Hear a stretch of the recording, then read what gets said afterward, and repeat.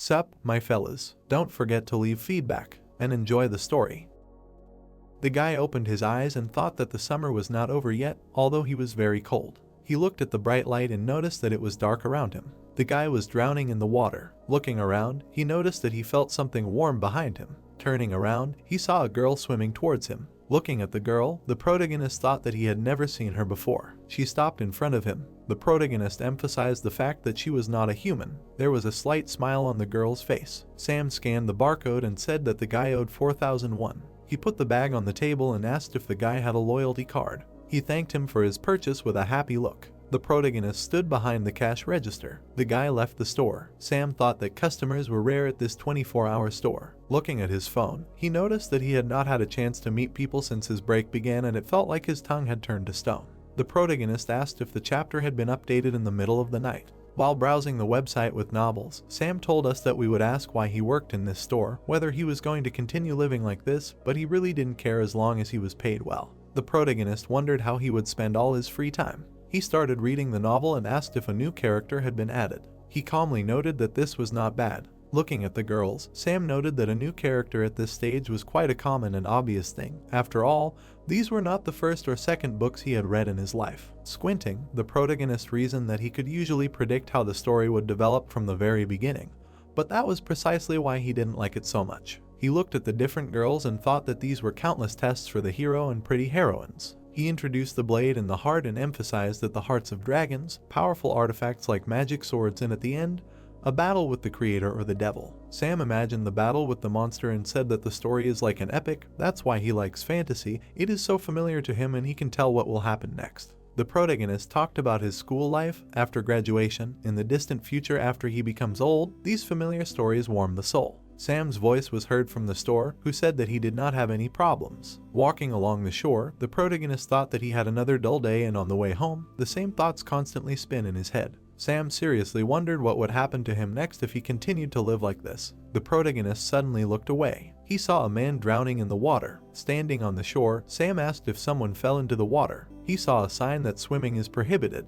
The protagonist was in a panic. He thought that since it was early morning and no one was around, if he ran to call for help, it might be too late.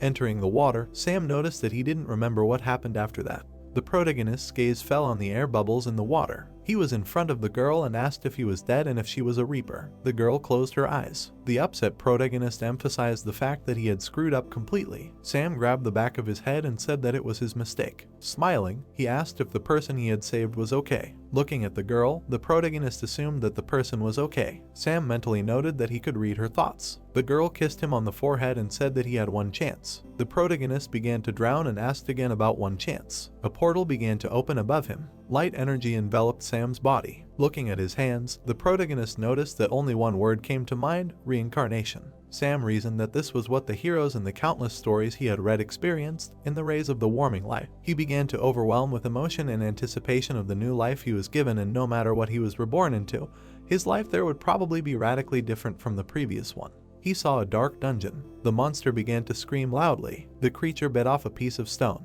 The protagonist saw many monsters eating stones. One of the creatures began to strain hard, after which a brick flew out of it. The zombie collected the bricks it had received. He put them in a cart. Sam, dumbfounded, wondered what all this meant. He looked at the zombie. The surprised protagonist thought that first he needed to know where he was. He stood in front of the zombie and wondered what this place was. Sam stood in front of a huge monster, scared, asking if it could talk and what this place was. He saw the zombie swing its whip and noticed that something was wrong. The protagonist's loud screams could be heard in the cave. Sam, lying on the ground, thought that this was his first P-zombia. The monster continued swinging its whip. The protagonist closed his eyes and noticed that it was a terrible pain. The girl folded her hands and begged. She prayed and asked for Sam to be given the strength to overcome all adversity. She sat on her knees and asked that the protagonist not lose himself. Sam saw his status window. Sitting on the ground, he noticed that by concentrating, he was able to see these pop-ups. The protagonist asked what he should do about it. Holding a stone in his hands, he came to the conclusion that now, above all, he needed to avoid P-zombia. He threw the stone into his mouth and noticed that at first it was an appetizing-looking piece of dirt. Looking at the other monsters, Sam thought about his superiors eating rocks instead of dirt.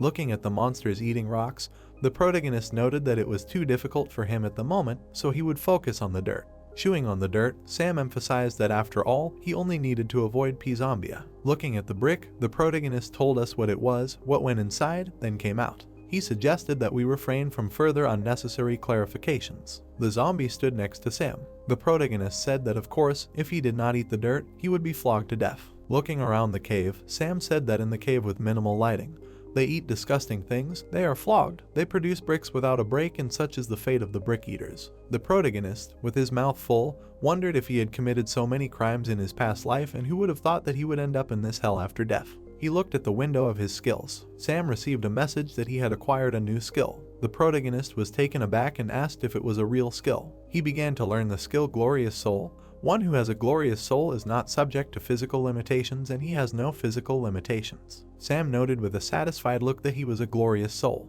The protagonist remembered his meeting with a girl underwater and thought that he, who died in an accident, was given a second chance at life through reincarnation. He imagined the girl holding a bow in her hands. Remembering how he first found himself in the body of a brick eater, Sam noted that at first this life was very different from his expectations, so he had to put in a lot of effort to get used to it. Standing in the middle of the cave, the protagonist said that if it were possible, he could experience everything he had seen in many fantasy novels, games, and comics. He noted with a satisfied look that of course, the goal of all this cycle of events is one, to become the main character. While eating dirt, Sam asked how much time had passed. His gaze was exhausted. Sitting on the ground, the protagonist asked why he couldn't sleep if he was tired. Looking at the skill Glorious Soul, Sam wondered if these effects were the reason why he couldn't sleep. He imagined the girl sleeping and noted that the Glorious Soul couldn't sleep.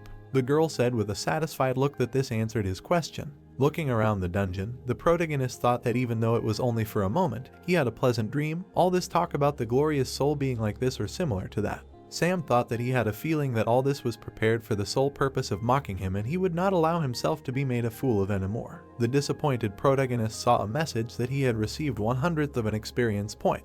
He presented the bricks and noted that if he produced them during the quest, his experience seemed to increase, and if he produced bricks at this rate for 16,000 years, he would be able to reach the next rank. The monster swung its whip. Looking at the monster beating up the brick eaters, Sam wondered if he could see their stats too. He saw the monster's stats and asked with a satisfied expression if that meant their race was zombies. All the brick eaters were very scared. The zombies lined up all the slaves, and the protagonist emphasized that it was the first time he saw these guys arranging such a noisy gathering.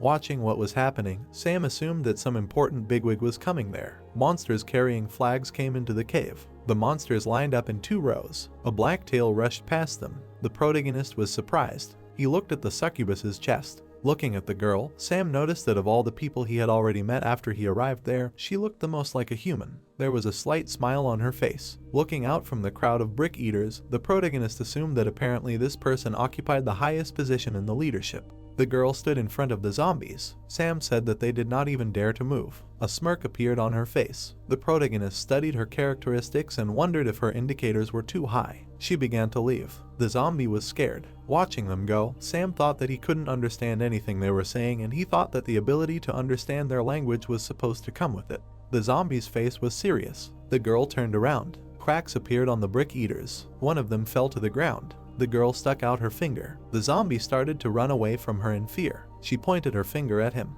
The zombie was terrified. The girl clenched her hand into a fist. His face was illuminated by a blue light. Blue tongues of flame covered the zombie's body. Watching what was happening, Sam asked if it was magic. The girl started to leave. The protagonist emphasized the fact that seeing all this evidence that he was in a fantasy world, he was slightly depressed. The zombies approached the brick eaters. Sam thought he was being tormented by the thought that somewhere in this world there were definitely elves, and that there was definitely a girl in their tribe, and the fact that, like now, he was not destined to be with her. The zombies grabbed the brick eaters and stuffed them into sacks. Sam noted that for a brick eater like him, his lifespan was very short, and the harder he worked, the faster one thing caught up with him. A large crack appeared on the brick eater. The zombies threw them off the cliff. Holding the stone in his hands, the protagonist reasoned that by eating the rocks on the walls of the cave, he created bricks. He looked at the stone with a frightened look. Sam added that the dust left in his body after that accumulated and hardened, eventually destroying his entire body. The protagonist clarified whether this would be considered a public disaster. A zombie snuck up behind him and hit him on the head.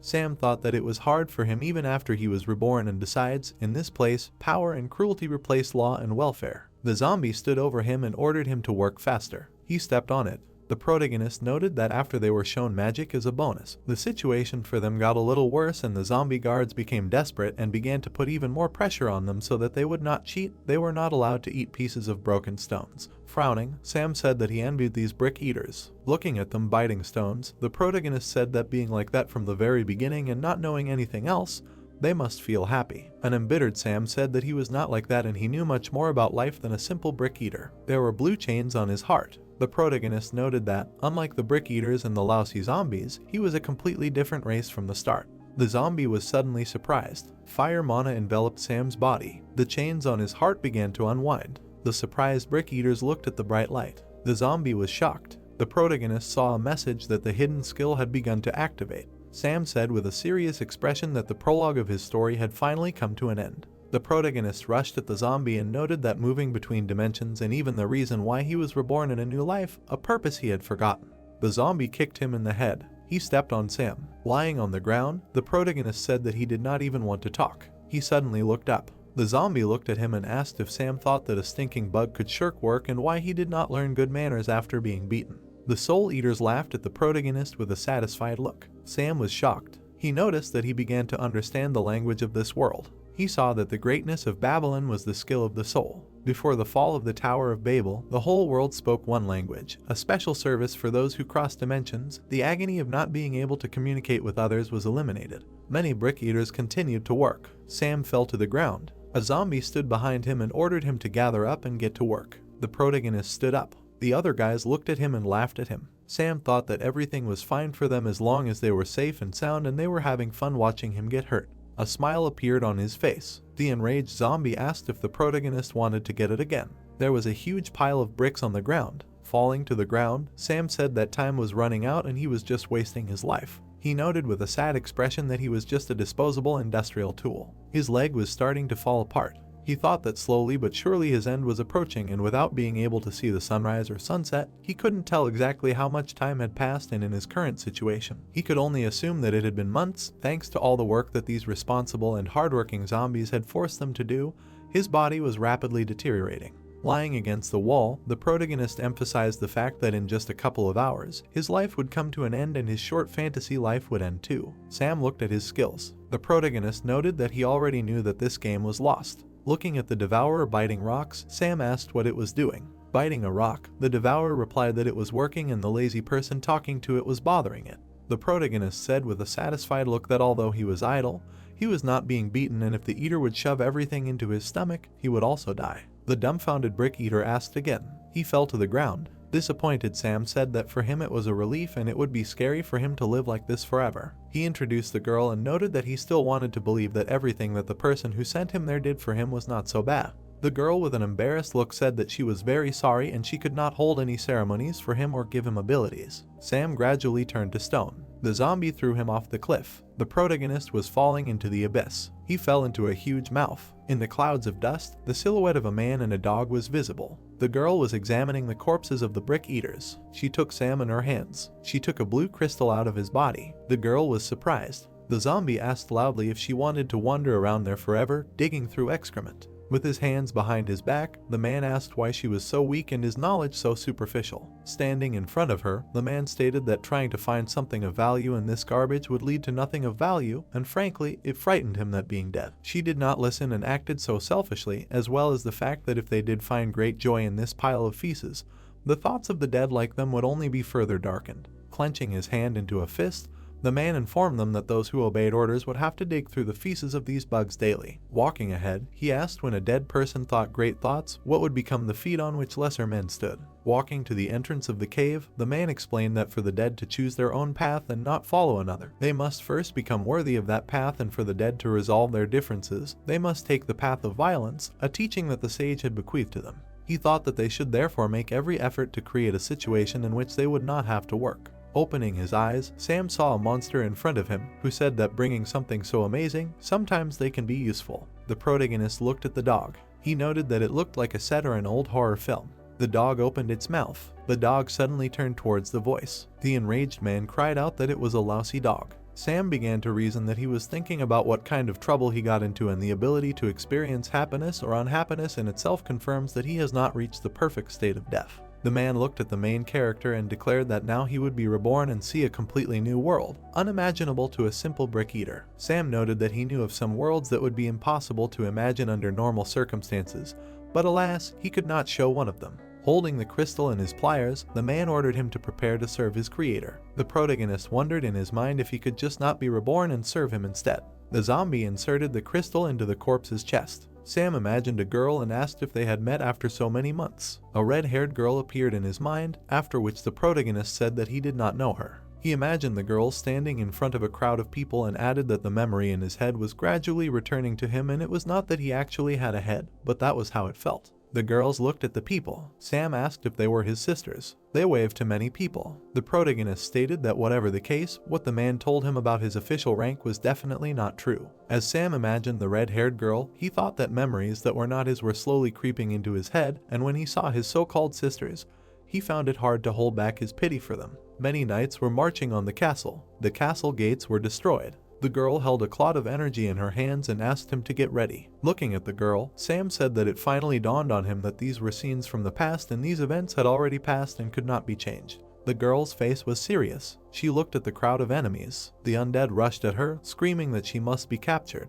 The protagonist noticed that the man was calling for his sister to run away. The girl stood meekly in front of them. Sam began to think about those screams of unbearable suffering that were never destined to reach her. The protagonist suddenly woke up. He began to look around. The man stood before him and declared that Sam was his creation, truly a product that he would be proud of. Looking at the protagonist, the man said, "This is a product that has been blessed." Sam, dumbfounded, did not understand what was happening.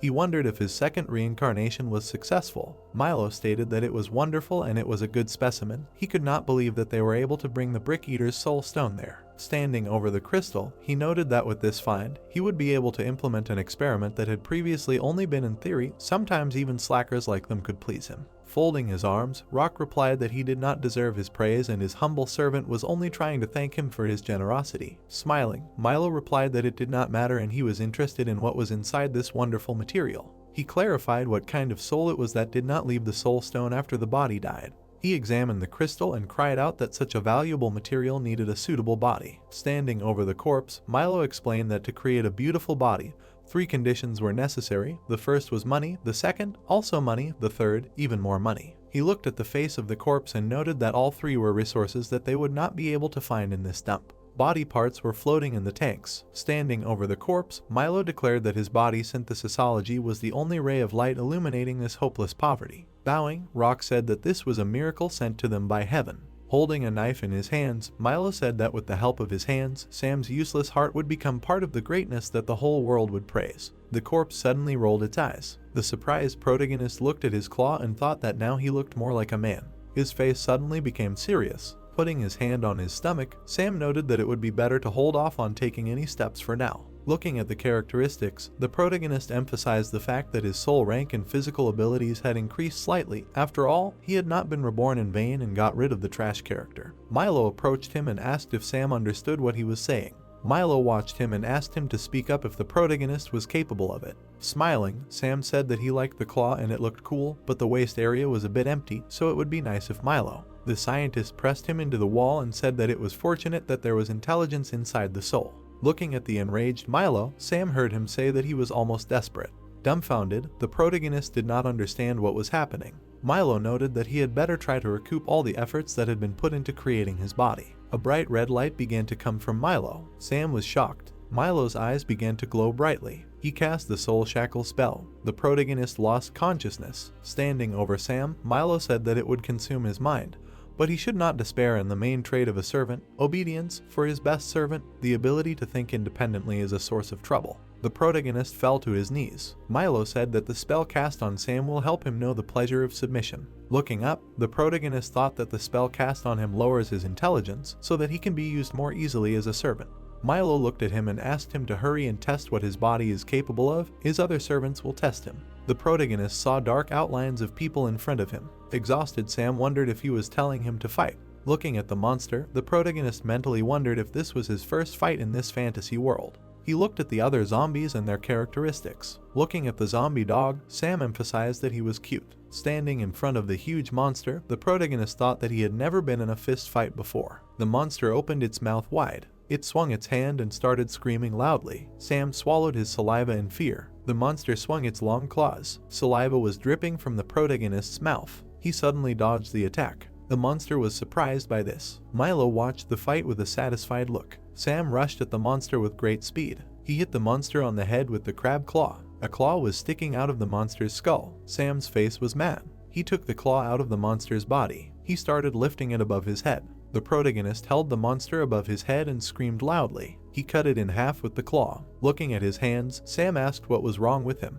The protagonist mentally noted that if he were to ask himself whether he was a good or bad fighter, he would answer that he was bad, and even when provoked, he would try to quietly avoid a fight and would never even think of hitting anyone. But beating someone to such a state just because he was given an order, it was unlikely that he could have achieved this on his own. Standing on the battlefield, Sam declared that this was great. Taken aback, the protagonist wondered if this was the effect of the soul shackles. Rock seriously suggested that Sam had a weak constitution but a deep knowledge of kung fu. Walking towards him, Rock asked if the protagonist had the conviction to exchange blows. Folding his arms, he said that in the end, they served the same master and it would be wise to take this opportunity to see who was better in order to plan the days of the future. It was customary to treat elders with respect. Sam listened to him with a serious face. Rock added that regardless of this strange situation, instead of following the path of the saint, he would follow the path of Muram. The frightened protagonist clarified what all this meant and how confusing this world was. Standing in front of Rock, Sam mentally asked if this was a fantasy world and what was wrong with his manner of speech. Rock began waving his arms in different directions. The ground shook under him. Standing in a fighting stance, he declared that he would let the protagonist make the first move and he should use his techniques and do whatever he wanted.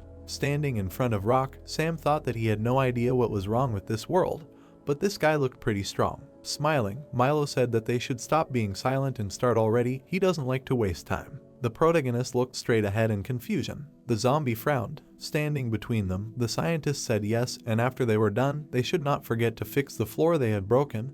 If they left everything as is, he promised he would attach all their heads to a dog's crotch. Stretching his hand forward, the zombie said that he would finish this fight in one move, and then carry out his order. Grinning, the protagonist thought that come what may, like this stance. The zombie waved his finger and said that here. Rushing forward, the protagonist thought that he would say as he said. The protagonist swung and thought that if he hit him with his crab hand, something would come of it, even if the opponent was much higher in level. The protagonist gritted his teeth and thought that his body was old and decrepit, so he had a chance. The claw extended forward, and the hero added that he chose him, the crab's hand. The zombie reached out to her. The protagonist looked at him in surprise. The protagonist's eyes widened. Raising his hand, the zombie said that trying to overcome force with force makes a person ignorant, while a smart person will suppress force with his skills. Suddenly, the zombie grabbed him by the claw. Standing behind the hero, he said that he would teach him. Turning around, the hero heard that a lesson. Looking back, the hero heard that it was fatal. The zombie looked in surprise. The scientist's eyes widened. Suddenly, he used a quadruple strengthened blow. A glow appeared around the hand and he said that he should die. A bright light covered everything everywhere. Flashes flashed across the zombie's body. The protagonist lowered his head.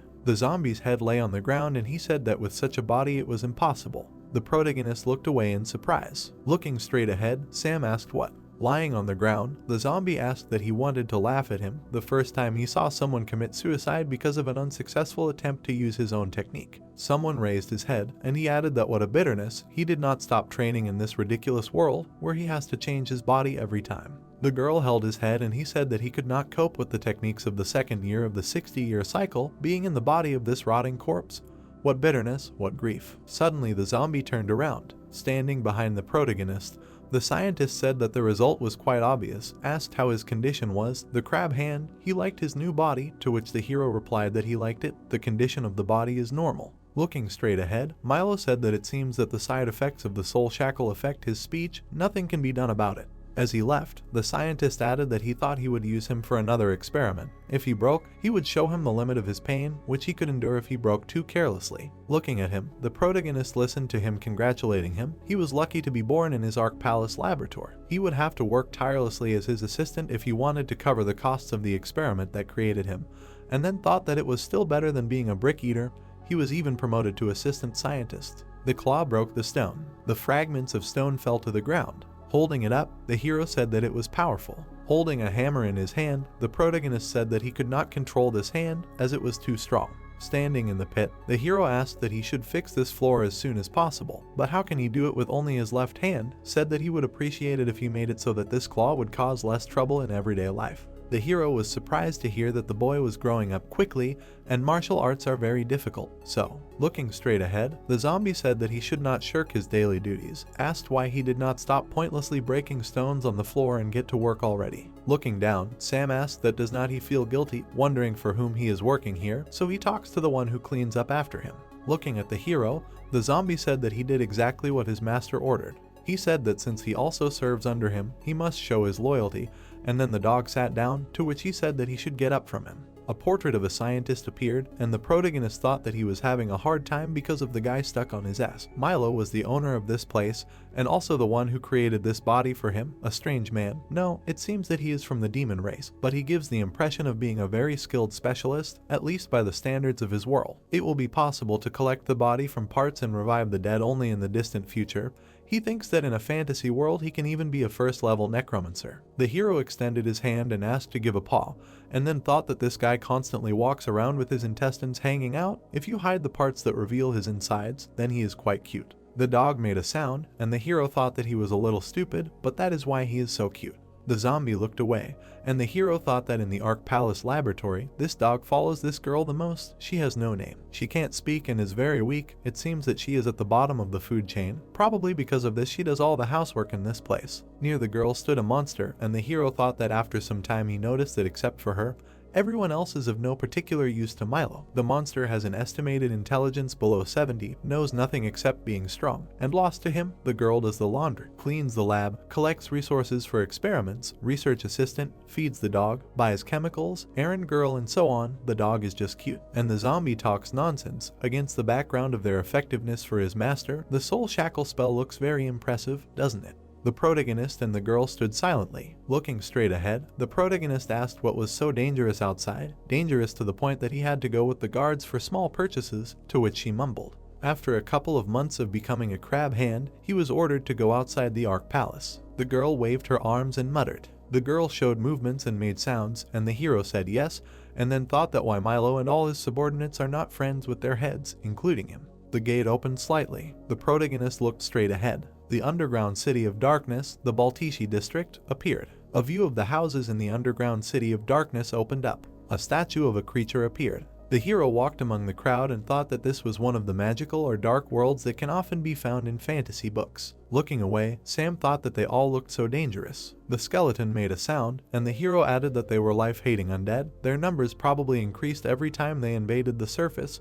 How scary, even though he himself was a zombie. The creatures talked among themselves, and the hero thought that the bandits were probably a dream team of hardened villains, filled with greed and a thirst for murder. How glad he was that Milo installed this claw on him. Looking at the creature, the protagonist thought that it was a dark elf. Looking at the elf in surprise, Sam thought that his aura, his posture, the way he drank, all this said that they were dealing with absolute evil. The elf swung his sword, and the hero thought that in all likelihood, this wine was taken from the white elves living on the surface as a trophy, the terrifying dark elves enjoying the last screams of their victims with every sip of this wine. The dark elf made a sound. The elf grabbed him by the ear and told him to just look at himself. She asked him why he wasn't going to work.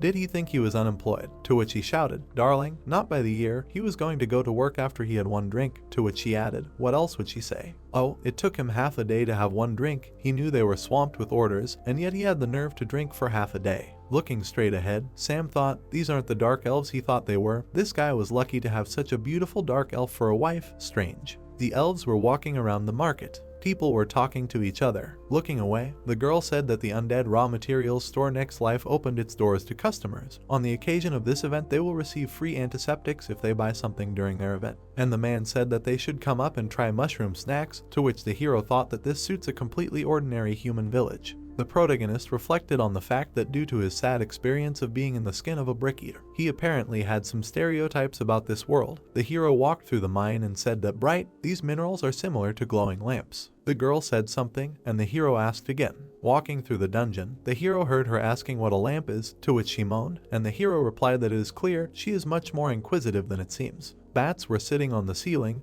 and the protagonist asked how to explain it. Looking straight ahead, the protagonist said that but before that, The girl exclaimed questioningly. Looking ahead, the protagonist asked that she was absolutely sure that they were going the right way, to which she exclaimed in surprise. A door appeared in the wall. Mushrooms grew below. The skull said that a visitor, welcome. Approaching the door, Sam thought that he did not want to go inside. Then they entered a dark room. Animal skeletons were hanging above. The hero turned around to look at them. Someone from the darkness said what a cute claw he had. The protagonist opened his eyes in surprise. The monster suddenly jumped out and said that they have antiseptics that are very popular among the undead. Moisturizing cream does not want. It prevents drying and peeling of the skin. Recently, this cream has become a trend among the undead in skin care. Looking at the hero, the creature said that in their pharmacy they will find any medicine that they want. If there is no medicine, then they will certainly get it. The lizard turned around, hearing the girl. Looking back, he asked what Milo's dolls were. The girl muttered indistinctly. Taking the flask in his hands, the lizard said that yes, Milo is a very strange guy. Turning around, he added that in his place he would just buy slaves instead of spending money on creating dolls. Turning his head, the lizard asked what he understood. Slaves can reproduce when they are taken care of, isn't that great? Said that if he added up all the expenses on medicines that he had spent so far, he could buy several pairs of slaves that could reproduce. The hero smiled, hearing that after all, everyone who occupies a high position is crazy, to which he thought that why he was so used to such inhumane treatment. It was sad. Looking at the claw, the lizard asked what and what kind of claw it was. He liked such barbaric things, said that most likely he was beaten as a child or something like that. Climbing the stairs, Say said that they had listened to him for an hour as he talked nonsense about their master, acting as if they were not there. Looking straight ahead, the hero thought that it pissed him off a little when his master was cursed in every way possible. The girl made a sound, and the hero thought that Milo was a weird guy, but he was affected by the soul shackle effect. The girl slightly bent down. The protagonist went down to her. Taking a bucket, the hero asked what she was doing, said that a weakling like her should not waste her strength, to which she made a sound. Standing in front of her, the protagonist asked that he did not know the way back, so what would he do if she passed out from exhaustion? This was the first time he went outside the Ark Palace, did he know? The girl mumbled in confusion, and the hero thought that she seemed to be worried for no reason, but it was definitely dangerous here. Walking through the dungeon, the protagonist thought that although there is no racial segregation in this world, however, apparently there is a slave trade. He does not know where they get these slaves from. The girl walked forward. The protagonist added that but he needs to be on his guard while wandering these streets. Walking straight, she sang songs. People looked at her. Suddenly, she stood on her toes. The girl looked out a little among the people. The guards raised their spears. The creatures made a loud sound. The guards moved forward. The girl in black sat on a horse. She turned her head to the side. Suddenly, hands reached out behind the girl. Someone grabbed her face. Screams were heard in the distance. The girl looked to the side, and she was asked what happened. Grinning, the countess said that she was afraid that someone had just kidnapped a stupid child, to which the guard asked what to send a soldier, to which she replied that it was not necessary. The countess turned her head and said that it was useless to save weak and stupid creatures. That was the whole essence of this world. Then she added that there was no point in blowing up the market because of such a trifle. Sounds were heard in the city. There was a pool of blood around the monster. The girl burst into tears and said that she would not do it again. Sitting in front of her, the man said that he had told her to be careful, although no one was chasing them. It was clearly not safe to be here. Corpses appeared, and he added that this was a very dangerous place. If he showed even a momentary weakness, let him think that her soul stone would end. Looking straight ahead, the man said that he would suffer the same fate as those bandits lying there, asked that from now on, he would behave carefully. Walking through the dungeon, the girl answered that she did, to which he said that she was smart. The guards walked straight, and the protagonist thought that brick eaters, zombies, demons, beasts, dark elves, lizard men, and now vampires. The countess appeared. Her race is the true race, physical level 4, steel mistress of shadows. Looking straight ahead, the hero laughed and said that how interestingly she showed her fighting power, asked what maybe this red skull meant that if he tried to fight her, his skull would be crushed, and then thought that yeah, the undead even have their own shops. It seems he has already seen all the races except for humans. The protagonist held a bag of flasks and thought that after he learned the routes of movement, doing small errands, buying experimental ingredients for Milo became his job completely. He got used to the life here, so he was able to live for several months without any special incidents. The skulls spoke, and the hero continued that this was only possible because, looking at them, the protagonist said yes, and then thought that he combined his common sense and the common sense of this world. For example, an ordinary person would be uneasy at the thought that there is no police here. The protagonist looked at the creatures in surprise. Beauty looked at the claw, and the hero thought that if he met a criminal, he should pray that he was weaker than him. The hero spoke questioningly and thought that every time he met someone who looked dangerous, Looking straight ahead, Sam added that he thanked his master for giving him this claw. The hero turned his head and thought, oh my god, what a perfect servant he was. The hero lowered his head. The creature in the hood froze. The creature disappeared, and the hero was surprised. The protagonist continued to look at it. The creature peeked out from around the corner, and the hero thought that it was someone clearly suspicious. Looking straight ahead, Sam added that some shorty, but we must not forget that this is a fantasy world. Many flasks appeared, and the hero thought that he could belong to some incredible magical race or that he could have comrades. The protagonist frowned, thinking that they didn't know what kind of medicine he had with him, but they looked pretty expensive, so from their point of view, he looked like an ATM with a claw. The protagonist's eyes widened and he thought that he had to protect these potions, his master's darling. Rushing forward, Sam added that he would do everything he could. The protagonist raised his claw and thought that he could actually cut up a couple of random thieves, but doing so while keeping the bottles intact would be difficult. Suddenly, the protagonist froze. Looking at him, the scientist said that he was a doll with a claw, asked that he had neglected the ingredients that he had ordered him to deliver because then maybe they should start the experiment. Raising his head, Sam said that please let him spare him, to which he was told not to worry, he would spare his life. The girl held the leash. 2 dogs appeared, and the zombie said that it was finally time for a walk. As he walked, the zombie sang that trusting himself to the leash and wandering through the vast world, he was not afraid and did not worry about anything.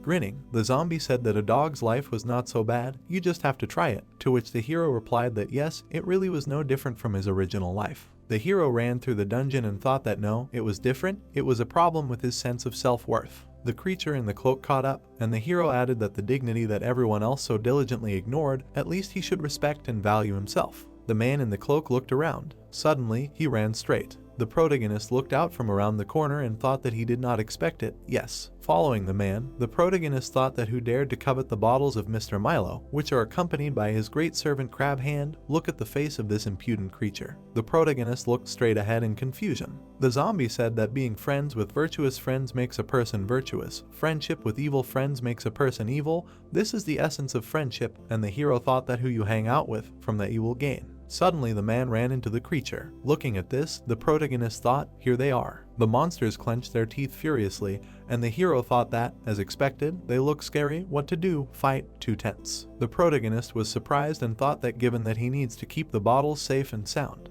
The monster lifted the man and asked who they have here, a pickpocket. Gritting his teeth, he added that he thought too much of himself, yes, he wanted to die, at least he knew who he was, to which they replied that he was not a thief, and the monster continued that he thought they would find out if they went through his pockets. The girl grinned and said how stupid. Tears appeared in the girl's eyes and she asked what they would do if it turned out that she was actually a thief. How would they live after such impudence? The protagonist looked down and thought about the child's voice. Looking away, the monster asked what if she was not a thief, to which he replied that if she was not a thief, well then she was not a thief, right? Kate grinned when she heard that they could not punish her if she was not a thief, then so be it, but she knew. Smiling, the monsters said that they came here to find lunch. The girl burst into tears when she heard that the tender meat of a young devil sounded delicious. Her owner was not nearby, whoever grabbed her first could eat her. If they killed her before the owner showed up, then there would be no problems. Be careful, let her drain the blood. He does not like it when meat smells of blood. The monster opened his mouth. Taking a step forward, the protagonist said that his hands were off her. The protagonist frowned and asked that didn't they know that if they ate all sorts of things, they would get stomach aches. The monsters looked at him questioningly. Looking straight ahead, the protagonist sighed. It was written about the Bad Orc Bandits, physical level 7, combat power 104 and 120, and the protagonist thought that he was in trouble. The protagonist stretched out his hands and spoke to them. Looking at him, Kate heard that he didn't want them to misunderstand him, he just wanted them to listen to him. Okay. The monster glared at him, and the protagonist said that he didn't call them retarded, he swears, to which he replied that he heard it from him. The hero got nervous and said that his imagination was just running wild. It was an illusion, to which he asked what was true, and Sam thought that being near them had finally convinced him that he should not engage in a fight with them. The monster scratched his head, and the hero thought that he should remember when he came to this world.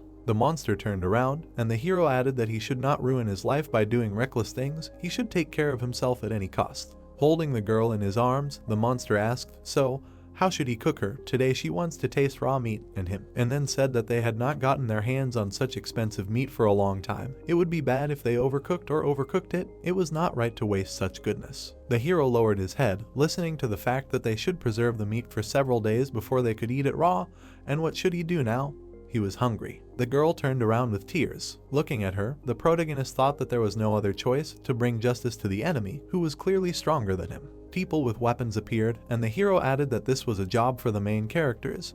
Heroes. The characters rushed towards the monster, and the hero thought that the injustice was that these heroes could lose and fail, but they would still look cool. The image of the hero appeared, and he added that, unlike him, he was different from them. There were tears in the girl's eyes, and the hero thought that before or after he came to this world, he had never been a hero. The protagonist gritted his teeth and thought that this is why all the fantasies about heroic cool deeds. Suddenly, a bag fell behind the monsters. They turned around in surprise, and the hero continued that they were completely rejected by him. Sitting down, the protagonist said that he wanted to offer a deal, asked that they did not want to exchange the child for these vials. Such a condition would definitely appeal to them. Looking straight ahead, the protagonist was thinking about what he had definitely heard from the owner of that shop. Those vials were worth at least a couple of slaves.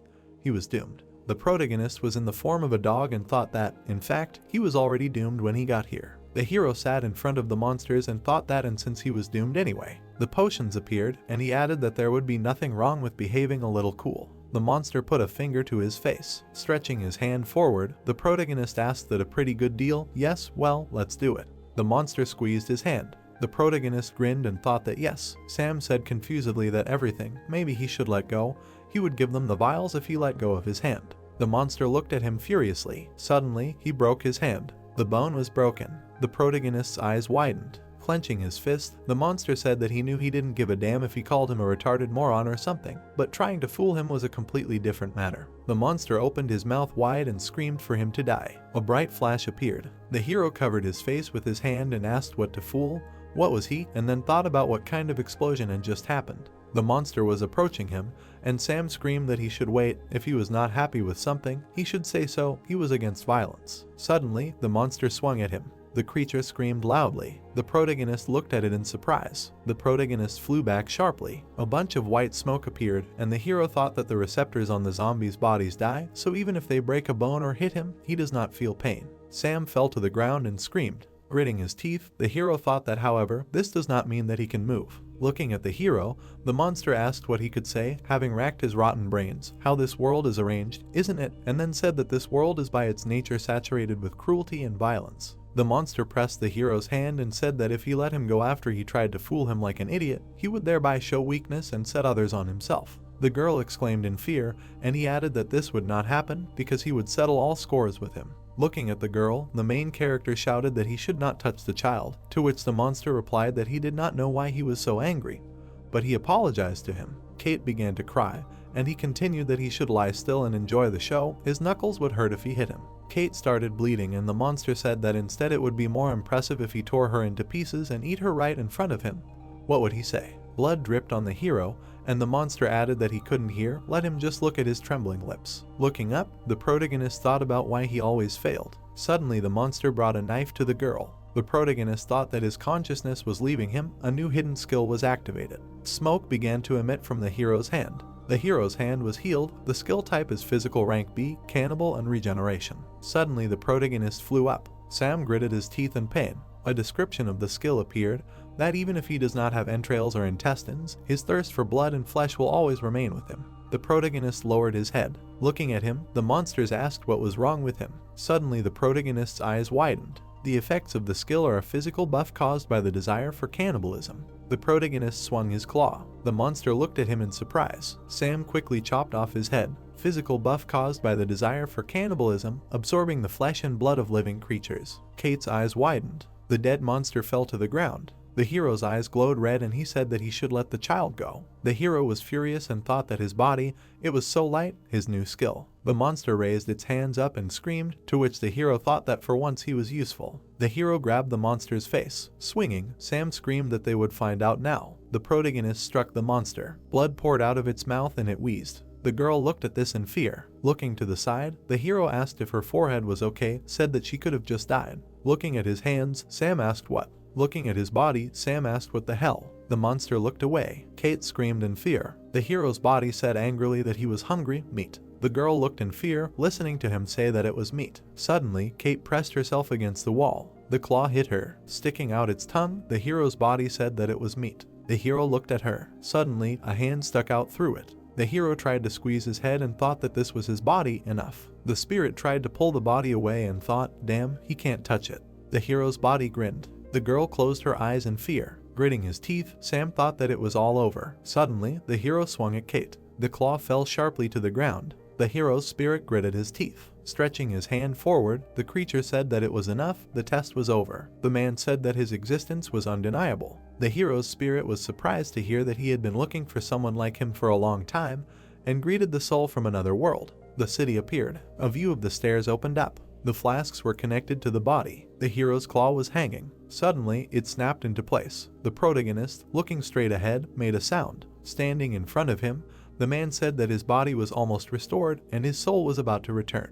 Looking up, the protagonist said that the demon, his combat parameters. The demon parameters were shown: the race of the demon, physical level 1, combat power 3, the captor of shadows. Looking at the demon and his granddaughter, the protagonist asked what skulls again. He has 3. This means he is 3 times stronger than that vampire, and he was asked that he can see it correctly. Grinning, Kate asked what well and how is it for him. Raising her hand, the girl said that she bets he is amazed by her greatness. The hero put his hand on her head and thought that combat power 3, she will be stronger than the brick eater, and then said that yes, well done, he is glad that she is okay. Looking straight ahead, the protagonist asked that he knows where he came from. Smiling, Sam thought that this is it.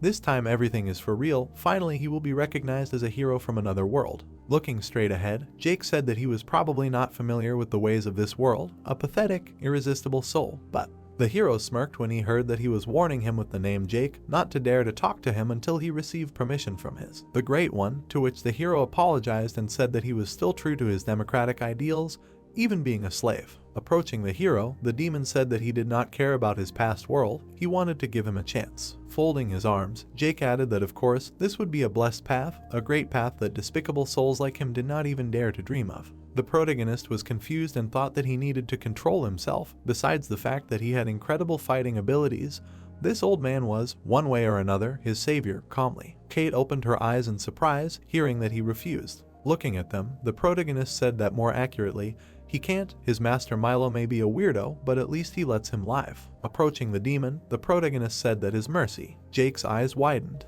The protagonist looked at him with fear and thought that it was not too late. If he agreed and apologized, maybe he would let him live. His demonic aura was simply terrifying. Looking at the protagonist, the demon said that it was commendable.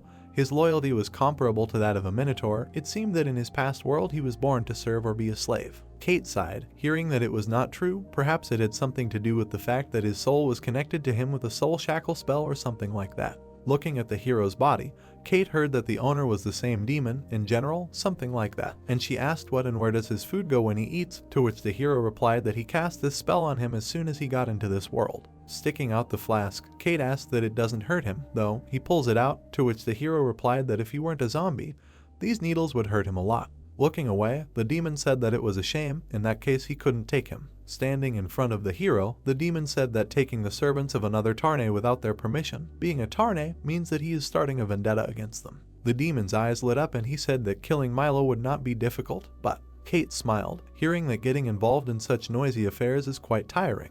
The protagonist closed his eyes and said that it seemed that Mr. Jake had some kind of backstory that he didn't know about, but he was glad to hear it. If the one he owed so much to died, it would be very problematic. The demon smiled when he heard this. Stretching his hand out to the side, Jake said that well, let him return to his master, but if he let slip what happened today, he would finish him off, his master and his comrades. The combat power showed, and he added that just by looking at his combat power, he could tell whether he was bluffing or not, right? To which the hero replied that he understood. Looking at the demon, the protagonist said that they still hadn't told him something, asked that they were looking for someone like him, who was not from this world. He was right, for what purpose? The demon froze, and the hero grinned slightly. Jake looked straight ahead, and the hero thought that this was important. This was an important moment. Was this really it? The protagonist grinned slightly and added that only a hero from another world could handle it. Holding the broken flasks in his hands, the demon said that he was not supposed to know. All the flasks were broken. The protagonist exclaimed in surprise and thought that it could be that he had simply imagined all sorts of things just to forget about what would happen to him next. It didn't matter. He was already doomed anyway. The demon stood in the dungeon. It was heard that he was calm and very patient. The demon stood in the dark and Jake said that he could endure humiliation, but at the same time he was brave, ignorant, but kind and knew about honor. Lowering his head, the demon said that if he were given a choice between a rich and a happy life, this soul would undoubtedly choose the latter. Kate looked around. Standing on the ledge, Kate heard that he would definitely find them again. The scientist's laboratory appeared between the piles of garbage. Glowing lamps appeared. Raising his head, the hero heard a loud light. The zombie looked straight ahead. It was audible that he really was something, a claw doll, magnificent. The zombie looked at him. The dog raised its head. The scientist smiled broadly. Monsters in flasks appeared. Looking at them, the scientist shouted that he was watching. Their glorious days were already very close. With this he would finish his long project. Raising his hands, Milo shouted that soon everyone would know his name. Belle exclaimed questioningly, and the protagonist laughed. Standing in front of the hero, the demon said that he should take the corpses of orc bats, to which the hero asked, and he continued that outsiders would not know about this. The broken flasks appeared, and the hero thought that fantasy. This is the first thought that came to him after Jake told him the following. In this world, corpses are sold at auctions. The prices of these 2 orc bats are incomparable with the vials, apparently. The spirit appeared, and the hero thought that the inhabitants of this world can install soul stones in corpses, and this allows them to live in other bodies. The soul rank appeared, and the hero continued that in fact, it is more like SF. In any case, it does not matter. The man looked straight, and the hero thought that with the help of soul stones, people in this world. The man looked at his hands, and the hero continued that they can get a strong body and a completely different life. They can even inherit the skills and knowledge of the previous owner. This may be fantasy, but there is some science behind it. In the end, all memories and skills remain in the brain. The stone in the demon's body was glowing, and the protagonist thought that the type of body that is in the highest need, but at the same time the one that is the hardest to obtain is the body of a demon child. The demon looked straight ahead. Sam thought that being in the body of a demon means living like an aristocrat of this world, the main jackpot of the lottery of this world, and therefore demon children are either constantly kept inside or sent with numerous bodyguards. Smiling, Jake said that if he wishes, he will fight for him, and the protagonist thought that why adult demons whose magical power, straightforwardness, and knowledge have reached the pinnacle do not bargain. Now he will not go into details. Such bodies are probably very few. The protagonist looked straight ahead. Looking at the demons, he thought that they are from the same race, right? Looking at the demons, the hero repeated himself. Kate was confused, and the hero thought that they changed their appearance when they turned 16. Looking at the statistics, the protagonist said that this is also a skill window. Only residents of this world can see it. The hero's statistics appeared: race synthetic zombies, physical level 9, combat power 25, and he asked what to scroll through these words. There were others in front of him. Yes. A silhouette appeared behind the hero and he said that people like him. Suddenly they swung at him, and he added that they were from other worlds. Bubbles floated on the liquid, and Sam thought that his memories would disappear again. The protagonist raised his hands up and added that instead of worrying now, he was more annoyed. The hero froze, and the scientist laughed loudly. The monster grabbed the lever, and someone asked what it was. Smiling, the demon said that about what he did, he almost let him go without any consequences.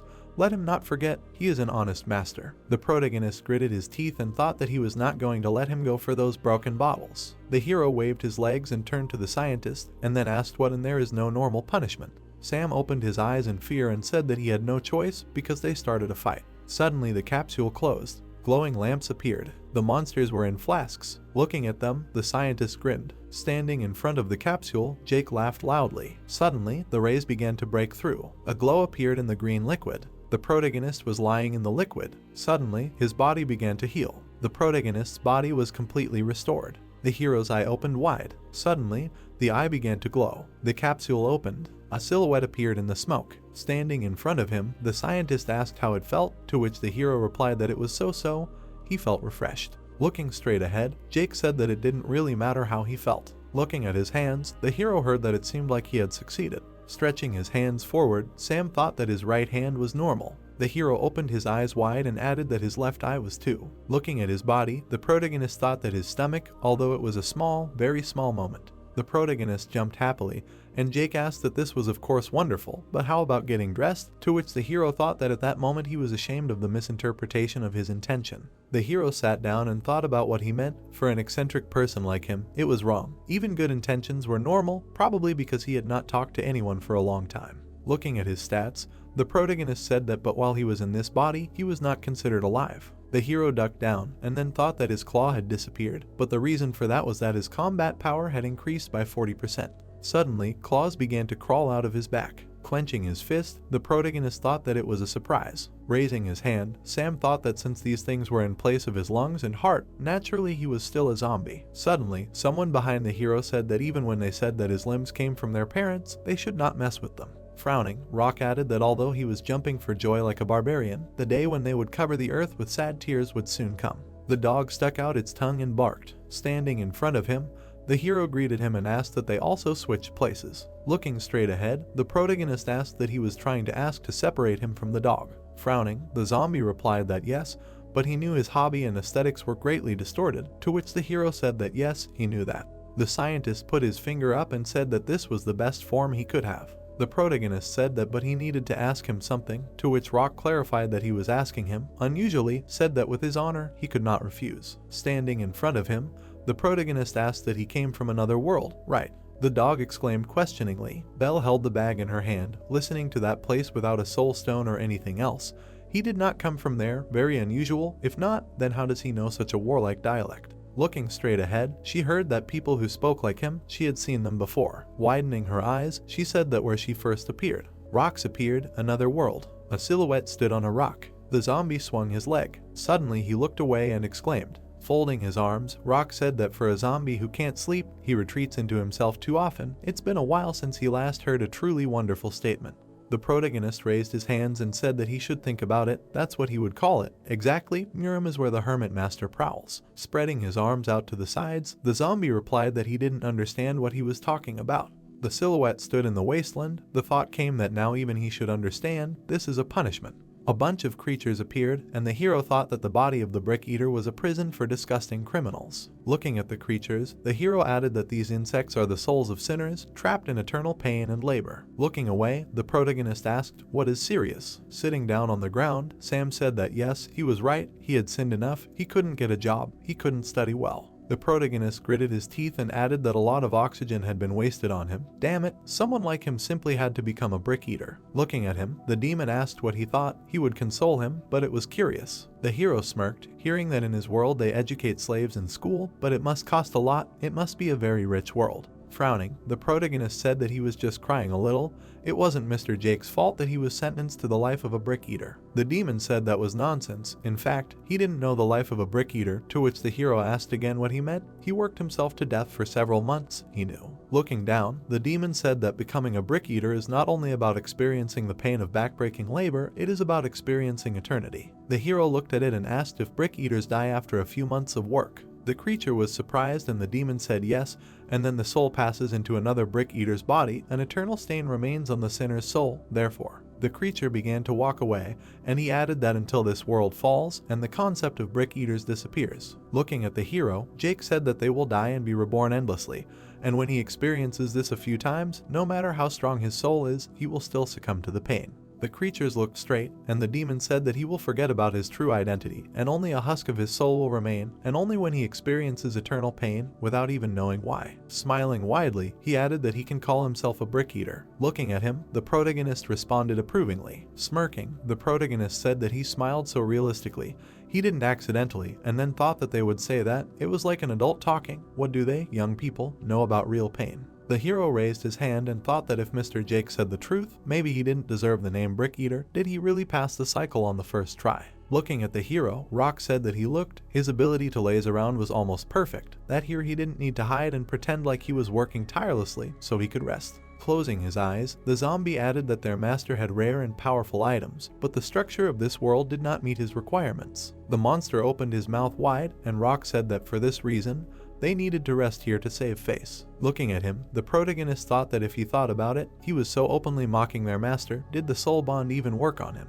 The protagonist looked away in surprise. Suddenly the monster fell down and the hero exclaimed in surprise. The monster was lying on the ground and the hero asked why he was so overexerted because they had relaxed too much. Looking down, the zombie said that it seemed his physical endurance had run out. The doors to the lab appeared. Standing in front of the capsule, the protagonist asked if this was the best way out, said that in the end, Mr. Jake had completely forgotten about him. The protagonist smirked and said that this meant that he would get his chin back, and it was still funny that he was saying this after he cut his stomach open the first time they met. The zombie frowned when he heard that, but where did that skinny kid go? Looking straight ahead, Rock heard that she was not in the dump. A glow emitted from the lanterns. Someone said that the reinforcement experiment had begun. The protagonist looked straight ahead. Suddenly, he looked at the glow in amazement. Suddenly, particles appeared near the monster. His hands began to split. The protagonist exclaimed in surprise. The monster opened his mouth wide. The hero touched the capsule. Looking ahead in surprise, he thought about what he had just seen. Only after some time he realized what had happened. Rock frowned, and the hero added that a zombie with dead nerves does not feel pain. The hero stood in front of the flask and wondered what the beast was in the capsule. Parts of the monster's body appeared, and he added that he looked like he was torn apart by pain, up to complete decomposition. Smoke was visible from the capsule. Someone came out of the smoke, and the scientist said that they should be happy. Looking straight ahead, Jake said that the result of his strengthening experiment was right in front of them. Now he can serve his master like the previous piece of flesh. Let him rejoice. The protagonist looked confused, and Rock said that what was supposed to happen had happened, what it was like to feel satisfaction from faithful service to your master. Suddenly a zombie came out of the capsule. Looking at her, Rock said that their master is definitely. Bell exclaimed questioningly, and he added that he practices the arts of changing their bodies. This is an indisputable fact, he cannot deny it.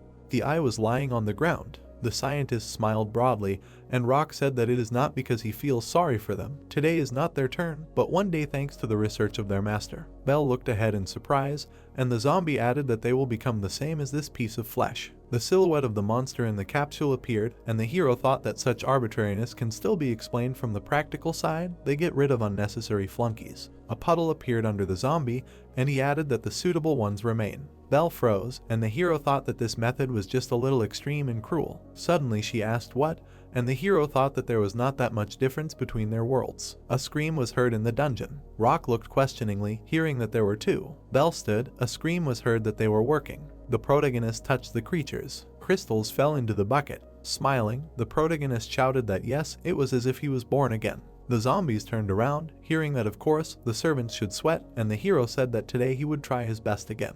Brooms swept quickly. Wiping the floor, the protagonist said that what a scoundrel, and he decided to judge the cleanliness of the laboratory. From now on he will not miss a speck of dust. Suddenly the hero hit the beast. He kicked it with his foot. Looking at the animals, the protagonist asked how they dared to hang around their master. Damn it, Stone, how unforgivable. Smiling, Sam said that all dangers were eliminated. Looking at the hero, Jake asked if he knew why he was the only one who gave him a name. Standing at the door, the hero said that how could someone as insignificant as him know this, and the scientist continued that because he was really very useful. Smiling, Jake said that his amazing projects would soon be ready, and if he did not want to interfere with his work, he should not squirm doing such dirty work. The protagonist turned to the scientist in amazement. A view of the entrance to the laboratory opened up. Following the hero, the zombie said that it seemed that he had been very busy for the last 10 days, asked what he knew. That he could become the master's favorite claw doll without any effort, to which the hero replied that it had begun the temptation of the devil. Looking straight ahead, Sam said that he knew how easy it was for the master to change his mind, asked if it would be safer to stop.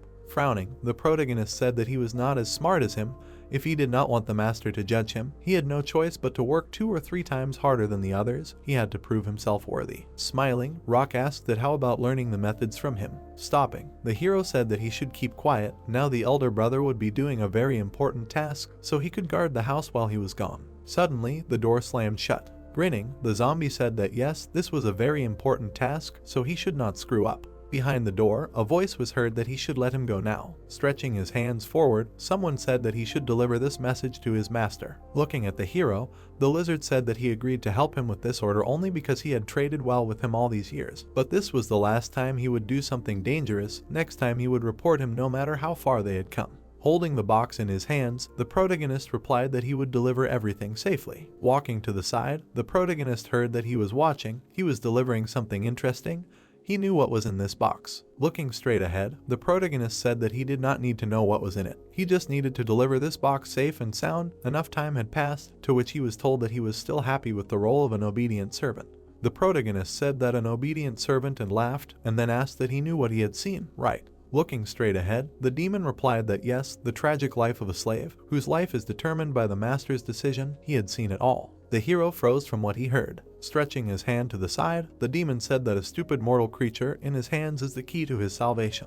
The box lit up, and Jake said that it was a medial amorium or liquid death. The demon looked at the crystal, and he added that if a soul wants to live in a soul, it needs a high soul rank. The crystal was behind a barrier, and the demon said that high-ranking soul stones have very strong protection.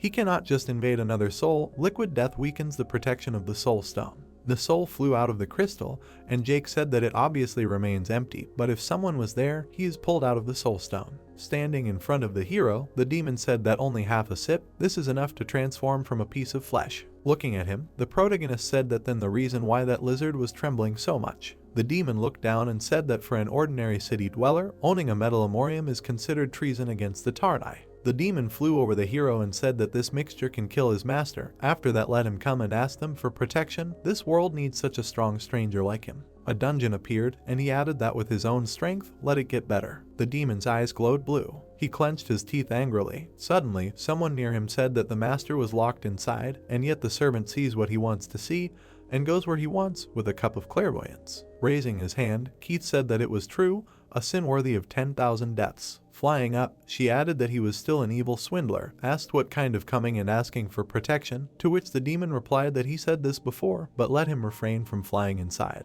Pouting, the girl asked that he would listen to his lies and kill his master, but didn't he plan to kill him in a good way, said that he was the one they were looking for all this time. Turning around, the demon said that if he was so stupid that he couldn't even understand his intentions, then it wasn't him. They were trying to find a pure soul. Taking care of a fool was not their job. Kate was surprised to hear that she could only talk. Suddenly, she exclaimed in surprise. Looking at her, the demon asked that she was awake, to which she replied that yes, she was hungry, cake. The girl cringed, hearing that there was still some stew of flaming mushrooms left. In the dungeon, it was heard that but he promised that if she ate the soup, they would eat cake today, to which he replied that she would not get it until she completed what he did. And she added that he was a liar, a devil. A question was heard that he was not the same who came from another world. Suddenly, the zombie opened her eyes wide. Belle looked at her reflection. She grabbed her hair. Looking at herself, she exclaimed questioningly. She did not look away. Suddenly, the monster rushed forward. A silhouette with wings appeared. Belle closed her eyes and asked what memories. Milo confidently answered that persistence controls destiny. The scientist knew that his knowledge and talent were honed thanks to his persistence. The man changed his destiny, saved the sky. In the shell hung a cocoon. The scientist replied that now it was time to return to his comrades. Tomorrow's man's experiment is a little different from the rest. This is because it will be carried out in a place where he has never been before. Collecting previously unknown materials in a new environment forced him to hide. Sam asked with a smile on his face what was happening.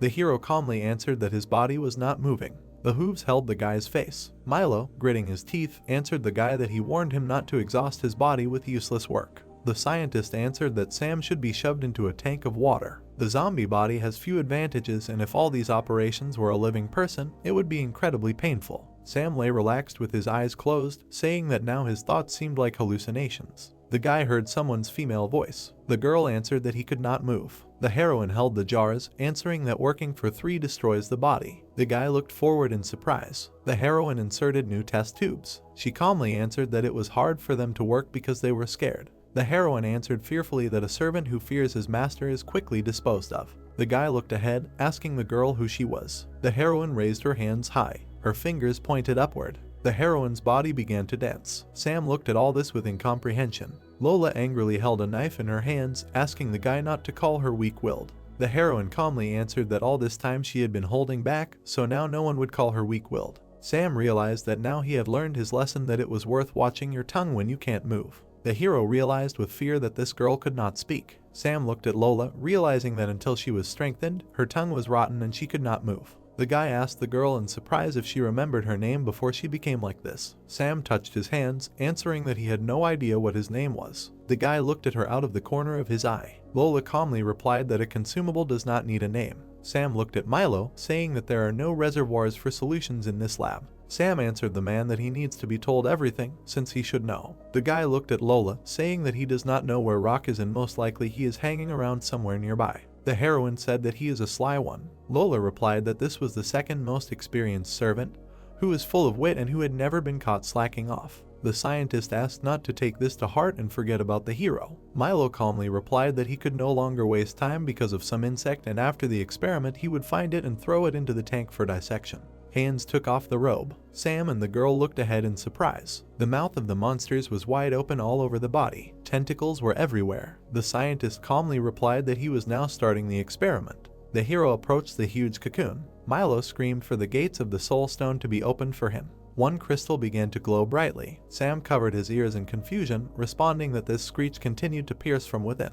The heroine covered her ears angrily. Sam looked at Milo, saying that after being reborn as a zombie, up until this moment, he did not feel physical pain. The guy didn't know why he heard that squeal, even with his ears closed. It was painful, as if he was stuffed with sharp blades. The hooves jumped high. Milo jumped on the crystal, happy that he would finally shed his worn, rough skin. Sam, gritting his teeth, covered his ears. After a while, his eyes opened slightly. A zombie began to approach Milo. In his hands was some kind of tincture. Sam looked at it in surprise. Lola did not know how to react to this. Rock smiled widely, answering that he had been waiting for decades. The guy quickly jumped on the scientist, shouting at him to rest in peace. All actions were determined by the will of the creature. Rock looked ahead carefully. The hero understood that he would have to pray. The guy quickly jumped on Milo. Sam looked ahead in surprise. Lola looked at all this with incomprehension, not knowing what to answer. The syringe was inserted into the body. The man shouted at the scientist to disappear into the darkness. The hero fell to the ground.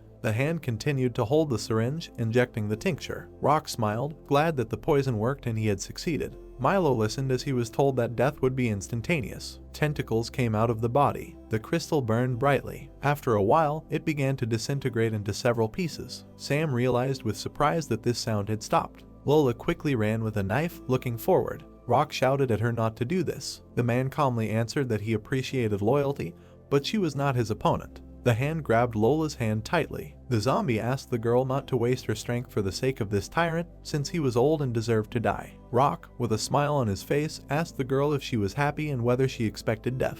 The heroine calmly answered that she was free on her own. Rock directed his power at her, answering that he started talking in vain, since all conversations are useless. The power threw the girl aside. Lola quickly flew away. The fiery force spread throughout the territory. Sam looked at Rock in surprise, who asked if he would go with him. The zombie approached the guy, saying that he had been told about the other world, but then he could not tell the story, fearing punishment. Rock grabbed someone's hand. The hero calmly replied that they had taken the same path. Rock understood that they had the pain of oppression. Sam heard him being told that they were in the same position. The forces were almost equal. Creatures from other worlds see something hidden from others. Rock spread his arms to the side. The hero understood that he was entering into battle with a weaker opponent. Sam understood that the one who was stronger than Rock was extending a hand of alliance. The guy began to smile. Rock, with a smile on his face, heard Sam want to ask something. The hero, in confusion, asked the guy how it happened that he was able to destroy Milo. Rock gritted his teeth. The man laughed loudly, grabbing his hand. Sam asked what it meant with a smile on his face. Rock shouted loudly that he had overthrown the ruler because he was just a pathetic amateur. Rock shouted that he had played along with him with all his might. Sam looked ahead with anger. Lola did not understand what she should say. The man calmly answered that he had harbored a grudge from the very beginning, and all this time he had been thirsting for only this moment. The man quickly jumped on Lola. Sam shouted at the girl to be careful. The fist was close to the heroine. Rock's hand pierced the girl's body through and through. The hero looked at Sam, answering that he would not allow the rebellion to be suppressed. Lola answered tiredly that the hero was a danger. Rock asked the girl if these were her last words. The man answered that she would now go to hell straight after her ruler. The hero watched this silently. Sam's tentacles held Rock's hands. Lola fell to the ground without hands. The hero laughed, telling the zombie that he wanted to stab him in the back. The guy laughed, saying that Rock reminded him of his boss. The hero was glad that now he could get revenge for their previous fight. Rock told the guy that it was stupid to fight him in the name of the already deposed ruler. He asked if the hero, like Lol, that stupid puppet, was still affected by his soul shackles. The scientist's body was lying on the floor. The guy said that he did not understand. He looked at the servant and said that he was simply disgusted by him. The man noticed even so. Sam frowned, asked if he thought that having become a little stronger, he could mock his friends. Rock smiled contemptuously and turned to the guy. He told him not to misunderstand. The hero jumped back. Sam assumed a fighting pose. The servant said that being friends. He spread his arms and said that for him it meant being equals. The boy did not take his eyes off him. He added that he could try to argue with him. The man tensed the muscles of his arms, but he preferred a fist fight. Sam stood up straight and answered, "No problem." Rock clenched his teeth angrily, said that he would teach him a lesson. He clenched his fists. The veins on his back bulged. The boy shuddered. He thought that their indicators were definitely equal. A red aura appeared around the fighter. Sam thought, however, he carried some kind of stunning power. He pressed his lips. His opponent looked unrealistically strong. He did not have time to finish the thought as Rock flashed next to him. The blow caused an explosion. The hero screamed, "The devil." A thought flashed through his mind, "Nimble." The servant rushed to him again and noted that the fact that their default indicators were approximately the same did not mean that they used their potential equally. He delivered a powerful kick, said that every day, from morning to evening, he trains his body and spirit. The man sank to the floor, said that he had been in such scrapes that he had never dreamed of, asked, well, and he? Sam stood up, leaning on his hand, told him to stop praising himself, he understood everything.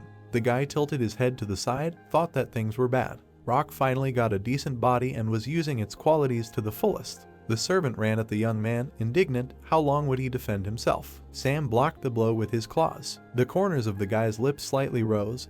He thought that, nevertheless, if the stats were not lying, the difference between them was not too catastrophic. He grabbed the fighter by the arms, thought that he should not give up so easily, because he could win, shouted, how did he like that?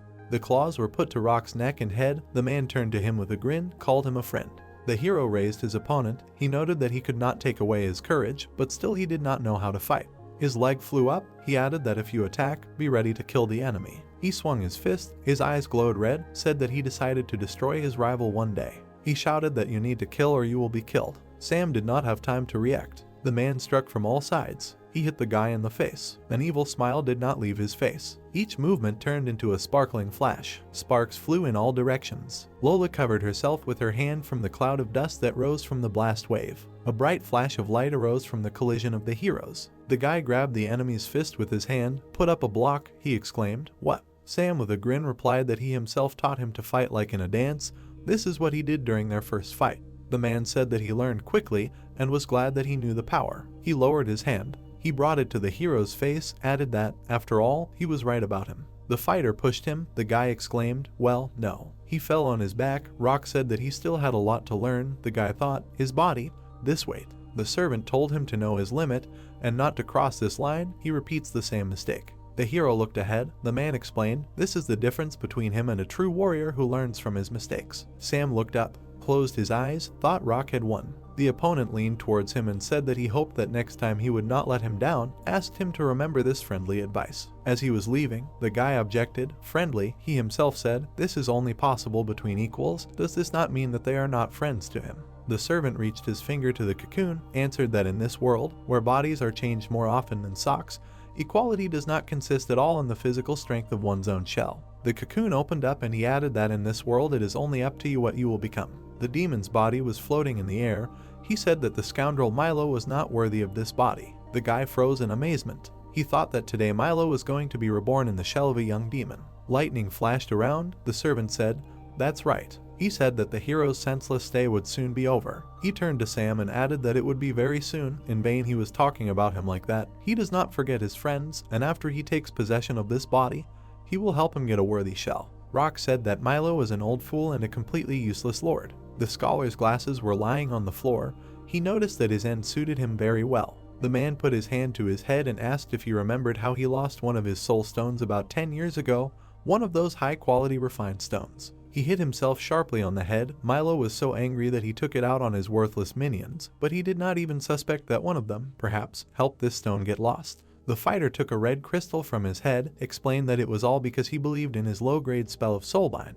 He extended his hand with the stone to the demon, said that his arrogance killed him. The crystal rose up. Rock added that it taught him a lot. There was a bright blue flash. He said that he hoped that he would not be sad and his soul would find a new home. Sam saw Lola and called out to her, calling her willpowerless. The girl looked back and said, name, unworthiness, desire, change. Sam was indignant. She shouldn't be thinking about that now. Lola answered, confusion. He shouted at her to run if her legs could hold her. He tried to explain that he would kill her as soon as he was reborn, so she shouldn't waste her time. The energy around Rock turned purple. The guy told her to find the old demon in the area. The dog got worried. Sam said that it was better to run to the lizard store. Lola looked away. He asked to tell her that Milo was dead. He was indignant. Was she even listening?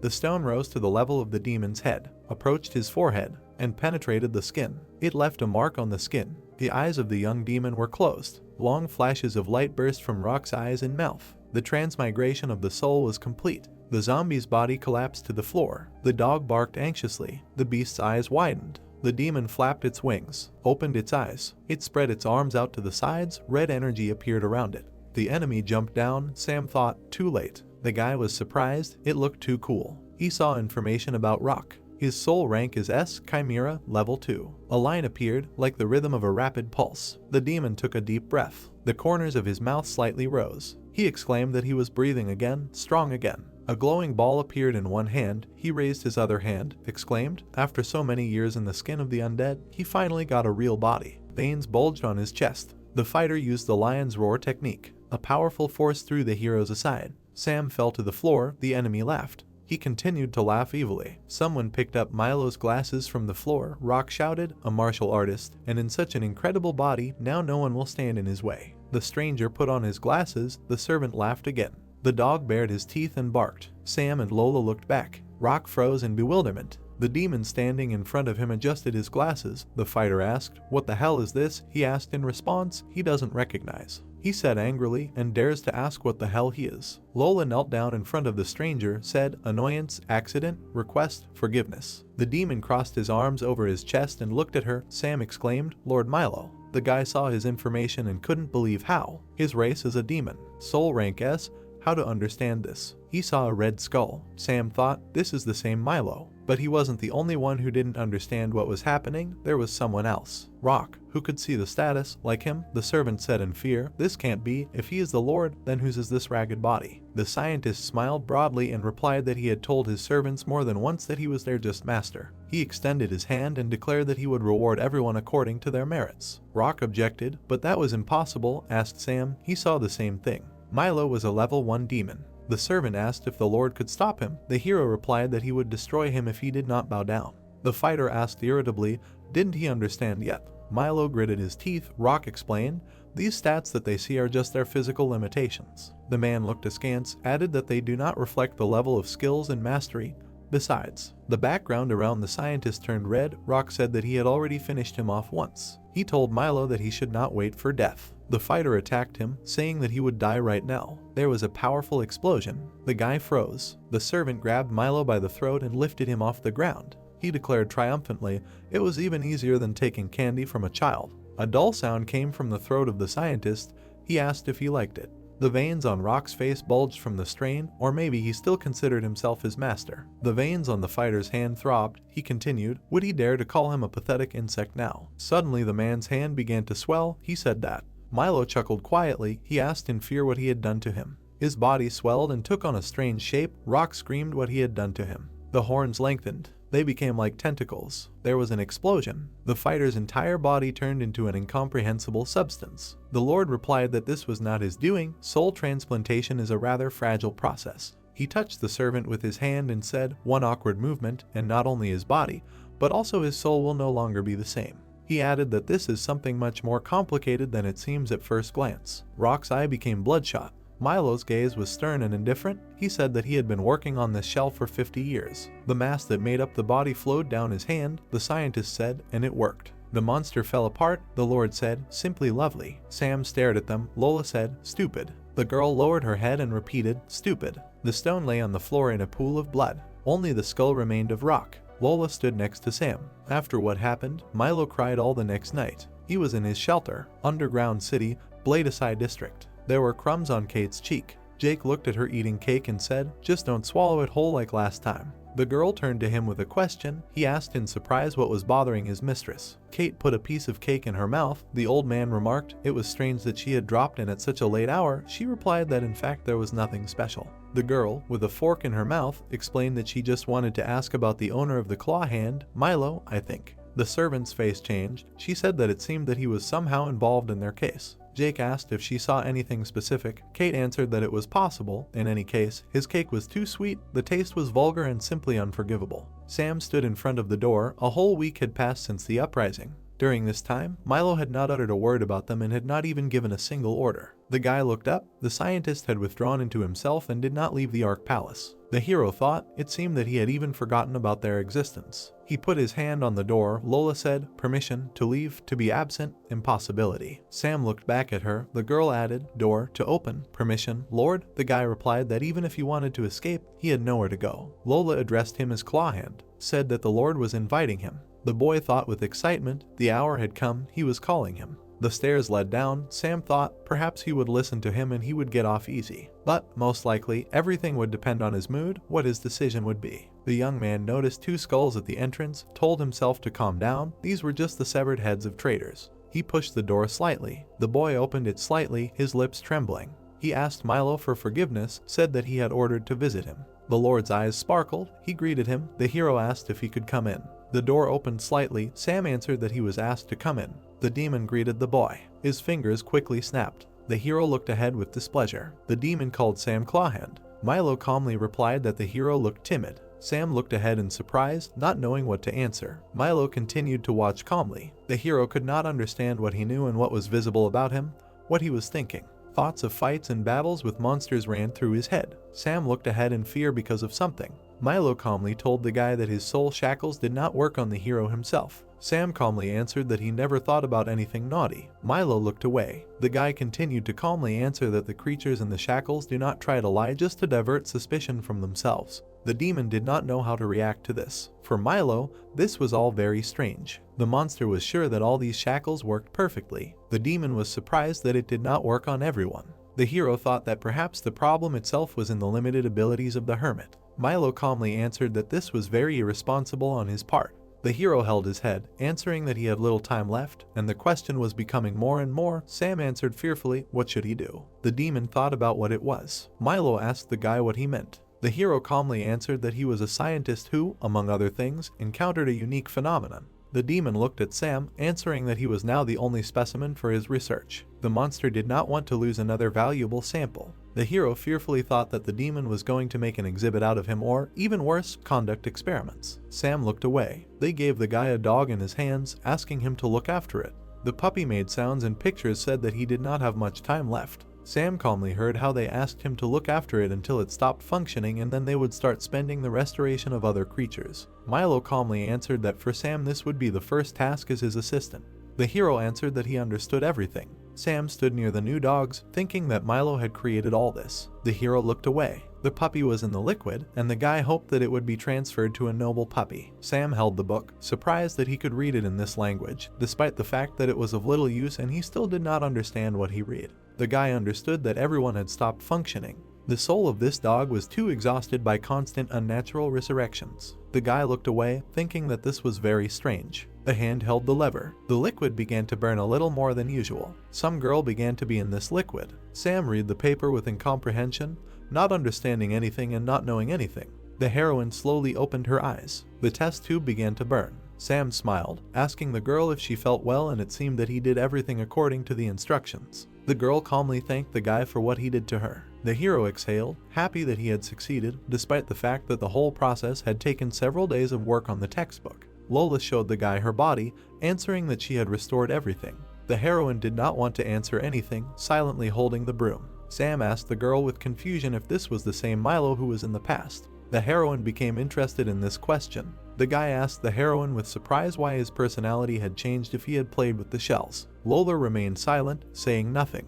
The guy did not understand what was really going on. Sam calmly answered that everything was very similar between him and Milo and that he also constantly talked about economy. Lola answered that all this was a real shell. The heroine calmly said that now the time of decomposition and the time to remain began. Hands were filled with magic. The demon answered that it looked very interesting.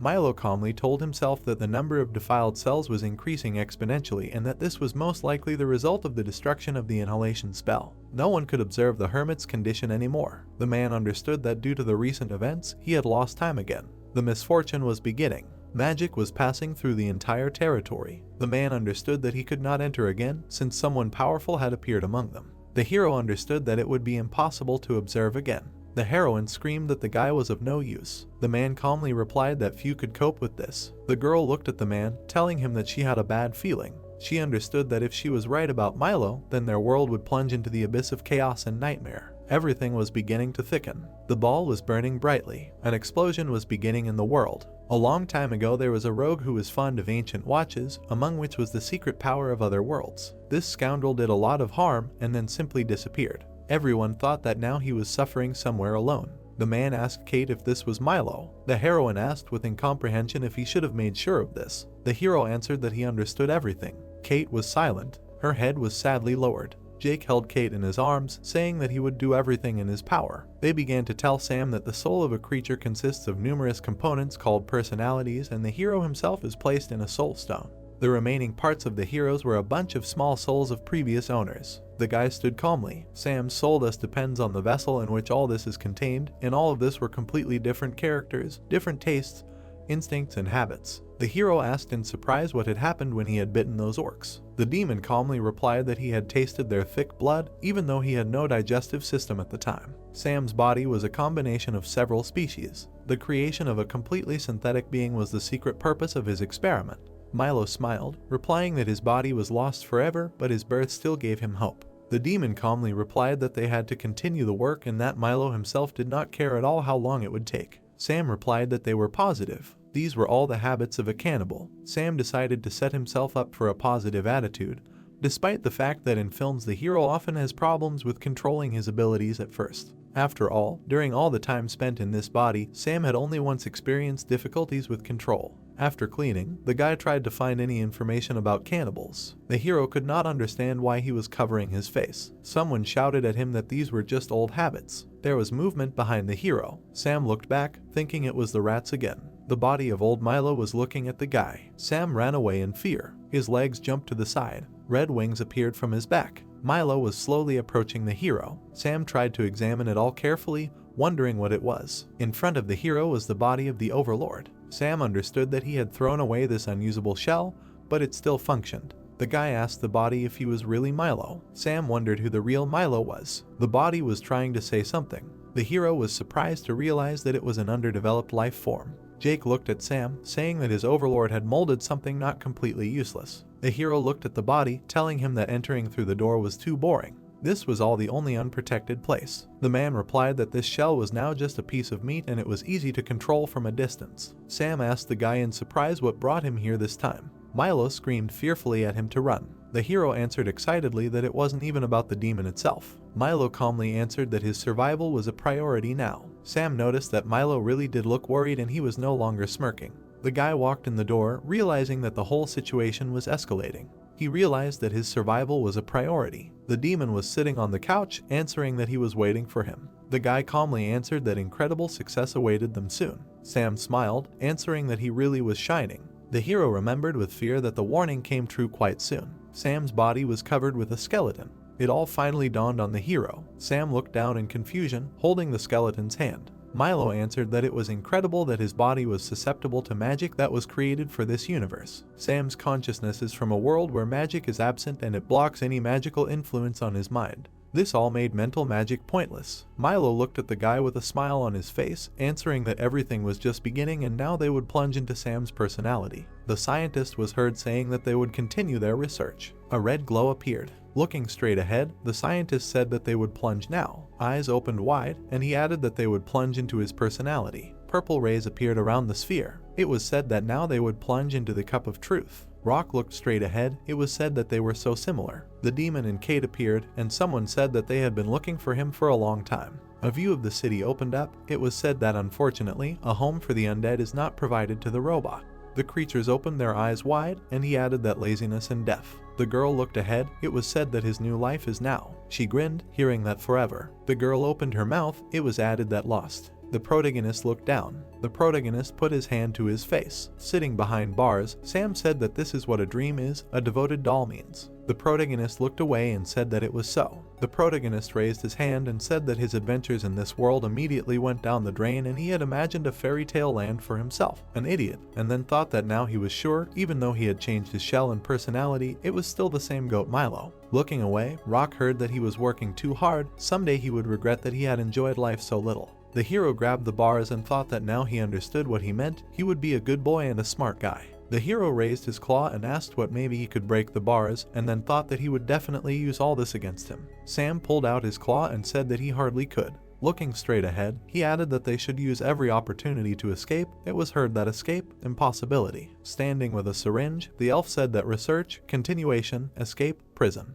Looking down, she added that Arc Palace, stay, doll, test subject 18, escape, impossibility. Sitting in the cell, the protagonist asked if there was an assassin hiding in it, said that she could have warned that he was approaching. The girl injected the syringe, and the hero said that this mixture was useless. Looking at her, the protagonist asked that he would recover a little, and what next, said that he would still smear him again for the sake of some of his experiments. Lowering her head, the elf said that an order, execution, she is another, test subject 19. She was surprised to hear that she decided so. The protagonist grinned and said that in any case she was strong. The demon appeared, and the hero added that she had outlived the other 18 test subjects, although she looked weak-willed, but she was not stupid at all. Milo's image appeared, and the hero said that maybe she would outlive even their lord. Taking out a knife, she said that the word was offensive, to which the hero replied that yes, there was definitely something of a killer maniac in her, but you couldn't tell by her, in short. The syringe was empty. The elf said that it was strange. Turning around, she said that death, lord, improbability, she, lord, connection, freedom, incomprehensibility. Looking to the side, the elf heard that she would like it, they would get out of here and see. The main character grinned and said that when he moved out of his parents' house, he felt the same way. Of course, a stupid comparison, but still. Approaching the hero, she said that she was a doll. The hero gritted his teeth and said that she was too close. He knew he had often offended her, but without extremes. Raising her head, she said that she, desire, doll, request. Looking at her, the protagonist listened to what he remembered, she, not weak-willed. Grinning, she said that the name is Lola, let him call Lola. Standing in front of her, the protagonist asked that she remembered her real name. The protagonist opened his eyes in surprise. Lola was dragging him along the corridor. Sharp teeth appeared. They were in the Ark Palace, a recycling creature. Looking at the monster, she thought that the order, the lord, the doll, experience, the doll, stay. There was a rope on the hero's neck, and she added that the doll, destruction, order, refusal. Lola brought the hero to the monster's mouth, thinking that the order, submission, doll, leave the Ark Palace. The hand was lying on the ground. It was heard that she did not understand what it meant. Found the claw-handed one. Let him look. These are most likely his crushed remains. But the hero clenched his teeth. It was said that the guy could be returned. His soul stone remained intact. It was worth a try. Be careful. Let him not forget about their last meeting. In the darkness, it was said that maybe they would pour in more blood. Because he did not even move, they would wait a little longer. Then it was said that no, she would pour in a little more, to which she was told that it was too much, and she continued that she should look. It works. The monster opened his mouth. It was said that he asked. The hero's eyes lit up red. Looking at him, the demon said that she gave him too much blood, to which she replied that it was not her fault at all. After all, it was he who bit, not her. A white light appeared near the hand, and Kate asked that she would not die now. However, what he had received at the beginning was enough. The hero's hand was restored. It was said that, well, they needed him not only to breathe, but also to stand on his feet and be useful. In short, he does not understand anything. The protagonist opened his eyes wide. Sam asked in surprise that where is he, limp. The protagonist looked at his hand in surprise. Sitting on the ground, he asked what happened. Smiling, Kate turned to him. Looking at her, the protagonist asked how she ended up here, to which she replied that he now had a belly, and the hero added that Milo and them were imprisoned. The protagonist looked at the crystals. Sam, widening his eyes in amazement, thought that he finally understood. He was no longer a prisoner of the Ark Palace. The entrance to the shelter appeared. Looking straight ahead, Lola heard that they were ready for the next stage. How was their doll? Standing in front of her, the scientist said to bring him immediately. Capsules with liquid appeared. The zombies looked straight ahead. The scientist extended his hand forward. A blue glow appeared around the girl, and she thought that her memories began from the moment the ruler put the soul shackles on her. Lowering his head, the scientist said that they were all pathetic and low-grade creatures, but he would grant him a higher purpose. Gritting his teeth, Milo added that participating in research for the benefit of science, their souls would have meaning again. The girl's wings appeared. It was said that before this there was only darkness and abrupt patterns of a previous life. The wings were covered with a bright light. It was added that all this told him only one thing. Raising her hand, the zombie thought that she was probably a terrible creature since she deserved such a punishment. Belle grabbed the lever. Looking at the monster in the capsule, she thought that the sins of the past brought her to this hell where she lost absolutely everything. The monster began to disappear, and she added that the harsh and merciless ruler, these violent experiments. The zombie lowered her head and thought that the distorted body and loss of feelings, incredible pain from the curse of the shackles. The zombie walked with the dog and thought that this was the justice that the sinner received, and she resigned herself. Suddenly, the zombie swung his fist. Rock kicked. The zombie grinned. The thought appeared that soon a new creature appeared among them. It was different from them. They were not given names, but he had a sly one. Looking at Rock, the zombie thought that working nearby, she often noticed that he did not obey orders. Lying on the ground, the zombie said that for how many years he had been telling her the same thing. Her hard work was of no use to anyone. Helping this Milo would only ruin him. Belle turned her head to the side. Looking straight ahead, she thought that she wanted to destroy him, as if he was to blame for her misfortune, but she humbly understood that this was just a new test. Belle and the dog looked down and she thought that this hell. Inside the creature was a crystal. The zombie picked up the crystal and exclaimed. Flasks with liquid appeared. It was said that now his physical abilities would be tested. Let him meet his servants. Looking straight ahead, Belle heard screams. Flashes appeared near the zombie. The zombie's head was lying on the ground. Screams were heard that it was terrible, just terrible.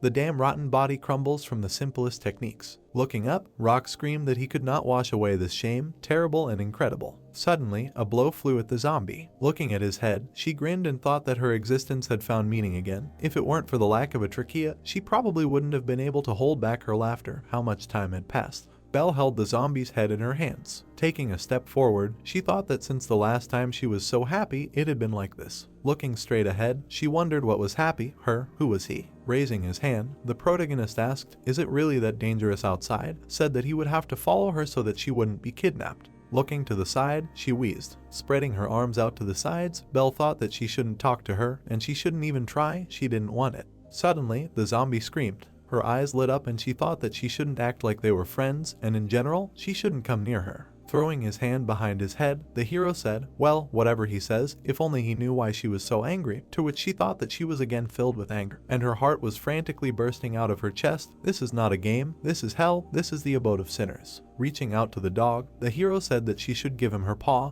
and she added that there is no place for joy here. The protagonist stood in front of the monster, and the zombie thought that this was their punishment. Taking the bucket from her, the protagonist said that he did not want her to fall apart on the way home, and she added that she should not act as if they had hope. The protagonist grinned. The zombie lowered her head in confusion and thought, "What kind of punishment is this if this donkey is so friendly and caring?" A question was heard, "What is the other world saying?" To which Lola answered that agreement, doll, other, world, exist. The thought arose that the shackles of the soul are an all-encompassing curse, from which, as well as from the orders of the ruler, there is no escape. Standing in front of her, the scientist asked what she was only now telling her this. "She is a stupid piece of trash," she said that she used to, impossibility, conversation. Looking straight at her, Milo said that he should shut up and get out. She will do one more thing for him, make sure that the doll remains alive. Let it support the functionality of his body. He does not want to waste time on this. If anything happens to him, he will hurt her very, very much. Lola stood still, and he added that she will slowly rot away her days in a vat for dissolution, to which she replied that she understands, ruler. The protagonist and Rock collided with each other. Smiling, the protagonist asked what he thinks, having become a little stronger, can mock his friends, and she had a thought that friends, did he really consider them as friends? The zombie swung his arm furiously. The beaten elf looked straight ahead. The thought that they were not friends appeared. The protagonist opened his eyes wide, and she added that the devil was right, they would never be friends. Lola dragged the protagonist.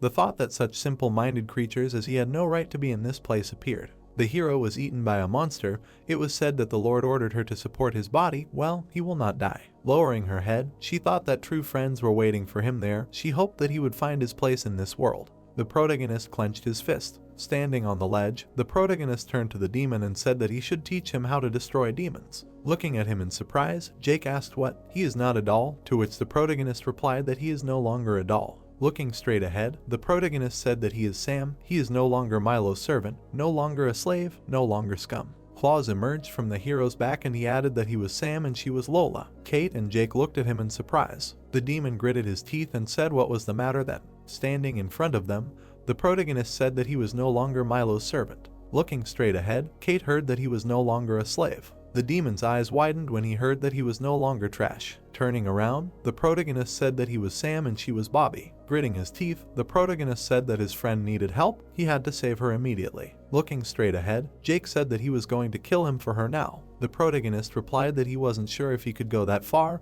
but it wouldn't hurt to know how anyway. Looking at him, the demon heard that even a small hint would be enough. He wanted him to be wary of him. Kate's eyes widened. Purple beams appeared and he was told that he was crazy. Looking at him, the demon said that he was asking the Tarne how to destroy the Tarne. Looking up, the protagonist said that but he himself had advised him to do this before. He was not sure if it would work, but standing in front of the hero, Jake said that he should learn to choose the right words. Such an underdeveloped creature probably did not understand the risk of these bold statements. The demon's eyes were burning, and he added that the fact that he so boldly called himself a man did not mean that he was really anything more than a brick eater, which he had been before. Tears appeared in the girl's eyes and she said that he was so evil. Looking straight ahead, the protagonist heard that hadn't he yet seen the difference between him and them. The protagonist raised his head and said that he should speak frankly, to which he replied that he was a pathetic creature. Approaching the hero, the demon said that the annoying speck in the eye, and no matter what he imagined about himself, this arrogance would destroy him. Looking away, Sam listened that he should forget about Milo, forget about his past and those who remained in the past.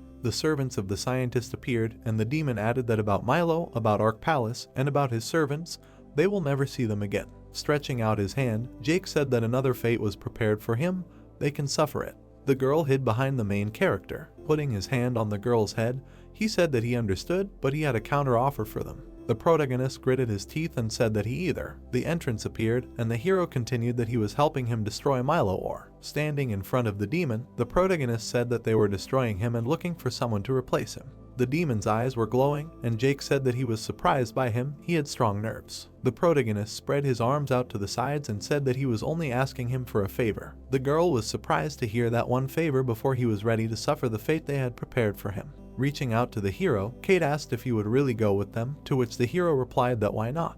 Jumping on the hero, the girl screamed that she was so glad, to which the hero replied that they had not yet agreed, and she added that they had agreed. The demon grinned, hearing that it was terribly boring with Grandpa. She was so happy. Folding his arms, Jake turned to the hero, to which he replied that he had become more handsome. Looking straight, the hero heard that this was the first and last time he indulged his whims. The demon's eyes opened wide and he said that, and, he assures, he would not like being his debtor at all. Their statistics appeared, and the demon asked that he should tell already how he saw it. Sitting on the ground, the protagonist asked what he meant, stats, to which the man asked again. Lowering his head, the demon asked what that meant in the form of statistics, said that all the creatures from other worlds that he met felt the power of the creatures of this world. Particles flew around the heroes, and he added that but they all felt it differently. Probably the user himself influences this process through his desires. The protagonist closed his eyes and thought that apparently he really wanted to get into some game world. The soul rank appeared, and the hero said that there is a certain soul rank here, to which the demon replied that it is clear, it is probably the soul stone rank. And Sam continued that there is also a race, physical level, and combat power. Interestingly, this data is probably quite easy to transmit. Looking at the demons, the hero heard that the previous owners had difficulty with the feeling of strength, to which Kate replied that but it was cool. Jake smiled, hearing that well, and how will all this help him destroy Milo, to which he replied that he should not worry, it will help. Different ranks of creatures appeared, and the demon said that everything he had just talked about, power, ranks, and so on, was created by the dominant race of the Tarnai. They are the ones who set the rules of the game in this world. Lightning appeared from the demon's hand, and he said that he should now listen carefully. They are often called the heralds of magic, for they bring magic to this world. The protagonist opened his eyes in surprise, hearing that they are not afraid of physical injuries, because they are protected by magic, and their existence is supported exclusively by it.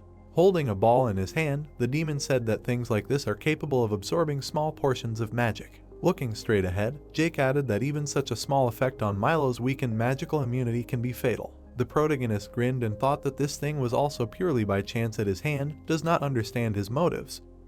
But in fact, the destruction of Milo by his hands. The protagonist left and thought that it seemed to be his original plan, and the demon said that something else many years ago Milo. Behind the hero, he heard that during one of his spatial experiments, the silhouettes of monsters appeared, and he added that he made an entire settlement disappear, leaving a toxic wasteland in its place, which is still an exclusion zone to this day. Smiling, Jake asked if he could make sure that nothing like this would happen again during their meeting. The protagonist waved back. Suddenly, the hero sent them away, saying that he was a representative. The demons looked at him in surprise, hearing that the dominant race was asking too much of them. The protagonist grinned and added that he was going for his friend, an underdeveloped creature, like the brick eater he had been before. Everything else could wait. Frowning, Kate asked what kind of strange gesture that was, to which the demon replied that it was probably some kind of ritual from his world. Biting her finger, the girl heard that it was most likely a symbol of determination in the face of death, to which she said that it was interesting. Looking straight ahead, Kate asked if he was sure they were doing the right thing by letting him go. The protagonist moved away, and she added that his words, he thinks Milo will destroy him, he should not have behaved so aggressively, perhaps they could settle the conflict peacefully. Looking straight ahead, the demon said that they need to test his true worth. The girl turned to him. Looking away, Kate said that if she conducted such tests on every servant, the hero stood still, and she added that he would not be here now. The hero raised his head, and the girl said that, of course, she was not going to do anything. After all, he was just following his orders. The hero stood in front of the door, and she continued that this test might be the last for the claw-handed one. Looking at the sphere, the protagonist said that this thing looked like a real eye. The hero looked straight ahead and thought that every time he thought about Milo, he secretly hoped that the amulet would not fail. Sam looked up. Memories surfaced with phrases that they will continue their research. The Lord of Death, impossibility, let him forget about Milo. Closing his eyes, the protagonist thought that this is all him to make rash decisions like that.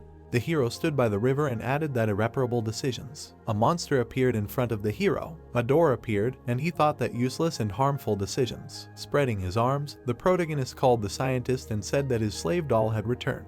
The protagonist stood in front of the door. Suddenly the door opened slightly. A long path appeared. Looking straight ahead, the protagonist thought that they really opened. In fact, he didn't even know how to get inside.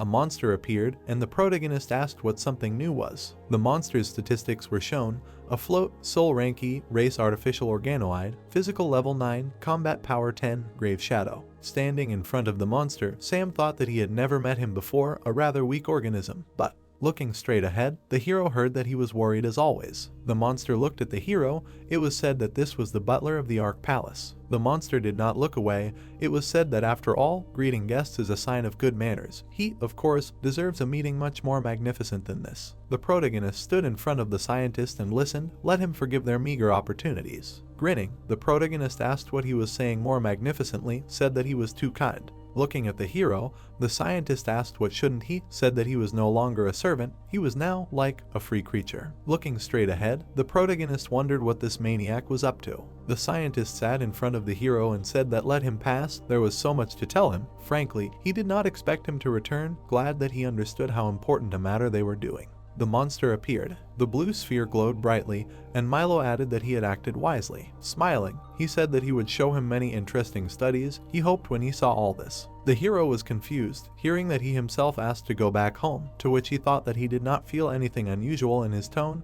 He was still chatting about his dreams and crazy plans. Looking away, the protagonist said that to be honest, he was not particularly interested in his project. Turning around, the scientist asked what he meant by not interested. The protagonist held the sphere in his hand and said that he had returned. Looking at the scientist, he added that he was asking for mercy for one of their servants. Milo looked away. The protagonist gritted his teeth and said that he knew he would not agree to it so easily, so he was ready to listen to their demands. The scientist smirked slightly. Putting his hands on the hero's shoulders, he asked that so that's what he really wanted. Yes. The protagonist was surprised to hear that he should forgive him for all these experiments first. He was too carried away by his new theory. The scientist kept his hand on his shoulder and said that these experiments were on him. Smiling, Milo said that he had behaved like a pig, honestly, but the guy is incredible. The scientist said that he would give him everything he wanted. Of course, he did not have many servants left, but for him. The doors opened slightly, and he added that he thought he knew who he had come for and he would give her to him, so be it.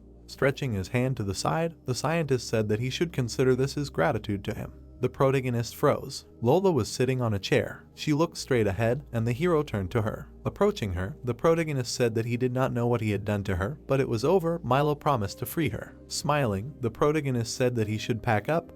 They were leaving, no more Ark Palace. The protagonist looked at her. Suddenly, Sam's eyes widened. Stretching his hand forward, the scientist asked where his gratitude was. Looking straight ahead, he added that perhaps this was not enough to atone for his guilt. Looking at her, the hero listened to the fact that yes, he was definitely right. He deserved much more than this empty shell, so go ahead. Lola lowered her head, and Milo said that he could ask for whatever he wanted. He was sure that he was with him. The protagonist looked scared, hearing that they would definitely work together. It would be fun. A question was heard in the lab. What did he do with her? Looking at the hero, the scientist said that he knew that he would be interested. The hero turned around and asked that he would be interested, to which Milo replied that of course. The tentacles hung down. It was said that some unpleasantness happened after he left them. Opening his eyes in fear, the protagonist heard that everything had not gone as planned. He knew he had really counted on him. Smiling, the scientist said that but in connection with this, he had learned a lot of new things. Lola was sitting on a chair, and Milo said that it turns out that a servant can get out of the control of the soul shackles and violate the order of his master. Sitting in front of her, the scientist said that someone would say that this is impossible. Wires were connected to her,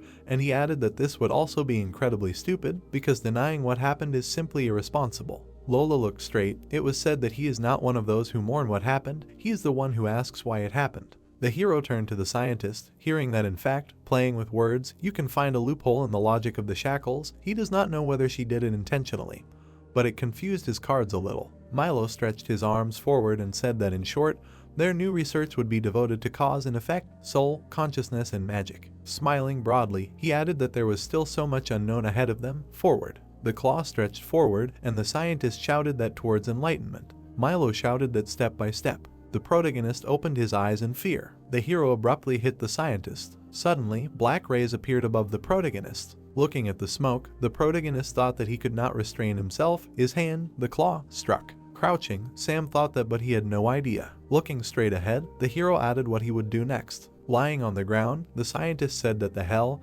and this too, will probably be included in the list of questions. Pointing his finger at the hero, he said that he considered him a good servant, but he, it turns out, is not a very reliable comrade. A sphere appeared near his hands and he said that he did not know what came over him, whether it was the influence of his shell, but red lightning appeared in front of the hero, and Milo said that they both should calm down a little. Gritting his teeth, the protagonist thought that he should not drift now. Suddenly Sam swung his hand and added that or never. Smiling, the scientist shouted that unexpected defects. The protagonist gritted his teeth and heard that but nothing, without limbs, he will become quieter. A bright pink glow appeared. Spreading his arms to the sides, the scientist shouted that it was cruel, incredibly cruel. Looking straight ahead, Milo shouted that he knew that it was not easy for him as it is, taking away such precious time from the old man. A blue glow appeared in front of him and he shouted that these misfortunes. Lightning emitted from the sphere. It was approaching. It was said that here it is. The scientist looked in fear and said that it was incredible. The protagonist swung his fist, hearing that he was surprising him once again.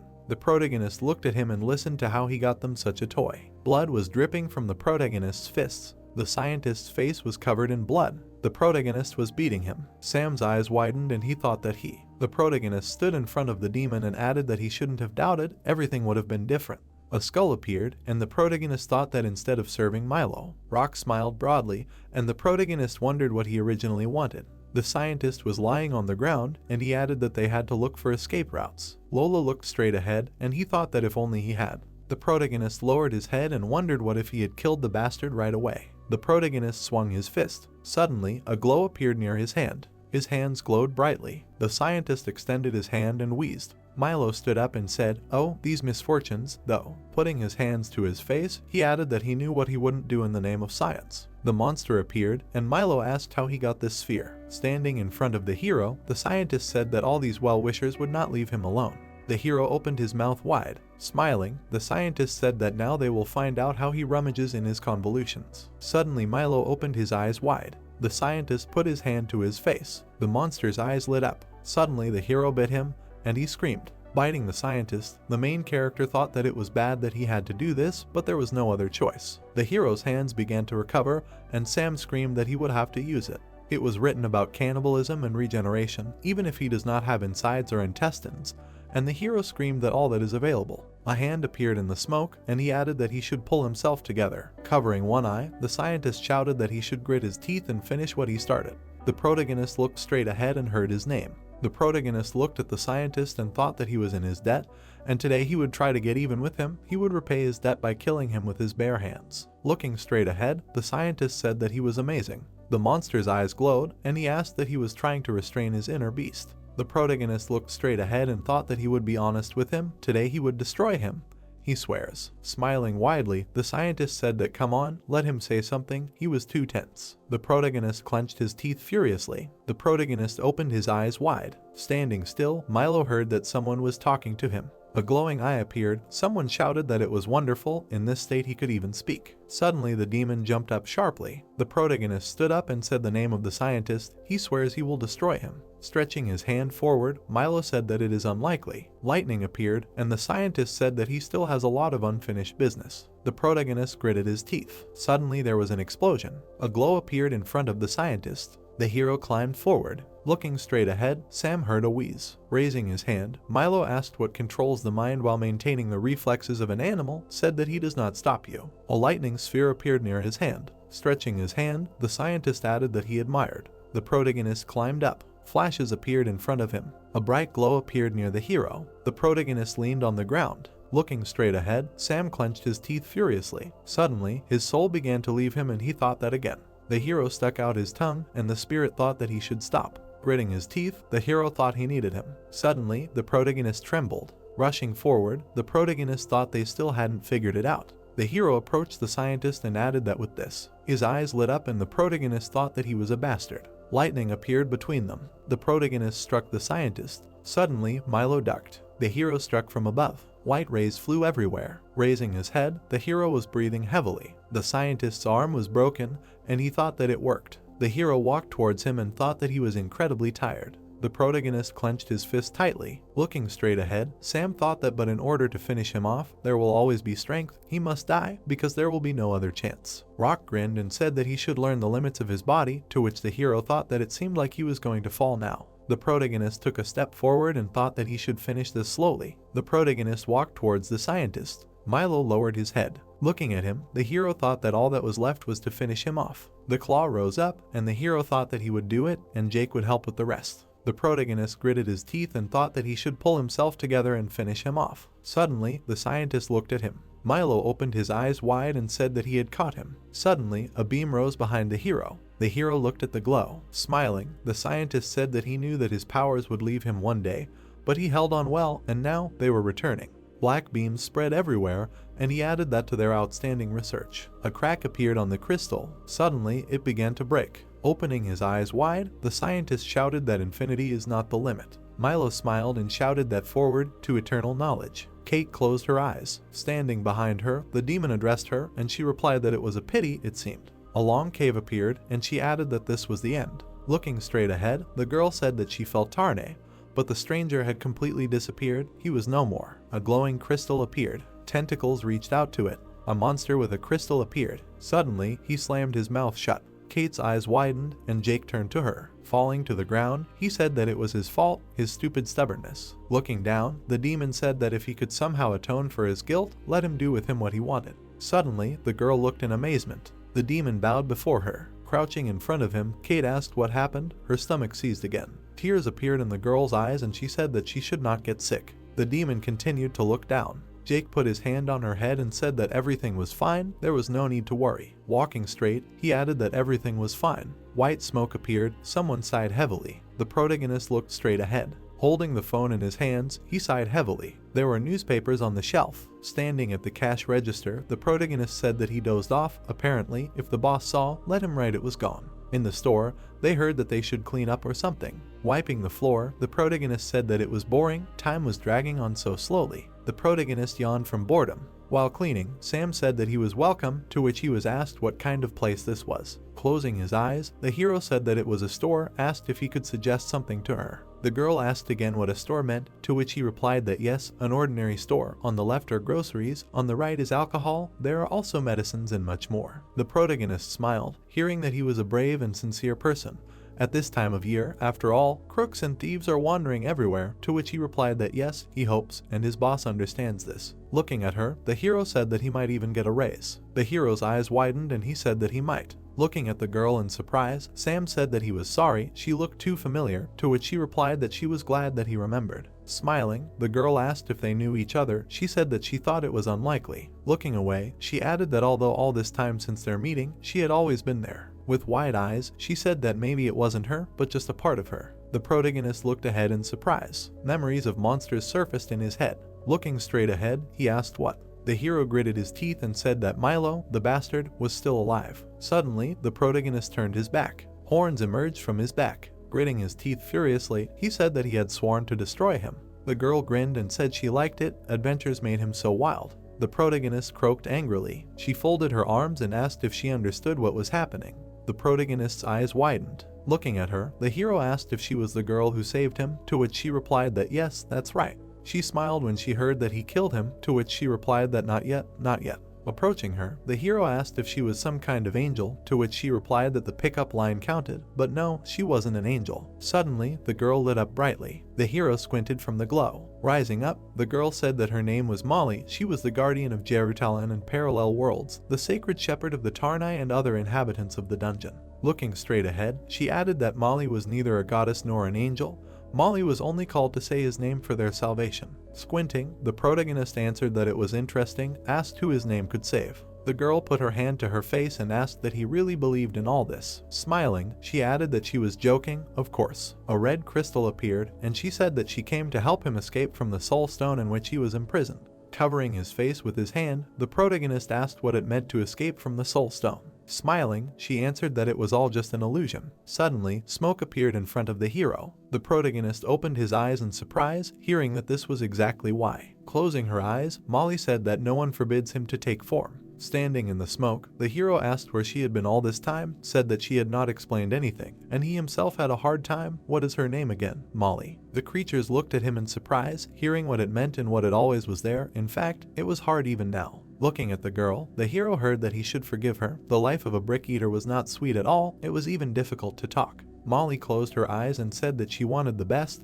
but she also understood that he had suffered because of her. The main character grinned and said that he did not mean that, she really was there. White cubes appeared, and the hero continued that the thought of her made him stronger and she allowed him to start a new life. Sitting on his hands, Molly asked that he really thought so, to which he replied that he understood it now. The monster waved his weapon, and the hero said that every day he discovered something new. Looking at the girl, he added that it was not always, however, something pleasant. This world, to put it mildly, was hostile. The protagonist lowered his head and said that he had also given him new abilities. On Earth everything was different, there was almost no room for chance. Molly grinned contentedly. Raising her hand, she said that in short, they would not be sad, they still had a lot to discuss, but now there were more serious problems. A bright glow appeared in front of the hero. Shining particles appeared through the walls. Looking up, the hero asked where they were, to which she replied that they were where they were before, in the reality of the Soul Stone. Standing in the middle of the dimension, the protagonist said that it was somewhat reminiscent of a dungeon. In addition, they were not alone here. Monsters crawled along the ground, and he added that their goal was the essence in the core. Looking to the side, the protagonist said that the keeper of this prison. The monster looked straight ahead. It was said that, and these are the shadows locked here. Walking forward, Molly said that the demons are inside, souls in endless wanderings. The hero frowned, hearing that reminiscent of the life of a brick eater. Molly looked straight ahead, and Sam said that this is a terrible place, its creator is extremely cruel. Or, walking straight, the hero said that he sentenced these shadows to eternity. Suddenly, the protagonist looked straight ahead in surprise. The zombie looked at him and laughed. Flying up, the monster said that what a meeting.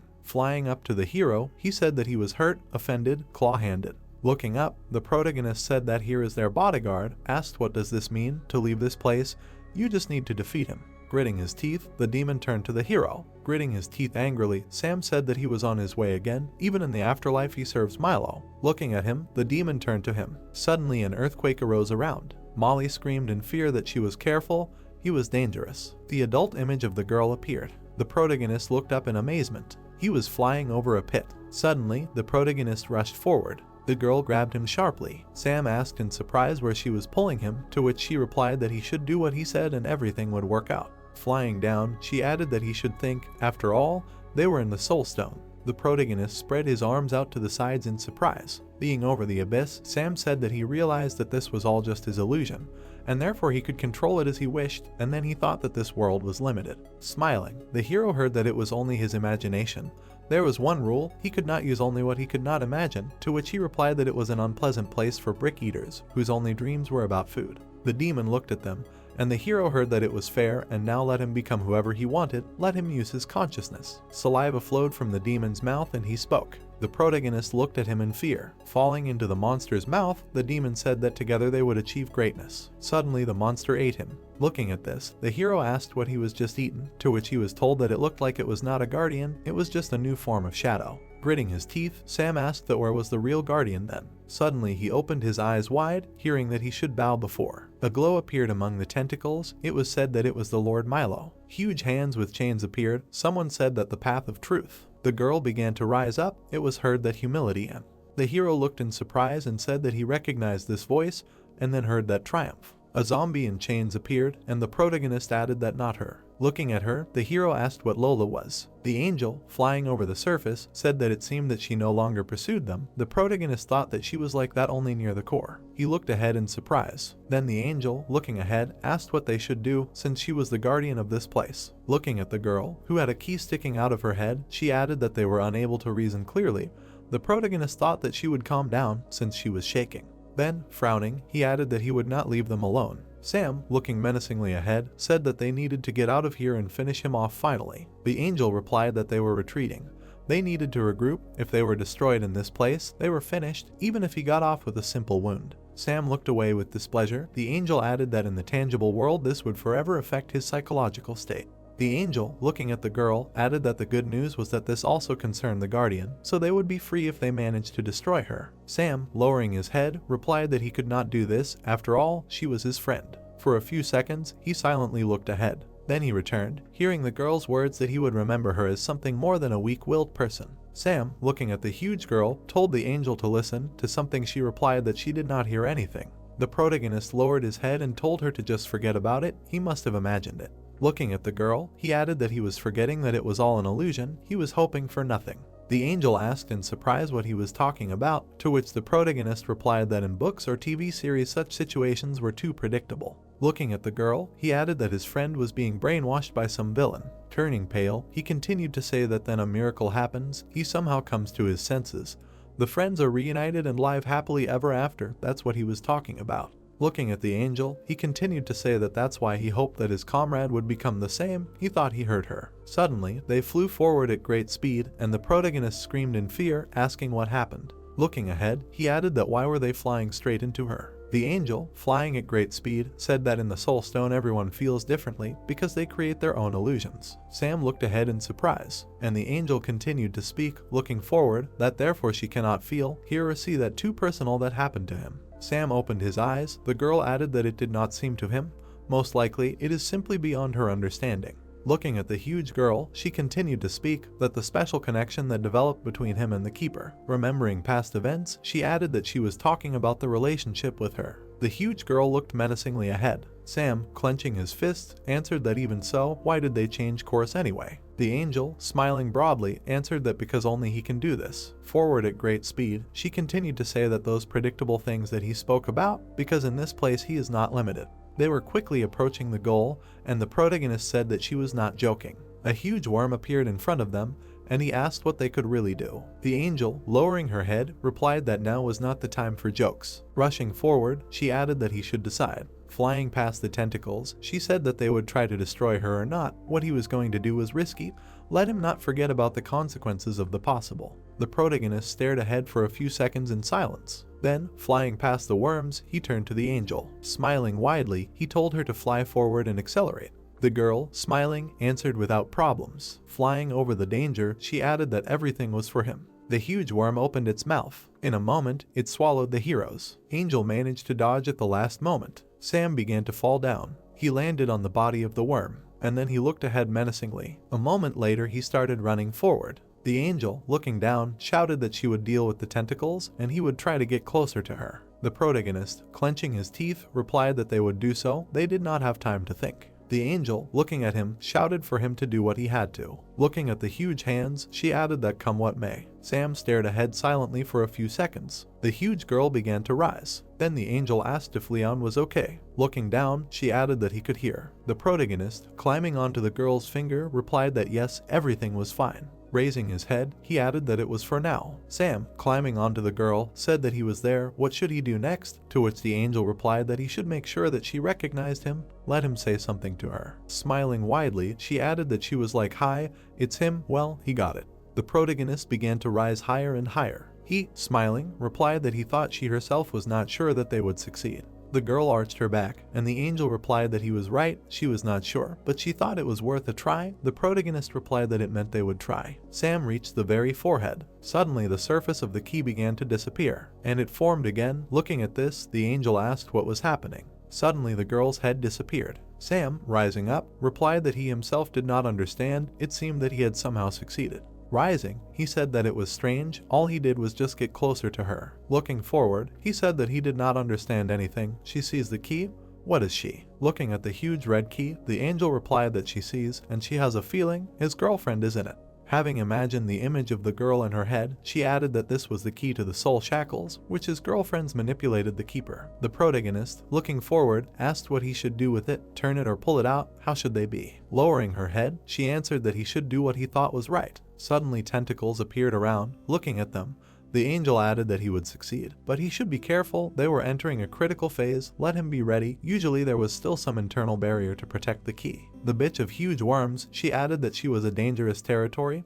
Her consciousness. He looked ahead in surprise for a few more seconds. He saw the girl and then said that she was really sure that he would succeed. The girl silently looked in his direction. The protagonist, looking at her, thought that although he saw her for the first time in this living form, he knew for sure that this was the same friend. she passed him, he continued to think that it was she and he who served the master together. They looked at each other in silence. Then the protagonist came to her shoulder and said that she had endured all this, now he would free them from the control of this bastard. He began to take out the key. The angel, looking down, shouted for him to stop. Looking ahead in fear, she added that her soul, she did not want to be freed. Her cheeks turned red. The protagonist, turning around, asked what she meant. Then he turned pale. A moment later, his body was pierced by several thorns. The girl silently looked ahead. Then she slowly turned around. The angel, watching this, said that this could not be. She knew that it could not be so simple. The thorns lifted the protagonist into the air. The angel asked if Sam could hear her, to which he replied that he could. She rushed forward, saying that she realized too late that the girl was acting of her own free will. Sam clenched his teeth, whispered that it was impossible. The angel, looking down, added that he had spoken, not his friends, but for some reason she was protecting her sharks. Lowering his head, the protagonist replied that he did not understand what she was talking about. The girl swung her dagger, and the angel added that she was loyal to the Covs. She felt the desire to leave everything as it was. The girl continued to lower the blade, and the protagonist, frowning with displeasure, replied that she had decided to stab him. Let him answer him what was happening. The girl opened her eyes wide. The protagonist, watching this, thought that he was screwed. He did not understand her at all. Why then did she let him escape earlier? Maybe the owner had pierced her again for even greater obedience. And for a few seconds he looked at his friend in fear. Suddenly a black portal appeared in the sky and Sam asked what was happening. Looking up, he added that it was a black hole. Suddenly dark energy began to gather in the portal. It descended. A demon appeared, who said that it was he, reborn from pain and ashes, ascended by the blessed. He extended his hand, adding that he was struck by the disease of another world. But now, opening his mouth wide, he continued to say that he cleans, for he is great. Directing his hands to the protagonist, he said that he became a thorn for him. However, he will repay him with eternal peace. The demon, looking menacingly in front of him, added that they should rejoice, because he is with them again. Dark energy was gathering around him. He continued to say that he became different and is no longer the same. The black hole grew larger, and he added that they should feel his greatness, his power, and, seeing all the noble light, only a fool would try to blame him for his past deeds. Space began to collapse. The demon, looking, said that these fools will be severely punished for their narrow-mindedness. The little girl pressed herself against him, and he, looking ahead, added that their master had returned. The black hole began to slowly disappear, absorbing the space around it. The dome quickly began to collapse. Sam, looking at this, screamed loudly. A dark aura was coming out of it. Turning pale, he thought that it seemed like he was about to be torn apart. The demon, looking at him, added that he was incredibly flattered. He sacrificed his body for his rebirth. Looking at the protagonist, he added that he was now giving his soul in the name of his master. He was a loyal, devoted servant. The worm lay on the ground. Suddenly an angel appeared, who broke free from his bonds. She looked up in confusion, asking if Sam was still alive. She silently looked at the headless girl. Then, smiling widely, she said that she was incredibly happy. Looking at the protagonist, she added that he was in bad shape. His soul was dissipating. At this rate it would simply disappear into this void. Sam, trying to get up, said that it was becoming increasingly difficult for him to control his body. He didn't think he had much time left. He looked at his former girlfriend. Frowning, he said that she didn't seem to be planning on spending his time having a friendly conversation. The portal's energy was growing, and the angel said that it was her fault. She was completely useless. She should have been more careful. Looking up, and the protagonist, smiling, replied that they were all wrong. He had also lost his way more than once, otherwise he would never have gotten into such a situation. Looking in his direction, the angel thought that she hoped she would still have a chance to apologize. Looking at the enormous energy coming out of Sam, she added that they needed to do something while they could still escape. Then suddenly the girl ran forward. She swung her dagger, but Meshel managed to dodge, thinking that his body was no longer obeying.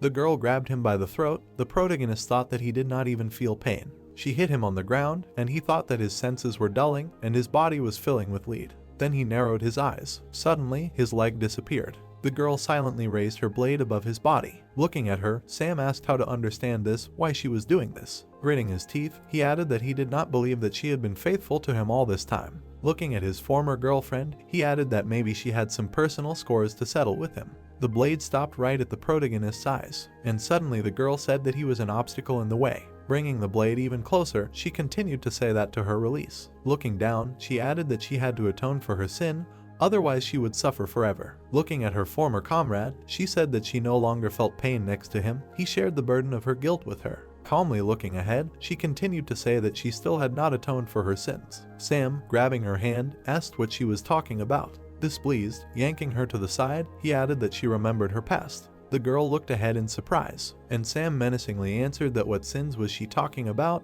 What happened to her before all this? The girl closed her eyes. She remembered the wings, and then, looking at her comrade, she said that this was no longer his business. Then she swung her arm to strike, saying that this was purgatory. The protagonist tried to block her attack, and she added that they were creatures who deserved it, who deserved this pain. She looked straight ahead menacingly and continued to say that they shouldn't have followed her. Sam stood up and replied that she was talking complete nonsense. Grabbing her hand, he replied that she was delirious and believed her own delusions. She wouldn't be able to remember because there was nothing to remember. This wasn't purgatory and they weren't sinners. The girl looked straight ahead in surprise, and the protagonist continued to say that he knew what was going on. She had created this story for herself so she wouldn't have to think about what the demon would do to them. She wasn't holding back her guilt. Grabbing her shoulder, he said that she was hiding from reality. The dark sphere began to fill with energy. The demon extended his hand towards her, and the protagonist said that he had to atone for his sins before them. Looking at him, he continued to say that, or at least apologize for his actions and let them go. The worms began to turn into flowers. The protagonist stood up and looked at his ex-girlfriend. Lowering his head, he said that the demon continued to torment them. Imagining him in his head, he said that this time he would definitely kill the bastard. The demon smiled widely. The girl looked at him in surprise. I told him with my teeth that he hated him more and more with each passing moment. His disappearing body began to rise upward. The girl looked at him silently for a few seconds, and then suddenly turned around. An angel flew up to her, saying that it was her now. Lowering her head, she asked if she was happy. The protagonist found himself in a dark space. He saw a small flash, thinking that this was the end again. A flash in size. Angel wings appeared in front of him, and he asked what it was because he had just died. He opened his eyes wide, and then a moment later he appeared in the middle of the forest. Looking around, he asked what was going on. He looked around in surprise. There were many trees without leaves around him. Then he saw a strange green creature. She turned to him, asking who he was. The protagonist stared ahead in a stupor for a few seconds. The creature, looking menacingly ahead, said that how dare he enter the Ark Palace. Looking at Sam, she added that he should not test his patience. Then the creature's hands began to move, and he approached the protagonist, asking how this was possible. He surprised him again. Looking at Sam, he continued to say that for the umpteenth time he did not die. The demon, opening its mouth, added that he was a slave. Hearing this, the protagonist, smiling, replied that now he did not understand at all what was happening, but at least he was alive again. Frowning, he added that he had pumped up since their last meeting, and he hoped that he had already managed to order a place in the cemetery. The demon quickly approached him, saying that he was a pathetic buffoon. With his eyes wide open, he continued to say that his services would no longer be needed. He would only destroy him again. After which the demon opened his mouth wide, in which a purple sphere appeared. The huge sphere rushed forward at high speed, and he added that he had exhausted himself for the Lord who recognized infinite knowledge and true power. Sam clenched his teeth, writhing in pain, and the demon added that his body and soul would forever fade away in the flames of his rage. Literally a moment later, black tentacles enveloped the protagonist, and the demon added that this was all he needed from him. The demon watched as Sam appeared in front of him again. He said how he did it. Looking at the smoke, he added how he did it. Looking ahead with displeasure, he said that he managed to escape from the imprisonment of the stone that he was preparing for him. The demon began to breathe smoke menacingly. He opened his eyes wide. The protagonist looked ahead in surprise. He looked at his body, thinking that they knew what was happening, but this was definitely not the end. A system message appeared in front of him that he was an artificial zombie, after which he indulged in thoughts that he did not know what this all meant. He looked ahead in surprise, seeing how the system message showed that the soul rank was S, after which he thought that something had changed in him. He carefully examined his abilities, thinking about what had happened. The demon, looking at him, said that this could not be. Was it really him? Looking at his former slave, he added that no, this was impossible. Looking at the protagonist, he continued to say that he had transformed. The angel, smiling, said that no, he had only finally returned to his original stats. Rising in the air, she added that she was glad that he was alive, even though he was dead, because he was still a zombie. The protagonist answered in surprise, asking what was going on. The girl, looking down, replied that she didn't know either, and what about his girlfriend?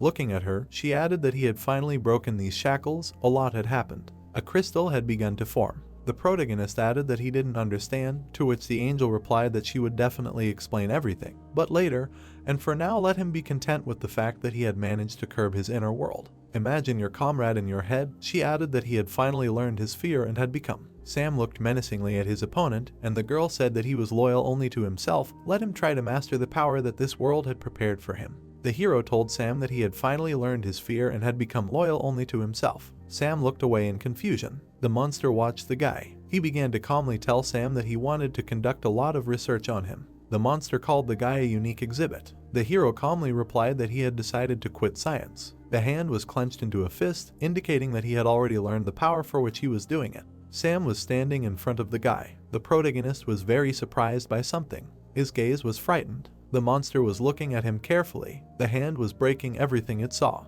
The monster was screaming loudly that he had exhausted all his powers. Sam was in the air, raising his head up. The protagonist heard that no one needed a servant anymore. The monster was telling the hero that he was a good guy. Sam was angrily screaming at Milo that he was very flattered by his words. The monster was telling the guy that now he would learn his appreciation for this useless crap he was saying.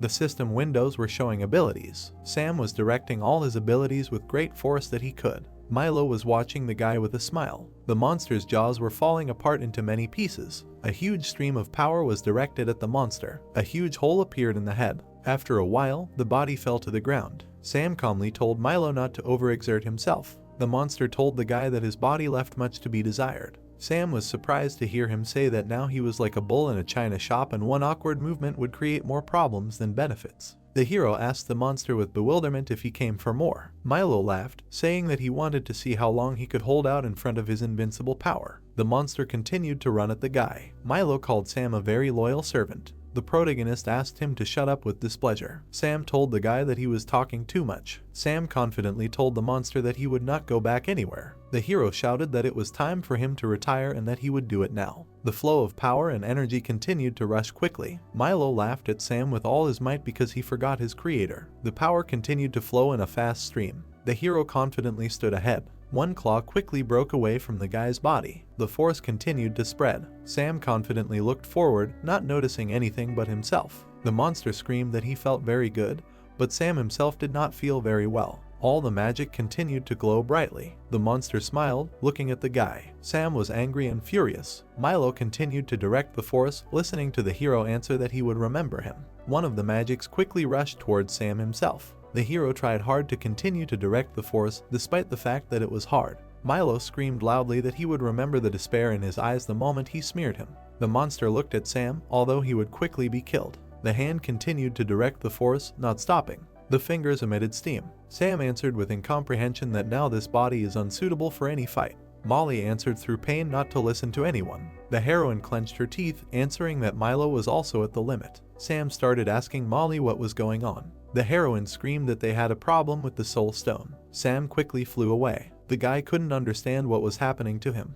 Hands were flying in different directions. Two were flying opposite each other. Someone's hand was grabbing the guy tightly. A weak-willed one was holding the guy's hand tightly, not letting go. Sam sadly asked her for forgiveness. The girl asked the guy in surprise what he was trying to say. The hero looked away in surprise. The monster was standing opposite Sam, and the hero himself was surprised that their body had returned. Milo asked the guy to accept something. The hero was with the girl. Sam looked away. Rock was walking next to the guy. A dog was running around his feet. Claws were starting to appear from his paws. The heroine answered with incomprehension that she didn't understand anything anyway. There were creatures all over the territory. All of them were just a shadow near Sam and the girl. The hero himself was starting to quickly fall onto Milo's body. Magic. The monster screamed at Sam to accept all this power. The hero looked ahead with confusion, not knowing how to respond to this. Sam looked ahead. His eyes were scared and did not understand what to do. The eyes themselves began to tear apart. The crystal was falling apart. The light penetrated the entire territory. A hole appeared above the city. A vortex of power quickly appeared from it.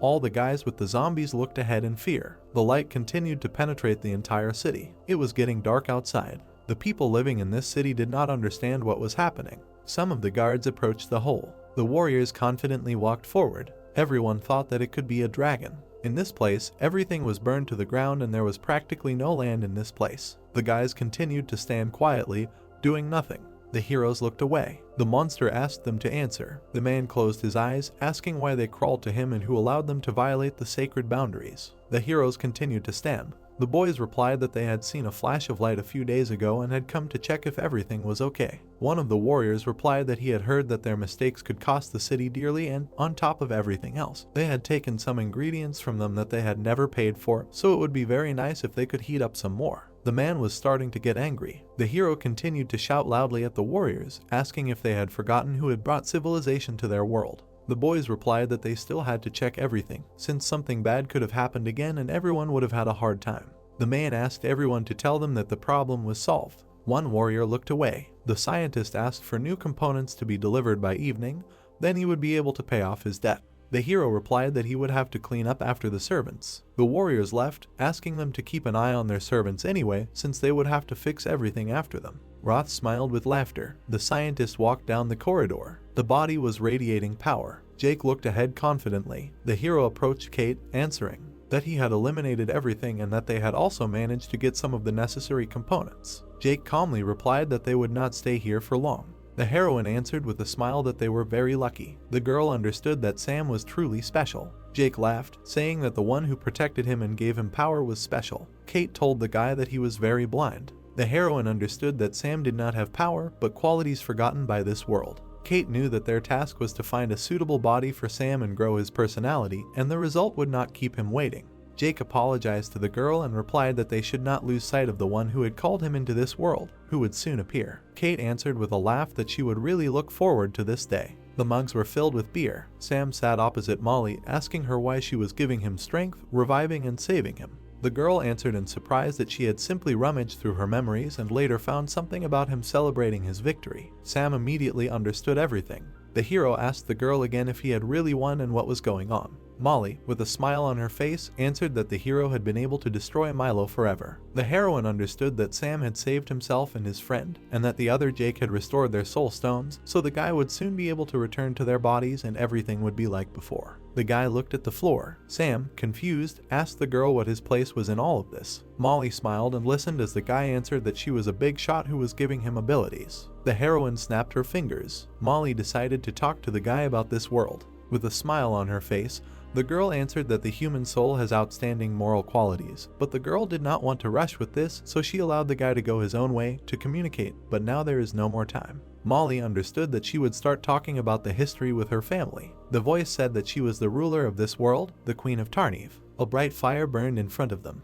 She continued that by the will of a stupid accident she lost her throne and was locked in this world. Sam looked at her in surprise. Molly said that she was born into a dynasty of demigods. She had no doubt that their bloodline would rule forever. The girl continued that the rules are simple, the strongest of the children becomes the next prince, but it also gave rise to constant violence. All her brothers and sisters were born quite equal and powerful. Molly said that this is why the world again plunged into confusion, although no, the world from the beginning of time was in a state of eternal war. Molly continued that violence always struck the weak first, for what did those who were busy with a higher purpose care about the weak beings who sacrificed themselves for them? Sam remained silent. He replied that she, Molly, wanted to end this war, and she replied that she did. Then she told Sam that he was called to carry her word and her power into this world. While she tried to deal with problems beyond the control of mortals, she opened her eyes wide and said that he would end the chaos and destruction in this principality. Molly looked straight at him. She said that she knew she was asking too much and he had already suffered enough because of her in this world.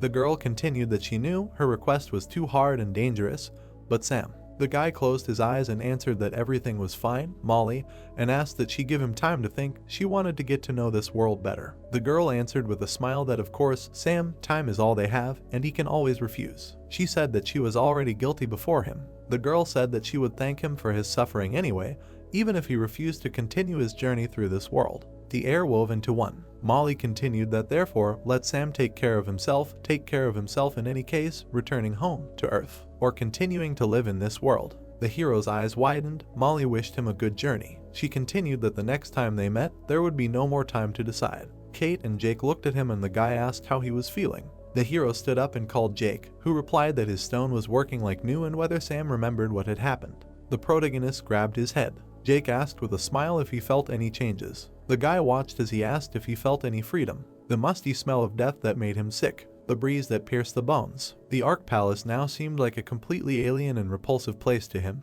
Now it was clear why Milo never had guests. Sam thoughtfully said that he had become stronger. The guy's indicators had increased. This system notified him of changes. This had never happened before. All the skills associated with his previous body were lost, and since he was no longer a zombie or a brick eater, the need for food and rest would appear again. Some skills did remain, and new ones were added. The guy frowned. He could still understand all the languages of the world and communicate in them. Because Molly had given him this skill, maybe it would even remain when he returned home. The body skills, transformation, and Blade Master were new. The hero said that about the Blade Master, it seemed clear. Kate stopped abruptly. The guy continued that, but what is transformation? And although, in this world, anything is possible, Kate thought enthusiastically about transformation. What happened to this body? It is all in scars and wounds. Even a hedgehog can understand that these wounds are knife wounds. The body probably belonged to some villain. Or maybe a soldier. The girl thought with a smile that he really said transformation. That's so cool. The protagonist lowered his eyebrows. His thoughts flashed that before he really shouldn't worry about his body, but now he is starting to worry. He continued his thought, I wonder where Jake got a real man. The grubs hung over his head. They came to a huge junction of wires. Jake asked if he killed anyone for this body, and that's all he cared about. The guy answered that honestly, yes. The man answered that he still had a lot to learn about this world. He hadn't even really seen the city. And the first thing is that it is in a state of perpetual war. Almost all living beings fight. Jake continued with a smile that the bodies of those killed in battle are collected and resold. If there is money, please let him keep his body, such as this world. Sam said that, but why do people do this? Aren't they afraid of danger and death? The man answered that this is exactly the question he expected to hear from a slave. Sam said angrily that why the hell did he still call him a slave? There was no such concept in his society anymore. Jake replied that he just wanted to say that he thought like a slave. That's all. He didn't want to offend him. He was just trying to be honest. The man said that anyway, it was time to change. They saw great potential in him, despite this thick veil of his slave ignorance. He folded his hands together. Jake lifted the lid of the flask and said that war is an opportunity. Sam closed his eyes. The man said that the lucky and talented extract great benefits from a small risk. Jake smirked and said that he should be grateful, but not to them. By restoring his stone and giving him this body, they allowed him to reach a new stage of development.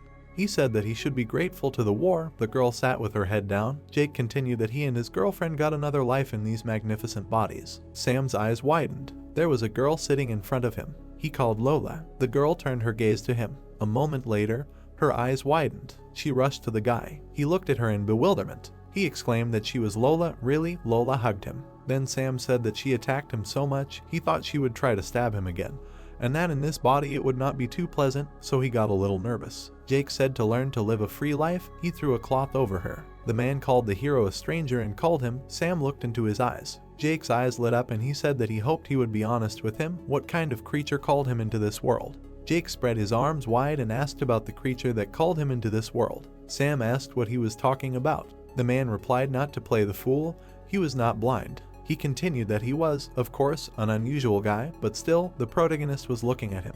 Jake said that it was obvious that he couldn't have made it all this way alone. Molly held the hero by the shoulders. Jake asked what kind of powerful being was accompanying him. He continued that he had been on the edge so many times, but he looked like a new coin. The man looked into the boy's eyes and said that he wanted to know who or what was protecting him in this world, and that he shouldn't try to deceive him. The boy looked ahead. Then he looked up at Jake. He replied that yes, he himself didn't really know.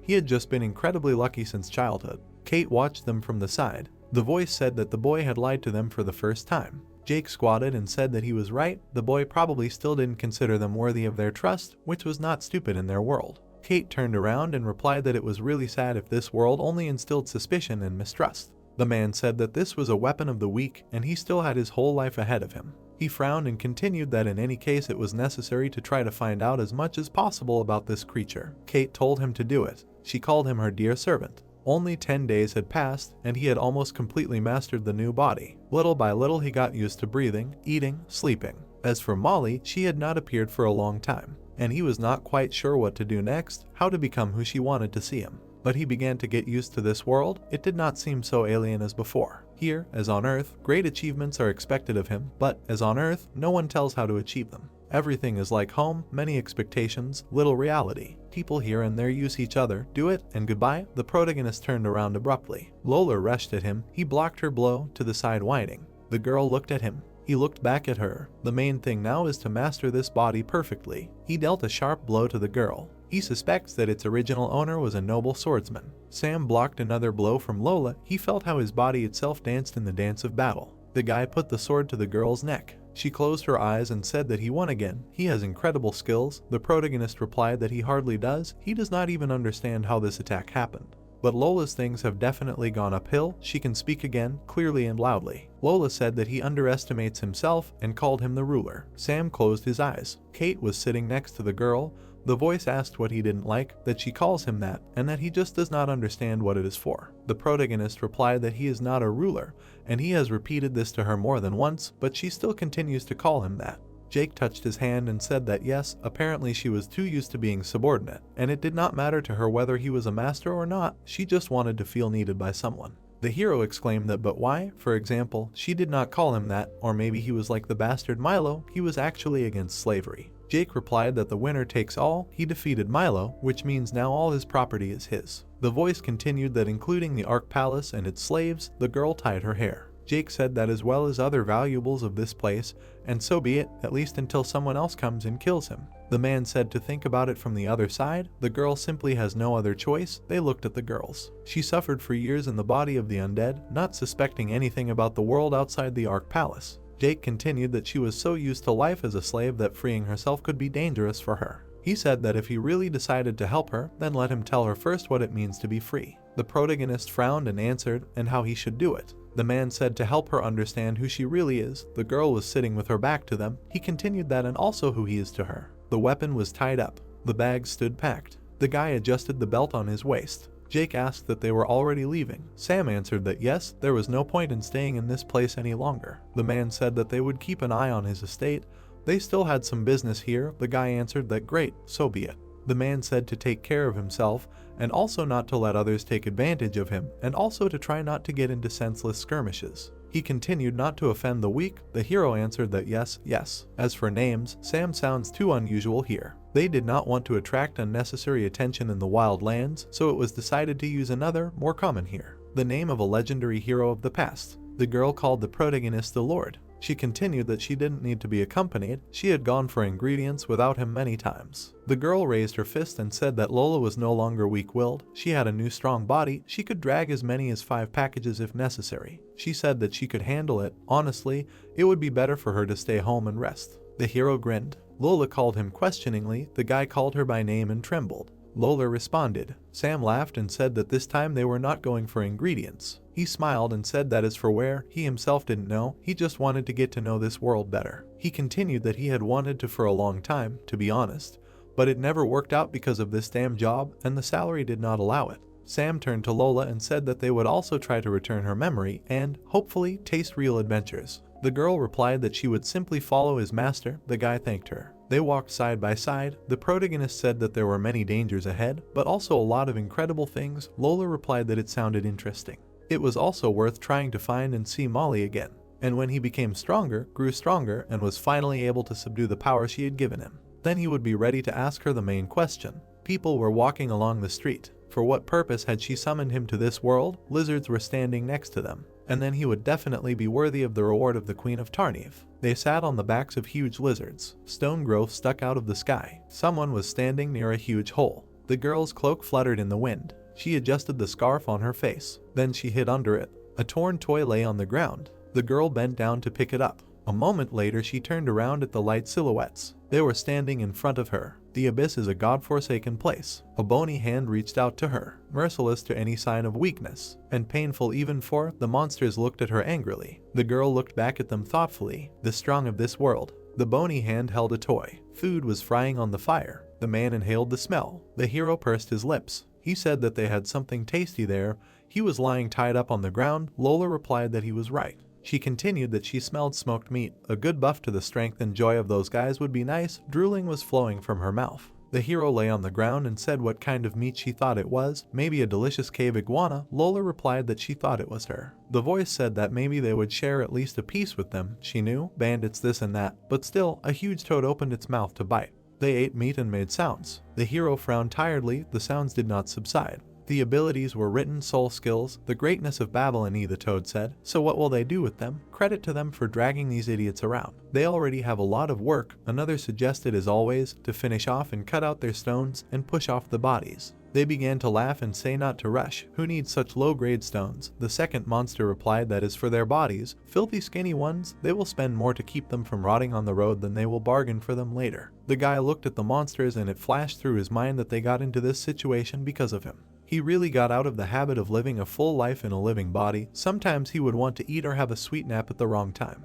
Lola chewed her food and said that she couldn't stop. The guy replied that the food was so delicious she needed more food. And how could he resist natural needs? They were lying in the sleeping bag and Lola said that she was full like a pig. Sam replied that after a hearty dinner, according to Archimedes' law, she was supposed to sleep. Well, seriously, it felt like he had been dead not for several months, but for a couple of years, and Lola, she had completely forgotten what it was like to be alive. The protagonist snored in his sleep. Creatures were approaching them from afar. Of course, next time they would definitely sleep in turns. The toads looked at them in bewilderment. If there was one, this next time. The monsters grabbed them and threw them over their shoulders. The lizard said that they wouldn't even sell them into slavery, maybe just eat them. Someone answered that he was right. The protagonist said to Lola in fear that how should I say, they were going to eat them. He thought they were in the ass, his stomach growled. Someone behind them shouted to calm his stomach. There was a rat in the bag and said that there was someone trying to pray before they died. By the way, she continued that his stomach was growling louder than his grandmother snored. Sam apologized.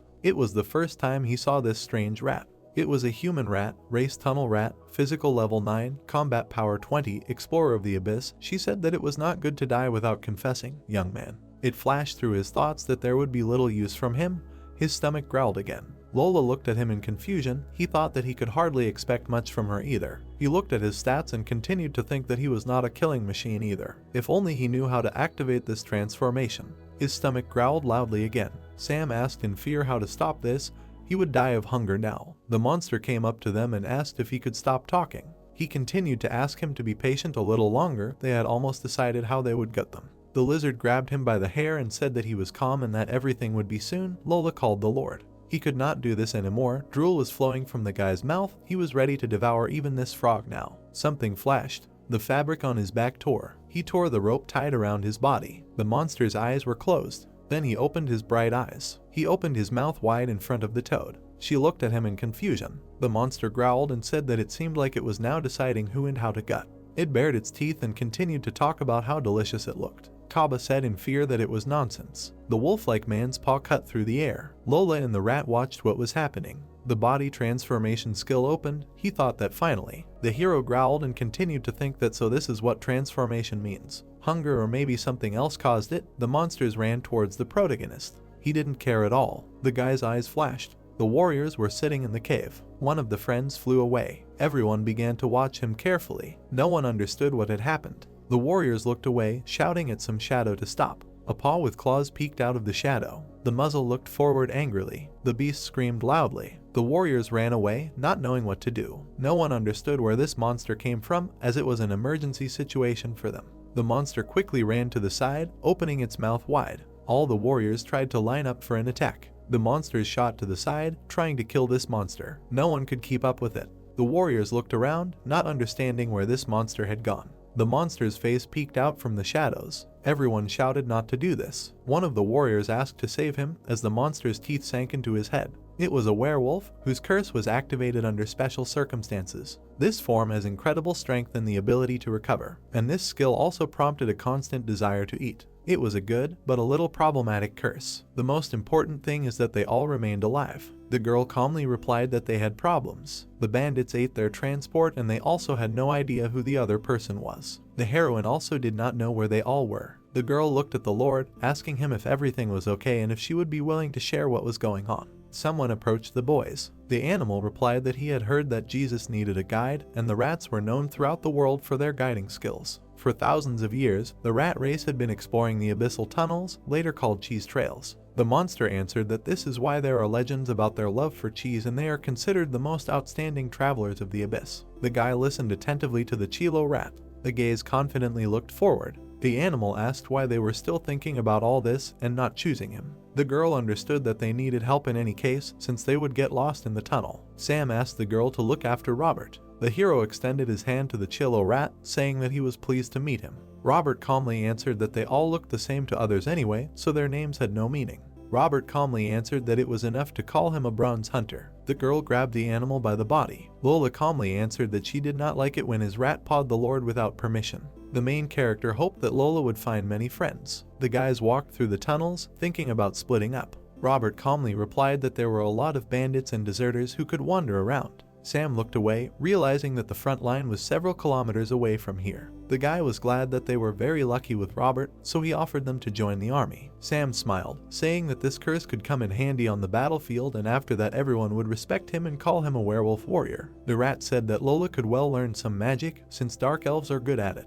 Robert calmly replied that he was very lucky since he felt safe. Sam really hoped that he would find friends. The hero laughed, answering that he was still a usurer. Lola calmly answered that their food supplies were running low and they would not be able to move on without additional provisions. The guy laughed, answering that first they would look for friends and then they would have lunch. The girl was afraid that the ruler would get hungry again and transform, then they would be his food. The heroes looked away in surprise. Robert shouted for everyone to run since they had little time. Sam himself did not fully understand the real danger of his new body. The guy understood that he had to take responsibility. Sam knew that on Earth he lived a quiet life, in the Ark Palace he was a slave in shackles. The guy himself did not yet realize the pain that he did not know. Sam understood that now it concerned him. Myriads of tangled corridors resembled a web. It was very unusual and unnatural for this world. The abyss really looked like a kingdom from children's fairy tales, but without knights on white horses. These tight grottos would simply be inappropriate. No strategy or maneuvering, only genuine brute force. The warriors talked among themselves. It was worthy of mention. Many goths were hidden under the water. It was all useless for the land creatures. Fish inhabitants swam all over the sea. All the water was filled with them.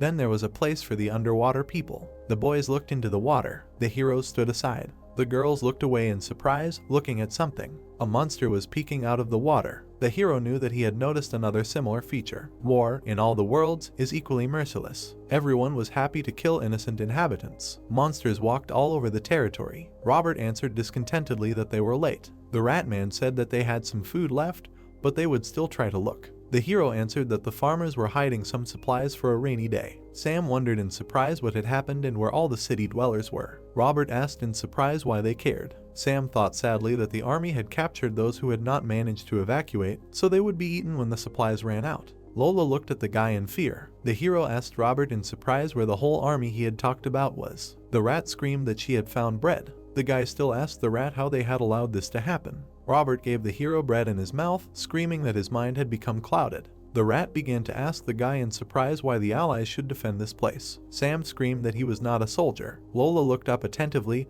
noticing something. Blood was dripping out of nowhere. Her hands touched a puddle. The heroine decided to taste it. Sam ate the bread with displeasure, saying that it reminded him of paper. The heroine continued to call the guy. Sam asked the girl in confusion what had happened. Lola looked away, saying that it was all from those who remained in him. Blood was trickling down the holes. No one understood how the enemies had gotten around all the main forces. Robert laughed, shouting that it was magic. The rat replied that the blood had not yet cooled, so they needed to get out. Sam and the girl began to look at something in fear. Robert, not noticing the huge monster, asked the guys why they had filled their mouths with water. Their eyes looked away in fear. Sam and Lola pointed their weapons. The mouth opened wide. The heroes looked angrily ahead, saying nothing. Robert answered with a laugh that they needed to find other warriors and then lubricate themselves. His hands grabbed the beast's muzzle tightly. Robert could not understand what kind of sounds these were. The beast looked at the monster in surprise, not understanding who it was. One of the frogs looked ahead. The others sat quietly. Lola shouted at Sam to leave Robert, since there was a better chance with two.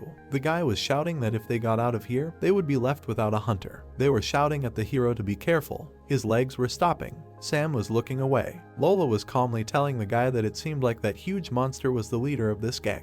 The monsters were holding weapons in their hands. Sounds were heard. Suddenly the monsters shouted something. Looking at them, someone shouted that there were too many of them. Having entered the fight, the protagonist asked where so many of them came from, how they had not noticed them before. Lying on the ground, the rat said that they were coming from underground. They did not live on the surface. The protagonist angrily replied that he should have warned earlier, and then thought about what to do. The monsters were rapidly moving forward. Suddenly a blow flew at the toad. Standing behind the hero, the girl said that she would cover, to which he replied that he was fine. Enemies were crawling out of all holes. Suddenly the protagonist opened his eyes wide. The monsters' statistics were displayed, and Sam thought that these creatures were individual. Looking at their statistics, the hero added that they were quite weak. The centurion stuck out his tongue, and the hero thought that their boss was certainly stronger, but he wouldn't say that he was much stronger than him or even Lola. The monsters surrounded the hero, and he thought that the problem was only in their numbers. Suddenly, the protagonist looked away. Rushing forward, the protagonist said that they were retreating here, to which she replied that she was listening.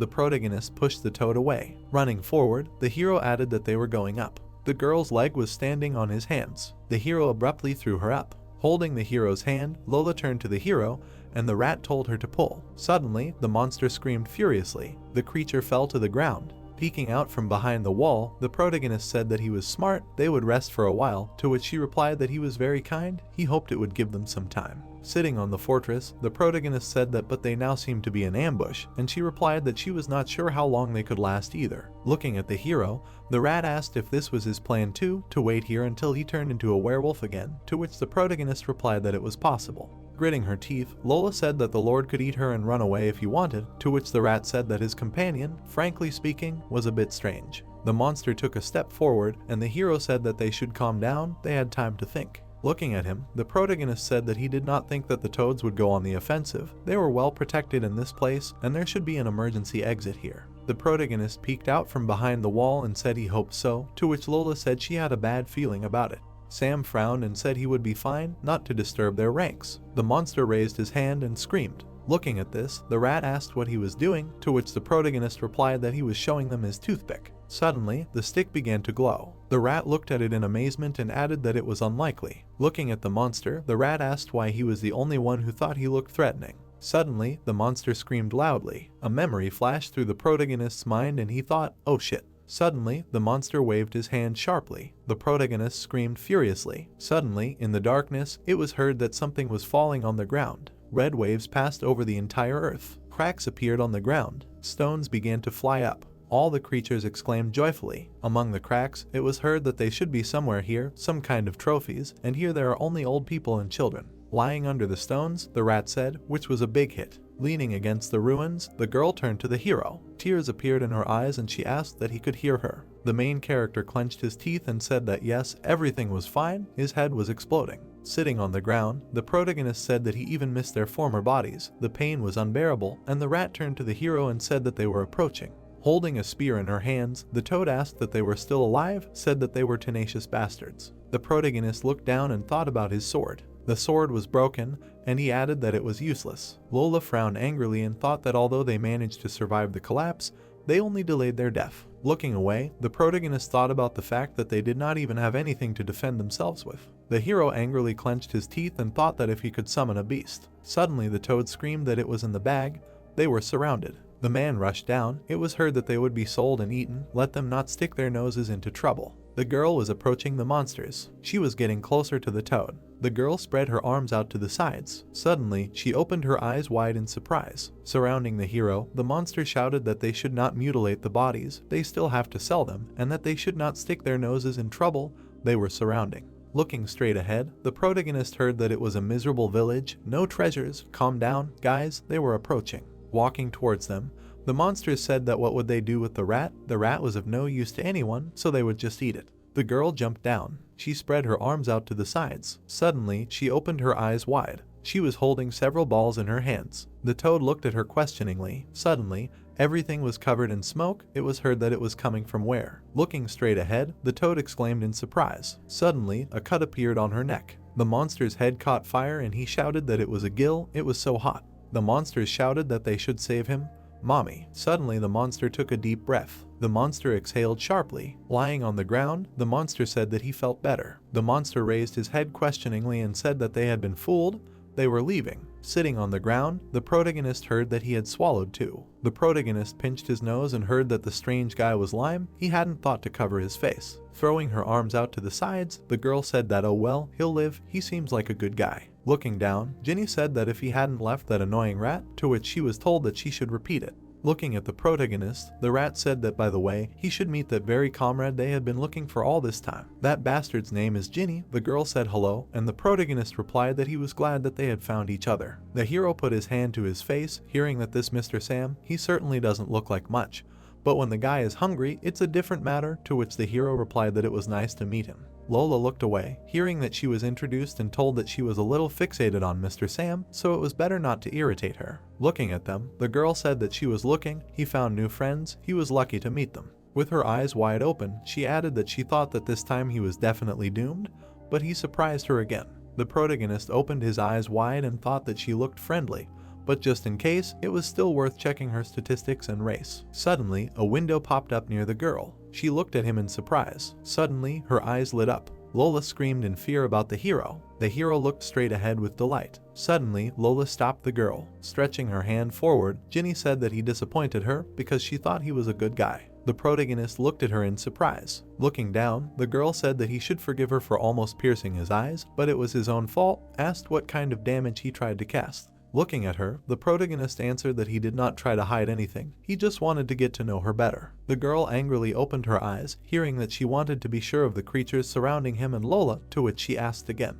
Lifting her clothes, she said that he should forgive her then, here is her stomach, what else should I show, to which he moaned. Covering one eye, the girl said that she felt his insignificant presence, too weak for damage. In any case, if she uses magic, she should do it more carefully. The girl's statistics appeared and she asked, What is it? Are you sure about her? So what kind of magic is this? Some kind of eyes of truth. Approaching the hero, Ginny said that it does not look like a spell, let him tell how they work, asked what interesting things he learned, to which Lola angrily replied that she would come closer and cut him. Looking at the rat, the protagonist said that she was an unusual girl, to which she replied that this is for sure, it seems she hit her head in childhood. The girl looked up, and the rat added that she was an incredible tracker. The protagonist turned around and asked that he was sure. They walked through the cave and the protagonist reflected on the fact that Ginny's statistics, frankly speaking, were not impressive, on the other hand. The rat turned around and said that the path had become narrower, let them look under their feet, and the protagonist added that she really could be a skilled bloodhound, it's a pity he only sees strength and physical potential.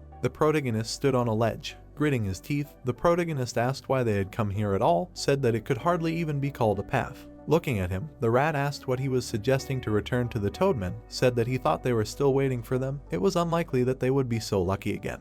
Looking at her, the girl said that she liked the path, a wonderful view opened up, to which she was answered that no one had asked her. A huge building appeared, someone said that they had almost reached the entrance to Jerusalem, a little more. Looking straight ahead, the protagonist said that the gates were not very impressive, they resembled a hatch to a bunker or an entrance to a parking lot, to which he was asked again. Looking at the hero, Ginny asked what these were some kind of spells, that he was carrying something, to which he thought that well, yes. Raising her hand, Lola turned to the hero and said that there was someone near the gates. Someone raised their hands and shouted for help. The walls of the fortress appeared and it was heard that they should open it, her friend was ill. The girl was lying unconscious. The elf raised her hand and said that they should help. She was sitting in front of the huge gates and someone asked about the children. Sitting on the ground, the girl screamed for help, said that her friend was ill. Small cracks appeared in the walls. The goblin was holding a crossbow in his hands and it was heard that they should open it. Suddenly, an arrow flew near the girl. She looked at the arrow in fear. It was right next to her leg. Suddenly,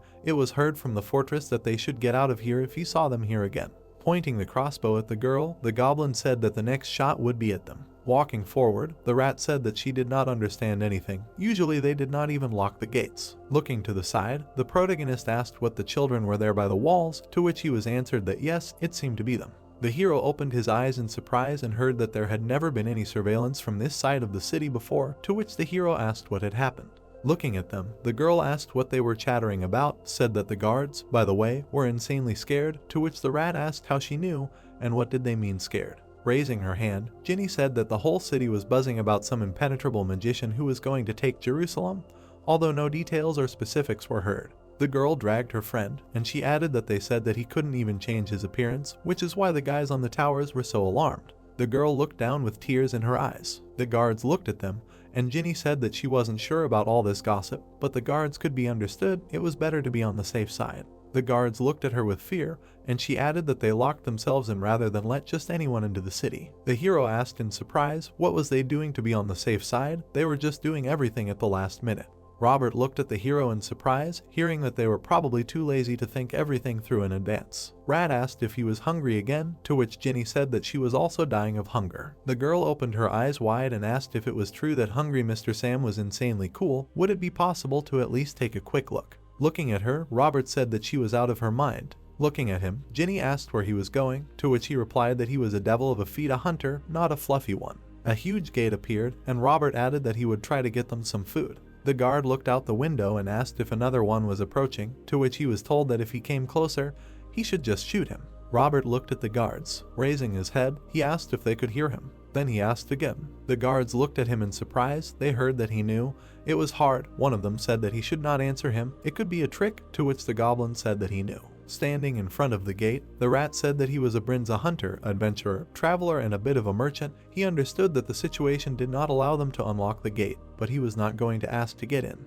Looking at the girl, he asked to listen and said that they came from the nearby villages. The guards looked at each other, and he added that they, like all of them, were the property of the nobles of Jerusalem. The girl sat on the ground, and Robert said that accordingly, these children were not some beggars, but the property of the officials of Jerusalem. Looking straight ahead, the rat said that he asked to share the remains of their provisions with the mortal travelers, and they would definitely mention their courage when they got home to the halls of their masters. Looking straight ahead, the protagonist asked what would they believe him now, to which Ginny said that the fluffy one was not as useless as he thought. The protagonist turned around in surprise. A brick monster appeared, and the protagonist thought that in this world there is only one rule: the strong and cruel use the weak and feeble, not caring at all about the suffering of a defenseless creature. Looking straight ahead, the protagonist added that there is no place for the weak in this world. But how then is the hunter going to pull all this off? Rat raised his hand and said that some water and a little food too, to which the hero thought that he was really sure that the guards would just spit in his face. A tide load appeared. The hero looked in surprise and heard that he was thanking them.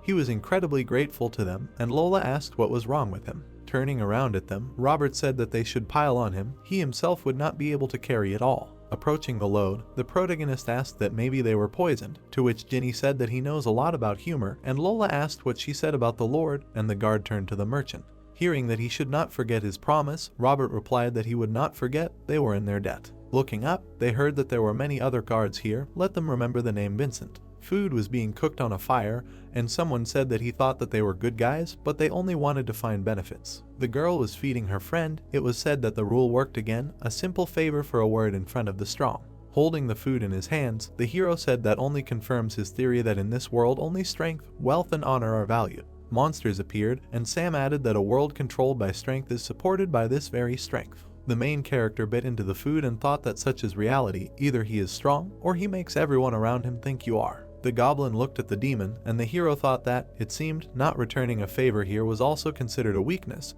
That orc was now probably rubbing his hands contentedly, waiting for his reward. Sitting by the fire, the rat said that that was stupid. Why, it seemed, did they share with these splinters? Will it do us any good if they turn into a beast at night and eat everyone here? Looking at him, Lola asked what he was doubting the wisdom of the Lord, to which the rat replied that he should finally leave her alone. He was not talking to her. Looking away, Ginny heard that he should teach the servants manners. She interrupted him every minute, so let him sit silently if he did not want her to interrupt. Raising his hands, Robert said that she was an ungrateful blockhead. He would go bald from these nerves because of her, to which she replied that she was very happy for him. If he did not shut up, then she herself would gladly pull everything out. The protagonist silently watched. The girl looked away and exclaimed questioningly. Raising herself, the protagonist said that in short, it was necessary to act. Looking at him, Lola asked that it was really possible to pull, to which Robert said that he meant that it was time to teach her manners. Smiling, the protagonist said that they would track him down themselves, this huge lizard. Turning around, the girl asked again. Standing by the fire, the protagonist said that they would track him down themselves. Smiling, the protagonist asked who else to rely on. Looking at him, Lola heard that they would defeat the beast, divide the spoils, and become famous. Looking away, the girl was surprised. The children fell asleep, and Robert said that he certainly shared his thirst for adventure. He himself was one.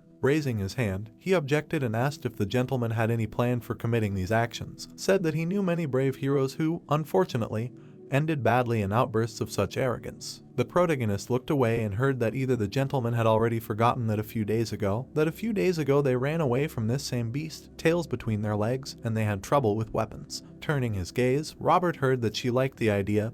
He was an old grumbler. Looking straight ahead, the girl said that the fluffy one was just a bit of a coward, but she was sure he was in business, to which Robert said that, for her information, he was trying to foresee all options. The protagonist gritted his teeth and said that they could. The girl looked at the glow, hearing that he was sure of it. The protagonist opened his eyes wide and said that he scanned the lizards with his ability. The protagonist rushed towards the monster and said that the problem was that they were ambushed, but if the element of surprise was on their side this time, they would definitely do it. Looking at the girl, the protagonist said that it was decided then. He thought they could hit the jackpot. Looking away, Ginny said that it was unexpected. She didn't think that they were so interested in fame and fortune. The protagonist grinned and said that fame was what he came to Geralatin for. He wanted it. An image of a girl appeared, and the protagonist added that the princess of this city herself should know his name. Robert and Ginny looked at each other silently. The protagonist looked up. Raising a finger, the girl said, "Well, good luck, it was all just so spontaneous," and Robert said, "Yeah, even he could envy his greed," to which the hero thought that they seemed to think he was a little crazy. The protagonist sat on a ledge and thought that although she had never cleaned a weapon before, the protagonist sharpened the weapon and thought that in this body he was great at doing it and not only cleaning weapons. Looking at the sword, Sam said that it was a useless piece of metal and then thought that she understood it. Pointing to the side, Lola said that she was looking for it. They were ready to go, to which the hero replied that fine, let them give him a little more time. Looking straight ahead, the protagonist said that the blade needed to be sharpened well. Lola looked at him in bewilderment and asked that he was no longer afraid. Grinning, the protagonist said that their world was quite different. Looking straight ahead, she heard that from his relatively peaceful home. The protagonist said that this is why all this is new to him, but he is not afraid, rather he wants it himself. Then he added that although he said that all this is for fame or money, but this is not so, he just liked to kill. Looking into the abyss, the protagonist said that this world encourages him to do this even more. He is afraid only to realize who he is turning into. Taking the hero's hand, Lola said that no matter the desire or duty, let him do what his heart tells him. Looking down, she added that she will always be there. The children were sleeping on the ground. Suddenly, one of them asked what. Slightly raising her finger, Ginny said quieter. Suddenly, a glow appeared from her finger and she said that she will give him her name. Looking straight ahead, Ginny said that those who see, hear and feel will behold him. The girl looked at her in surprise. Looking straight ahead, Ginny said that at dawn she should go to the walls, they would open the door. Looking at her in surprise, she asked who she was. Standing in front of her, the girl asked who knew and then said that maybe it was better not to know at all. Turning around, she added that you never know, she might even bring trouble upon herself. The girl covered herself with a blanket. The girl's eyes lit up and she said that she would try to forget about it. She understood. Walking through the cave, someone asked if they were serious about leaving the children alone, to which they answered that they would figure it out. It was safe there, and they left them enough supplies. Looking at the main character, the girl said that they would finish quickly and return to the girls. Robert stretched out his hand to the side, saying that they should be silent. He smelled herring. Suddenly they all ducked. Looking at the toads, the protagonist said that he saw 4, no, there were definitely 5 of them, to which Robert said that the bastards were resting. Well, they'll give them something to eat. Looking at the girl, the hero said that even if they didn't notice anyone, they could still handle this group, to which she replied that she watched them fight. It was wild. Looking down, the girl said that but they shouldn't forget that at least 2 should be left alive in order to find out valuable information. Grinning, the protagonist asked what he meant by that, wild, and Jenny said that she only noticed that the gentleman often lets his emotions get the better of him. Looking out, the girl said that the 2 are not being touched. The protagonist looked at the monsters. Pointing at them, he gritted his teeth and thought that he didn't know if he really expressed his feelings as vividly as Jenny had noticed. Lola's eyes lit up, and he added that he and Lola had no plans for further action. The toad held a weapon in her hands, and the protagonist thought that she simply understood from his expressions what to do. She was amazing.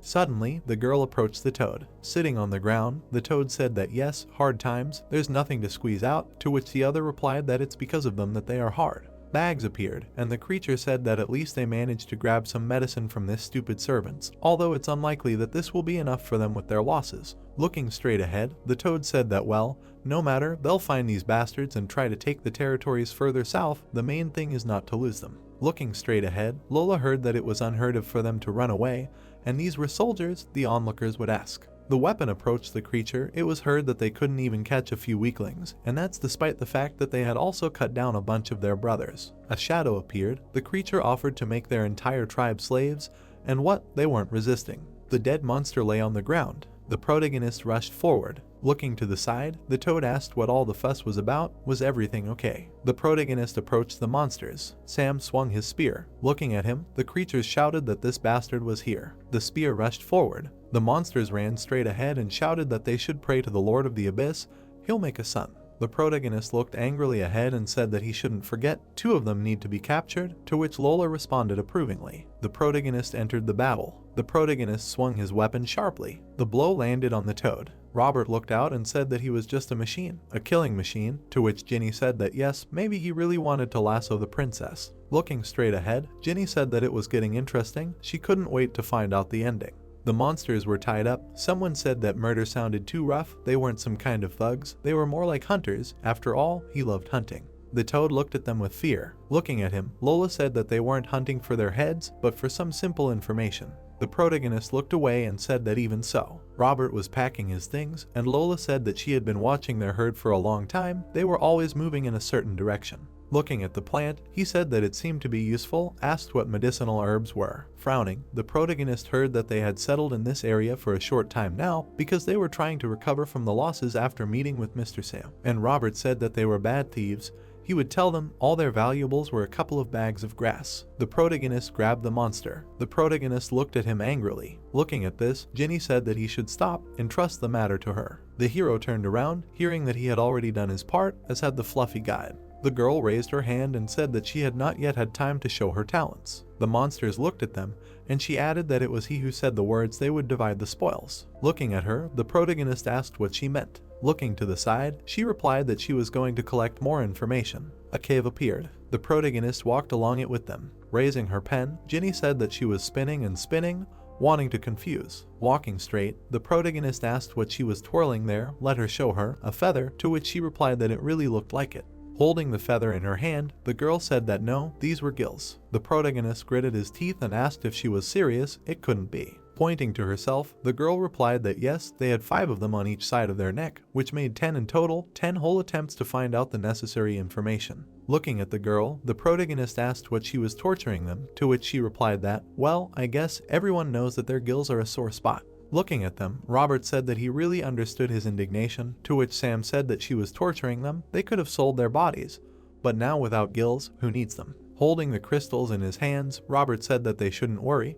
He managed to save the soul stones, and yet what a waste. The protagonist's eyes widened. Looking at the protagonist, Lola turned to him, and the hero thought that this world still amazed him. The protagonist said that everything was fine, let him not worry, and Ginny said that they should not bother their heads, they were almost there. A huge crowd of monsters appeared, and she added that if they moved from the known parking lot, they would lose their advantage. Let them think about it and not mourn someone's gills. The wounded monster held a weapon. It was said that there would be no better chance to attack. It was necessary to do this while they were weak and bloodless. The huge monster looked straight, and the girl added that their leader had a lot of worries about all this. They would find a good place for observation and everyone would think again quickly. Looking to the side, Ginny asked whether he no longer wanted his name to thunder throughout Jerusalem. Let them gather. The protagonist grinned slightly. Robert put his hand on his shoulder and said that he would collect the jewels. Behind the rocks he heard that of course it was unlikely. He thought the fluffy one would be killed first, to which he asked what, and they answered that they just didn't feel sorry for him. Looking to the side, the protagonist heard that she was a bastard. They argued she would be the first to be killed, and he would sell his remains and buy himself a new house. The protagonist looked at the dark silhouette. A black demon appeared. Frowning, the protagonist thought that they hadn't seen each other for a long time. The demon gritted his teeth and thought that he would not live to see his accomplishments. A stranger. A gray sky appeared. A thought arose that in their world they play by completely different rules. The hero stood in the fog. He heard that he knew. He was shocked and still not used to them. The hero looked straight ahead. It was said that, but is it true that their worlds are as different as he imagines? The girls looked straight ahead. It was said that strength, decline. A monster appeared. It was added that experience. The main character looked away and fell silent. Spreading his arms out to the sides, the protagonist said that, yes, he knew what he was getting at, their worlds might be similar. The main character stood in front of the monsters and said that, but still they were not that rotten. Suddenly a face appeared from the fog. It was said that even so, not that much, he says. The creature approached the hero. It was heard that, and it seems to him that it is not their world that is mired in hypocrisy, and isn't he right? They, in turn, are honest with themselves. The main character grinned and asked what drew him to the problems of the universe, whether he was the one who threatened him, hiding his true motives. The demon's eyes lit up and he said that he was just being careful. This is a necessity in communicating with strangers. The demon smiled and said that they were deceitful and two-faced, so it was better that they were afraid. Looking away, the protagonist said that it was necessary. He did not allow himself to dodge them. He said it was only a measure of caution. Looking up, the protagonist heard that he only started this conversation because he was adapting to this world too quickly. The man grabbed his head. It was said that outsiders from other worlds often went crazy from the way of life in other people's shells.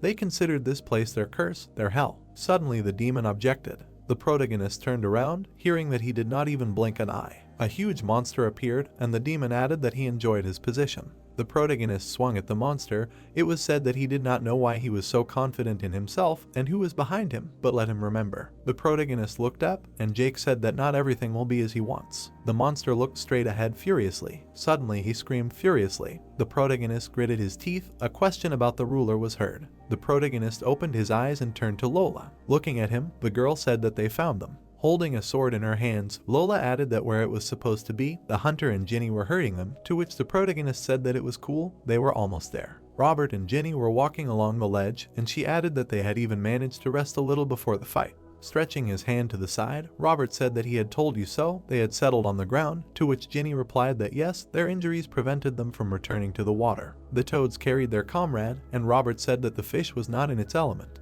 Looking down, the girl added that they both swim and walk on the ground, warriors. A wounded monster appeared, and the girl said that it was a pity that they hadn't really succeeded in the first, and in the second, and in the third. Standing at the top, the girl asked, by the way, where was their huge Pentiuc? Ginny looked down and said that she would like to gather some information now, catch them and tickle their gills, to which the rat replied that it was scary. Standing in front of him, the protagonist said that they were listening. Pointing to the rocks, Robert said that as expected, they had stopped at the campsite and were now restoring in this place. Their entire camp was in sight. Looking straight ahead, the protagonist said that good work, they had done their part of the task well. Looking up, Robert said that it would all be in vain if they did not drag out the main battle, and then asked that he was really going to fight that huge Pentiuc. Gritting his teeth, the protagonist said that they would kill him. He was only worried about his magic, to which the girl said that he should calm down. He did not know how to use magic.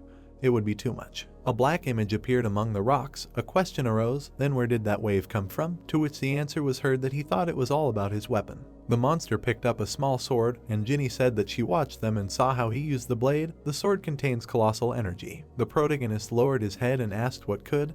Then they would try to steal it, and the girl said that it would be possible, but drawing on the ground, the protagonist said that to be honest, they do not know where the leader is. Croaking was heard in the middle of the cave. Toads were dragging wounded comrades. The wounded monster made a sound. His comrade was helping him. The protagonist silently watched them. Looking straight ahead, Lola turned to the hero, and he asked what was bothering her. The protagonist leaned on his fist and said that everything was fine. A memory popped into his head, and he continued that he simply used to think of these creatures as evil, immoral monsters. Gritting his teeth, the protagonist said that but as it turned out, they were completely different. It was difficult to understand after how many of them he had killed. Lola, looking straight ahead, said that she would not call it morality. They care about others, only hoping that they will be taken care of one day. Ginny also shared this opinion. The protagonist smiled widely and asked how they had already become friends, to which she replied that she did not even think so. They were only exchanging information. Looking away, Lola said that in truth, she still did not trust her, to which the protagonist replied that he understood, but they should continue to cooperate, and she gritted her teeth, hearing that she could use communication, the first step in restoring her memory, the revival of her social skills. Robert turned to them. Raising his hand, he added that they seemed to have found him. The monster was swimming underwater, and the rat said that he was splashing, which meant it was time to act. A green glow appeared under the water. The monster surfaced from under the water. The protagonist looked at it. The protagonist, wide-eyed and surprised, asked why he wasn't in the camp with the others. Looking down, Robert said that the Radu recovered better near bodies of water. The monster swam straight, and he added that but this one was too small for the whole group, so the leader just squeezed the sweeter piece for himself. Gritting his teeth, the protagonist said that or it was some kind of trap, to which Ginny said that maybe so. She thought they were a little worried about the disappearance of the squad they had worked on. The protagonist grinned and said that but even if so. Looking down, the girl said that they would not have a better opportunity. The protagonist raised his hand up and thought that his doubts were probably caused by some kind of muscle memory of an experienced warrior. He saw the situation as follows: the lizard is trying to show his defenselessness and thereby provoke a fight in his element. The protagonist looked away. Lola was looking at him. Holding the cloak in his hands, the hero thought that but what if they really tried to take advantage of his vulnerability, then this trap would be his own fault. Suddenly, they began to make their way forward. The protagonist looked at the water. Looking at the monster, the protagonist thought that he just needed to prevent it from coming to its senses. Smiling, the protagonist added that he also needed to destroy the beast. Standing behind the hero, Robert said that he should not be rash. Sitting next to the girl, he added that, frankly speaking, he was nervous. He did not know what was on his mind, to which she responded approvingly. A battle was shown. It was said that if his plan failed and the small Radu came to their senses before he killed the leader, then they were finished. Robert narrowed his eyes and said nothing. Leaving, he said that he thought it was time to get out of here. In any case, he managed to profit a little, to which Ginny said that he should believe in him, they would watch. Looking straight ahead, the girl said that she understood that he was scared to death, but still let him think about what he would do to him if he betrayed them now. The protagonist bit Robert, and Ginny said that she personally would be seriously worried if Mr. Sam sharpened his tooth on them. Robert rolled his eyes. The protagonist looked at the monster. It was heard that he was thinking he would not lose anything if he watched for a while. The protagonist looked down. The monster was underwater. The protagonist asked what, probably, was bored. Suddenly the monster swam out of the water. The eyes of the protagonist lit up. The image of the creature appeared in front of him. Standing in front of him, the protagonist said that this is also while he kills his brothers, asked that he was looking for her, still looking for someone who can cook toad legs. The protagonist grinned and asked why his brothers were scared by his mere appearance, saying that they had attacked defenseless settlements so boldly. The monster frowned and said nothing. The monster closed his fingers. Approaching the hero, the creature said that he should listen here, he promised him. The protagonist looked up. Looking at him, the creature added that he would not die today, first he would skin him. Lola hovered over him, and the monster said that he, too, would beg to be killed for a whole year. Lola climbed, and he added that she, breaking his fragile bones, would enjoy the music of his moan. Lola held a dagger in her teeth. Standing in front of him, the protagonist said that he did not expect him to understand him. They say that they, the Radu, have brains the size of a dog's. The hero grinned when he heard that they would watch him talk to him. Lola's eyes widened when she heard that she had no one of her own. Suddenly, the girl rushed towards the monster, and he added that he had a long tongue. The girl looked at him carefully. The monster looked up. Suddenly, his eyes lit up. He swung his hand sharply. Lola struck him. Gray smoke appeared behind the monster. Looking there, the protagonist called her. Standing behind the hero, the monster said that it was a good performance, but he shouldn't have underestimated him so much. The monster abruptly raised his hand. The hero looked at him in fear. Suddenly, red rays appeared around the creature. The protagonist ran among the red particles. The protagonist held the sword in front of him. Sam asked fearfully how she was. Looking at the hero, Lola replied that she was alive. Gritting her teeth, she apologized and said that she screwed up. The monster waved his hand and shouted that to hell with it all, they were moving on to plan B, to which they replied that they were. The monster held a dagger in his hand. Ginny and Robert looked straight ahead in surprise. A red tornado appeared around the monster. Bloody splashes were visible. The protagonist stood in the gray smoke. The monster grinned ominously. Looking down, he said that he thought he had underestimated. The protagonist frowned, hearing that there were a few more guys like him. Centurion statistics appeared and he said that he hoped he could guess where they were now, to which the protagonist thought that even though he was. The silhouette of a demon appeared, and the protagonist thought that he looked unrealistically strong, but still just a dud compared to Milo. The girl held a sword in her hands, and the protagonist thought that he shouldn't panic. Lola looked straight ahead. The protagonist grinned and thought that they would do what they had to. Behind the rocks, a voice was heard that it was time to get out. Sitting on the ground, Robert said seriously, his plan had failed, to which the girl replied that she had seen it. Behind the rocks, someone said that he had heard something, as if from the pond, to which the rat said that it was bad.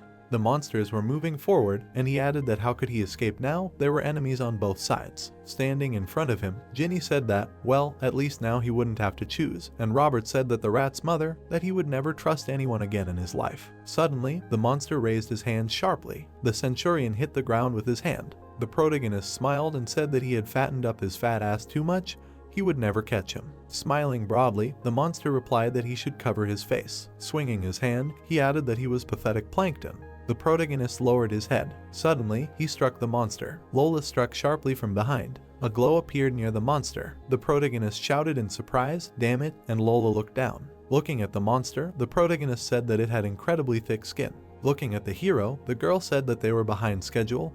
His minions were already on their way, to which Sam replied that he knew. The knife was stuck into the monster, and the hero added that their blades could not penetrate it. The centurion struck and screamed. Looking away, Lola screamed that he should try to use transformation. His fangs and claws looked sharp enough. The protagonist asked that he would attack her after him. Another plan was needed. Rushing forward, Sam thought that there was little time, but things were not so bad. They could not penetrate him, but he could not catch them either. Red particles were emitted from the blade, and the protagonist added that the blade seemed to need a little recharge. Suddenly, the hero turned to the girl and said that she should try to reach his unprotected places. Looking away, Lola replied that she understood. The girl began to run forward. Suddenly, she swung at the monster. Looking at her, the centurion said that she was a stupid fry, making the same mistake. The girl hit the monster. Looking straight ahead, he said that they could not reach him. Frowning, the girl heard that he was getting there. The protagonist jumped up, and the centurion finished that eye. Suddenly, he turned back in surprise. The protagonist grinned ominously. Having stuck the sword into the monster's hand, the protagonist thought that they didn't need them. The sword was stuck into his hand. Suddenly, the monster dropped the dagger. The dagger was rapidly falling down. Looking at his weapon, the monster said that he was a bastard. The protagonist looked away and said that next time he should use a weapon of his size. The monster stretched his hand forward, and the protagonist added that it was worth only pricking him a little, as he immediately lost it. The centurion struck the ground. Standing in the smoke, the protagonist said that so there will be no next time for him. The monster looked in surprise. The protagonist laughed and said that he thought so. Holding the weapon, Sam added that it fit perfectly in his hand. The protagonist's eyes lit up and he said that they had cut up the annoying little fish. Red particles were flying around the monster. Red beams were coming from the dagger. The protagonist shouted furiously that they had cut up the annoying little fish, to which the monster looked at him in fear. Red beams were flying towards him. The protagonist grabbed the weapon tightly. Suddenly Sam transformed. The protagonist looked at his hand in surprise. Body skills, transformation, Blade Master appeared, and the hero thought, what the hell, he can't control it. The hero transformed and added that at such a moment, red beams rushed forward. The sword was inserted into the ground. The hero opened his eyes in surprise. Particles from the weapon were flying at him. Standing in front of the hero, the monster said that he should look at himself. Swinging his hand, the centurion said that he was too weak, his toothpick was too tough for him. Sticking out his tongue, he added that he could take her because it was all useless. The girl raised her hand up. Smoke appeared around Ginny. Gray smoke filled the space. The wounded monster made a sound. Looking straight ahead, the creature asked where they had gone. Ginny and Robert crawled along the wall, and the girl whispered that he was a smart girl, well prepared. Looking to the side, the rat said that he always had some kind of, yes, rational plan, but he did not know how long he would have to hang around here, to which she replied that he did. Bending down, Ginny said that Sam was really unlucky, to which he replied that well, they had fulfilled their part of the deal, so all that was left was to wish them luck. The protagonist gritted his teeth and asked what the heck. In the distance of the cave, they heard that they had arrived to help. He was trapped, to which the protagonist objected. The monster smiled, and the hero thought that he had no idea what to do now, and the big guy was alive. The creatures walked straight, and he added that there was no more retreat. The protagonist looked at the monsters and thought that he himself had signed this sentence. Looking away, Sam heard that it was very nice, he was still so limited.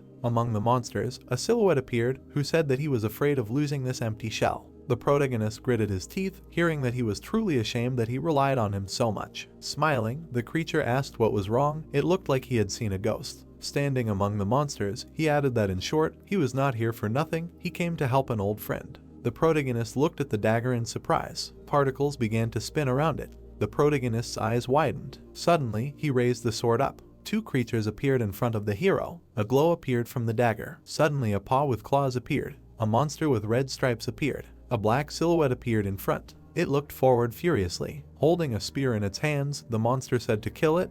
They still had a huge advantage. Rushing towards the hero, the toad said to go ahead and kill him. The creature raised its hand. The toads looked at it in surprise. Red beams appeared in front of the protagonist. Scarlet colors filled everything around. The monsters screamed in fear when they saw this. Suddenly, an attack was launched at the monsters. The centurion stood in the red smoke. Looking straight ahead, he asked how this weakling managed to do it. Two beams appeared in the distance. Opening its mouth wide, the monster added that it subjugated the blood relic. Blood appeared in front of the girl. She turned around in surprise. Looking at the protagonist, she addressed him. Sam looked at his hands and said that it was incredible, he could control the transformation. Looking straight ahead, the hero thought that the blade had activated its ability. The centurion fell to the ground and made a sound. The toad was lying on the ground. The monster's teeth were showing. Lying on the ground, the monster grinned. The protagonist stood in front of him and said that he had lost. The protagonist's eyes were shining and he added that if he gave up right now, they could still avoid unnecessary casualties. Looking straight ahead, the centurion said that he was so arrogant and probably extremely pleased with himself, he understood.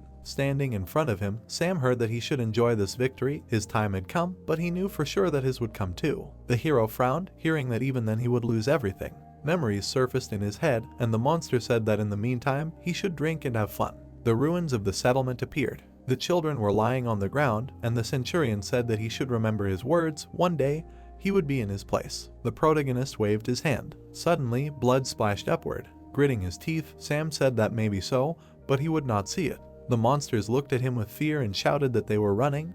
They were coming after them. Suddenly, the knife stuck into the toad. Lola grabbed the weapon. Suddenly, she looked questioningly to the side. There was something covered in front of her. The girl picked up Robert, and he squeaked. Looking at her, he said that he was so glad that they were alive and well. Why should she let him go to the ground, not dirty her graceful hands on him? Lola stuck the sword in his mouth. Looking at him, the girl said that he had betrayed the Lord, to which he asked what he had betrayed. Where did she get that from? Said that he had done his part. Gritting her teeth, the girl answered that it did not matter, he had betrayed him at the most crucial moment. Robert looked at her with fear, and she added that she knew he would forgive him, for the mercy of the Lord was only equal to his strength. Robert's eyes widened as he heard her say that she would forgive such a treacherous creature who hung around her lord. She was doing it for her master. The hero rushed towards them, and she added that she was doing it. Lola and Robert looked at the hero with fear, hearing that what was going on. Were they talking about him? The protagonist took the girl's hand, and she said that she was. Suddenly the hero transformed into a human. Gritting his teeth, Sam said that he understood everything, but he was obviously not their enemy. Lola looked down and apologized to the hero. Holding the bag in his hands, the hero said that no matter how he looked at it, it looked empty, and asked that he was sure it was worth it. Bowing, Robert said that he was 100% sure that everything the Lord had won in this battle would fit in there. Standing in front of him, the protagonist said that it was interesting, it looked small, to which Robert replied that it seemed to him that the bag was somehow connected to another dimension. Raising his head, he added that it was his gift to him. Looking away, the protagonist suggested pretending that the hunter had atoned for his guilt with this, to which Lola replied that she could do as she wished. Then the girl said that Ginny would still have to apologize to them, to which the hero responded approvingly, and then thought that her obsession still surprised him, thinking that before losing her memory, she was some kind of hired killer. Suddenly the gate opened. Waving his hand, the guard said that he had been waiting for him, to which Robert replied, what else did he need? Vincent looked at him and asked if he had forgotten already. It was him, he had helped him in trouble a few days ago, to which he replied that yes, he remembered. People were walking along the tunnel, and the orc said that he should put in a good word for him in the city. Well, he knows who he is talking about, to which Robert replied that yes, the Brinza hunter always pays his bills. The protagonist covered his face with his hand. Looking at the bright light, he thought that it was as if the city was inside the structure. A huge square heard that welcome to the sacred city of Jerusalem. It is not inferior even to their capital, because its governor is the daughter of the emperor himself. Looking straight ahead, the protagonist heard about death, no mercy for the bastards. Stones were thrown at the toads. It was said that several Radu failed to escape and were caught by the guards. Looking at the hero, Robert said that they were late, suggested hurrying. A huge palace appeared, and he added that if they were late, it would not be possible to sell the loot at a good price, and this let him not forget about bureaucracy and other papers. Evil monsters appeared. The protagonist looked away. The monster's mouth was open. It was said that although the gentleman thinks that such goods will definitely find a buyer. The auction house of Jerusalem appeared. The protagonist said that it was a creepy place, a typical corpse house by appearance, to which Robert replied that he had said it to the point. Suddenly a hammer hit the counter. The monster with a hammer in his hand said that lot number 401, the shell of a male half-goblin. The starting price is 50 million. Nobody, the lot is withdrawn from the auction. The protagonist opened his eyes in surprise, and it was heard that who needs this trash, except that it will go into pig porridge, not a trade, but a laughingstock. Looking away, the protagonist said that it was somehow depressing here, to which Lola replied that it was their turn. Raising his hand, the monster said that the next lot was number 402. A huge monster appeared, and he added that it was still fresh, the shell of a male super toadman, a little shabby, but overall in good condition. The starting price was 1,000 mil. Someone talks about the shell of a super soldier and that the ability to fight on land and water distinguishes it, and asks who will become its owner. Against the background of columns, someone announces that 1,100 mil 2 and 1,200 mil and asks if they will continue. People are climbing the stairs, and someone continues that he honestly says that this is an unusual find for 1,300 mils and clarifies regarding the continuation, but without waiting for an answer continues that 2,000 mils. The plot takes us to Jerusalem on the opposite side of the walls. Then it transfers to a temporary imperial palace. The guard gives someone a command to stop. They note the presence of a man and ask him who allowed him to walk around there. Ginny grins at the fact that she was called a man and adds that she completely forgot to change her clothes. The guard's eyes heat up, to which she asks what she is constantly thinking about. Ginny asks for forgiveness, for she really was distracted, approaching her eyes with words for them to convey a message to Her Highness that the girl has returned home. The guard became wary. They bow and ask forgiveness from the young lady, for they did not recognize her. The redhead walks forward, listening to the appeals to her about the fact that Her Highness is waiting for her request to lay down her arms before the visit, to which she agrees. The girl says that she honestly never understood this, for is anyone capable of harming Her Majesty? even with a weapon, to which the guard replies that this is a formality. Ginny opens the door while they continue that their lady is the most powerful creature in the world and therefore they are guards, too, a kind of formality. The girl's eyes glow. Ginny opens her eyes wider. Her Highness looks at the girl. She bows on one knee. She addresses the most ancient of the Tarnai, the ruler of this world, and greets her. She is the light in their dark kingdom, for there is no higher good than her excellency. Her Highness replies that she sees that her eloquence is still with her. She continues that although the rules of etiquette require such words, she is still far from the title of ruler of this world, however, as are her brothers and sisters who hear such phrases daily from other flatterers. Against the background of the map, she continues that although half of this world belongs to her, all this can change in an instant. She turns away and says that if Molly had not run away from responsibility, to which Ginny replies that then she would never have received her possessions. The girl looks back and continues that it is not the first time she notices that in this body she allows herself too much. The redhead apologizes. Majesty angrily replies that everything is fine, because she has lost too much. She touches her head with the words that she did it in order to be heard. Against the background of the city, she continues that she hopes that a small tournament in her honor will be able to console her a little and adds that they will invite several famous heroes in order to diffuse the situation a little. Ginny stands in the doorway while she thinks that maybe they will find someone worthy there. The redhead wonders what the point of this tournament is if she will have to sponsor it, and the mistress is not very extravagant when it comes to her people. She looks away and thinks. She turns to the guards saying that she singled them out for her and describes them as strong, muscular, weak-willed guards and emphasizes that this is cool. The guards express sadness, to which she continues that they are completely useless in fact, because they will only follow their master everywhere. The maids wish their mistress a good morning, to which she replies. She replies that they have a lot to do. Ginny begins that they should prepare her exit shell, because they need to sort out matters from the county. The girl is in front of the guards and continues that they are now also burdened with preparing for the tournament and gives orders to take this into account as well. Someone hits with a hammer. The red creature announces that lot number 402 has been sold to a male supera. He looks at it and says that it was auctioned off for 40,000 mils. They haven't had such a heated bidding in a long time. Someone is upset that they missed out on such a lot, and another says that it would be easy to make 40,000 on such a body. Sam asks why everyone is so upset and asks Robert what is going on, to which the rat looks ahead, dumbfounded. He turns around and says that he congratulates him, but he himself does not believe his words. Sam says that they will look into it. Robert continues that they sold the alpha male for 40,000 and the rest of the junk is small, and in the end it was 64 grand. The rat says that it looks like those two are not even listening. He could have easily fooled them, but he would not even think about it. Sam hands him the bag for himself. He continues that there are 4,000 mils in it.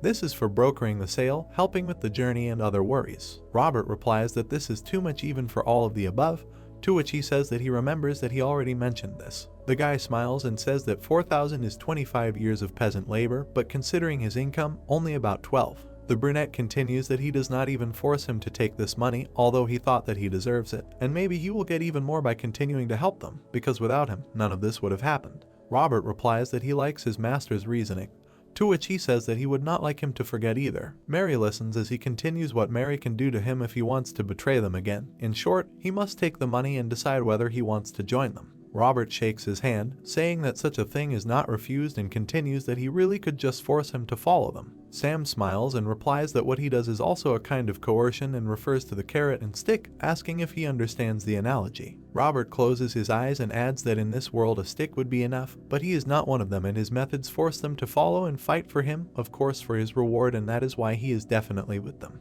All three leave the alley while Sam exclaims that the hunter is a good man and suggests summing up, because they still have 60,000 left and he still wants to meet the princess, to which the rat clarifies that he is on the right path and asks him to continue doing what he wants. He is sure that the guy will soon achieve everything he wants. He imagines the princess and her bureaucracy and they are constantly in search of outstanding soldiers, but asks him not to rush because soon he will definitely have the opportunity to prove himself and also asks him to trust him in this. Majesty thinks about something and feels something strange. She looks at the city and feels Molly's presence there. Molly turns to her dear Jew, for part of her soul stone has always remained with him, which means that her sister probably feels it. The girl opens her eyes and clarifies that it is her presence in this city. She looks forward. The yellow creature asks if he does not need to do anything then, because she will be able to find her anyway, to which she replies negatively. She imagines a man with a staff and answers that she is outraged by her disappearance and is not going to look for them because of what the country has become after her departure, all these wars and atrocities. Molly thinks about her sister because all this has made her hard and tough, most likely only severity and cold calculation remain in her. Her sister walks on skulls while she thinks that she has become a part of this world, and she is just a ghost of past prosperity. She pierces a skull with her foot against the background of words that she no longer has anything to do with her goal, namely to end this bloodshed.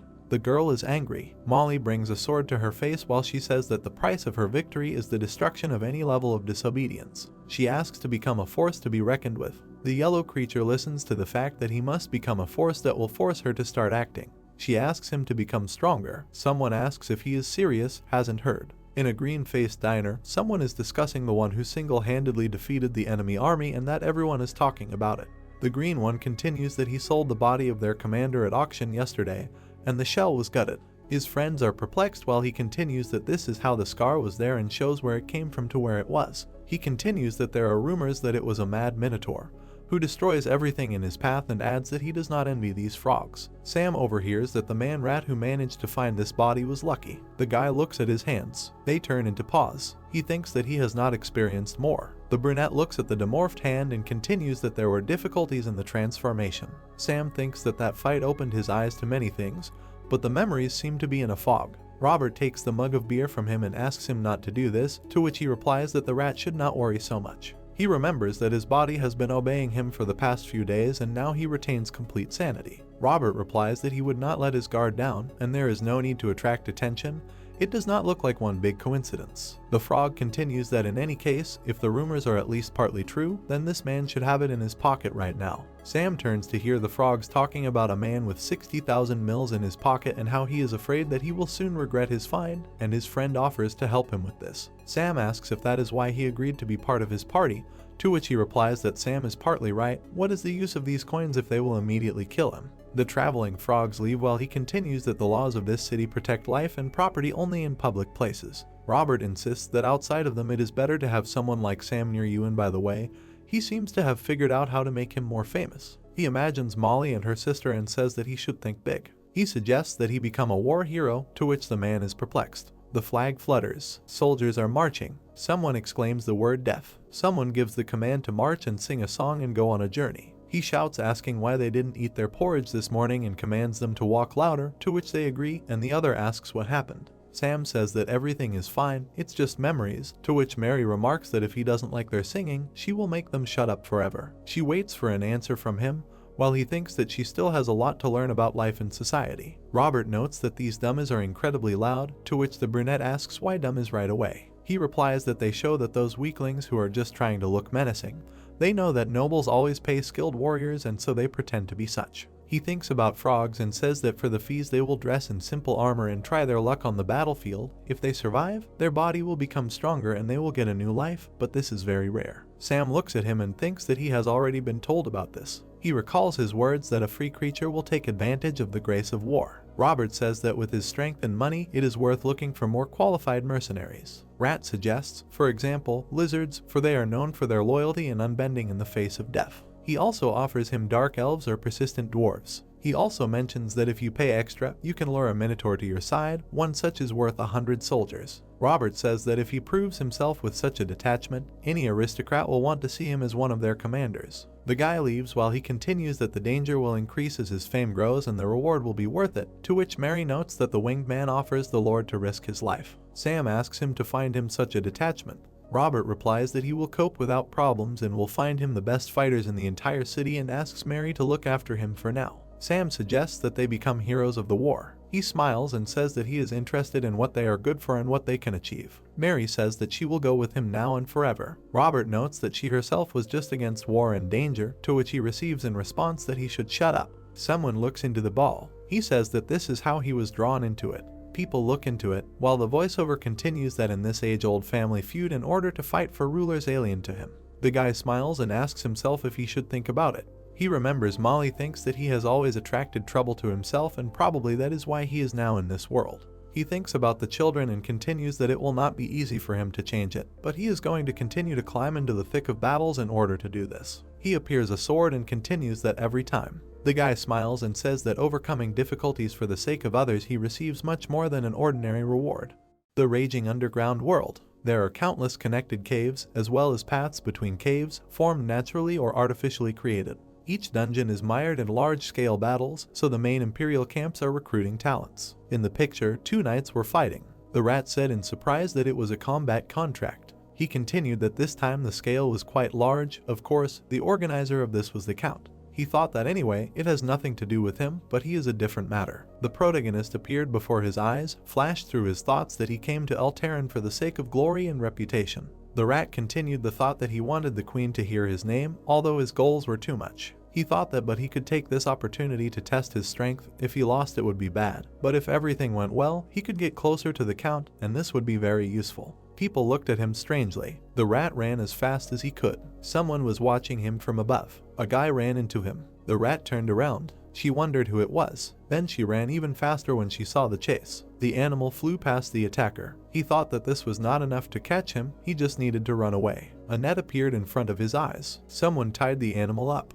The guy said that not long ago, at the auction, he was the same rat man who got 60,000 gold coins. Right? The rat replied that he heard this for the first time. The second guy said that it was useless, they knew everything before they came, so let him not try to confuse them. The guy said that they needed to fight, but they needed a lot of resources, he would help them. The man squatted in front of the rat and said that there are only 1,000 coins, and nothing useful. The second guy added that it was nonsense, how could he run with such money? The guy picked something up and asked what it was. The voice said it was a regular notebook, nothing interesting. That was weird. The rat started to stutter. The animal shouted for him to take the 1,000 coins. But to give it back, he had no use for it. The guy replied that when he said that, he changed his mind about giving it back. A dagger was put to the animal's face. The guy grabbed it by the head and said that was enough before he turned him into a piece of meat and a soul stone. Maybe he would tell him where the money was. He stretched its face and said, "So what do you think?" The rat started to laugh. 2 humanoid creatures walked next to each other and one of them said that they guard the gate every day when there would be something interesting. Then he continued that how could a real warrior like him waste time guarding the gate? The second said that just a minute. The voice said that the dark elves seemed to be robbing again. The rat man, well, that was just pathetic. They looked at what was happening. The guards simultaneously said that, but the monster said that they were supposedly on vacation. They didn't need to do such things. The second one answered affirmatively. The rat looked at them in bewilderment. He started calling the brave soldiers. They just passed by. The rat shouted that it was him. They met at the gate. The guy said to calm down. The rat continued that he hadn't repaid the Lord for his favor yet. He shouted that he didn't think he would turn into a soul stone. The guards turned around. One said that it wasn't the rat man they saw. The second one answered that it looked like him. Vincent shouted that they were bastards. He pointed his finger at them and shouted that robbery was happening in broad daylight. His name was Vincent. Let this rat man go. The man thoughtfully replied that Vincent was a bit complicated. The other said that a big meeting was about to start, so it was better to behave discreetly. They said that he was lucky, let him take more money next time he went out. The rat looked at them with displeasure. Someone laughed. The guy showed him the notebook and said that they had 1,000 coins in a diary.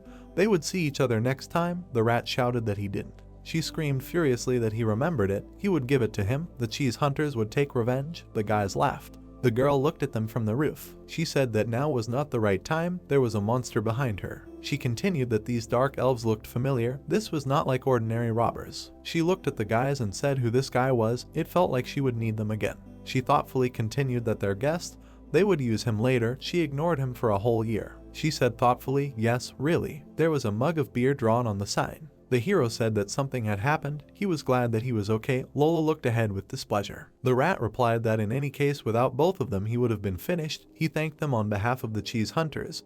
The guards were holding beer in their hands. The voice said that but when he thought about the things that were stolen, he was told that it was good that he survived. He still wanted to return the money. The rat asked if this was possible. The guard asked again. Then he took a sip and said that he just wanted to talk to these high-ranking people. That's how he could change the situation. The second guard asked, for example, the Countess laughed and said that he was joking. Vincent said that he was not asking for special help from this ratman. The hero asked again about the Countess. The guard asked in surprise that he did not know who this Countess was. Vincent asked, he was from the ditch. The protagonist laughed. The guard told him to forget. After all, the Countess's name had only recently been spread. The girl was going down the stairs. The voice said that Countess Jean, she was a beautiful and intelligent noblewoman. He continued that the queen was very close to Countess Jean, In Alteran, although there are many nobles, but no one can compare with Countess Jean. The voice said that not so many people are attracted by her beauty and fame, most come to the Countess's house for food. But since the Countess is often busy and is not in the mansion, so many people cannot wait to meet her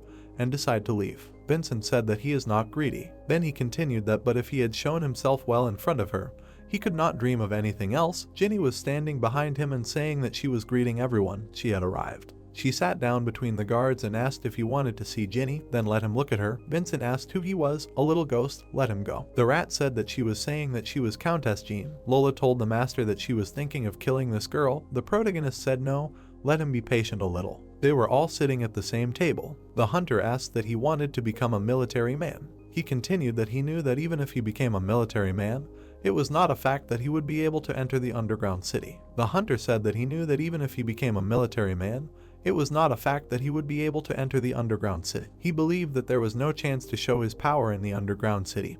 All that was left was to live his life here aimlessly. Vincent closed his eyes and said that yes. The voice continued that he should praise him well to the higher-ups, tell about how he barely survived near the city gates.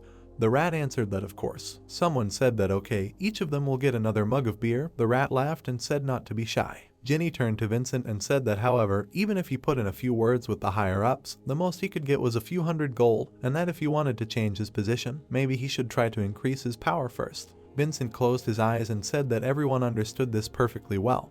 But they, the gate guards, had absolutely no such opportunity. The rat answered that it was true. Then he continued that he did not have time to tell. The voice said that in 5 days there would be a combat competition here. The protagonist and Lola turned around in surprise. The rat said that, moreover, this time the organizer of the competition. He continued that Countess Jean would be. The Countess, acting as the organizer, will watch the competition from the beginning to the end. Because the Countess rarely appears in public, a lot of people will come to the competition. Moreover, people who are on good terms with the Countess and those who want to get to know her will all be present at the competition. The rat said, well, how about not only seeing Countess Jean, but also becoming famous throughout Alteran? The hero answered affirmatively. The hunter asked in bewilderment, what does ya mean? In fact, everyone wants this. Vincent added that it is allowed to kill the opponent at the combat competition, so no ordinary people dare to take part. Everyone looked at the protagonist in anticipation. The rat said that Sam is not an ordinary person. When he is hungry, he turns into a ferocious monster. Lola answered that not only that, now even if he is not hungry, he can turn into a monster at any time.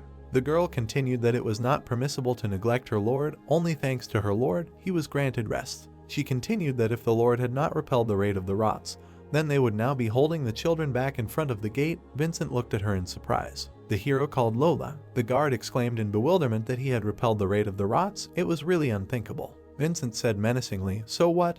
And what would they do to them if the main gates were not guarded? Then all the responsibility would be placed on them. Did they not know? The guard shouted that they were leaving. They had eaten their fill, and what do they think? He wants to protect the gate. If they do not know the true state of affairs, then there is no need to wag your tongue. The rat and the hero looked at them in surprise. Ginny said that this let him wait. Then she asked if he wanted to take part in the combat competition. This time they added one rule, the gatekeepers on leave can also participate. Vincent exclaimed in surprise, isn't it too irresponsible to add a new rule? The rat asked what was that? Ginny said okay, she'll check it tomorrow. Someone called a girl and called her a human girl. Vincent put on his helmet and said that if she dared to deceive him, he would kill her. The girl wished him luck and told him her full name. He turned around displeased. Then he said that if she met him at the competition, she should not complain about them. The rat bowed and wished them a good journey. Ginny asked in surprise that he had just used a magic eye on Vincent. The hero answered affirmatively. The girl asked how. Sam closed his eyes. The voice said that with their strength, it was really a shame to protect the main gate, but they had not yet reached the level of a combat competition. Ginny asked what he thought, but after participating in the competition, one can significantly develop their potential. She continued that because two people are on the same team, one battle can affect a lot. The protagonist replied that two people on the same team. The competition of two people on the same team is held only once. If compared with the competition for the title of champion, then this competition does not pose a special threat and does not attract much attention from the outside. The rat said that although the prize for winning the competition for the title of champion and higher, but this form of competition is much better. In any case, the main goal is to get the attention of the top. But despite all this, you need to show your best side, attract attention to yourself. Sam can now transform into a beast at any time, so they have nothing to fear. The guy asked that two people on the same team. Lola looked at him in bewilderment. A crystal shone above the city. The two people were surrounded from all sides. They looked at the people around them in surprise. The snake said that because they had become too unbridled, they were attracting attention to themselves. He continued that now they had a choice, either pay the fee or die on the spot. The guys looked at each other. The voice said that it was not bad at all. Anyway, they had long planned to return to the path of virtue. The guy spread his arms and said that they were not interested in this industry. They were just planning to change their specialty, and if he continued to steal, then he was a real asshole. The snake looked at him silently. He continued that everything was fine now, they would give way. The people asked if they still hoped to leave. The voice said that they should lay out everything they had earned during this time. The guy answered that it was okay. He held out a bag with words for them to hold. This was all he had on hand. The man told the snake that there were 1,000 gold pieces. The snake asked why so little and that it wouldn't do. The boy said with a smile that they were planning to take part in a fighting competition, so they spent most of the money on buying weapons and that they would talk after they won. The voice asked who could know if they would survive the competition, and that all their weapons should be taken away. The man responded affirmatively. The boy closed his eyes and replied that he wasn't going to resolve the conflict, but it seemed there was no other way out. The second boy shouted affirmatively. He grinned and said that if it came to that. Then he took out his sword and continued that they would fight for real. The boy agreed with a grin. He shouted that they were starting. Sean and Joe looked at the people around them. The snake shouted for the boys to remember to breathe.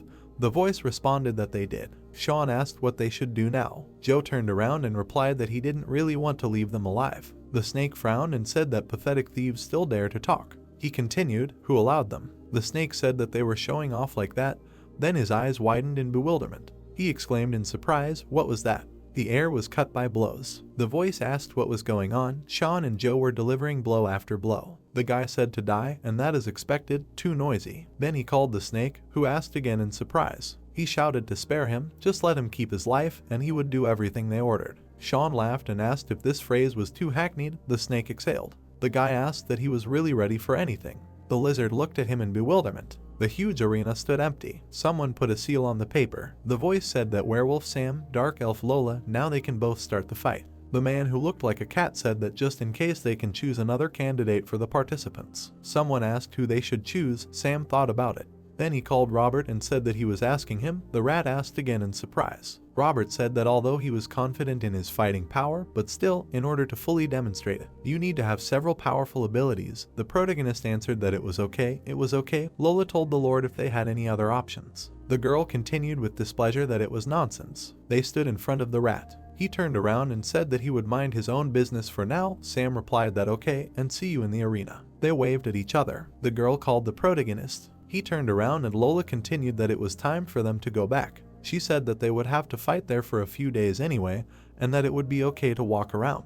The guy looked back at her. The building towered over the ground. It turned out that they would have to fight in this place. If the Roman Colosseum had survived to their time, it would probably look like this. The guy frowned. In the days of the Roman Empire, gladiators fought to preserve their lineage, but here the competition was held for money and glory. Perhaps he and Lola would lose their lives in a few days for the sake of glory. The protagonist closed his eyes. Lola's attribute value was not actually weak. She held the weapon firmly. The problem was, he continued the thought that most of Lola's abilities boiled down to the skill of secret assassination, and this is completely unsuitable for fighting face to face with an opponent in a combat competition. Moreover, there is another problem. It is because of Molly that ability manifests. Although he used these skills when fighting Milo, but after that fight he couldn't use them. Sam thought that even though he really wanted to ask Molly, this girl seemed to have disappeared. Was it all because of them? Jake and Kate appeared before his eyes. Still, he should go back and ask Jake first. He told Lola that they were coming. The girl agreed. They went straight ahead.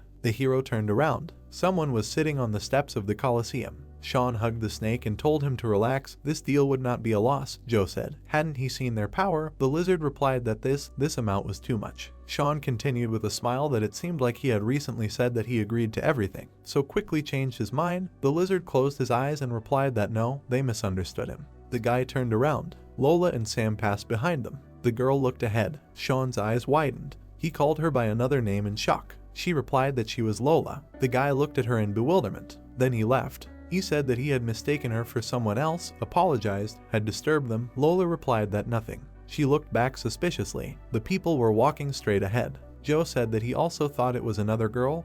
They had just made a mistake. Sean frowned. He told the snake that they would let him go. Then he continued that, however, he would have to help them with something. The girl spread her arms out to the sides. Someone addressed her. Turning around, Lola heard that where was she going again, to which she replied that well, stop grumbling. Sticking out her tongue, the girl heard that he had already said that it was quite dangerous if she was discovered, to which she asked that he still treated her like a child, said that she was already able to take care of herself. Lola stepped forward, and someone said that she was a fool, her abilities were still too small, and that she should come back quickly. The girl rushed forward, and someone shouted her name. The guy closed his eyes. Lowering his head, Joe said that they were leaving. The door opened slightly. Sean looked straight ahead. Looking at the girl, he thought it was Mary. The guy looked down. A bedroom appeared. Sitting at the table, the protagonist addressed the demon and said that he wanted to know something. Looking to the side, the protagonist heard what he wanted to ask him about. The protagonist grinned and said what it was. Suddenly, an image of the demon appeared in front of him. Looking to the side, Jake said that his partner really wasn't fit for a face-to-face fight. The hero laughed when he heard that they were completely unprepared and were immediately taking risks, and there was little he could do to help them. Looking down, the demon said that he should remember that. People in flasks appeared, and he added that their bodies were level C and D, and in this world they were still very far from the level of winners. Stretching his hand forward, the demon said that they were not the weakest either. Jake grinned and said that there was no need to increase his power because he could simply weaken the enemy. Lola's image appeared, and the demon added that dark elves were very good at this, although not perfect, but they could easily provide support in battle, to which the protagonist thanked him. Looking down, the protagonist thought that he didn't really want to weaken the enemy, but there was nothing to do. The demon began to disappear and said that then, after he prepared everything, he would contact him. Suddenly, the demon evaporated. The protagonist closed his eyes and sighed. Sam sat up and said that, as expected, he would have to act in a hurry. The protagonist looked at the weapon. Looking down, he said that in order not to endanger Lola, he had no choice. Looking at the weapon, Sam said that he would defeat the enemy as quickly as possible. The protagonist raised his eyebrows. He began to polish the weapon. A thought appeared in his head that, by the way, why hasn't Lola returned yet? The elf turned around. Looking away, she said that there was a robbery in the middle of the street. She didn't think that Altaran's security was so weak. Sighing, Sean said that, well, they didn't want to stir up the conflict either. Looking at her, he added that so, there was no need to resist, let her just quietly follow them. Lola looked at him, frowning. Lowering her head, Lola said that if they needed money, she would give them as much as they wanted. She still had urgent business. She hoped they would be lenient. The elf put her hand in her bag and heard that it was a pity, but their goal was not money at all. Stretching his hand forward, Sean said that they only needed her body. Lola looked at him in surprise, hearing that it was more precisely the body of a dark elf. Suddenly, she clenched her teeth tightly. Lola pointed the crossbow at him. Sean rushed towards her. Frowning, the elf thought that she would not allow herself to become an obstacle to the ruler. The elf grabbed the arrow. She fired sharply. The elf looked at the arrow in amazement. The arrow hit him in the ear. Sean suddenly pounced on the elf. The crossbow flew to the side. Sitting above her, the elf said that trouble almost happened, and then laughed. Closing one eye, Lola heard that her skill in controlling the crossbow had increased significantly. Suddenly, a tear fell on her face. Looking at her, Sean said that her strength is still not enough, fool. Lola looked in amazement at the elf crying. Joe looked away. The main character was sitting on a chair. Looking away, Sam wondered if Lola had really run into trouble. Hadn't she herself said that she would only walk a couple of streets? Suddenly, someone knocked on the door. The hero opened the door, and the goblin said that she was a bellhop at this inn. There was one thing that she had to give him. The protagonist looked surprised when he heard that one dark elf was kidnapped by other dark elves at the crossroads. The elves were leading Lola, and she added that she thought she was his partner. Lola looked back, and the hero thought about her. The guy was running down the street. He looked to the side. Robert suddenly appeared and asked him what happened. Sam answered that Lola had been kidnapped. The companion asked him to wait. Rat was indignant, said that he was very sorry, but still, maybe he shouldn't have been disturbed at such a late hour. The young man replied that he seemed to have forgotten.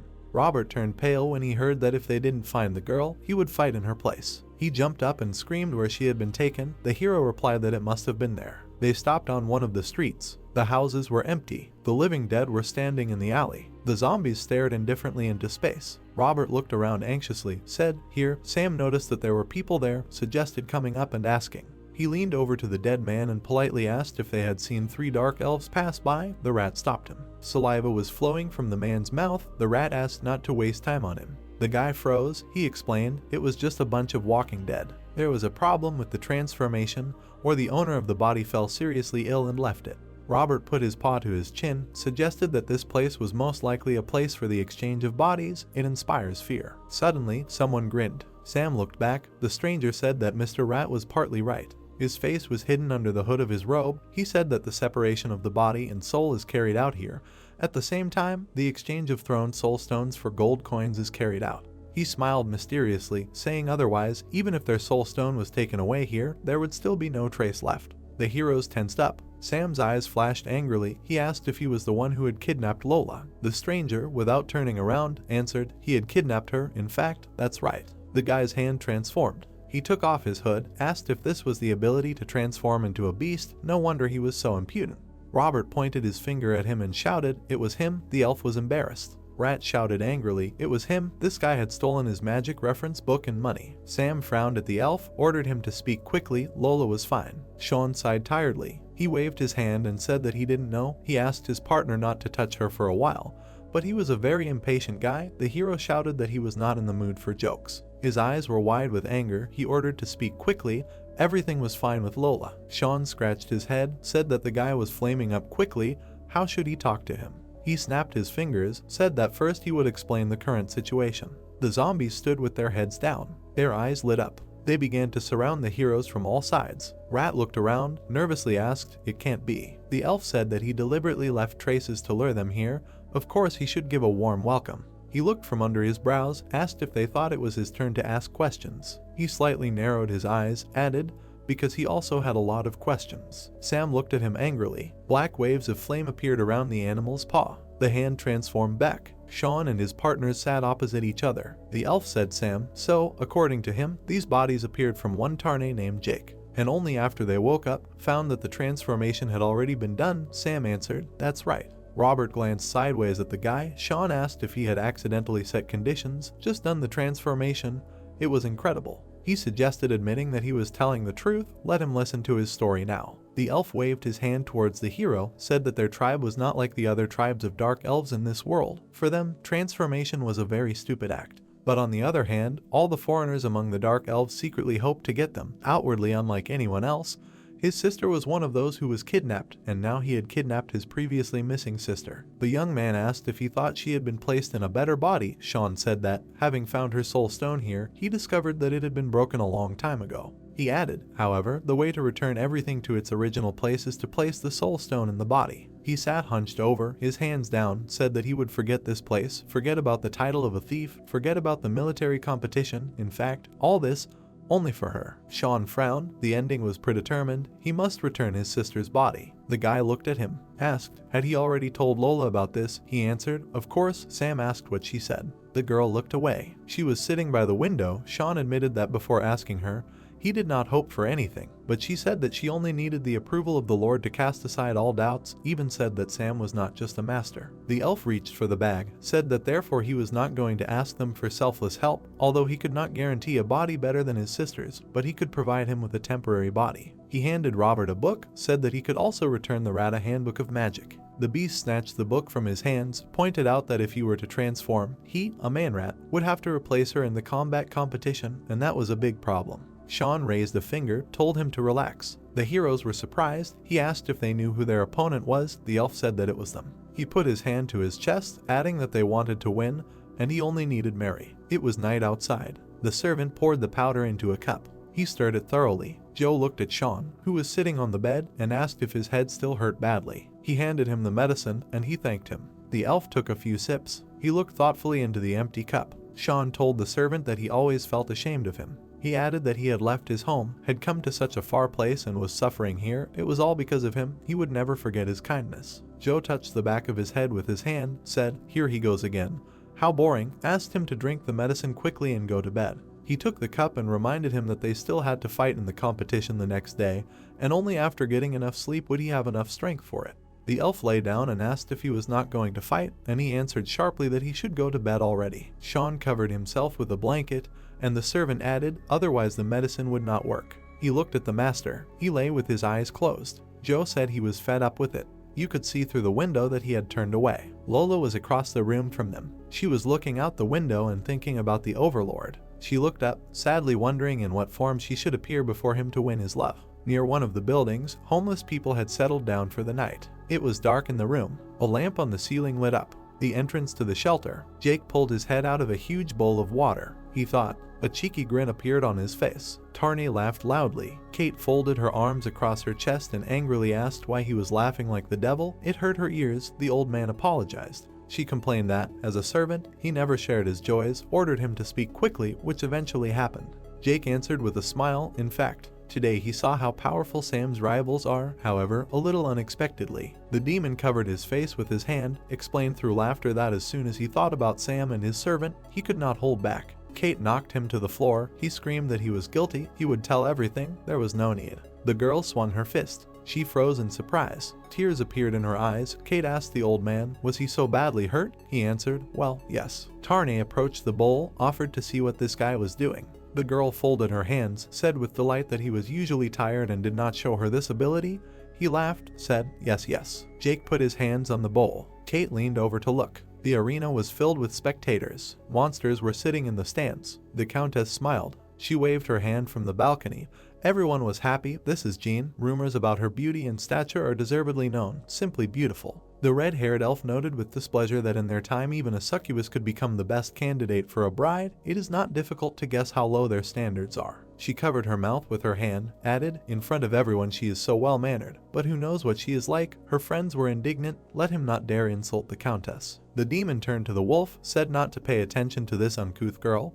We need to quickly go see who will perform in the arena today. The beast replied that in today's competition. He looked at the piece of paper, said that 2 dark elves are participating, 1 human and a human rat. The man was embarrassed, asked, is the difference in their power really very big? Besides, a human rat is participating. His friend agreed, yes. He noted that, moreover, there are rumors that these 2 dark elves, robbers, recently smashed the guild of robbers. He screamed in fear, really. The elf waved her index finger. The demon was indignant, so the competition was not completely meaningless. What was the point of them measuring their strength? She pointed her finger at the companions and noted that it was precisely because their ability to obtain information was too poor that they had no achievements. She said that recently, a level of frog was bought for 40,000 gold coins. They asked, and then the elf asked if they knew who was selling the frogs. She showed 3 fingers and answered, that human rat who would be participating in the competition today. They opened their mouths in surprise. The demon exclaimed, really? His power would be enough to defeat a level of frog? The wolf agreed that he didn't say anything. He was just a rat. It was impossible. But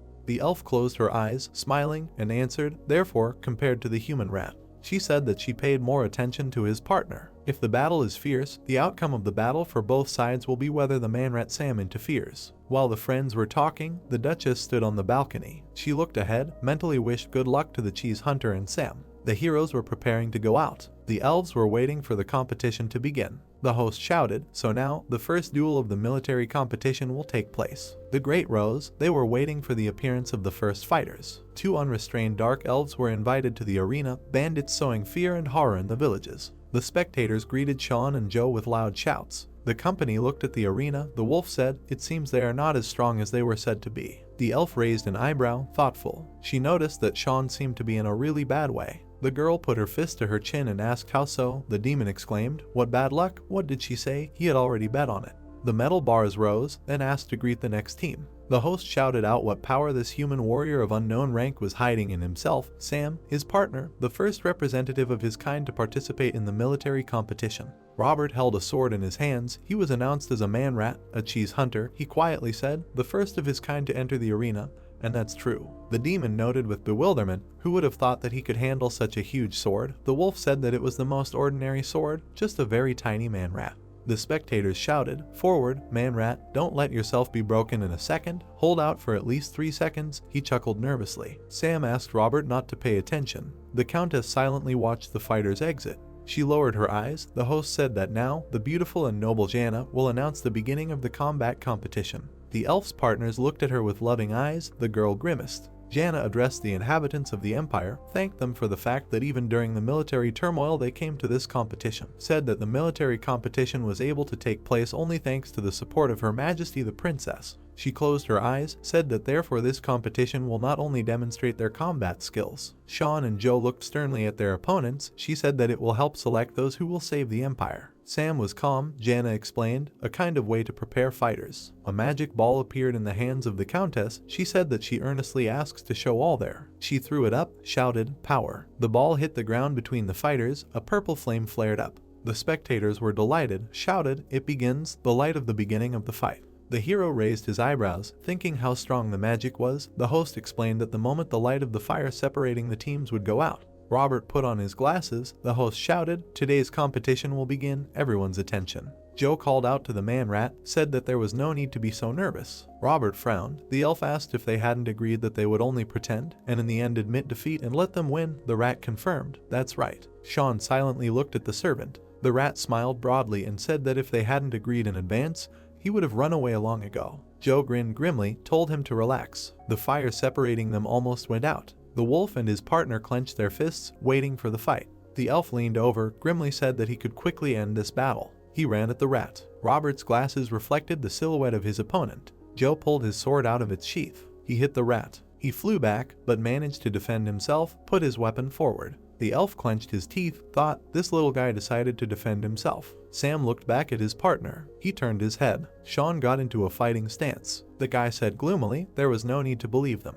He opened his eyes wide, thought now he would give free rein to the transformation. Sam was horrified when he realized that the transformation did not work. He looked down, indignant. Why? The opponent raised his sword, looked to the side. He swung and rushed at the guy. The hero managed to parry the blow. Their swords collided. The young man felt the increasing pressure. They simultaneously put away their weapons. After a short break, they exchanged blows again. Sean dodged the attack. Sam noticed that he was hiding the lower half of his face. The guy was amazed. The elf looked at him menacingly. The elf was closely watching the fight. The demon noticed that this warrior, although very cool, was always just defending himself. She thought this dark elf, named Sean, had been acting strange from the very beginning. She couldn't understand why he had put on this cloak or battle cape. It was hard to tell from a distance, but his face still looked very alarming. The fighter lowered his collar, raised it again. The girl exclaimed in surprise, wasn't this a reaction to the extraction of the soul stone? If it had come to this, didn't it mean that it was time to carry out the transformation? She thought, really, this guy's body. The elf stepped aside. She guessed, an empty shell. 3 torches were burning above the door. Kate was surprised. Looking at Jake, Kate said that Sam was in great danger and asked why he hadn't transformed yet. Looking at the main character's battle with the elf, Jake replied that something was holding him back from transforming into a beast, and he was already worried. Smiling, he noted that if this continued, there might be an outburst of his deep hidden power. Kate was taken aback by this. She asked with a surprised look if it was all because of the thing that Jake had given the protagonist yesterday. Jake said that he had told him that its contents would reduce the enemy's agility and also counteract various poisons. Although this was true, but his main goal was to prevent his transformation, thereby trapping him. Sam held the sword in front of him with a serious look. Jake imagined how the protagonist turned into a monster. Jake said with a serious look that if this happened, he would find out who Sam's patron was. Molly was behind the protagonist. Stunned, Kate thought that Jake had started talking crazy again. Looking down, Jake said that, moreover, he thought that Sam would also find out about it.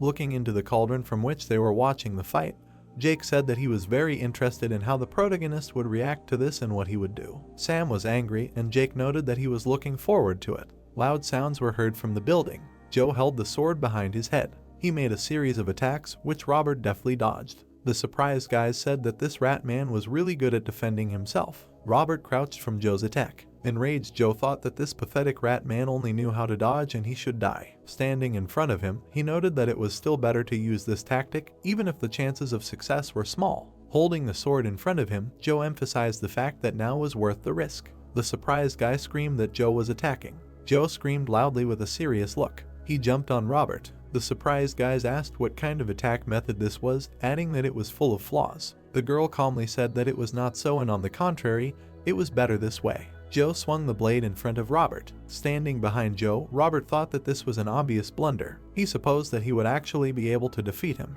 Robert swung his blade. The girl, taken aback, cried out that Joe had been caught. Robert, with a serious expression, thought that the cheese hunter was the pride of the entire clan. Joe, with a satisfied expression, turned around. He suddenly made a dash. Joe turned around with lightning speed. Robert was shocked by this. Joe dealt a powerful blow to him, after which Robert dropped his blade. The wounded Robert noted that he had missed the blow. The girl, with a serious expression, thought about the cheese hunter. Shaking the dust off his shoulder, Joe said that this was excellent. Frowning, the girl said that still, the less experience in fighting, the more frivolous he was, and although the rat man was careful, he did not take advantage of such a wonderful chance. The wounded Robert tried to find his sword on the ground with his hand. Joe stepped on his blade. Pulling out the sword, Joe said that he finally grabbed it. Sam continued the fight against the elf. Their blades parted. The surprised protagonist looked at the elf. The elf stood in a serious fighting stance. Sam frowned slightly and turned to Sean, adding that he wanted to know one thing from him. Sean narrowed his eyes slightly and listened to him silently. Looking at him, the protagonist asked what was wrong with Lola. Taking off the mask from his face, Sean replied that she was safe now. Surprised, Sam thought about Sean's voice. Standing opposite, Sean said that he had broken his promise and he was very sorry and, in fact, he did not want all this. Holding his face, Sean said that his head was in chaos and all this was not of his own free will.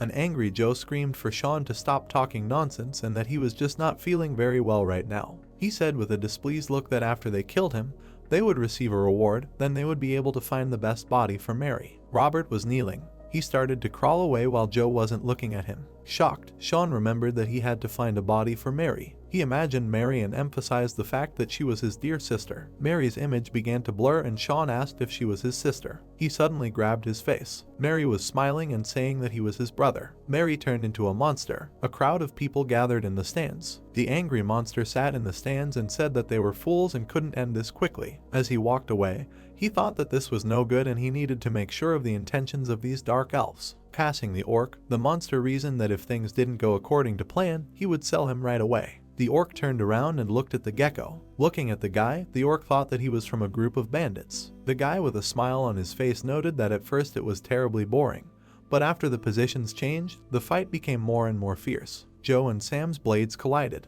The protagonist frowned at this. Robert was sitting on the ground. Sean sat on one knee and held his face. He was dumbfounded. The man with a serious look asked what was wrong with this dark elf named Sean and why he suddenly started fighting alone. Watching the fight, the girl replied that she did not know and it was boring, the guys had lost the will to fight. Looking at Robert and Sean, she clarified why this empty shell could stand in the sacred arena. The guys were suddenly taken aback by her words. Joe swung his blade and said that Sam should receive. The protagonist parried his attack. A cut appeared on Sam's hand. He thought with an angry look that Joe was stronger than he assumed and with his sword skills, even self-defense was difficult.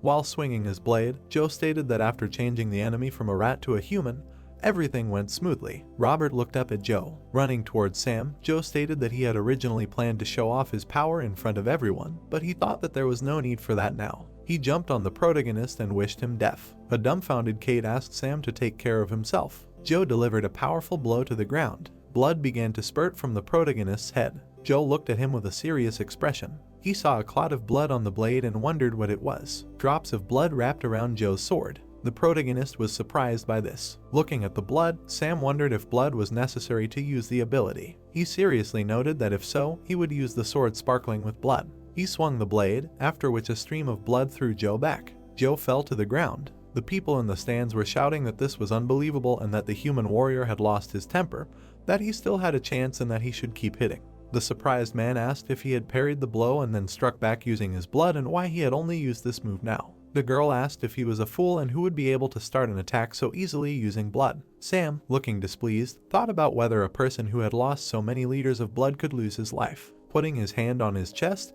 Joe asked if it was really his blood. He clenched his teeth. Joe looked at Sean and asked him to help him. He asked if he should help him after taking so many drugs yesterday. Sean continued to hold his face in silence. An angry Joe cried out that Sean should think about his sister. He asked if Sean really wanted to become like her. Sean removed his hand from his face with a sad look. Joe looked at him and shouted that he must avenge Mary. Sean's pupils became bright. Pointing his finger at Sam, Joe said that this guy was an enemy who killed his sister. The surprised protagonist pointed at himself and asked again if he was an enemy. Enraged, Sean said that he would avenge Mary. Sean suddenly began to transform. His pupils became cat-like and his clothes began to tear. Sean turned into a monster and screamed that he would avenge. Smiling, Joe noted that it turned out great. Everyone watching was shocked. In front of Sam stood a huge monster. Enraged, Sean shouted that he would avenge Mary. A smirk appeared on Jake's face. He asked the stranger to show his power with a satisfied look. Holding the sword in front of him, Sam wondered why he could not perform the transformation, adding that he did not know how much more blood the one who secretly helped him could lose. People looked at the huge monster and asked how the transformation happened so suddenly. The main character was dumbfounded. Smiling, the man asked if it was possible for a dark elf and an orc to merge. The surprised girl asked in her mind if this was a fusion of bodies. Jake introduced crystals and said that for a long time, some people were interested in empty bodies of the highest quality. He stood in front of the cauldron and said that, however, there were reasons why these bodies became unusable when, despite all the danger, they carried out the migration of bodies. The results were very sad.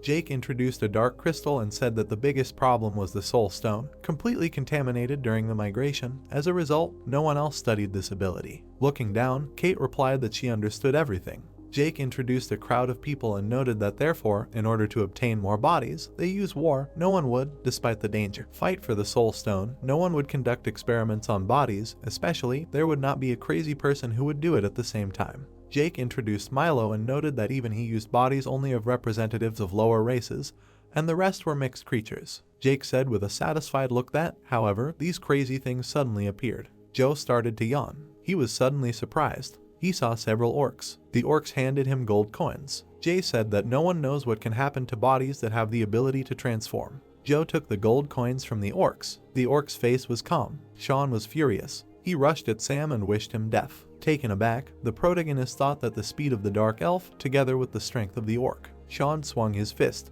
He dealt a powerful blow to Sam. The protagonist began to cough up blood. Blood was floating around his blade. He fell to the ground and dropped his sword. Robert watched what was happening. The guys discussed using the protection of the blood-sparkling sword this time, but apparently it didn't work. Sighing, the girl said that it was not because of the enemy's fast speed, but because of the indecision and the need to use this ability. The man clarified how not to doubt, noting that, after all, it is necessary to use a lot of blood. Robert stood near the protagonist and said that he had lost too much blood and could die like that. Looking into the cauldron, Kate asked if it should show itself. Jake replied that it did. Surprised, Jake thought that the creature secretly guarding him should appear now. The wounded protagonist began to try to get up. Taking the blade, Joe asked Sean not to rush, adding that he would make him pay in full. Walking towards Sam, Joe asked to raise his sword and let him finish him off. Pointing the blade at the protagonist, Joe noted that if only Sean fought, he would be ashamed in front of him later. Sam took his blade and clarified whether their relationship was that close. Frowning, the protagonist asked who was capable of using a friend for the sake of a fusion experiment. Joe rushed at him and ordered him to shut up and not talk nonsense in front of him. Joe swung his sword. Sam, dumbfounded, dodged his attack. He pulled out his sword. Enraged, Joe told the protagonist not to even dream of using his worthless techniques against him. Joe jumped at Sam. The dumbfounded boys shouted that he used that technique again and this time it would be very difficult to resist. Joe began to swing his blade. The surprised boys asked what happened. Joe made a web of blade attacks and shouted that he would definitely kill him. There was a smirk on his face. Joe noted that Sam would definitely not be able to avoid the blow. There was a smile on the protagonist's face. Dumbfounded, Joe wondered if he was laughing. Robert suddenly appeared in front of him.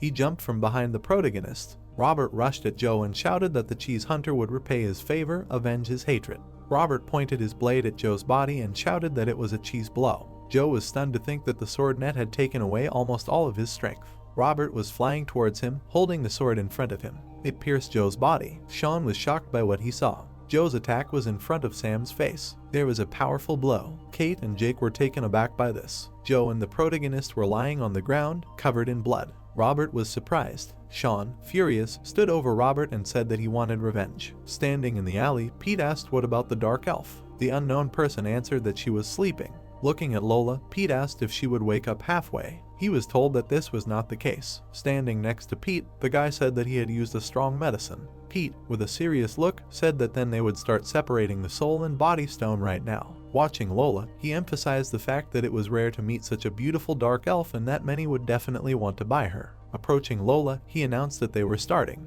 He asked with a serious expression in his mind if the two fools really expected him to take part in their crazy plan and now he was using her as compensation for what he had lost. The guy began to check the knife for sharpness. He brought the knife to Lola's face. Suddenly, a huge crystal began to glow above the arena. Robert was shocked. He stood in front of Sean and began to scream in fear. Turning around, he asked Sam to wake up quickly, adding that he was this guy's opponent. The protagonist opened his eyes and sighed. Pointing his finger at Robert, Sean said that he was his enemy. Frightened, Robert noted that Sean was mistaken. Swinging his fist, Sean replied that he was not. Robert dodged his attack. Looking at Sean, Robert noticed that he had dodged the guy's punch and needed him to open up. Sean moved his foot with great speed. Robert continued to dodge his attacks. Sean's fist was in front of Robert's face. Looking at his fist, he thought that if Sean hit him, he was done for. Suddenly, blood began to spurt. Robert was thrown back by Sean's attack. He fell to the ground. Lying on the ground, Robert was dumbfounded and asked where he was. He began to touch himself and asked why he was still alive. Streams of blood were coming from the protagonist's blade. Holding the sword in front of him, Sam exhaled. The dumbfounded guys asked if he had used blood defense again and how much more blood he could spend. They asked the girl if he would die like this. Sam's face was serious. The girl answered with a satisfied look that the protagonist would not die and they should see whose blood he used. The guys turned their gaze. They saw streams of blood. The blood was coming from Joe's body. The audience screamed that this guy was using the enemy's blood to develop his ability. The protagonist thought with a serious expression that he did not want to do this. Sam extended his hand, said that he was fine and asked Robert to step aside. Looking at Sean, the protagonist assumed that his hostility had again passed on to him. Sean was furious. He clenched his teeth. Sean began to run at Sam. The protagonist watched his movements carefully. Sam ran under Sean's arm. A cut appeared on Sean's arm. The guys began to say with delight that the protagonist had just gotten up, and he was so fast, and even after dodging he carried out an attack. The girl calmly noted that this was not so and this was his goal. She imagined Sam fighting a monster and thought that the blood and magic of a frog could be used in huge quantities. But now everything was completely different, because there were several cuts on Sean's body. Blood began to fly out of the cuts. Looking at the protagonist, the girl noted that he was making up for the deficiency with his blood. A stream of blood began to swirl around his blade. Shocked, Sean said that this could not continue. He became enraged and cried out that he had to take revenge. Scarlet blood enveloped Sam's sword. The protagonist's hand transformed. He declared that it was over. Sean was surprised by this. Sam directed a stream of blood at him and said that he would execute him. Sean was shocked by this. He fell to the ground. The protagonist looked at Sean with a serious expression. Surprised, Jake wondered if Sam used blood to activate the sword's power, thereby removing its seal. Looking at the protagonist, Jake asked who he really was. The 5 boys looked down in surprise. Sam held the blade over the defeated opponent, and the boys said that it was impressive. A critical moment is the best moment for a kill. Robert looked in surprise and asked if it was all over. Joe was kneeling in front of the protagonist and the rat man, saying that it was not over yet. He was holding a sword and frowning, saying that he could still fight. Sam looked at him warily. The guy stood in front of his opponent and replied that with his wounds there was no way he could continue the fight. He understood that perfectly well. Joe, holding his hand on his chest, asked why he was completely fine. He remembered how the guy grinned in the fight and said that he had taken his most powerful blows, so why was there not a single scratch on him? Joe, looking from under his brows, said that he always seemed to be mocking him. After all, who is he? The protagonist looked at him seriously and replied that he was a man with a special ability and asked if he was going to give up. The opponent stood up, holding his chest. He opened his eyes and looked angrily and replied that he would not give up. Sean appeared behind him, glaring menacingly and exhaling steam. The 2 boys looked at him in shock and asked if he was really alive again. Joe raised his hand with the crystal and told him to die. He didn't need to look for his partner. Looking at the stone in his hand, he told Sean that they would have to say goodbye. Jake looked at the confused Kate and said that it seemed to be Sean's soul stone. The old man lowered his head and wondered if he wanted to break the soul stone and control his body. Joe angrily swung his hand with the stone and shouted that his fate had been predetermined long ago anyway, it was just a little late.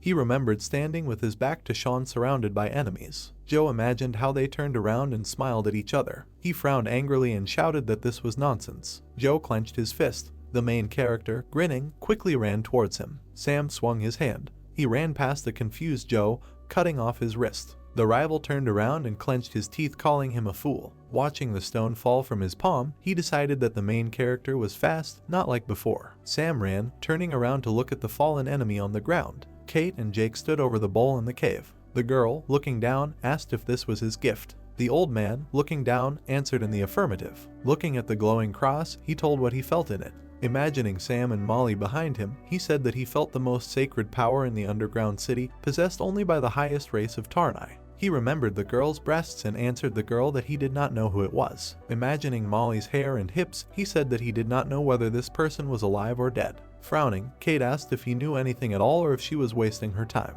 She smiled, looking down. Sam picked up the soul stone from the ground. He held it in front of him, looking seriously at Joe, and the girl said that the outcome of the battle was already obvious. The opponent bowed his head, closed his eyes, and smiled. He looked at the worried protagonist and replied that he really did not expect the outcome to be like this. The sword fell to the ground. Joe closed his eyes, raised his hands, and said that he admitted defeat. Robert announced that Joe's team raised their hands up, admitting defeat. He joyfully raised his hands behind Sam and shouted that the winners were the protagonist and the cheese hunter. The girl smiled and lowered her head. Robert stood, raising his sword and laughing, shouting that this was for all cheese hunters. Sam looked at the soul stone in his hand. He frowned and looked away at Sean. The guy looked away, hearing that the girl was on the street running through the center on the right side of the road in a grain warehouse at house number 5. Joe stood with his back turned and said that a gang of robbers was guarding this house, but he believed that with his strength he could easily deal with them. Sam looked away. He looked at the guys in the stands and listened to them say that he shouldn't worry about it. The main character looked at the sleeping Lola and 2 confused guards, and Joe said that they, overwhelmed with a sense of duty, had already rescued her. Joe turned away, closed his eyes, smiling, and asked if he still had the strength to distrust, and added that he was mean. Apparently, from the very beginning he had not posed a threat to him. Looking down, he said that even though he had no right to do this, he wanted to ask him for something. The main character turned around to look at him. He was standing in the stadium, turning around to face his opponent on his knees, and asked about what, and the host shouted that now was the time to choose. The guys looked anxiously from the stands, and one shouted that he had lost a lot of money because of their victory, and the second was happy that he had won. Many disgruntled spectators were shouting that this dark elf had fought terribly, hadn't even been able to defeat a rat man, had disgraced the dark elves. Joe sat on his knees with his head down and listened to everyone shouting that this elf had worked at a body collection station, had just memorized strange sword techniques every day, that's why he had done so poorly, had interacted with mutant orcs, no wonder he was so worthless. Sean stood looking at his upset partner, and the host asked how the winners wanted to spend their lives. Sam and Robert looked forward in surprise, hearing that they were being asked to make a choice. The spectators in the stands were shouting to be killed. The main character stood in the stadium, confused, and everyone around him was shouting that a brilliant moment was approaching. They needed to be killed quickly.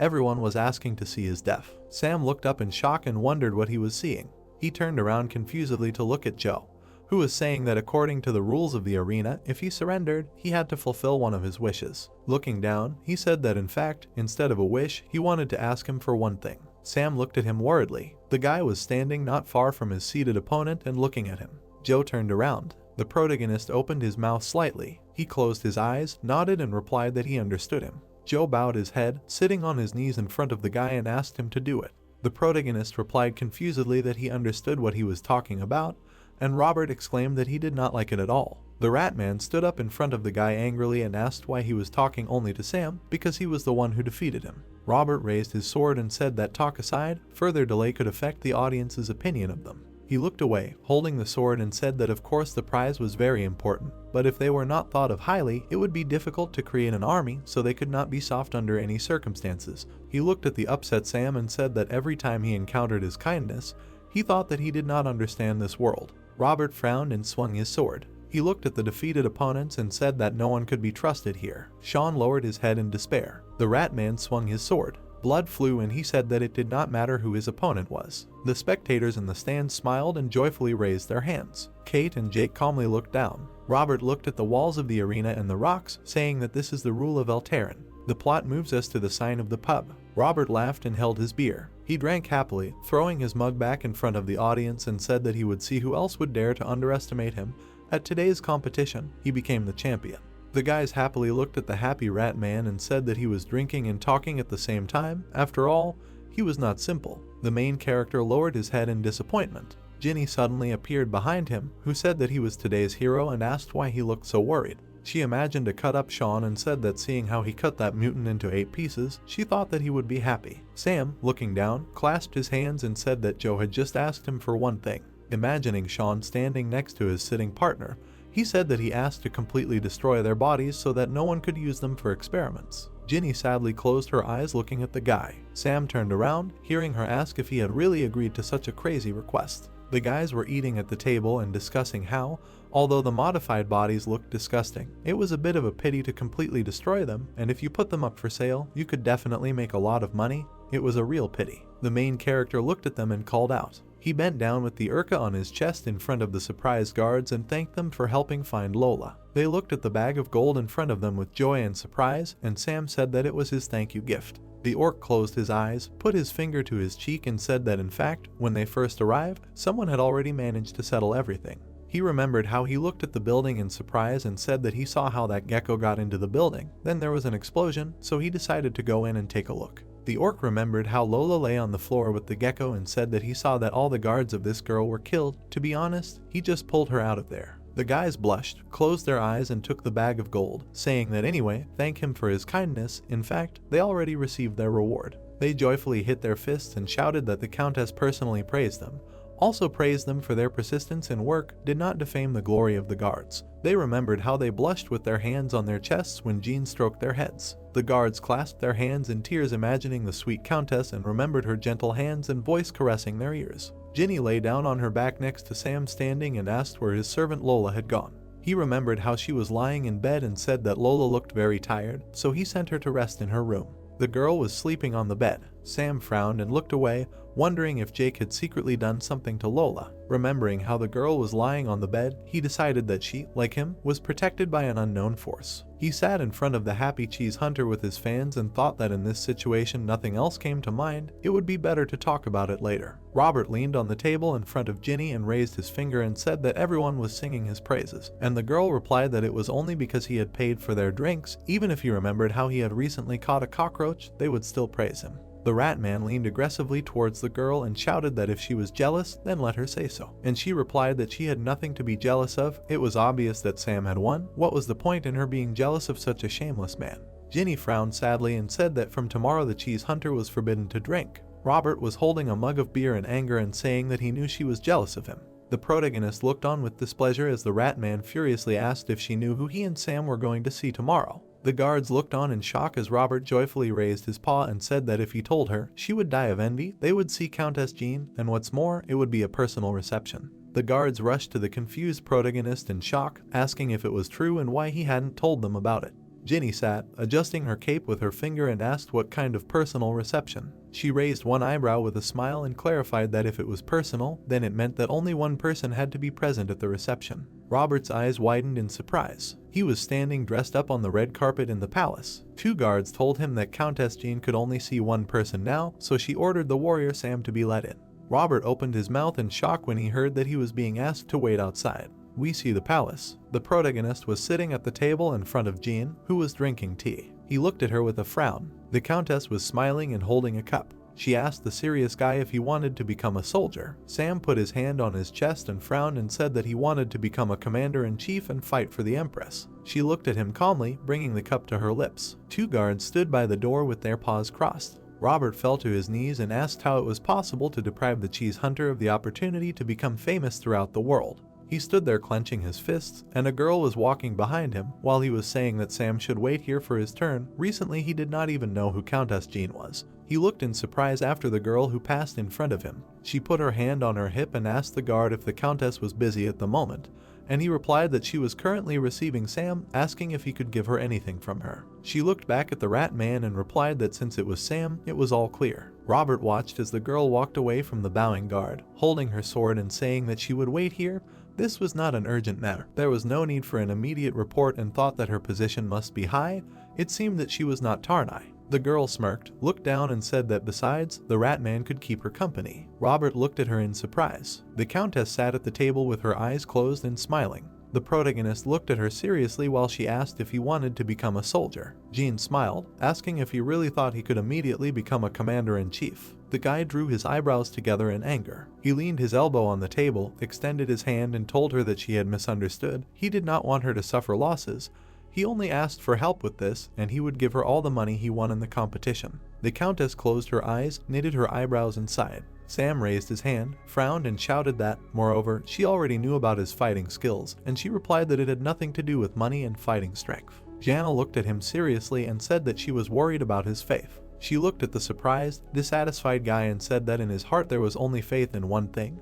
This faith could prevent him from becoming a real soldier. The Countess extended her hand, looked at him and asked if he had thought about how valuable his opponent's transformation ability was in battle. The guy lowered his eyebrows in alarm and looked at her. The girl raised her hand and said that the ability to change one's gender and appearance on the battlefield was a huge breakthrough in combat. It could fetch a lot of money, but how he treated him in the end. She remembered how the guy cut his opponent into 8 pieces. The protagonist lowered his head and thought. Jana presented bags of gold and ingots and said that even if he paid her, everything had its own criteria. She sat in front of the confused guy and stretched out her hand and said that if on the battlefield he again, based on his own considerations, lost such a precious body, then his comrades in arms would turn away from him. In addition, having repeatedly committed such an act, they would eat him alive and take his soul stone. The protagonist looked at her seriously, putting his hands on the table, and thought about the fact that didn't the cheese hunter say that with the help of money it would be possible to persuade her? What was wrong then? He looked in surprise because a thought occurred to him. Sam looked at the countess sitting in front of him and thought that if she had initially intended to refuse him, she would not have invited him to a personal meeting. Besides, she probably knew that he would put forward such a request. Did she really give him her precious time just for the sake of having a cup of tea with him? The guy clenched his fists on his knees, deciding that apparently she was testing him. He frowned, thinking that in this way she was assessing his character. Jana, with her eyes closed, drank tea. She looked at him in surprise, hearing how he asked how she considered the word trust. The main character, stretching out his hand, looked at her seriously and said that it did not matter whether it was his army or the enemy's army. You always need to keep your promises. You need to be able to temporarily put your weapon aside and listen to the opinion of the other side. Sam imagined Robert and the girl laughing happily and said that he had found that the people of the underground city scoffed at trust and promises, and on the contrary, revered deception. Misleading and deceiving others was the true virtue. The guy looked ahead and said that he thought that this was just their demonstration of compliance and trust. He imagined the laughing rat man and said that in the end, they did this to earn a living because everyone wanted a stable life. He raised his hand and looked at the countess in front of him and said that the army could be the central link of trust, especially the empress's army, attaching importance to the promise. You can trust anyone. You should also pay attention to the principles and order in society. Even in times of turmoil, it is necessary to maintain the life that the empress's people hope for. Jean sat with her hand to her face. The protagonist lowered his head and decided that it seemed like he had ruined everything. The countess opened her mouth and smiled. She looked at the guy standing in front of her and replied that it was well said. But even so, it would not change the fact that relying on his faith, he had lost the concept of values and material goods, which meant that due to external factors, his principles and order could crumble. She put her head on her hand and calmly asked if he was really ready to keep the contract with the attacker for the sake of his faith, even if he had no benefit. Sam frowned and agreed, adding that if he agreed, he would definitely keep it. He introduced the happy guys and said that if he broke the promise, he would not be able to trust himself anymore. The countess put her finger to her temple and looked down, thinking. 2 guards stood in front of the door. The door opened. Robert and the girl were playing with rubber bands and looked at the door in surprise. The rat man ran to Sam, who came out and asked how everything went, whether the countess invited him. One guard hugged the boys and said that their time was up and it was time to go back, and the second hugged the girl, saying that he was calling her to come through. The protagonist turned around. Jana, putting her finger to her lips, was sitting alone at the table. She looked down and thought. Monica came up to her, put her hand on her hip and asked how things were. She watched smiling as the countess, closing her eyes, said that although he was a little dogmatic, he was confident enough, and besides, he was not stupid at all. You really rarely meet someone like that. Monica listened in surprise as Jana said that it did not matter whether it was his faith or someone supporting his power. All this worried her, so she wanted to test him. The girl tapped her finger on the table. She sat down at the table opposite the countess and talked about the test. She smiled, extended her finger forward and said that when talking about the test, she remembered the dungeon. Maybe they would try to send him there. The plot moves us to the buildings. The protagonist and Lola looked ahead anxiously. They stood in front of the capsule with the body and discussed whether this was what Joe was talking about. They looked at the creature in the flask and the guy said that Sean thought that she was his sister. Lola touched the capsule and said that her original body was destroyed during the first test conducted by Joe. The protagonist looked at the girl sadly. She ran her fingers over the capsule. Sam turned away, put his finger on his cheek and smiling, asked if she didn't think it was very pleasant to be here, seeing all these things. The girl looked at him smiling and said that it seemed he had forgotten. She had always lived in a place like this. He turned his head at her and, looking confused, agreed. Lola shyly closed her eyes and said that, frankly speaking, even though she was scared, she believed that the day would come when he would help her get her body back. Sam smiled shyly. The guy blushed looking at the happy girl and asked if it was true. The elf happily closed her eyes and laughed.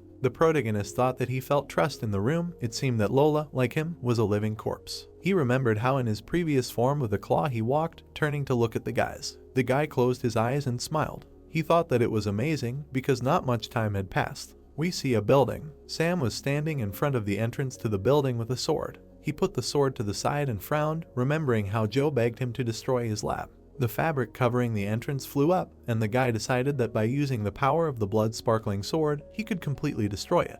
He swung the blade, which was enveloped in a whirlwind of blood. The guy grinned and frowned, thinking about how valuable his opponent's ability to transform in battle was. He swung the sword, shouting and saying that in fact, he himself was thinking about it.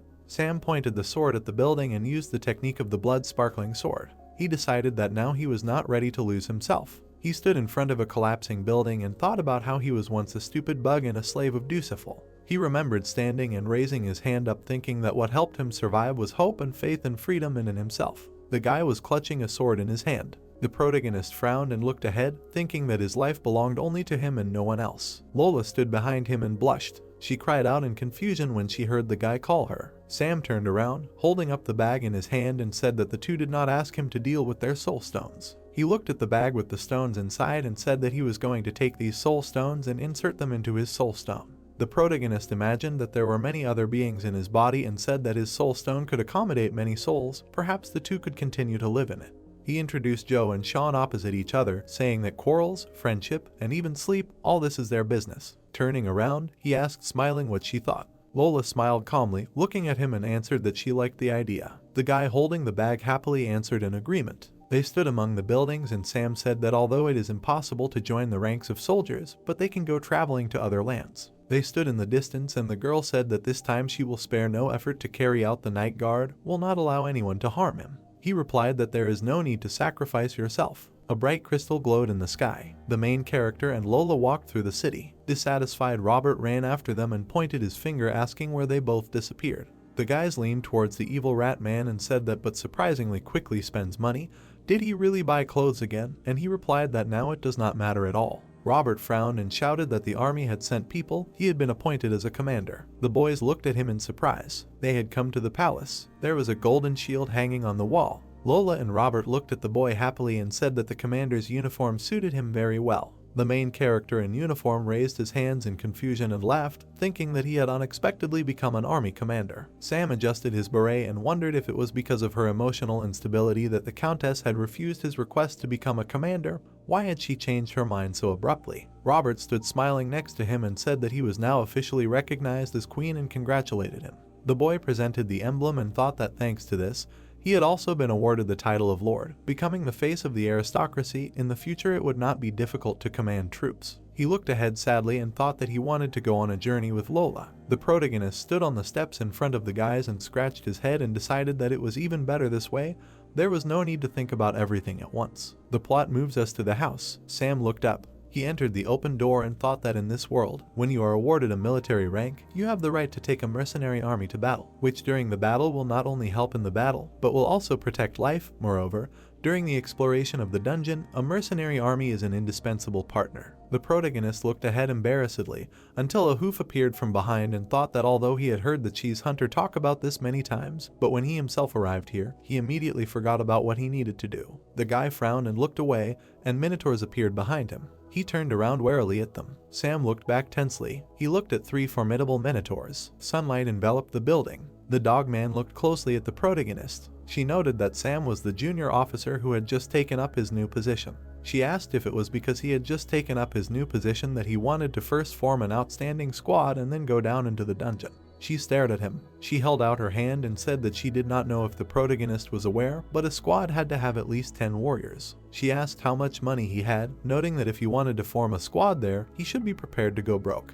Sam smiled and said that he did not have to worry about money and that he was going to hire minotaurs. The minotaurs looked at him seriously. One of them sighed. The minotaurs began to walk towards him. They stood over him and stared at him. One of them said that they were minotaurs. He looked at Sam and noted that he was still a newbie, perhaps not quite understanding that even with money, they would not follow just anyone. The minotaur assumed that the protagonist was not of the Tarnai clan, and it didn't matter. If he were a Tarnai, he wouldn't have started his service as a junior officer, and in short, he was unworthy. He asked if Sam had any combat experience. The protagonist replied with a smile that he didn't have much experience. The enraged minotaur approached him and said that Sam was not qualified. Leaving him, he said that since the protagonist was a junior officer, he should go and look for suitable fighters. Turning around, the minotaur said that when Sam reached the Rue, he would think again. The protagonist silently looked at them and thought that although they had long been rumored, they were even more stubborn than he expected. Closing her eyes, the girl said that the minotaurs were the strongest fighters, so they were very arrogant and did not keep an eye on the junior officers. She asked to form a squad of lizards first. Warming his fist, the protagonist said that there was nothing else to do. Sam was suddenly surprised.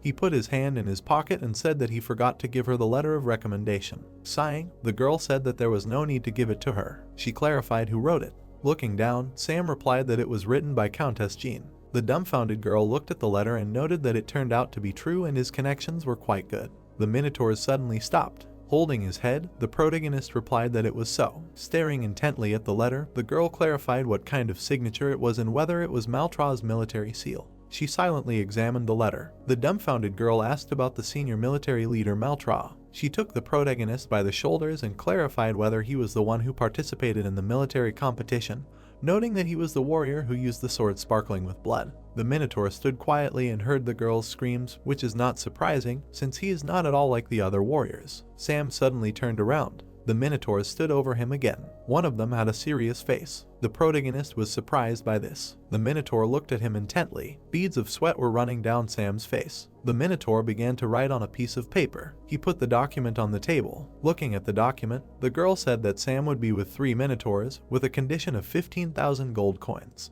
The Minotaurs closed their eyes. They knelt before Sam and called him the commander of the squad. Putting his hand on his chest, the protagonist asked to love and favor. The Minotaur stood opposite and asked to forgive their ignorance. Sam, with a smile on his face, replied that he was grateful to them for moderating his courage and that he would work hard so that none of them would regret their choice. The other visitors were suddenly taken aback. They ran up to the main character and began to say that they also wanted to join his squad. Sam, dumbfounded, stretched out his hands and asked not to speak all at once. The orc stood in front of the building and heard loud screams there. Looking at the many papers, the girl noted that no one could have thought that in just one moment he would have a ready squad. Sam, with a satisfied look, said that thanks to her help, many professionals were found. Looking at the document, she said that now she would once again introduce all the warriors of Sam's squad. She introduced the lizards and said that whether in a narrow dungeon or in the open area, the kings of the price-quality ratio always show themselves excellently lizards. Folding weapons in tough skin, this is their main secret. 4 lizards, a half-year salary of 4,000 gold coins. The girl introduced 2 guys and said that they are good at investigation and search. Scouts have the appearance of people, but at any time can turn into mice. 2 scouts, a half-year salary of 3,000 gold coins. Looking at the 3 elves, she said that these gentlemen are impeccable in wielding a crossbow. Dark elves, they rely on the ability to provide support even at a remote distance. 3 dark elves, a half-year salary of 6,000 gold coins. Looking at the old man, the girl noticed that he was a gray short magician. When fighting in a dungeon, it is impossible to do without a sorcerer. 1 sorcerer, a half-year salary of 3,000 coins. Looking at the Minotaurs, she stated that among all of them, the 3 Minotaurs had the greatest power. Looking at the protagonist, she emphasized the fact that their fighting skills fully satisfied his requirements. Sam noted with a satisfied look that even though he had spent a lot of money, he was still happy. Standing in front of his squad, the protagonist thought that from now on, he was the commander of the squad and took another step forward. There were many gold coins on the table. The girl poured the coins onto the table. The guys from Sam's squad were delighted. The furious girl asked them to look at themselves. They were a bunch of rednecks who should stand in line, and whoever dared to steal the money, she would personally kill him. Pouring the coins into the bag, the girl noted that those who thought she was taking too much could get out. She would see who dared to wag their tongues. The guy asked her not to waste money. It would be better if she gave him some for safekeeping and he would not charge her for it. The main character thought with a smile on his face that she was talking exactly like Jana. The girl handed the lizard a bag of money. She was sitting opposite Sam at the table. Putting the papers on the table, she said that she had already calculated the advance and the food fee, and all that was left was to wait for the day of the gathering. The main character looked at the documents. Looking at Sam, the girl said that if he needed more soldiers, he could come at any time and talk about it a little early, but in war it would definitely be impossible to avoid losses. Stretching out her hand, the girl said that if Sam did not have money, she could lend it to him. The main character thanked her. Looking at the papers, he mentally asked about the losses. Sam imagined how the papers were burning and noted that this agreement was their debt and his responsibility. In 6 months, whether their names would be able to remain in this agreement was entirely up to him. Looking at the blade, the protagonist emphasized that this is why he must become stronger. Sam looked away. The girl reminded him of the Equatoria Commission. The protagonist was suddenly surprised. He replied that he would pay and asked how much was needed. Raising her head, the girl noted that compared to the soldiers' salaries, it was not expensive at all and the price was 3,000 gold coins. The dumbfounded Sam mentally noted that it was a bit expensive. The girl, with a smile on her face, said that this time she would not charge him because she thought the protagonist was not an easy person. Sam was surprised by these words. Closing her eyes, she noted that from his example she had learned one important thing. Before climbing the career ladder, you should make connections. Looking intently at Sam, the girl said that, including the one who recommended him, those who wield enormous power are two-faced people. The dumbfounded protagonist thought that he did not understand what she was talking about at all. Pouring alcohol into a mug, the girl said that since everything was already done, they should drink a glass, and this is using witchcraft, preserved malt tincture, and she never takes it out to serve ordinary guests. Surprised, Sam wondered what it was. He imagined cans of beer and noted that when he got to this world, only occasionally in his dreams could he feel this taste, chilled beer. The girl began to pour beer into the mug. The protagonist, with a serious look, imagined mugs of beer. Holding his head, Sam said that then he would drink a glass and go. The girl thought that, as she thought, the protagonist was hooked. She, with a satisfied look, emphasized the fact that she had not felt a man of the human race for a long time. Looking at the beer in the mug, she laughed in her thoughts. The man looked at the door of the bar. His face was serious. Jean was suddenly taken aback. Sitting at the table, she noted that she forgot to warn Sam. She was having dinner and said that the head of that agency was good at everything, but something was bothering her. Sam's face was embarrassed. The girl started wagging her tail. Jana said that she was crazy about people. The girl tried to lick the protagonist. The guard stood next to Jana and asked if she liked to seduce people. Jana replied that it was not about that and that she immediately turned into a dog. Sighing, she noted that in fact, she was usually quite cold-blooded, with a mind of her own. But when faced with a human man, she could not control herself, and if she drank, everything became even more serious. The satisfied girl climbed on Sam. The protagonist stroked her and mentally noted that, although unexpected, she could be considered just a dog. Jana said that if you got used to it, you could endure it, but in a situation like that, everyone would have already run away in horror. Holding the dog girl in his arms, Sam thought that she was heavy. Drinking beer, the protagonist thought that he could enjoy it and that was enough for him. The old man suddenly burst into the bar. The guys were surprised by this. The old man was horrified. She began to wipe away her tears. Holding a tray, the girl said that they were already closed. Looking away, the man replied that he knew this, but it seemed that he saw an indecent picture. The girl screamed that he was annoying her and asked who allowed him to come in. The man looked away. He said that he wanted to borrow some money. Sam was surprised by these words. Sighing, the girl asked again. Looking at the old man, she asked why she would lend him money. She said that in their time, no one would recruit a military engineer because there were too many short people. The old man closed his eyes from these words. He began to kneel. Kneeling in front of them, he began to beg them to give him 1,000 gold coins. The protagonist was puzzled by what he saw. The upset old man cried out that he could not return empty-handed because his grandson was going to die soon. The guy was breathing very deeply. He was lying on the bed unconscious and had a fever. Chloe stared at the old man. Then she put her hand on her face. The old man opened his mouth and noted that he had cave flu. If the necessary medicine was not found, then his life would be in danger. Chloe opened her mouth and said that this was nonsense. How could a dwarf get cave flu? The old man lowered his head to the floor. Then he opened his mouth and noted that Yuka had changed his body to a human one. Sam opened his eyes. The old man remembered his bloody hand and said that when he was still a dwarf, an accident happened to him. At that time, due to a lack of money, he no longer had any hope. Then he remembered how the silhouette lifted his cape and added that soon a dark elf found him and offered to perform a transformation for very little money. He gave him all his savings so that he would perform the operation on his grandson. The main character opened his eyes and thought about Joe. Chloe folded her hands and said that she knew who he was talking about. She guessed the body he found for him. And the old man shouted that at that moment there was no time to think. Then he opened his mouth and added that all he wanted was to save Uku. The dog raised her hand and said that she understood everything. Then he opened his eyes and noted that, however, no matter what misfortune happened to him, she still would not be able to lend him money. Then she folded her hands and added that she could not help in any way. Sam turned his gaze and heard that she did not understand how hard it was for him now. He really had nothing left. He even went to this elf today who changed Uku's body. The old man stared at the ruins and added that when he arrived there, he saw that his laboratory had turned into ruins, and only then did he learn from other people that he had been killed in a combat competition. What a failure. Sam took a sip of beer and heard that now only a special medicine produced by Countess Yania could save his grandson's life. The rat turned his gaze and thought about not losing his mind. Every time his humanity makes him believe that he does not understand the laws of this world at all. The protagonist overturned the glass and heard that fate plays with a person. Then he raised it even higher and heard why he reincarnated as a person. It caused him so much suffering. Then he put the glass on the table. Chloe pointed her finger and shouted that something was wrong with people. They are a delightful race, and the old man noted that when they play with dogs, they really are not so bad. The protagonist stared at them, heard that since he loved people so much, he should lend him money, and noted that to calm them down, he would lend him money. Both opened their mouths and shouted that his grandson was about to die. He, being a human, was not angry at all. after which both calmed down and the old man asked what he had just said. Sam opened his mouth and asked that he didn't need money. Chloe and the old man looked at him in surprise, after which the house shook and the dog screamed whether he had gone crazy. Sam stared at the bag with a smile, after which he handed it to the old man. The man opened his mouth and shouted that he was grateful to him.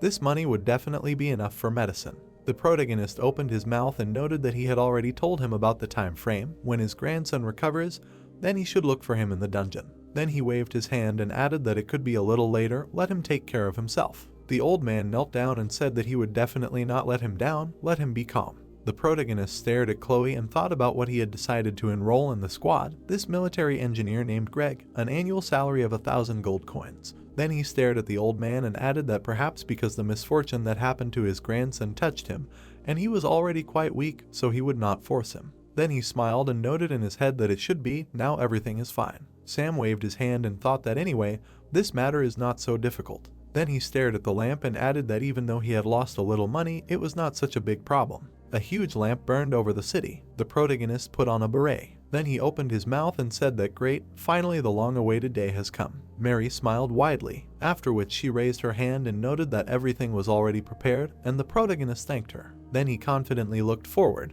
The reptiles clutched their spears. The man in the hat turned his gaze. The 4 warriors looked forward. The 3 bulls looked around furiously. The protagonist stared at the crowd and heard that they were greeting their commander. Then he looked up. The warriors stared at the protagonist. The wizard turned his gaze and heard that, as expected, he had not come. Sam lowered his head and thought that it was okay, he had not counted on him. Mary looked back and the protagonist added that of course, it was a bit of a pity, but nothing could be done. Then she opened her mouth and noted that she was asking him to step aside. They were doing important things. The guy opened his mouth and asked that he was the one setting out on a campaign today, Mr. Sam. The protagonist opened his mouth, after which he looked at the guy and noticed that it was him.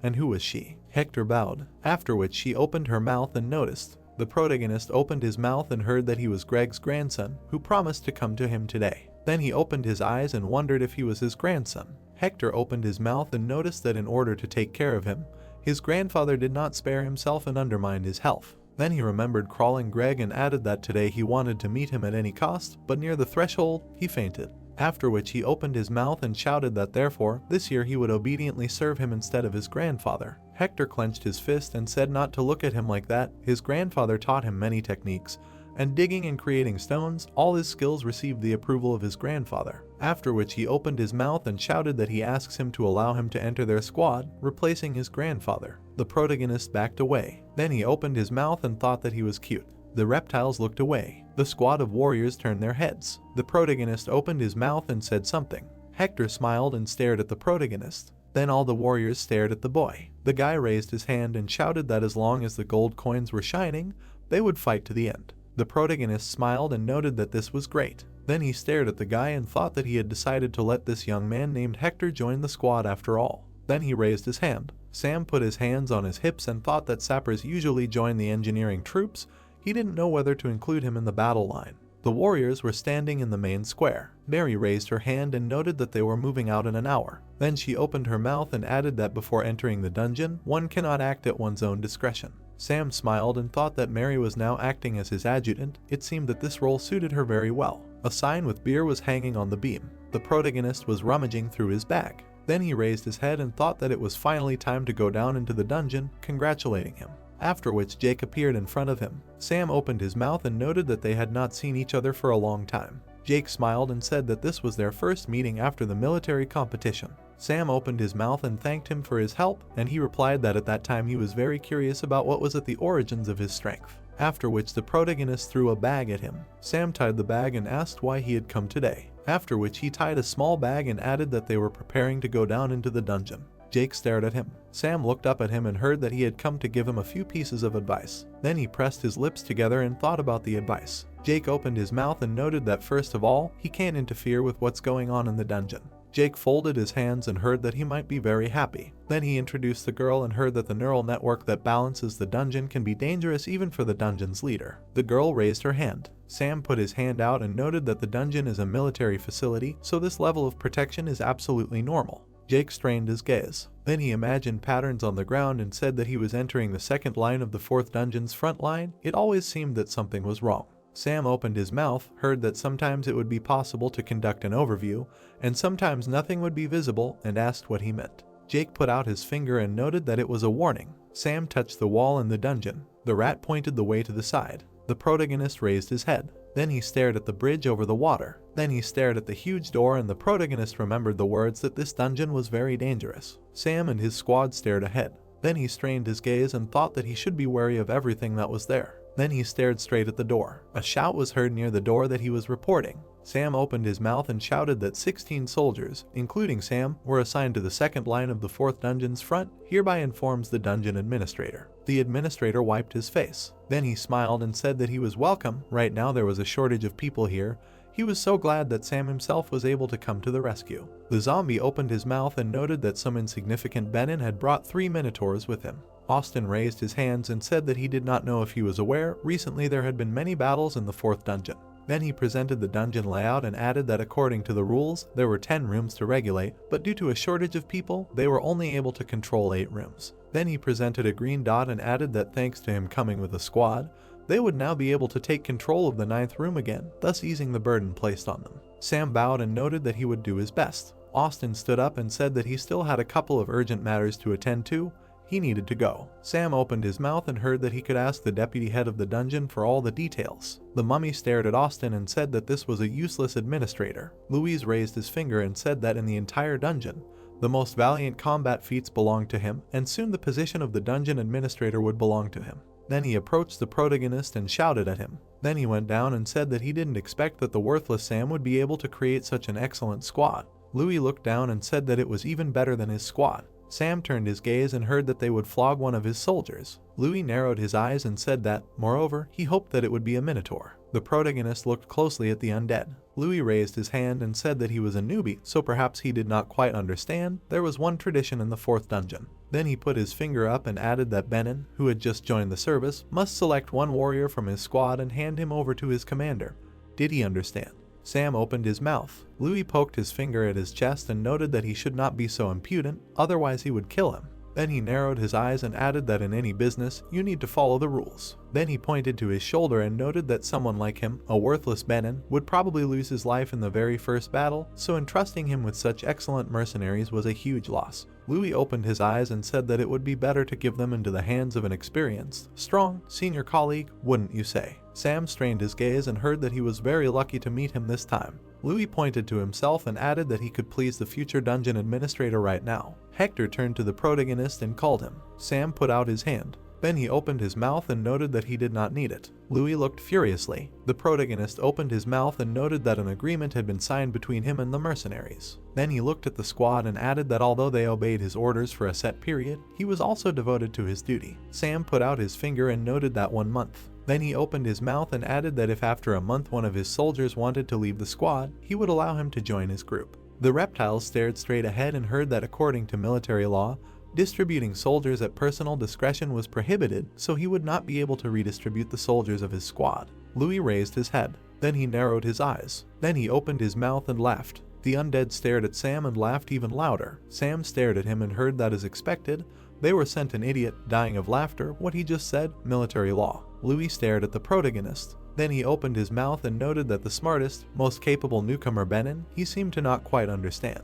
His guys smirked and heard that he knew who respected the traditions of the dungeon the most. Sam opened his mouth and heard that the current dungeon administrator, Mr. Austin, finally understood. The Nejil turned back and noted that 1 soldier was enough. He had just talked about a period of 1 month. He suddenly wanted to buy 2 minotaurs. The girl let out air and thought that nothing had changed, and the old man thought that in the end, these are the rules of the underground city. Mary stared at the protagonist. Sam stared furiously when he heard that he suddenly wanted to take possession of the beautiful dark elf. Then he clenched his fist. His spirit left his body and he apologized to Mistress Molly. Then he looked forward. The protagonist stared at the crystal and thought that now it only remains to use it, the power given to her. Molly opened her mouth and shouted to wait, it was not time yet. Then he opened his eyes and added that she did not want to hold him back, he just needed to be patient a little longer. The protagonist opened his mouth and asked how much longer he needed to be patient. Did he really need to wait until he took his soldiers and Mary? Molly grabbed his hand and said that he just needed to count to 10.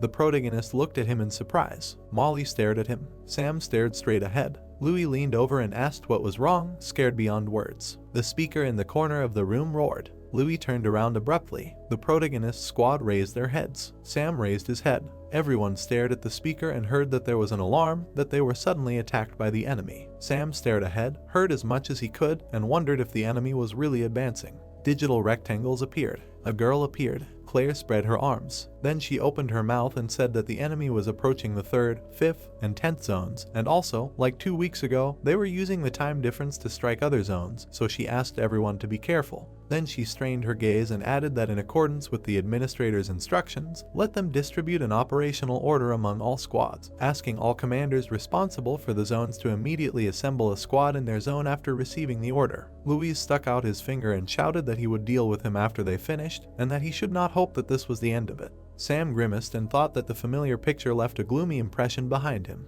Then he scratched the back of his head. Then he looked at his guys. The protagonist put his hands on the boy and said that it was okay, everything would resolve itself. Sam smiled and said that he asked everyone to join the first battle. Claire appeared from behind and called the protagonist. The protagonist put his hands out and asked where his squad should go. The girl opened her mouth and said that he and his squad should stay where they were. The protagonist froze. Then he opened his mouth when he heard that he believed that some people should not participate in this battle. The warriors were fighting in the cave. Austin put out his hand. Then he opened his mouth and said that this was too much, weren't there too many of them? Then he jerked away from the girl and asked what was going on, another piece of bad news. Claire opened her mouth and noted that the 5th zone was under attack. Then she imagined a demon killing a warrior and added that the commander responsible for this zone was killed. Then she imagined the killer's smile and noted that the enemy, the reserve of the advanced squad, had already carried out defensive preparations in the neighboring zones. Austin clenched his teeth. The girl opened her mouth, heard why he reported such an important event to him only after the death of one of his soldiers,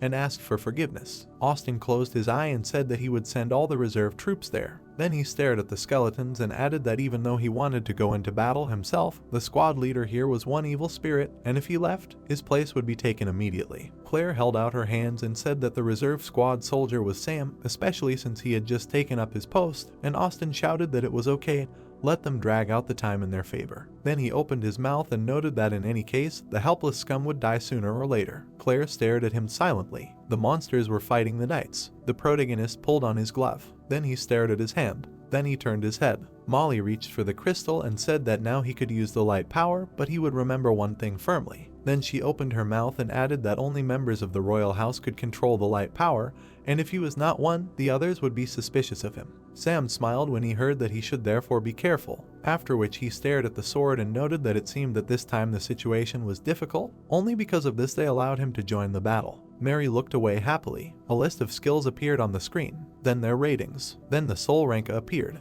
They saw the inscription about unlimited possibilities. Sam patted the guy on the head and noted that he had to go out to fight. Then he strained his gaze. Molly smiled and noted that she relied on him. The protagonist confidently stared forward. The crowd stood in the dungeon. From the ceiling of the 5th zone, it began to drip. The soldiers were moving forward, after which they stared forward in horror. Lewin opened his mouth and shouted that they cannot retreat, otherwise they will break through the defense line, and Dulu gritted his teeth. Carl hit the ground with a spear and shouted that they think they can do it. After which he opened his mouth and added that the situation at the front is unfavorable. How can warriors who only care about their own lives hold the defense line? Then he put out his hand and shouted, let them defeat him. How can they? They can attack together. He will accompany them to the end. The warriors opened their mouths and laughed. Lewin and Dulu gritted their teeth when they heard that even 2 is weak, then maybe 3 on 1. Then they opened their mouths and said that he is really very strong, according to rumors, incredibly strong. Then they looked at the dead Gobbel and said that before they arrived here, one commander had already been killed by him, so the rumors about him must be true.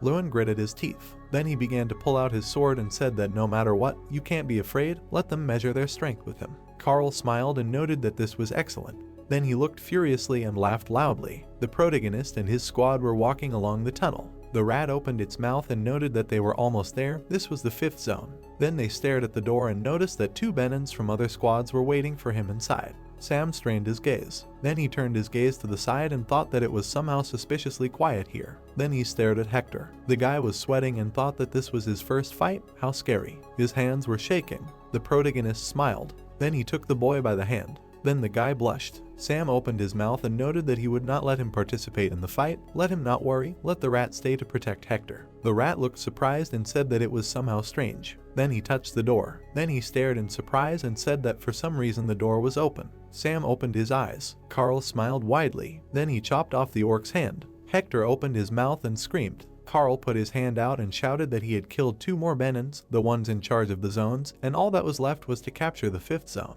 The protagonist looked at him with displeasure. Carl opened his mouth. Then he slashed at the orc. Dulu gritted his teeth and wondered how it was that he had been so close in an instant. Carl turned his gaze. Then he spun his weapon. Then he opened his mouth and said that it was a pity he had originally planned to deal with 2. Dulu opened his mouth and shouted that it couldn't be. The protagonist looked straight ahead and heard that the one in charge of the 9th zone had been cut in half, and the one in charge of the other zone had lost his fighting spirit. Then he opened his eyes. Carl stared at the people in the passage and asked that the 4th victim had arrived. The demon strained his gaze and called them. The protagonist strained his gaze and heard that the Queen's army had brought a little beauty with them to battle, quite frivolously. Carl opened his mouth and added that this guy was already sentenced to death, but they, beauties, have nothing to worry about, because. Then he licked his lip and added that he would save their lives so that they would warm him. Mary opened her mouth and noted that she would destroy his soul stone. The protagonist smiled and asked her not to rush. Then he opened his mouth and noted that they would sell his soul stone, so it would be better to leave it whole. Carl opened his mouth. Then he stared at the 2 corpses and the wounded orc and asked that, having seen everything around, he still plans to confront him. Then he stared at the protagonist and noted that the Queen's army was full of idiots. There are no words. The Minotaur bent down and asked him to wait. Sam turned his gaze. The Minotaur opened his mouth and asked if he said that he would not let him regret his choice. The protagonist stared closely at his ally. The Minotaur opened his mouth and noted that only he could command them, so he should not give in to his provocations. Weighing all the risks of fighting him, it is better to save his strength and retreat. The protagonist rubbed his cheek and said that in fact, there is no risk. The reptile stared at the protagonist. Will opened his eyes, heard that the probability of defeating him is very high, and thought that he now regrets it very much. The protagonist closed his eyes and said that if he saw his count of belonging, he would not worry, and Will shouted to stop talking incomprehensible words. Sam put his hand on his chest and said that he is very strong. Carl opened his mouth and asked if they were finished yet. Then he swung and shouted that he was not going to wait any longer, let them die. Then he kicked the ground.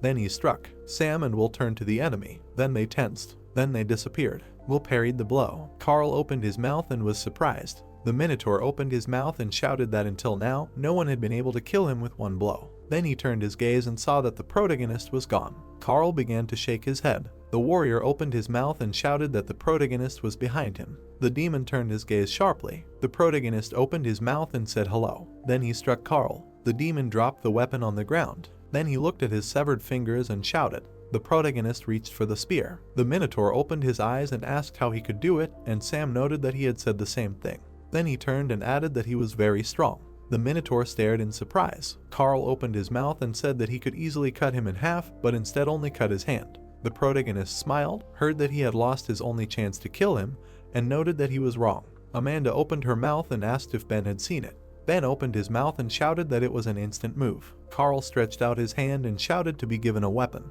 Then he opened his mouth and shouted that it would not be so easy anymore. He would cut him into 8 pieces with his weapon. The protagonist looked at the tip and asked what was really a halberd. Then he opened his mouth and added that he called this a weapon, wasn't it too weak? Then he squeezed the handle. Sam stood in front of his opponent. Then he looked confidently. Carl gritted his teeth and the protagonist thought that this fight should be finished beautifully. The protagonist lowered the spear. Will opened his mouth and said that Sam was not good at fighting with such a weapon. Even if he had the enemy's weapon in his hands, it would be of little help to him. Mary stared ahead and heard that she did not understand him at all. The wooden spear moved forward. Rock lowered the stick. Then he sat down on a stone. Then he opened his mouth and said that he didn't even get a weapon, so what else could he hope for, and Sam said that he was slacking off again. Rock looked at the stick and said that it was nonsense, and the protagonist noted that he should be more careful because he could complain to the owner. The zombie opened his mouth and asked if he wanted to train with him. The protagonist opened his mouth and said that even if he asked, he still wouldn't give him his thing,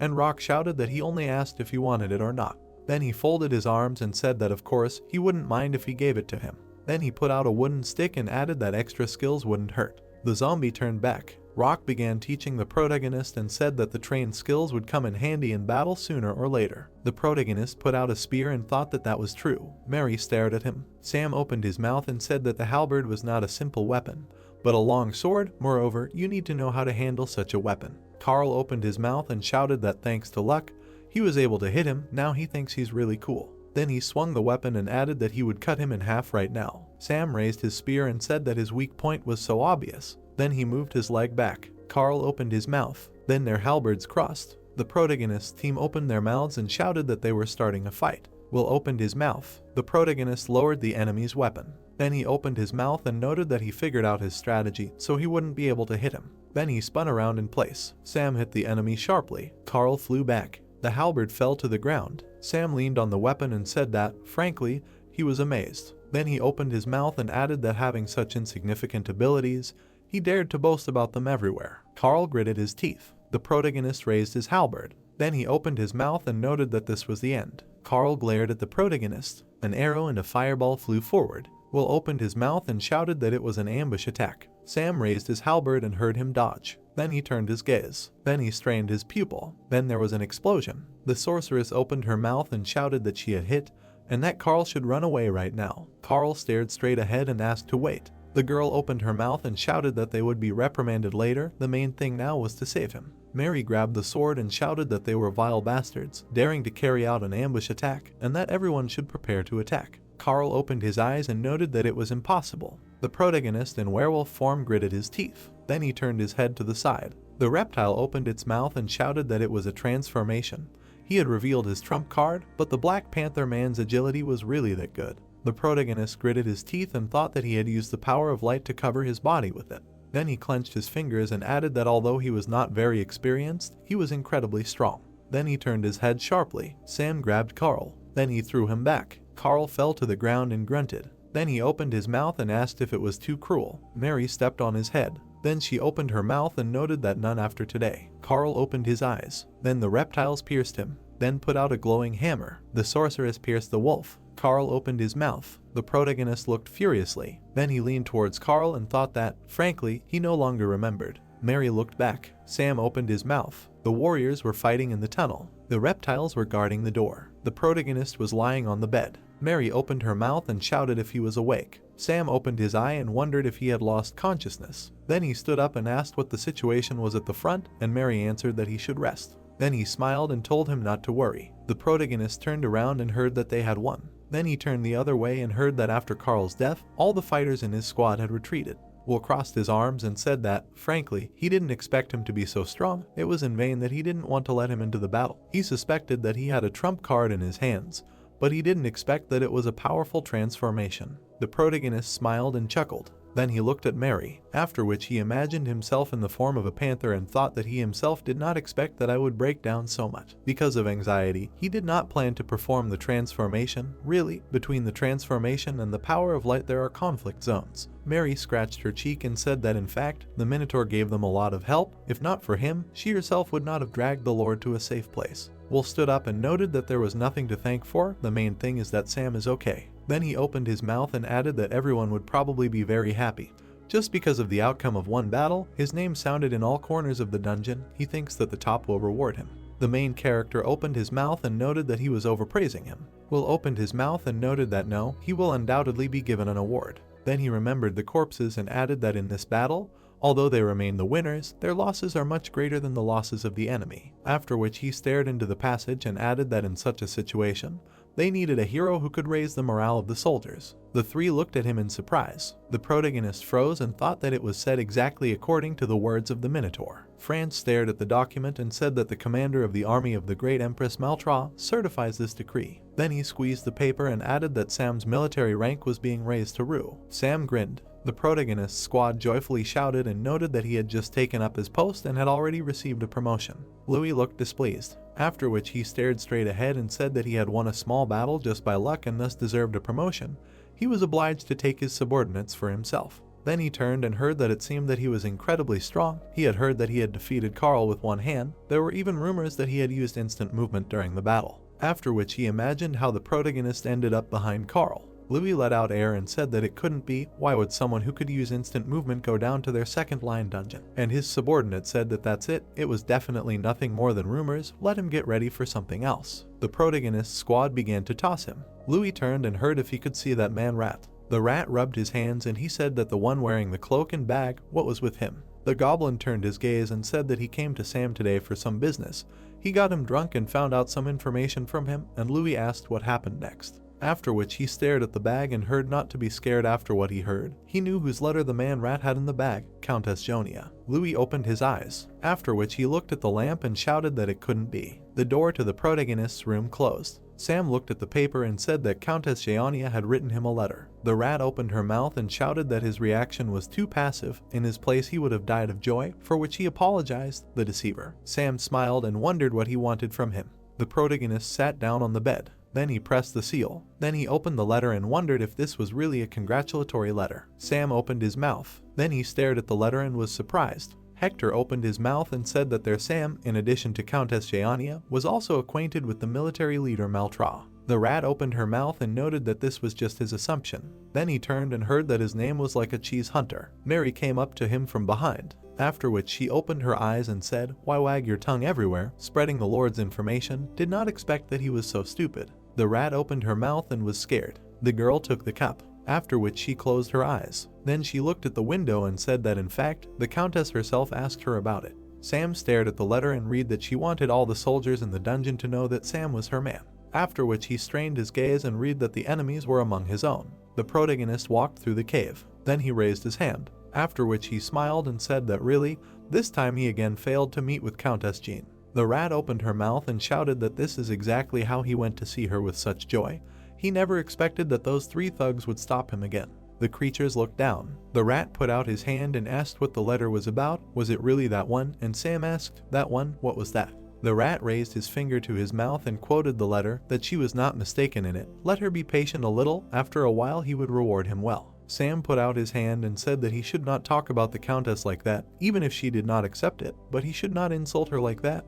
And the rat said that he should quickly tell him about that letter. The protagonist turned his gaze. A wind blew from the cave. Sam looked up. Then he grabbed his sword. The rat opened his mouth and shouted that he was going to save him. The protagonist went forward and heard that he knew what could be inside, did not think that it could be a trap. Sam turned his gaze. Then he went inside and heard that he was going anyway. The rat followed him and said that this was the reason he did not join Sam's squad. After which he stared at the darkness and said that it was really so hard to stop in time. If he continued like this, he would not live long. Sam went inside, after which he saw fire. Then he strained his eyes. The protagonist saw a burning head. Louise stood in a thermal suit and noted that he could not retreat. The girl stared forward. Then she put out her hand and shouted that they had scared her. He was hoping to get her body again. After which she put out her finger and added that then, to drive them away, he would use fire. Louise strained his eyes and said that he only needed to stop the flame. Today he would definitely be able to catch her and get a lot of money for it. The girl stared at him and heard that her body could be sold for $1 million. Who would refuse such an opportunity to get rich? After which she clenched her teeth. The protagonist stared at her and heard that she began to throw fire again. Whoever dared to run would not get a penny. The rat stared straight ahead and said that they were human traffickers. Sam stared at the fire and heard that, however, he really wanted to intervene. Then he opened his mouth and added that if he didn't intervene, they would take the girl. Then he stared at her and added that she was holding them back now, even though she had the advantage for now, but she still wouldn't be able to drive these people away, and eventually her strength would run out and they would catch her. The rat turned his gaze to the protagonist and asked what they could get in return if they saved her. Sam opened his mouth and said that they would talk about it later. Louis put out his hand and shouted that it was to their advantage to stall for time, that they had to hold out a little longer. Then he turned his gaze when he heard that he shouldn't hope. Sam smiled. Louis opened his eyes and was surprised. Then the protagonist slashed him with his sword. Louis opened his eyes. Then he stared at the protagonist and wondered what he was doing here. His warriors looked at him and shouted what was going on. Didn't he say that no one would know about it? The girl watched them silently. Louis stared ahead and cursed. Then his subordinates turned around, heard that things were bad. They needed to retreat, and shouted that they almost caught her. Let him deal with them. There were only 2 of them. Louis lowered his head and noted that it was Sam. Even in protective suits, they would not be able to defeat him. The subordinates jerked and shouted that the same one who killed Carl. Bella opened her mouth and thought that it was him. The subordinate turned and called the commander. Then he looked at the protagonist and shouted that this boy blocked the exit. Now they have nowhere to run. Louis silently looked straight ahead. Then he raised his hands and heard that this guy was heading in their direction. Louis stopped next to the protagonist. Then he looked at him and said that they would not waste each other's time. Sam opened his mouth and recognized the voice. Louis lowered his head and spat. The protagonist opened his mouth and wondered if he was a senior lieutenant, a trafficker of human goods. Louis unbuttoned his suit. Then he began to take it off and noted that they would make a deal. The protagonist turned around and asked what deal. Robert asked in surprise that he knew him. The monster in the suit said that the damn man rat should get out of here. Robert asked again furiously. Looking at him, the protagonist said that he should wait for him outside. Leaving, the rat said that he always told him to leave before a serious matter. The protagonist held a sword in his hands. Standing in front of him, the creature in the suit asked that he could lower the sword first. Frowning, the hero replied that he could not. Bloody particles flew around the sword. It was said that he should first explain what was going on here. The monster in the suit asked what to explain. Was there any need for that? Flames appeared around the girl, and he added that it was not clear that they were hunting. Bella frowned. It was said that she should not misunderstand. In fact, they rarely do this, but it concerns Bella herself. The protagonist looked away in surprise. The monster in the suit extended his hand and said that they would make a deal. If he pretended that nothing happened here, then 20% of the profits were his. If he helped them, then he would get 30%. The protagonist frowned, hearing that, in addition, he would not lure his soldiers into his squad. Well, how? Not a bad deal. The monster was surprised to hear laughter. Standing in front of him, the protagonist said that he was really crossing the line. Bringing the sword closer, the hero said that not to mention the dungeon administrator. If he told anyone from the dungeon about this matter, he would not be able to escape punishment. Fire particles appeared. It was said that evidence, or a witness, everything would be suitable to prove his actions. Looking straight ahead, the hero said that only by killing him would he be able to complete this matter. The protagonist looked at the creature. The monster in the suit was silent. Suddenly, he frowned. The creatures in suits were leaving the cave. Sam and Robert looked straight ahead. The creature in the suit turned around. The monster looked angrily ahead. Putting his hand to his face, Robert asked what it seemed. He harbored hatred towards him. Nothing terrible, to which the hero sighed. Scratching the back of his head, the protagonist said that he himself understood they did not have enough evidence. The image of the monster appeared, and the hero added that he was the right hand of the dungeon administrator. Perhaps the administrator turns a blind eye to his actions. The monster's suit appeared. It was said that no one from above would listen to them. Perhaps they would die in the end. The monster looked straight ahead with an angry expression. Someone said that Louise was not planning to fight him. That was why he offered him a deal. The protagonist grinned and said that they had saved her today. That was enough for him. Bella was lying on the floor, and he added that yes, the girl was unconscious, and someone said that a girl worth $1 million was completely incapable of standing up for herself. A cheese hunter? Yes, she was that simple. Bella closed her eyes. The girl ran forward and screamed about her dad. Hugging her father, she said that he should play with her, to which he replied that he was working. Tears appeared in the girl's eyes and she said that no one else would hug her except her dad, to which he replied that that would not do. The man grinned, hearing that she would not distract him. Let her be with him, to which he replied that of course. The girl laughed, hearing that she could be with him all her life. Hugging the protagonist, the girl thought that all her life and said about dad. Suddenly she opened her eyes in surprise and thought that, dad. Looking straight ahead, she thought that it couldn't be. Was it really the back of an unfamiliar guy's head? Suddenly she screamed loudly. Raising his head, Robert said that she was lively. The entrance to the office appeared. Bowing, Bella apologized to the hero and said that she had insulted him, to which he replied that there was no need to apologize. Looking at the protagonist, the rat asked that by the way, why there was not a single wound on him, to which he replied that it was true. Looking to the side, the protagonist thought that he decided to carry this girl on himself, but there were no burns left on him. The scars on the hero's body appeared, and he added that apparently the power of light given to him by Molly, even without transforming, increases his strength by several levels. The girl looked straight ahead thoughtfully. Looking at the hero, she thought about how cool he was. He didn't get a single burn while carrying her, but the most surprising thing. The main character grinned, and she added that he wasn't interested in her. She had never seen anyone like him. Putting her hand to her face, she added that such people were probably very rare to meet. Bella's eyes widened, thinking that in other words, he was her destiny. Suddenly, the girl looked down. The hero was surprised to hear her apologize. Turning around, the hero heard that he could talk to her alone. Looking to the side, the hero turned to Lola and she asked where he had been. She was looking for him everywhere. It was heard that the middlemen were having a problem. Perhaps their soldiers would not even get paid. What did that mean? To which the girl asked again. Rushing to the exit, Lola said that he should follow her, to which the hero replied that he should wait a second. The girl was surprised to hear that he should wait a little. He would take her to a safe place a little later. The door opened slightly, and she replied that it was good. She was waiting for him. Jewels appeared. Someone said that he would look. Looking at the crystal, the man said that these jewels were worth about 5,000 gold coins. Hector exclaimed in surprise and asked that not 50,000, but only 5,000 gold. Raising his hand, he shouted that the other squads had collected less than them, and their quality was worse, but they managed to get 20,000 gold coins. Why did he treat their squad like that? And the dwarf asked that it was his first time doing business. How could all this cost only 5,000 gold? And the Minotaur turned to the hero. Looking straight ahead, the protagonist asked what happened, to which he was told that everything was in front of him. The squad members argued with the merchant, and the Minotaur added that all these merchants lowered the purchase prices for rock crystal and flesh. Moreover, they did this only in relation to their squad. Putting her hand to her face, Lola said that until yesterday they accepted goods at the old price, but rarely changed the price. The protagonist frowned, hearing that he did not know anything about it. The merchant raised his hand and said that there was nothing to bargain with him.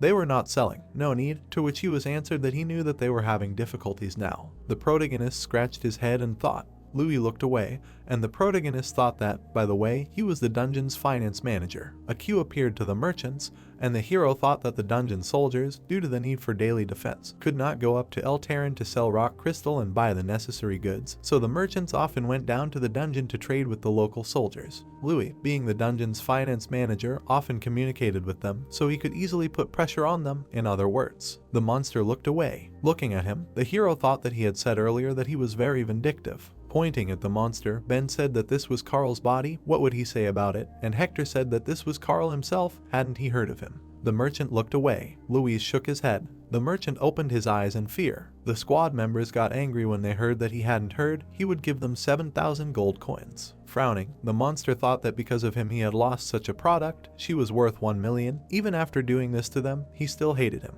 Closing his eyes, he added that the image of that girl was still spinning in his head. Bella smirked, and he thought that because of that incident, she would probably never return to that place again. Looking at the hero, Louise thought that it was all because of the hated Sam. Looking at the girl, he added that, what was she doing here? Bella opened her eyes in surprise. Looking to the side, the monster wondered why she was looking at him like that. The girl took a step forward. He looked at her in surprise. The hero opened his eyes wide and wondered what Mrs. Bella. There were many people around. Would Louise really dare to do something to her in front of everyone?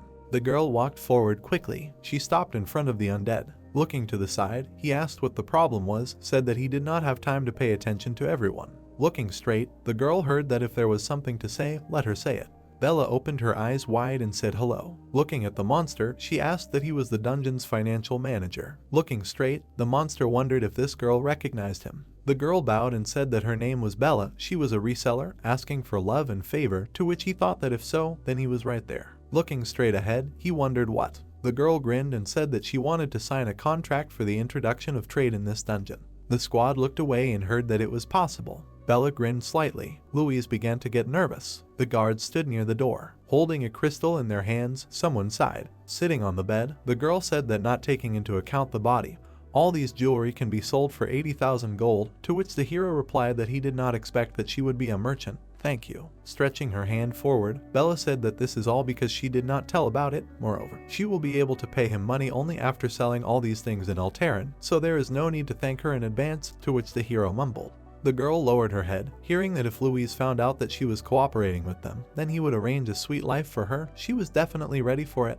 To which she replied that she was definitely ready. Looking down, Bella said that due to lack of funds, she was unable to start a business here. Standing in front of the hero, she added that even if the financial manager forbade her to trade rock crystal, then remaining a reseller was not bad either. Lowering her head, the girl said that the most important thing is that Sam is her savior. She is glad that she can help him. Looking straight ahead, the protagonist heard that if Mr. Sam is favorable to her, then she will be very happy. The protagonist lowered his gaze. Grinning, Bella said that she should not worry about her because she has already gotten used to the fact that they are trying to kill her. Smiling broadly, she added that even though she had been inattentive this time, she was actually very strong, so she shouldn't worry, she would be able to sell the rock crystal. As she was leaving, the girl said that she would go so they could take care of themselves. The protagonist looked thoughtfully. Looking at the girl, he turned to her. Frowning, the hero said that the one who had attacked her, to which she replied that she knew him. The protagonist opened his eyes in surprise. Turning around, the girl said that she had already said that. She had gotten used to it. Standing in bewilderment, the hero said goodbye. Grinning, the girl said that by the way, they looked good together. The protagonist stared at her. The girl was walking along the bridge. Suddenly, she raised her head. Walking further, she said that everything was fine. She had already gotten used to it. The drill was digging up the stone. The guy was digging ore. He opened his eyes in surprise when he heard that this child was working all day. Looking away, the elf asked if it would not be better to entrust this to a professional squad, to which Ben replied that he should not worry, his abilities were not inferior to the most experienced sappers.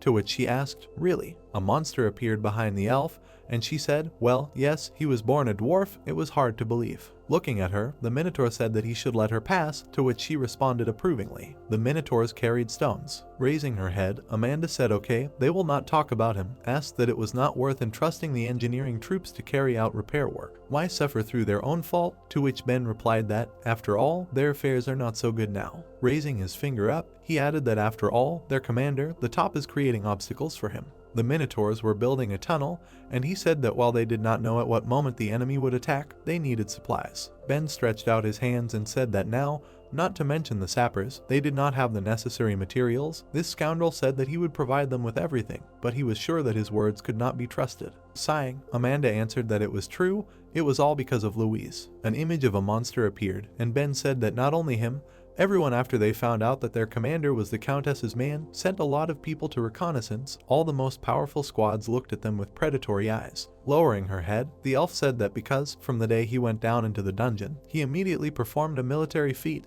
and was promoted in rank. The hero raised his hand up, and she added that, moreover, even the merchants began to obey him. Commander Sam was now at a dead end. Standing next to her, the dwarf said that that was why they had no supplies yet. He, relying on the strength of the Minotaur, decided to live in abundance in this way, to which she replied that no way, she would not go for that, she would rather find a quiet place and sleep well. Sighing, she added that it was all because he was not ready to make concessions. By the way, the girl whom the commander saved went to Alteran. Ben asked again, and then said that in order to sell things, of course, it was better to go up to the city, to which she replied that the merchant was named Bella, and she went straight to the city. The girl walked through the cave. Bella put on her hood. It was said that she heard that when she was attacked by human traffickers, Sam saved her. Closing her eyes, the elf said that she had a bad feeling, looking from the position of a former member of the bandit group. Looking up, she added that she was now in great danger. Louise was sitting in front of the entrance. The monster looked down. The door slammed shut. Raising his finger, the undead said to be quiet, he would be gone for a while.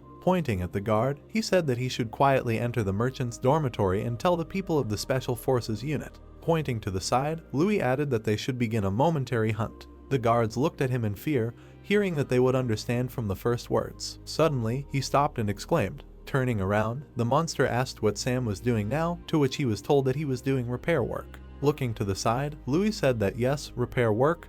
Then he was very busy. The monster narrowed his eyes and said that, however, he needed to see for himself. A huge stone appeared. The Minotaurs looked at it. Particles flew around the hero's sword. Looking at him, the man said that he should not overdo it, be careful with the anemia, and the other said that after finishing the work, the commander would need to eat until he was full. Holding the sword in his hands, the protagonist said that he would go ahead. The protagonist frowned. Sam struck the stone and shouted about the sword sparkling with blood. Cracks appeared on the stone. The squad looked at him in surprise and said that it was great.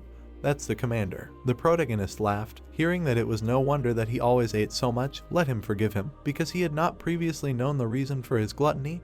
He always felt sorry for money for food. Suddenly, a werewolf's hand appeared. The protagonist waved his hands. Looking at him, Lola thought that he should not torment himself like that. The speaker heard that the announcement was from the command post of the 2-4 dungeon. The guy looked away, hearing that the hero was addressed. The Minotaurs raised their heads. Looking to the side, the protagonist heard that by order of the dungeon administrator, they were asking him to come to the command post. Frowning, the hero wondered what the dungeon administrator. The protagonist was walking down the corridor. He looked straight ahead angrily. The image of a demon appeared and he said that they hadn't seen each other for a long time. Turning around, the hero asked what it was. Had he really infiltrated the dungeon? Kate looked out from behind the demon, and he said that she had also come today. Waving his hand, the protagonist said that she was still as cute. He was very glad to see her, to which Jake laughed and asked that his attitude towards them was not too different. Standing in front of him, the hero asked what, well, how else, to which the demon replied that he would not argue. Jake was surprised to hear that the dungeon administrator was making him see, so he wouldn't be able to chat with him for long, to which he replied that it was true, that would be enough for him. Looking straight ahead, the demon said that he needed to be wary of everything that was happening in the dungeon and always be on guard. The protagonist stood there in confusion. The protagonist walked down the hallway. Looking at the entrance, Sam thought that no one outside the dungeon would be able to find out about this matter. Frowning, the protagonist thought that if there was no spy among them, then it wouldn't be able to surface who it was after all. The image of the monster appeared. The protagonist thought that Louise, he hardly had the right to know about such secret matters. Even if it was him, then what was the reason for this visit? Standing in front of the door, the protagonist said that Sam had arrived, he could come in, to which he was told that he could come in, and he thought that it was completely incomprehensible. The protagonist closed his eyes. Suddenly, he looked forward in surprise. There was a bottle on the table. Someone said that he should come in quickly. Raising his glass, Austin asked what he heard.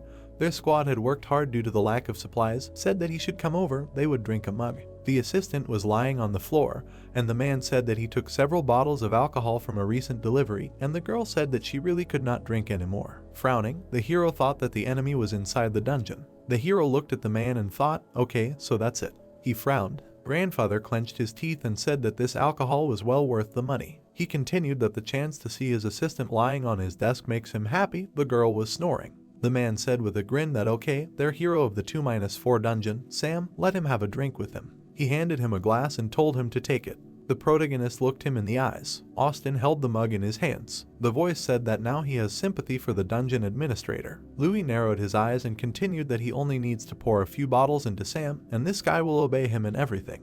He said that he gave him a chance to get his assistant drunk, and after the alcohol was in his hands, he immediately invited her to his place. The man laughed. Louis raised his hand and said that he thought he had already invited the protagonist himself, and where else would he find such a good boss? The voice said that this time he had provided him with several bottles of the most expensive wine, so the price for them must be high. Someone asked how expensive it was. The man replied that the price was equal to their annual salary. They responded in surprise that wow. Someone called Louise. The rat ran up and said that he had found that girl. The rat continued that in 10 minutes she would be right here. The man replied that great. He said that everyone should change into fireproof clothing. The people accepted the order. The man looked at the drink in the bottle. Then he began to remove the fabrics from his face. He took off the bandages. Louise thought that this time he had to catch her. He continued the thought that and then sell her for 1,000,000 gold coins. Bella entered the room. She frowned. The rat watched her go. He thoughtfully drew his eyebrows together. He was holding a glass of liquid in his hand. The hero closed his eyes and answered the administrator that he asked for his forgiveness, but he was on duty now. The administrator looked at the guy with displeasure. He bared his teeth. Then he took another sip and spat. He asked if he thought he was a cut above the others because he had good connections with the top brass. Sam replied that he had misunderstood him. Austin turned away and replied that it was okay. It was clear why Louise hated him so much. He continued angrily that, whatever the case, he should drink out of respect for his superior. It was because of people like him that the Empress's army lost people's trust. Austin said that in fact, it would not be difficult for him to make him drink this glass of wine. Claire was snoring on the table. The man continued that this was Sam's first position. Did he want to become a military man, not to stand out? He said that but this was his first place of service. Yes, until recently he was a pathetic Benin. Yes, you should not contradict your superior. You need to be able to be flexible. Does he understand? The hero remained silent. Austin held his chin in his hand and said, even if he was very strong, so what? He sometimes thinks about the feelings of others. He poured another drink and continued, even if the fighting had become fierce lately, they were not on the front lines. The man frowned and said that he would not like his dungeon to be closely watched by the higher-ups. He drank the drink in one gulp. Then he put the glass on the table and knocked down the protagonist. He responded. The man replied that he had been explaining to him for so long, and he still did not understand anything. He said to answer at least something. The hero frowned and thought, okay, only here can he say everything frankly. Austin looked at the guy with displeasure. The protagonist called the dungeon administrator. He continued that he would take his instructions into account. He would get along well with everyone. Austin closed his eyes and said okay, great. The hero replied that but. Sam said that not with Louise. The man asked again, puzzled. Then he slammed his fist on the table and said that he was an idiot. He shouted furiously that he dared to put it in nothing. Austin raised his hand and directed energy at him, shouting that he was the dungeon administrator. Energy swirled around the hero. The man furiously said to speak. He shouted to speak quickly, why he did not get along with Louise. A magical loop appeared around the guy's neck. He answered that it was because. Then he continued that here, he was the one who despised him the most. Sam looked at the man seriously. He looked back at him in surprise. Claire continued to snore, lying on the table. The bottle lay in front of her and liquid was flowing out of it. She said that she was sick. Austin's energy was directed at the protagonist. He looked at the guy in surprise. Sam looked confidently ahead. The man coughed. Then he clenched his fist tightly. The energy of the loop around his neck disappeared. Austin said that he had wasted his wine. He picked up the bottle and continued that he despised it, and so what? He did not regret the choice he had made. The man looked at the empty bottle and said that his own dignity was not so important. The main thing was that Louise played into his hands. He continued that he was different from someone sent by the higher-ups to spy on them and who did not even want to drink a glass of wine with his superiors. Austin took another sip. The hero leaned over and told the dungeon administrator that he had misunderstood him. The man asked again. The hero frowned and said that his disdain for what he had said was not as superficial as it seemed to him. He said that here, in addition to money, his life could also be in danger. Austin asked about his life questioningly. Sam thought, great, now was the time for the most important conversation. The guy asked the administrator if he knew how much equipment in the dungeon needed repair. Austin tilted the bottle and answered that 3, and what was that? The hero looked at him. The voice said that it was true. Last time several of the zones were occupied by the enemy, and precisely in order not to repeat the same mistake, 3 rooms in the 9th zone are being renovated, and some rooms are undergoing major repairs. He continued that all the heads of these rooms are new recruits who have just arrived on duty. Sam said that from the outside one might think that Louise is training newcomers in this way, but in fact he does not want to spend material resources having them. He raised his hand and continued that, but what if he does not have resources? The man moved his finger. He asked discontentedly what he meant, and really. Austin said that Louise is lining her pockets with his funds behind his back. Sam answered that she is, and that she is stealing huge amounts. He continued that, and not only now. Louise looked at the 2 people in suits. Bella walked straight. The voice said that he began to trade living people. The 3 were sitting at the table. Austin twisted his arms across his chest, then asked if he had any evidence. The hero replied that he had only recently taken up his post, so at the moment he had no definitive evidence. But Claire was lying on the table. The voice said that his assistant would probably be able to give a reliable answer. He continued that everything that happened inside the dungeon was recorded in her account book. Austin looked at Claire thoughtfully. Someone said, okay, they would talk about it later. The man said that human trafficking, what kind of news? He continued that except for catching him red-handed, it would be extremely difficult to provide evidence, even if he caught him. Austin said that the financial manager was not here. What did he want from him? He asked what he should do. Then he said that it could be embezzlement or human trafficking. Austin said that his oral testimony was not evidence. If he turned a blind eye to it, what would he do? Sam closed his eyes. The voice asked what he needed evidence. The men pointed their guns at the girl. Someone laughed and said that they finally caught the girl. Louise asked that she really counted on luck. Bella answered that he was the financial manager of the 2-4 dungeon. The guy answered what exactly. He continued that in order to catch her, he was ready to show everyone his true face. Louise said that this was a secret transit road for troops. You just have to sell it to the trade militia and no one will know about it, and laughed. The man furiously continued that therefore, no matter how she tried to escape, it was useless since he took off his protective suit. She should understand that he was not afraid of her witchcraft at all. Bella pursed her lips. The fire began to heat up around her. A voice shouted that it was starting. This time he had to get evidence. The rat looked at what was happening. He said that even if he followed them, but if this continues. Robert continued that even if he sent Sam a signal, there was no guarantee that he would be able to arrive at the scene of the fight in time. The animal said that, besides, he did not know the location of the secret transit road. He would not fall out of the sky. The guy shouted after him. Robert turned around in bewilderment. Then he ran to the hero saying that he was dead. Sam laughed and said that it seemed that teleportation between large distances was quite dangerous. He asked, by the way, what was going on there? Robert replied that they had just started the fight. Then he continued that the situation was heating up. Rather, the hero answered with a smile that it was good. He took out his sword and continued that they would try to get it. The hero said that there was evidence of what was happening. The rat looked at him questioningly. 2 bright beams appeared. The girl angrily clenched her teeth. Looking down, she thought that Mr. Sam would definitely come to her aid.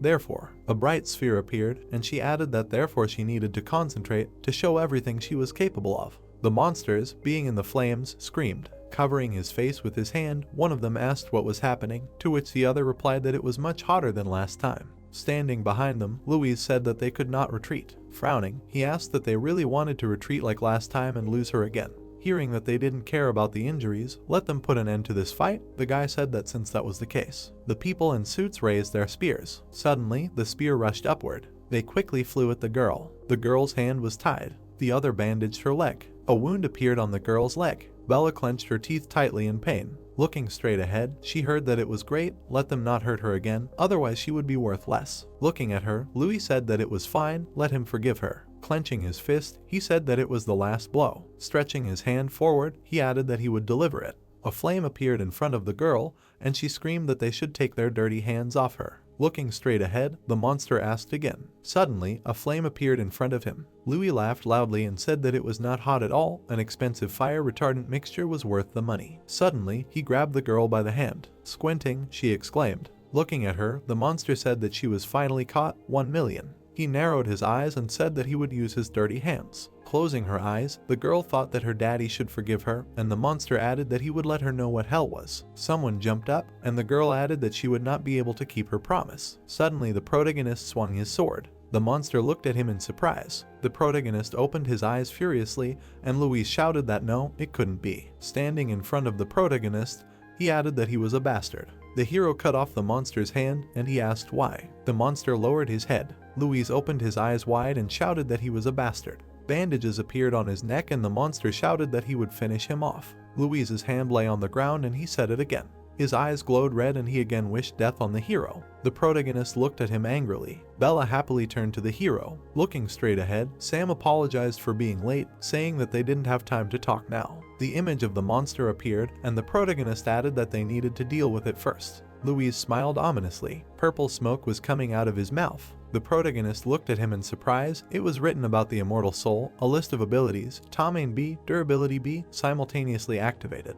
The protagonist looked away and said that he should hide quickly. Bella grabbed his hand and said that this rope, magic was cast on it, she could not untangle it. Suddenly the ropes broke. Robert held the sword in his hands, and the girl said that the cheese hunter. Looking at her, the rat said that Sam said that he would pay him for his work, so he should not thank him. Suddenly Louis swung his hand. Having struck, the monster called the hero. The protagonist struck with a sword. The people in suits looked at him and turned. One of them said that he should leave him, they still had unfinished business. Pointing to the tunnel, the man said that he would quickly follow them. Turning around, Robert heard that the two of them should stop, to which he said that they were catching up with them. Looking at the girl, the rat asked that he could run a little faster, to which she apologized to him. Looking to the side, Bella said that she was wounded, it was very painful to run. The girl's legs appeared, and she added that she could no longer, and he should run faster, even if her blows could not injure those dressed in fireproof uniforms, but he could hold them back. Robert remained silent after hearing that he should leave. Mr. Sam would have time to come to his aid.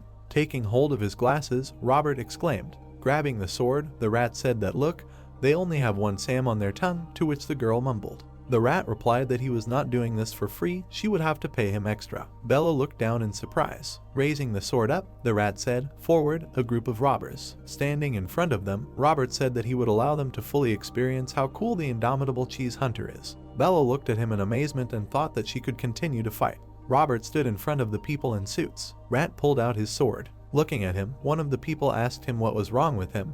He couldn't even hold his sword, he was really ready to fight them. Looking straight at him, Rat heard that he was a lackey, let him go. Looking straight at him, Robert grinned and said that a group of ill-mannered idiots, to which Bella turned to him. Grinning, Rat said that he would teach him a good lesson. Looking at him, the girl said that it would be better for him to leave them to her, to which he replied that he had enough chatter. Holding the weapon in his hands, Robert said that if he wanted to help, he should temper his sword with fire. The girl exclaimed in surprise, hearing that it was faster. He did not want to waste much time on them. Bella looked at him questioningly. Suddenly, a flame appeared from her finger. Rat's sword was covered in fire. Smiling, he said that was great, he would soon have something to brag about to everyone in the bar. The man in the suit said that it seemed like they weren't going to give up that easily, and the other said that they would kill them then. Rushing towards Robert, they shouted that he should realize what he was getting into. Robert raised his sword up. Raising his sword behind his head, the rat shouted that no, they should realize what a situation they were in, cheese hunter swordsman. Swinging his sword, the rat shouted about mouse fire. The people fell to the ground and shouted. Looking straight ahead, Robert thought, that was great. Raising his sword, he added that they only had to deal with the rest. A fist appeared in his glasses, and he thought there were two of them. The man in the suit struck the rat. The girl turned to Robert in fear. The rat fell to the ground and shouted. Swinging at him, the man in the suit said that he should die. Robert deftly dodged the blow. He rolled over and exclaimed. Standing behind him, the girl shouted that 1 against 4 was not equal, to which Robert replied that it was. The people in suits stood in front of him and he said that besides, they were now more vigilant. Raising his glasses, the rat heard that in this situation, his magical fire was more suitable for a group attack. A beam appeared in the girl's eyes. Smirking, she said that he should cover him, perhaps they still had methods to contain him. Looking away, Bella added that she was afraid that she could not cope without the help of the brave cheese hunter. Rat raised his head up. Shaking his head, he added that he understood. Turning around, the rat said that if he realized that things were bad, he would slip away, to which she responded approvingly. Holding the sword in his hands, Robert thought that he wanted to pretend to be a hero, but in the end almost fried. Closing her eyes, the girl said that it was time. Raising her hand, she added that she would have fun. Cracks appeared, a scream was heard that she still had a lot of strength. Damn, now they only had to reflect her attacks. A small glow appeared. Suddenly, purple smoke appeared. Louise looked straight ahead furiously. He lowered his head and laughed. Particles were emitted from his hand, and he asked, "Well, how is it? How is it to face the undead for the first time? If he continues to attack him, the poison will spread faster and faster." The protagonist looked straight ahead angrily. Looking at the smoke, the hero thought that it was true. The more wounds on him, the thicker the poisonous substance becomes. The hero opened his mouth and objected. The hero lay in the capsule and thought that Jake had improved his body with magic. The protagonist sighed heavily and thought that perhaps, because of Molly's powers, his soul stone had become much stronger. Now, except for unpleasant sensations, he does not feel any pain. A glow appeared in the sky. Looking straight ahead, the protagonist thought that Bella was the one causing the heat. Red particles were flying around the sword, and he added that it seemed like he needed to deal with Louise as soon as possible. Raising his sword up, the protagonist thought that he would use the blood sword dance to eliminate him from his path. The protagonist stood in front of the undead. The monster looked forward angrily, and he thought that the poisonous fumes were already everywhere and he was still able to use such a difficult move. Louise clenched his fist and thought that he should use this to make sure. A bloody sphere appeared above the protagonist's sword. Louise raised his hand and shouted that he should die. He spent a lot of money on equipment for him. The protagonist raised his hand and asked what he wanted to say. Suddenly, the protagonist's eyes widened. A blue sphere appeared. Blue lightning emitted from the sphere. The protagonist gritted his teeth and wondered if it was a magical absorption sphere. Where did he get such a thing? The protagonist opened his eyes wide and thought that they should wait. What is it? Suddenly, the protagonist fell to his knees. Sitting in front of the undead, the protagonist said something. The girl released a fire sphere forward. Raising his sword, the man in the suit shouted that it was okay. It was not fatal. They needed to drive her into a corner. Peeking out from behind the wall, the rat heard that they needed to hold her here until Mr. Louise arrived. Suddenly, Robert looked away. The protagonist was sitting in front of the undead. Louise took his hands. Clenching his fist, he sighed. Looking down, the undead said that this was the advantage of being evil among humans. The protagonist leaned on his sword, and the undead added that the limits of the body's capabilities were too small. Looking at him, the protagonist frowned. Turning his head to the side, Louise said that, frankly speaking, he was still not ready to accept his situation. The protagonist looked at him angrily. Smiling, the monster said that if it weren't for the absorption sphere, he thought he would have finished him off long ago. Holding the sphere in his hands, he said that it was a magical absorption sphere. Standing in front of the hero, the monster said that he could suck out a person's magical power and technique. He spent a lot of money on it precisely in order to be able to resist magicians. Looking down, Louise said that now he was sure that Austin was sitting at the table. Looking away, the man said that Sam was able to avoid his spiritual suppression. The protagonist stood still. It was said that on the very first day he used spiritual suppression on him once, but it had no effect on him. The protagonist frowned. Someone said that the second time, his reaction to spiritual suppression was the same. Looking away, Austin asked that maybe he was just trying to make himself look unshakable. His hands were tied, and he asked what he thought. Claire was tied up, and Austin asked what the helpless assistant dungeon administrator was. Lowering her head, she said that she only knew that he had a soul stone of an ordinary person. The protagonist reached for the crystal. It was said that if his body really contained a soul stone, perhaps having lost his body, he reincarnated into a soul stone of the human race, providing him with magic and techniques. Austin closed his eyes and said that she was. Snapping his finger, he added that she was too stupid. Claire wheezed in pain. Putting his hand to his face, Austin asked what kind of jokes, said that the greatest provides a person with his magic. Smiling, he added that he was a representative of the lower race of people, absolutely did not understand all the greatness. Looking away, he said that if Sam was a Tarnary who changed his body, then this explains everything. He had just joined the service, and his ambitions are so high, and in fact, his abilities exceed those of an ordinary soldier. Frowning, Louise said that his soul stone was not only immune to the poisonous substance, but also capable of using the power of light to teleport, and he was the Countess's man. The protagonist sighed, hearing that if he was a Tarnary hiding his identity, then everything fell into place. The undead raised his hand and said that he himself thought he was doing a good job of hiding it, but he had given himself away. He probably didn't know how strong the feeling of Atarnari's presence was. Looking away, the monster added that there were some exceptions, however. Austin leaned on his fist and wondered if this Louise could give him a few extra bottles of wine. Looking down, the monster said that in any case, his body and soul stone were overflowing with magical powers. A rat appeared behind him, and Louise said that if he were to deprive himself of this magic, he would turn into an ordinary person. Robert frowned slightly. The protagonist looked away, hearing that according to the law, they have no right to kill Atarnari, so he thought about it for a long time. But the monster frowned, looking at him. The girl was fighting with people in suits. The girl looked straight ahead with an angry expression. A question arose about what he thought he could deprive him of 1 million. Lowering his head, Louis laughed and said that he was not that stupid. Approaching the hero, he added that when he sold him and that girl's bodies, he would join the Empress's army. That would be even better. Looking at the protagonist, he asked that he agreed. Smiling, the undead said that it seemed that he did not even have the strength to answer him. Well, okay. Swinging his hand, the monster said that it was finally time to finish him off. The protagonist gritted his teeth and thought, damn, if he had a little more time, a couple of minutes would be enough. Sam gritted his teeth furiously. Swinging at the hero, the undead thought that this guy couldn't move. Raising his fist to the hero's face, he added that he was finished. Suddenly, someone cut the monster's hand. Robert struck with his sword and shouted. Striking the monster's hand, Robert shouted about a cheese flash. Looking away in surprise, the protagonist shouted about a cheese hunter. Looking straight ahead, the undead said that damn, because of weak perception, evil spirits always have to suffer. Robert looked surprised and asked what did you manage to chop off? Frowning, he said that you need to run away. The rat fell to the ground and wheezed, and the undead said that the damn rat.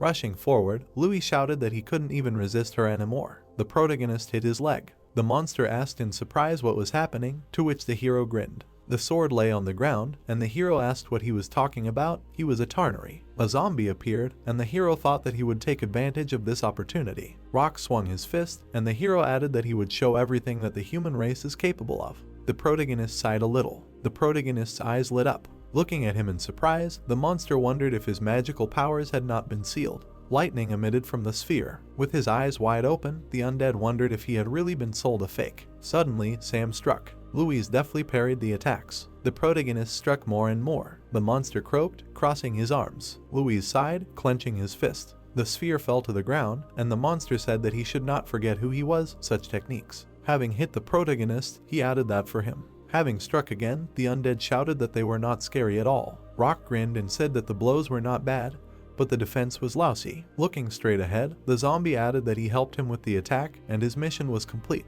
The protagonist stood in front of the undead. Rock looked away. Looking at the sphere, he said that it seemed he had been able to restore his magical power. The undead rushed forward. Looking at him, the zombie said that he was an arrogant evil spirit, how stupid he was. Looking down, he added that it was obvious from his actions. Louis struck with his fist, and he added that he looked like him. Swinging his fist, the monster thought that it was true, he was not that strong at all, it was unclear what he was afraid of. Looking straight ahead, he added that he had learned a lesson today.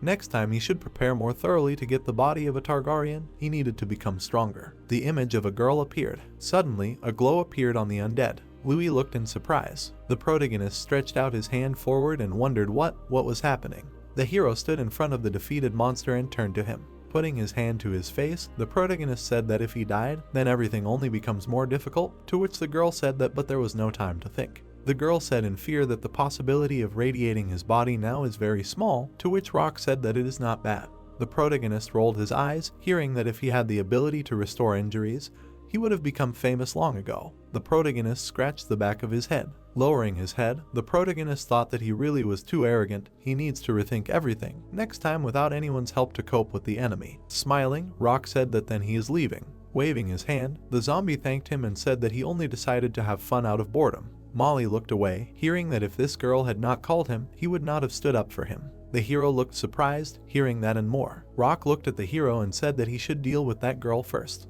The girl was fighting with the people in suits. Bella looked forward furiously. The crystal on her forehead was glowing. The girl stretched out her hand forward. Raising her hand, Bella said that she could not take it anymore. The people in suits looked at her. One of them raised his head and said that thank heavens they had succeeded, and the other said that all that was left was to wait for Louise to deal with that guy. The eyes of the protagonist lit up. The people in suits looked at each other. Robert put his hand to his face and sighed. Bella was lying on the ground. She was surprised to hear that they apologized to her. Stretching his hand forward, the protagonist said that he was too late. The girl closed her eyes and sighed. The protagonist took her hand. Looking at the protagonist, Bella said that he did not need to ask him for forgiveness. Grinning, she said that she could praise her. The protagonist opened his eyes in surprise. Smiling, the protagonist said that she did very well. The girl closed her eyes and left. Suddenly, the girl began to stagger. The hero asked if she was okay, to which she replied that everything was fine. Folding his arms, Robert wondered what she had come up with. A construction site appeared. Lola looked away and exclaimed. Frowning, she asked what. A dead monster appeared. Louise was lying on the ground. His head appeared. Someone asked that in a normal situation he would have died long ago. Looking down, the protagonist said that but he is evil, to which Robert replied that even if he is evil. Looking down, the hero addressed the undead. The protagonist said that if he did not answer him, he would break his skull and take his soul stone. The monster lay motionless. Suddenly Louis opened his eyes. Looking at the hero, the undead shouted that if he killed him, he would have to take responsibility for the murder, to which the hero replied that he was alive after all. Lying on the ground, Louis said that the dungeon administrator was his man, he would not side with him, to which Robert said that he seemed to be fine, and the hero responded approvingly. The hero leaned on his knees and sighed. Smiling, the hero said that then they would see who would win. The gates to the dungeon appeared. Louis fell to the ground and wheezed. Austin was sitting on the throne. The monsters looked at the undead. The orcs opened their eyes in surprise. Looking down, the man coughed. The undead lay on the ground, and the man said that he should look at himself, to which Louis turned to the administrator. Holding a glass in his hands, the administrator asked that he liked the wine he gave him. How could he thank him? Wine was poured into a glass, and he added that but its current appearance embarrasses him very much. Lying on the floor, Louis thought about that wine. The man drank. It was heard that this wine Sam gave him. The man grinned and said that it was so delicious. Putting down the glass, Austin asked why he could not accept alcohol from him. Lying on the floor, the undead said that periodic change of aromas allows you to find the best alcohol. Suddenly, the administrator turned to the hero, to which he responded.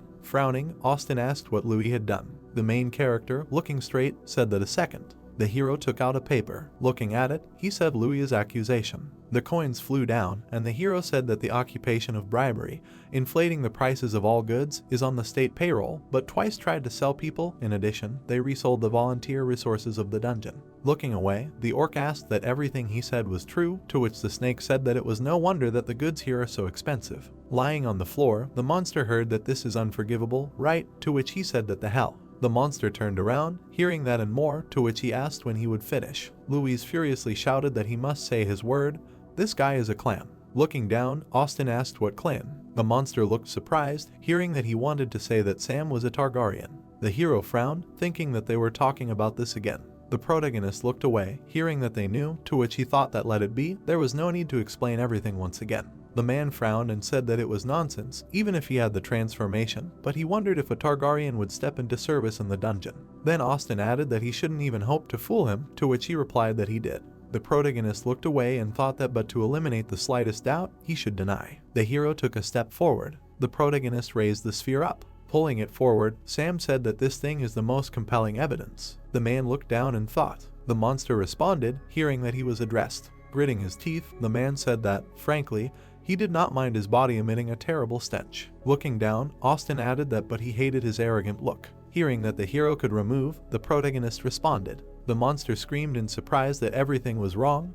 This thing. The monster screamed that in order to protect him, he had prepared in advance, but he was always worried that there would be a first-class sorcerer or Targaryen who would invade his domain, to which the man replied that he should stop. Looking up, Louise screamed that Sam had set him up. Suddenly, the undead opened his eyes wide. The monster's head flew to the side. His skull hit the gate. There were bloody traces on the door. Frowning, Austin said that the suppressive sphere was a forbidden product in the state. Looking straight ahead, the man added that the Targaryen he was talking about, he probably wanted to finish him off to get into the Imperial troops. Suddenly, the man turned to the hero, to which he responded. Looking away, Austin said that Louise gave him the stalls on an errand. The protagonist looked surprised, hearing that as well as public affairs related to finance. The protagonist frowned and thought, wait, he didn't give him the position of financial manager, but entrusted him with public affairs related to finance. The man grinned and asked, well, do you agree? A flooded cave appeared. The man took a step forward. It was said that it was with such difficulty that he managed to escape from here. In the end, he didn't even drink one glass. Yeah. The dwarf raised his hand and said that he still dreams of the beer he drank in the brokerage agency, just joining Sam's squad, to which he was told that she would now eat a whole plate of meat. The monster asked that they still have time to chat, completely forgot about their duties. The elf and the dwarf turned around. Raising her hand, the elf said that all minotaurs are really thick-headed, to which the dwarf replied that if he were their commander, he thinks he would have escaped long ago. Raising her hand, the elf said that she had no doubt that Commander Sam, after paying the salary, would invite all the members of the squad to drink good alcohol. Looking to the side, she asked that thanks to this beauty, Sam had earned a lot of money, he was obliged to celebrate it with them, right? The Minotaur pointed forward and said that the commander himself was able to decide what he should do. They had no right to ask him to fulfill their whims, to which Bella said that it was so awkward. Pointing to the side, the elf said that she did not ask his opinion, to which the Minotaur asked again. Bella said that it was starting, they could not argue, and the dwarf said that he was so jealous of the commander. Holding the weapon in his hands, the dwarf said that he had earned 200,000 gold in just one battle, to which the elf replied that he had. Turning around, she said that to be honest, when he allowed this girl to leave the dungeon, she thought he was crazy. The Minotaur puffed furiously. Bella looked up. It was said that now she was more and more convinced that she was not an ordinary girl. Putting her hand to her face, the elf said that although 200,000 was a lot, the price of her body should be much higher, to which the dwarf said that he should not talk nonsense, they needed to go. A bridge appeared. It was said that they had arrived. The girl opened her eyes in surprise, hearing that this was the 2-4 dungeon. An illuminated path appeared. A view of the doors opened up. There were papers on the table. The protagonist frowned angrily. Looking down, the protagonist thought that Louise was a bastard. How much did he earn on bribes? Looking at the paper, the protagonist added that in addition.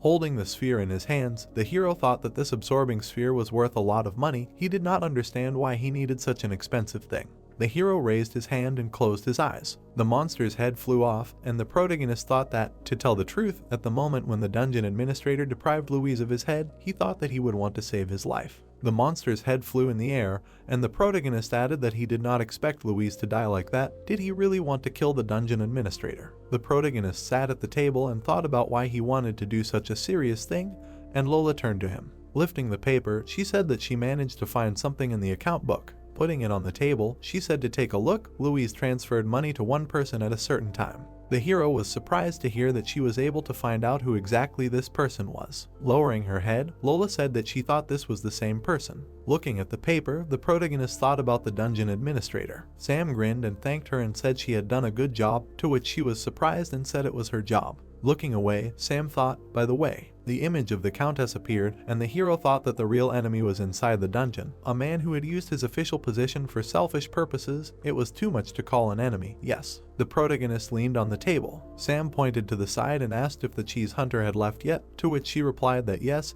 he was waiting for payment. Robert smiled, and she added that he also spent his days telling stupid stories to their soldiers. The protagonist smiled and said that he should invite him to his place. Looking straight ahead, the protagonist added that he wanted to ask him for a favor. Looking straight ahead, the rat exclaimed in surprise. He asked in surprise what he was talking about. He had to find out everything, to which the hero replied that he should be quiet. Sam folded his arms and said that he was very interested in what goal Louise was pursuing, so he needed to find out everything about the dungeon administrator. Leaning on the table, Robert heard that he only needed to find evidence. He didn't have to worry about payment. The rat closed his eyes. The hero looked at his fingers in surprise. Robert extended his hand forward and said that, together with the advance and intelligence, 20,000 gold. Raising another finger, he added that he also helped him save Bella, so 30,000 gold. Looking straight ahead, Lola exclaimed in surprise. Looking at him, she asked if he was too greedy, to which he replied that he should shut up. He walks on a knife edge every time. There should be at least a little gratitude in them. The protagonist sighed and said that it was good. When Bella returned, he would pay her everything. The hero added that he relied on him, to which Robert replied that no problem. Clenching his fist, the rat said that he would show them what connections were. Peeking out from around the corner, Bella said that she had returned. Looking at the hero and Lola, the girl said that if they had not finished their conversation yet, then he would come by later, to which the elf replied that it was okay, let him pass. The protagonist closed his eyes and said that he hoped everything was fine on the way, and also her, to which the girl grinned. 2 bags fell to the floor. Looking at them, the hero heard that he should look. 200,000 gold coins. Robert looked at the bag happily. The protagonist looked at him and said that he should be more careful, to which he replied that he should not worry. The protagonist stood by the table. Sam was surprised to hear that since he had already left here, the bag fell to the floor. Lola looked surprised to hear that another 16,200 gold coins. Next time, perhaps, it would not be possible to earn so much, so she saved a little. Looking away, Bella said that she could use them as personal money. She had already arranged everything in the ledger. Hearing that this time she used her father's connections, but did everything discreetly, the hero thought that Louise was wrong. The girl smiled, and the hero added that how could Bella be worth only 1,000,000 gold coins, and she said that in the future she would continue to help Mr. Sam in everything. The protagonist and the monsters looked straight ahead. Suddenly, the sword fell to the ground. The monster, holding the weapon, said that he heard that one of them was able to kill Carl. Let him come out and fight him. The protagonist put his hand to his face, hearing that, well, really scared, and Lola said that she thought he should come out. The hero frowned and thought that he was not the first to challenge him to a duel. Standing in front of the monster, the protagonist added that after Carl's body was sold, there were many who wanted to test their strength in a fight with him. Looking straight ahead, the monster asked that he really was Sam. The creature said that although he looked weak, he had the ability to transform, to which he responded approvingly. The monster picked up the weapon and said that he thought he was a representative of the human race. The creature laughed and he said that no matter how weak Carl was, he would never lose to a man. The protagonist frowned slightly. Looking at the hero, Lola asked in surprise. Holding the weapon on his shoulder, the monster said that rather, he was looking forward to his transformation. The protagonist smirked and said that in a fight with someone like him, there was no need for transformation. The statistics of the Green Orc King appeared, and he asked what he meant. Looking at the elf, the dwarf asked what she heard, to which she replied that yes, his voice even changed. The Orc King said that he did not understand why he said all this, and he did not care, he only had to. Swinging, the orc shouted that it would become his starting point for promotion. The protagonist swung his sword. The monster looked forward furiously. Suddenly, the Orc King turned pale. Looking at the monster's body, the elf said that Sam, in a momentary rage, deprived them of thousands of gold coins, to which the dwarf said that if Lola had not stopped him, then there would not have been even a corpse left of this orc. Looking away, the dwarf said that well, okay, in any case, Mistress Bella will be able to sell him at a high price. Turning around, Amanda answered that exactly, to which Ben said that they should just continue to make money doing nothing. Statues of monsters appeared. The question arose, what and where is the commander, he thinks, went to report what happened. The protagonist looked straight ahead.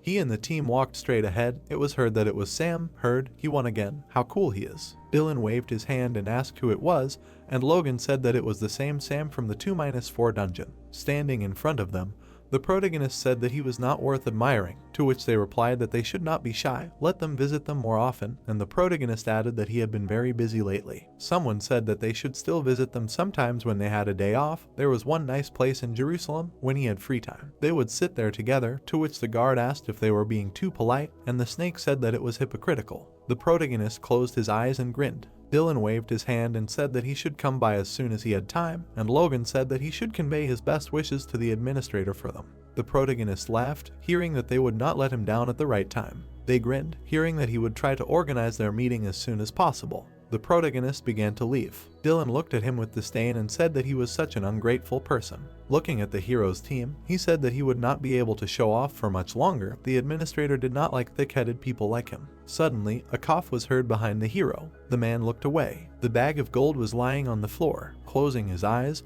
the protagonist said that he hoped he would accept it. Austin looked at the bottle, hearing that he had also managed to get good wine for him with difficulty. Sam grinned and said that this wine could only be obtained in the royal army, so it was unique. Pouring the drink, the man said that it was his favorite wine. Since the start of the war, he dreamed of tasting it again every day. The man looked straight. The man touched the glass. The protagonist was surprised to hear that such a wonderful wine. Let him drink a glass with it. Sam looked at the glass. Taking the bottle, the administrator asked that he was going to refuse him again today, said that he was disappointing him. The protagonist frowned and thought that if he refused him again, then all his efforts would be in vain. The man leaned on his hands, and the protagonist thought that he should also gain the trust of the dungeon administrator. The protagonist looked down. The protagonist grabbed the glass. The man looked at him in surprise. Austin grinned and said that great, everything was right. Stretching his hand forward, he added that it seemed he had come to his senses, asked that everything was very simple, right. Brick walls appeared. The man said that another glass, to which the protagonist responded approvingly. Lola was standing in the middle of the corridor. The doors opened slightly. Lola happily turned to the hero, and Hector asked how everything went. The protagonist closed his eyes. They were surprised to hear that he had decided everything. From today he officially takes over the post of financial manager. Lola hugged the hero and said that she congratulated him, to which the hero shouted. Behind the door, he could hear that he wanted to hug him too, that he was doing it in an inappropriate place. The man grinned and said that he didn't care. Holding the bottle in his hands, Austin said that he was in a good mood today. Putting the bottle on the shelf, he added that next time he would make him drink another alcohol. Looking straight ahead, the man said that he didn't have long left anyway. Gold coins fell from his hands. Hector looked at the coins in surprise. Closing her eyes, Lola said that for her courage. Raising her hand, she shouted that their commander had allocated a bonus. Amanda and Ben raised their hands and shouted that glory to Commander Sam. The hero laughed, hearing that glory to the commander. Smiling, the protagonist asked if they weren't planning to give part of the prize money to a brokerage agency for safekeeping, to which Amanda replied that they were planning to drink away the prize money in Alteran, and Ben added that they had worked very hard to earn the prize money. Stepping forward, the girl asked if they were all in debt and planning to have some fun. Turning around, the elf said that this voice. The mistress grinned, hearing that she had forgotten in the dungeon, to which she replied that she had not expected to be received so kindly. Closing her eyes, Chloe asked what they thought. She said that of course for the sake of. Suddenly she shouted furiously that debt collection from them. Had they forgotten that they owed her a lot of money? Looking at them, she shouted that especially the two of them, they had not yet returned his previous debt to him, to which Amanda apologized. Turning around, the elf heard laughter. Chloe smiled and said that she was joking. Let him not worry, they would talk about debts later. The protagonist grinned and asked what she had come, took with her what he asked for, to which she replied that she would not have gone on such a long journey for anyone but him. Several barrels appeared, and the hostess said that he should keep it. The beer was hers. She used ice magic to cool it. There was food on the table, and the hostess said that she had also grabbed some snacks. Today they were having fun at the commander's expense. Hector raised his hand and shouted that it was true.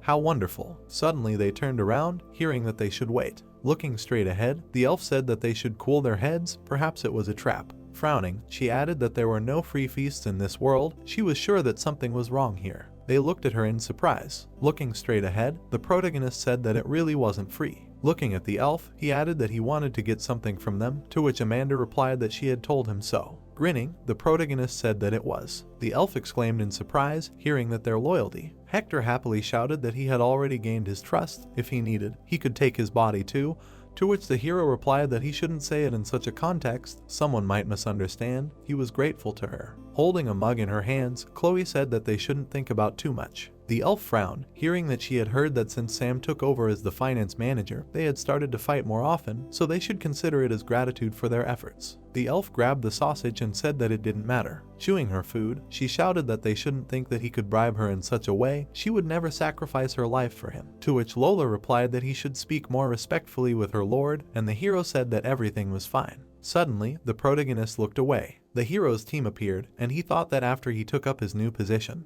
his squad participated in 2 battles. During the battle, several of his soldiers were seriously wounded and are now being treated in Alteran. The squad members smiled, and he added that therefore he should thank them all well. The protagonist stood still and thought that no matter how famous he was, he still could not attract such a number of enemies. A view of the map opened up, and the hero thought that being on the second line of the front, numerous battles aroused suspicion on him, a feeling as if the enemy concentrated all his troops on the front line and constantly attacked. Sam frowned and thought that he concentrated. Looking to the side, he thought, really? A view of the cave opened up. A long tunnel appeared. Robert was hiding behind a stone. He slightly looked out to the side. In the cave, it was heard that the impudent man invited the owner to such a disgusting place. Let him forgive him. Spiders appeared. Someone said that he constantly felt like someone was chasing him, so he had to which he was told that he was an idiot. The monster angrily asked why he still dared to be impudent. Someone grabbed the girl by the head and said that he was very important to them.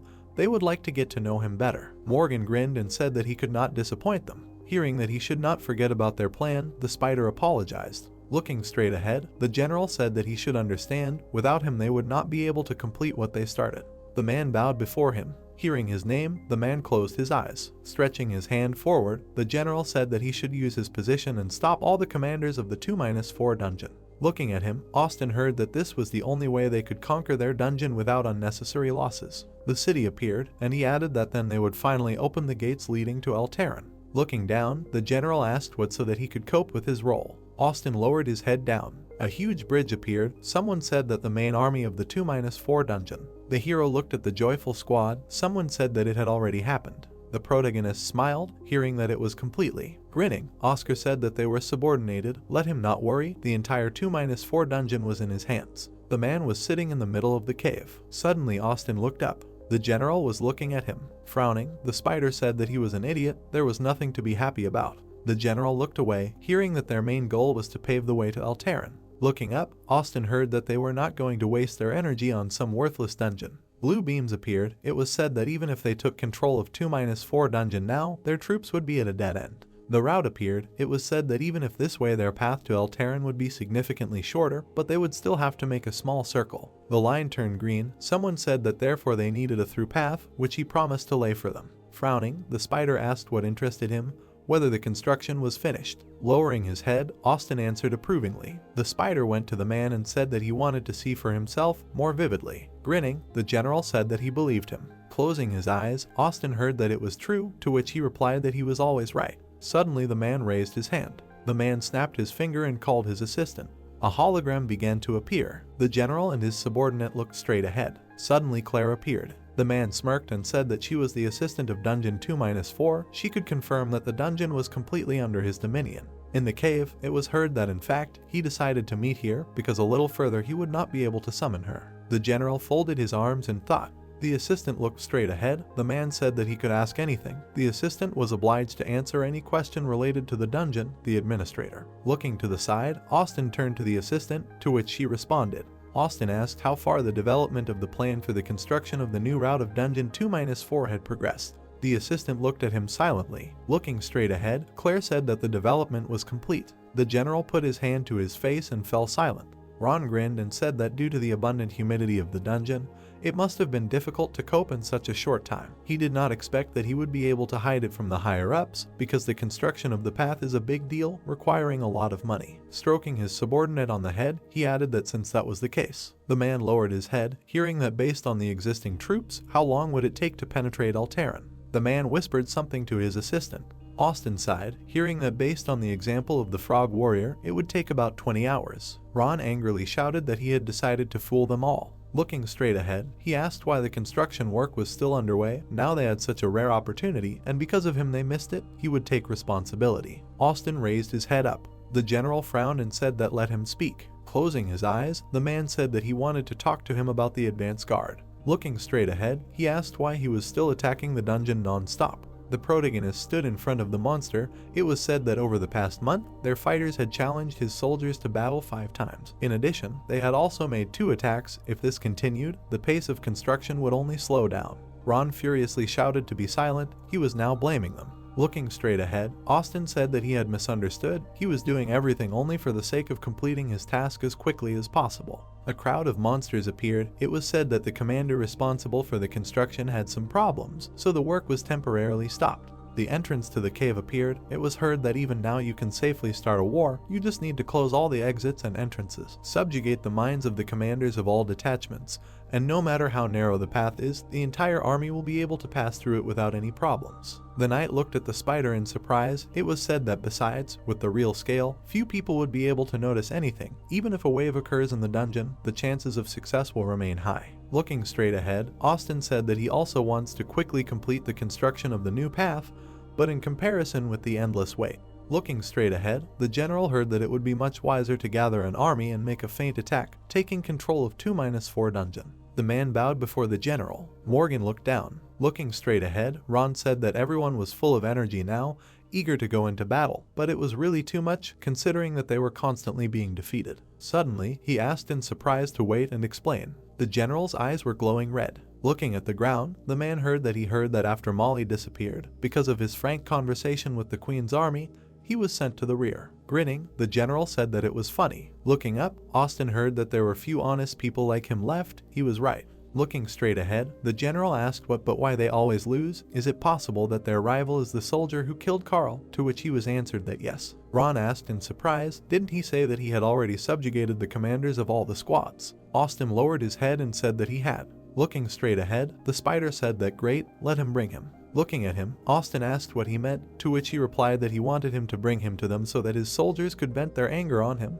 How many times they had already lost to him. Looking at the general, the man said that this could be arranged during the attack on the dungeon. Why now? To which the general turned to him. Frowning, Morgan said that he knew the only source of information for them was his words. The man looked up, hearing that although he believed him, but in order to gain the trust of the other warriors, he needed to show sincerity. Looking straight ahead, the general asked that he understood what he meant. Austin closed his eyes. Sitting in front of them, the man said what would be done. The image of the main character appeared. The protagonist grinned. It was said that his servant would bring him. The entrance to the cave appeared. The man took a step forward. Austin walked straight with his assistant. He looked to the side and objected. Claire looked straight. Someone said that they were a bunch of idiots. Looking to the side, Austin said that if Molly were here, they would not behave so arrogantly and he would not have to crawl on their feet. Suddenly, the man looked to the side in surprise. From the side it was heard that things were not going so badly. The main thing is that no one suspects anything.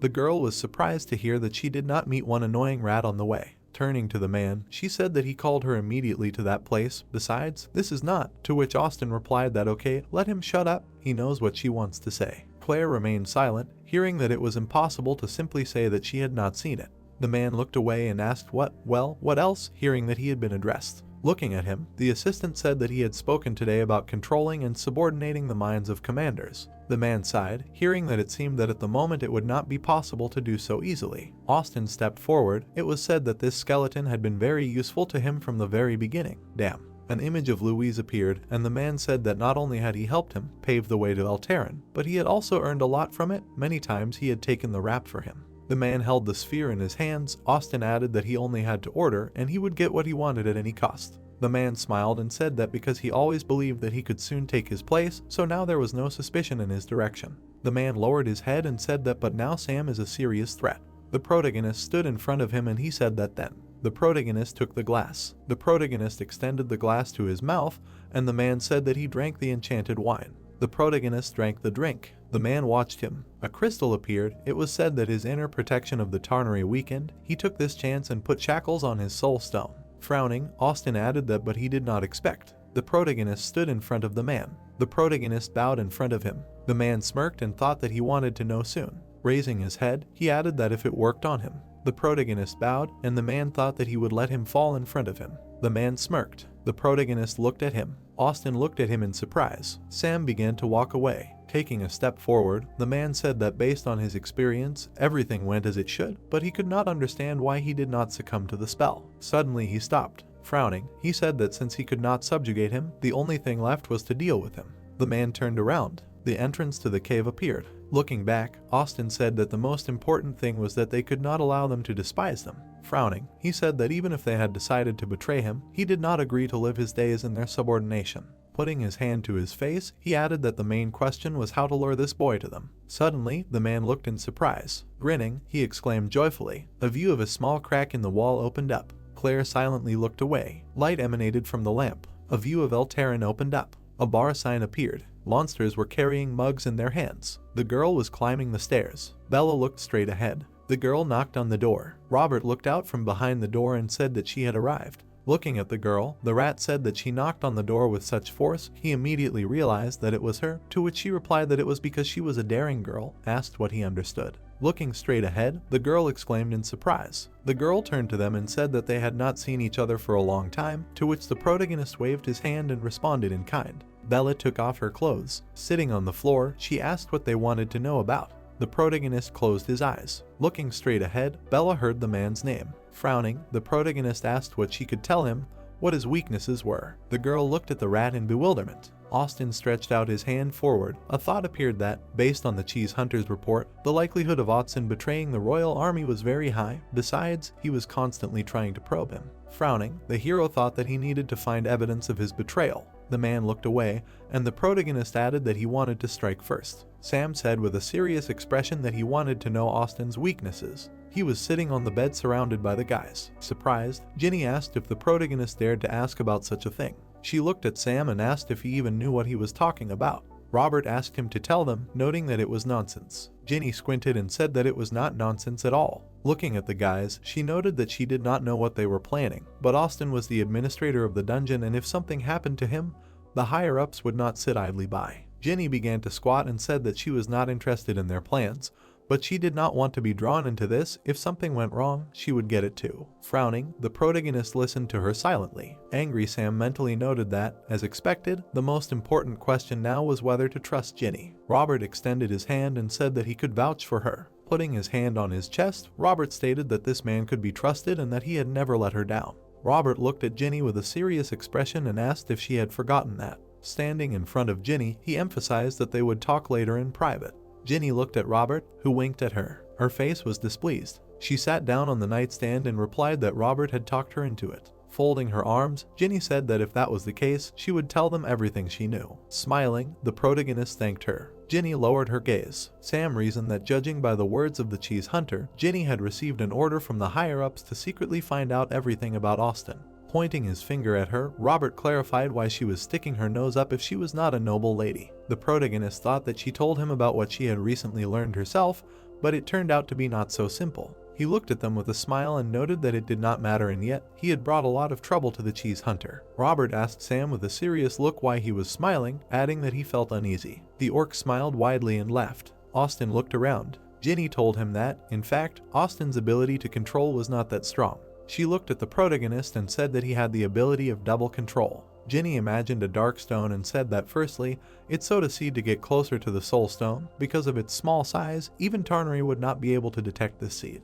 An image of a large light crystal appeared in her head. Ginny noted that, in addition, due to the weak power upon detection of any strange signs, the family, pretending to be the protector of the soul stone, makes a false alarm. Surprised, Robert asked if that meant that normal equipment and attacks were useless against him. Ginny replied that it was. Looking at Sam and Lola, Ginny explained that it was like an auxiliary magic. Usually it was ignored, except for the person who was subject to control, who had all the improvements blocked. Holding up 2 fingers, Ginny stated that this is how spiritual control was achieved. She imagined a dark small crystal. Ginny noted that the first control attack made the soul stone recognize the second attack as safe. They could gain control over the soul stone while it was relaxed. She imagined the soul stone darkening. A rumble began to come from the soul stone. Ginny emphasized the fact that usually, low-level soul stones were easy to take control of. However, if you run into a master who is not subject to control, double control will show its maximum effect. Jean was very surprised. Austin stretched out his hand in anger. Ginny had a smile on her face. The guys listened to her silently. She imagined a stream of dark energy and said that when the second attack tried to take control over it, the first attack, that is, the seed, would begin to act. A dark aura came from the dark crystal. Looking at the crystals, Ginny added that these 2 orders would not interfere with each other. Strange sounds came from the dark seed. Ginny said that the seed would instinctively protect itself, so there would be great chaos. Ginny closed her eyes. Austin took control of Jean. Stunned, Jean grabbed her face with her hand. Ginny noted that if this action was constantly repeated, the victim of control would make chaotic decisions or simply go crazy. Jean's gaze became mad, and the color of her eyes changed to purple. The protagonist looked down with a serious expression. Introducing the crystals, Ginny advised them to simply interfere with the first control attack, noting that if you prepare in advance, any ordinary mage can resist the attack of the seed. Looking at Sam, she said that Austin was his boss, so it would be difficult to confront him in time. An image of Austin appeared in her head and she said that now was the best way to stay away from him. Ginny looked at the main character with an interested look. She looked at him intently. Red capes were hanging on the coat rack. Going down the stairs, Ginny apologized, adding that she could not help them. Robert replied that there was nothing to worry about and in fact, she helped them a lot. Leaving the room, he noted that after everything was over, they would have a drink together. Covering her face with a cape, Ginny asked Robert not to stick his head out in the near future and to be careful, especially in this matter. Holding the door, Robert replied that he understood everything. Ginny began to climb the stairs. She turned around. She was walking along an empty alley. Her face was serious. Guardians suddenly appeared behind her. Looking down, Ginny emphasized that it was good that they had just appeared, otherwise they would have caught them red-handed. The Guardian grabbed her by the shoulder. They began to carry her away. Looking around, Ginny said that she had a lot of things to do today. The Guardians flew into the sky to the large crystal. They suddenly disappeared. Sam and Lola were sitting on the bed. Robert sat on the nightstand and said that he had clarified everything and there was nothing to doubt. Looking down, the protagonist asked if he was sure. Sam clarified whether they should tell Ginny everything. Furious, Robert screamed at him not to talk nonsense, noting that the less people knew, the better for them. Pointing his finger, he said that even though they had given away part of the truth, there was no need to worry about it. The Guardians carried Ginny away. Robert said that this girl would not interfere in their affairs and she would not tell anyone. Imagining Ginny's face, Robert noted that there was no one who knew her better than him and if Sam was worried, he could give him some money and he would give it to her soon. Crossing his arms, the protagonist thought that as always, talk about money and he was uneasy. Robert began to shake his head and clarified how many times he had already told him. He frowned and said that it was the man there who needed to be more careful than anyone else. Sam held his hand to his mouth and looked down thoughtfully. Looking away, Lola asked with a displeased look if they should not first get rid of this suspicious rat in that case. Stunned, Robert asked why. Looking away, Sam thought that in fact, he did not trust one person. Claire was flying near a huge crystal. He imagined her face and noted that it was because the entire dungeon was under her supervision. This was their purpose for arriving in Alteran. He had an image of Claire in his head and he thought that she was the key link of the entire dungeon, the dungeon assistant. The protagonist's face was serious. He imagined the dark patterns and emphasized that if they attacked first, the entire dungeon would be paralyzed, in which case they would be considered traitors. He looked up and noted that, however, he should first deal with the dungeon assistant. He closed his eyes. Drunk Claire was lying on the table. Saliva was flowing from her mouth. Sam watched her with interest. Looking down, he wondered if there was really only one way. Pedestrians were walking down the street. The guys in cloaks were moving along the alley. Standing in front of Robert, Sam noted that they still had things to do and they would part ways. Smiling, the protagonist said that if it didn't take long, he would need to help him track down that little man. Walking away from them, Robert agreed. Sam grabbed the hood and said that they would see each other in the dungeon. Robert turned away and started to leave. They went in different directions. Looking away, the protagonist mentally asked where the magic shop was nearby. Robert suddenly returned and called out to them. Sam turned around and looked at him. Looking at the protagonist, Robert asked him to think it over again. He said with a frightened look that this case was not comparable to the previous ones. Lola asked with a displeased look what had happened and what she was ultimately afraid of. Robert replied that this was true and only having a sense of preservation could one stay alive. Surprised, Sam listened to Robert note that they were really very strong and he could not deny it. He added with a sad look that it seemed to him that they were no longer afraid of many things. The puzzled protagonist continued to listen to him. Robert said that the person he was going to confront was known to many in Alteran and everything was not as simple as it was with that skeleton. Robert imagined Austin standing over him and said that he admitted that he was very afraid of him and yet he could easily destroy him. Sam silently looked away. Looking down, Robert emphasized the fact that Ginny had also said that it was best to stay away from him. Clenching his hand into a fist, he stated that they all only had one life. Standing in front of the protagonist, he suggested that this might be the last chance. He looked at the guys and turned to Sam. He stood in front of him and suggested that it would be better to run away. Robert closed his eyes. The protagonist silently looked at him. He replied that he understood that while a person is alive, hope is alive. Surprised, Robert said that then they. Smiling, Sam said that now he must ensure everyone's safety. The protagonist introduced his squad and said that, however, the only thing that could help him in this was mutual trust. He noted with an inspired face that only with trust could he fulfill the contract. Robert was surprised by these words. With a slight smile on his face, he replied that he understood everything and it was not for nothing that Sam did it. Watching the protagonist leave, Robert said that his loyalty was worthy of respect. Not long ago, they fought hand in battle, but now he felt that he could not reach him. Robert raised his head and sighed. Looking at the king, he thought that it was him, a unique rat man. He examined the cover of the book and noted that he just needed to continue to live by his principles. The crystal above the city emitted a bright light. A bright light enveloped the corridor. Claire raised her hand to the crystal. She was suddenly taken aback. She saw Sam walking down the corridor. Looking at his serious face, Claire emphasized that he dared to come there alone. He continued walking down the corridor. He was suddenly surprised. Claire appeared in front of him and said that the dungeon administrator had prohibited entry to this area. Claire crossed her arms and said that Sam should definitely know better than anyone. The protagonist's face was serious. Looking at Claire, he said that he came to talk to her about something. Claire sighed and asked again. Putting her hand on her chest, she replied that she had no right to communicate with anyone and that she was created only to protect the dungeon. Sam assumed that she was human. Claire was surprised by what she heard. Frowning, the protagonist said that he was sure that after their conversation, she would be able to make a sensible decision. Claire noted that it would be better for him to go back. Bowing her head, she stated that no matter what he said, she did not want to participate in it. Standing in front of Sam, she asked him to leave this place. The surprised protagonist watched as Claire bowed to him.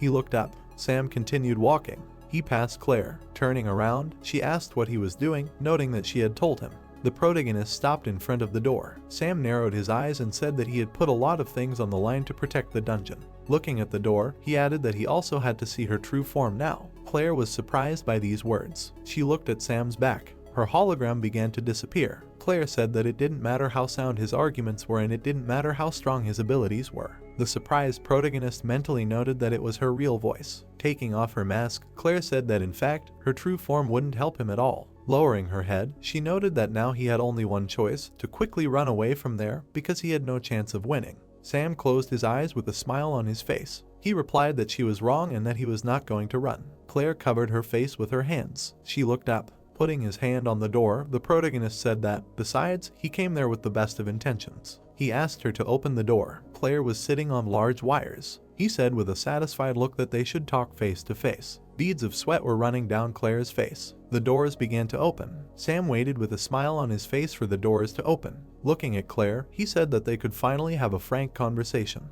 Embarrassed, Claire asked him to remember that they had a limited time. Taken aback, she noted that if he just wanted to talk to her face to face. The protagonist replied that this was indeed why he came to her. Looking at her, Sam said that he hoped that she would see for herself that he was also human. Surprised, Claire clarified what the protagonist meant. She was surprised and asked if it was really him. Looking at the wires, she asked again. Sam was standing in front of the exit. He sighed as he left the room. Turning around, the protagonist thought that it was good that he wouldn't have to attack the system and the dungeon assistant.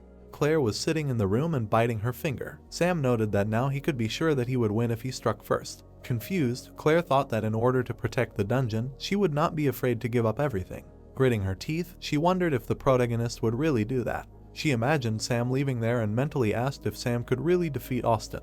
The protagonist's squad was waiting for him. Raising her hand, the elf asked why he had gathered them all there again. The old man said that he didn't like it anymore. Pointing his finger, he asked her to look at the constantly calm Minotaur herself. Looking at the frightened Minotaur, the old man said that the main character had talked to him alone, after which his face had changed. Holding her hand to her face, the elf replied that it was true. Robert had just passed by with a very serious look. The old man clarified what this guy was ultimately hiding from them and whether they should use magic and eavesdrop. Lola folded her hands and ordered to create silence and turn everyone's attention. Closing his eyes, Sam thought that the most important moment had come.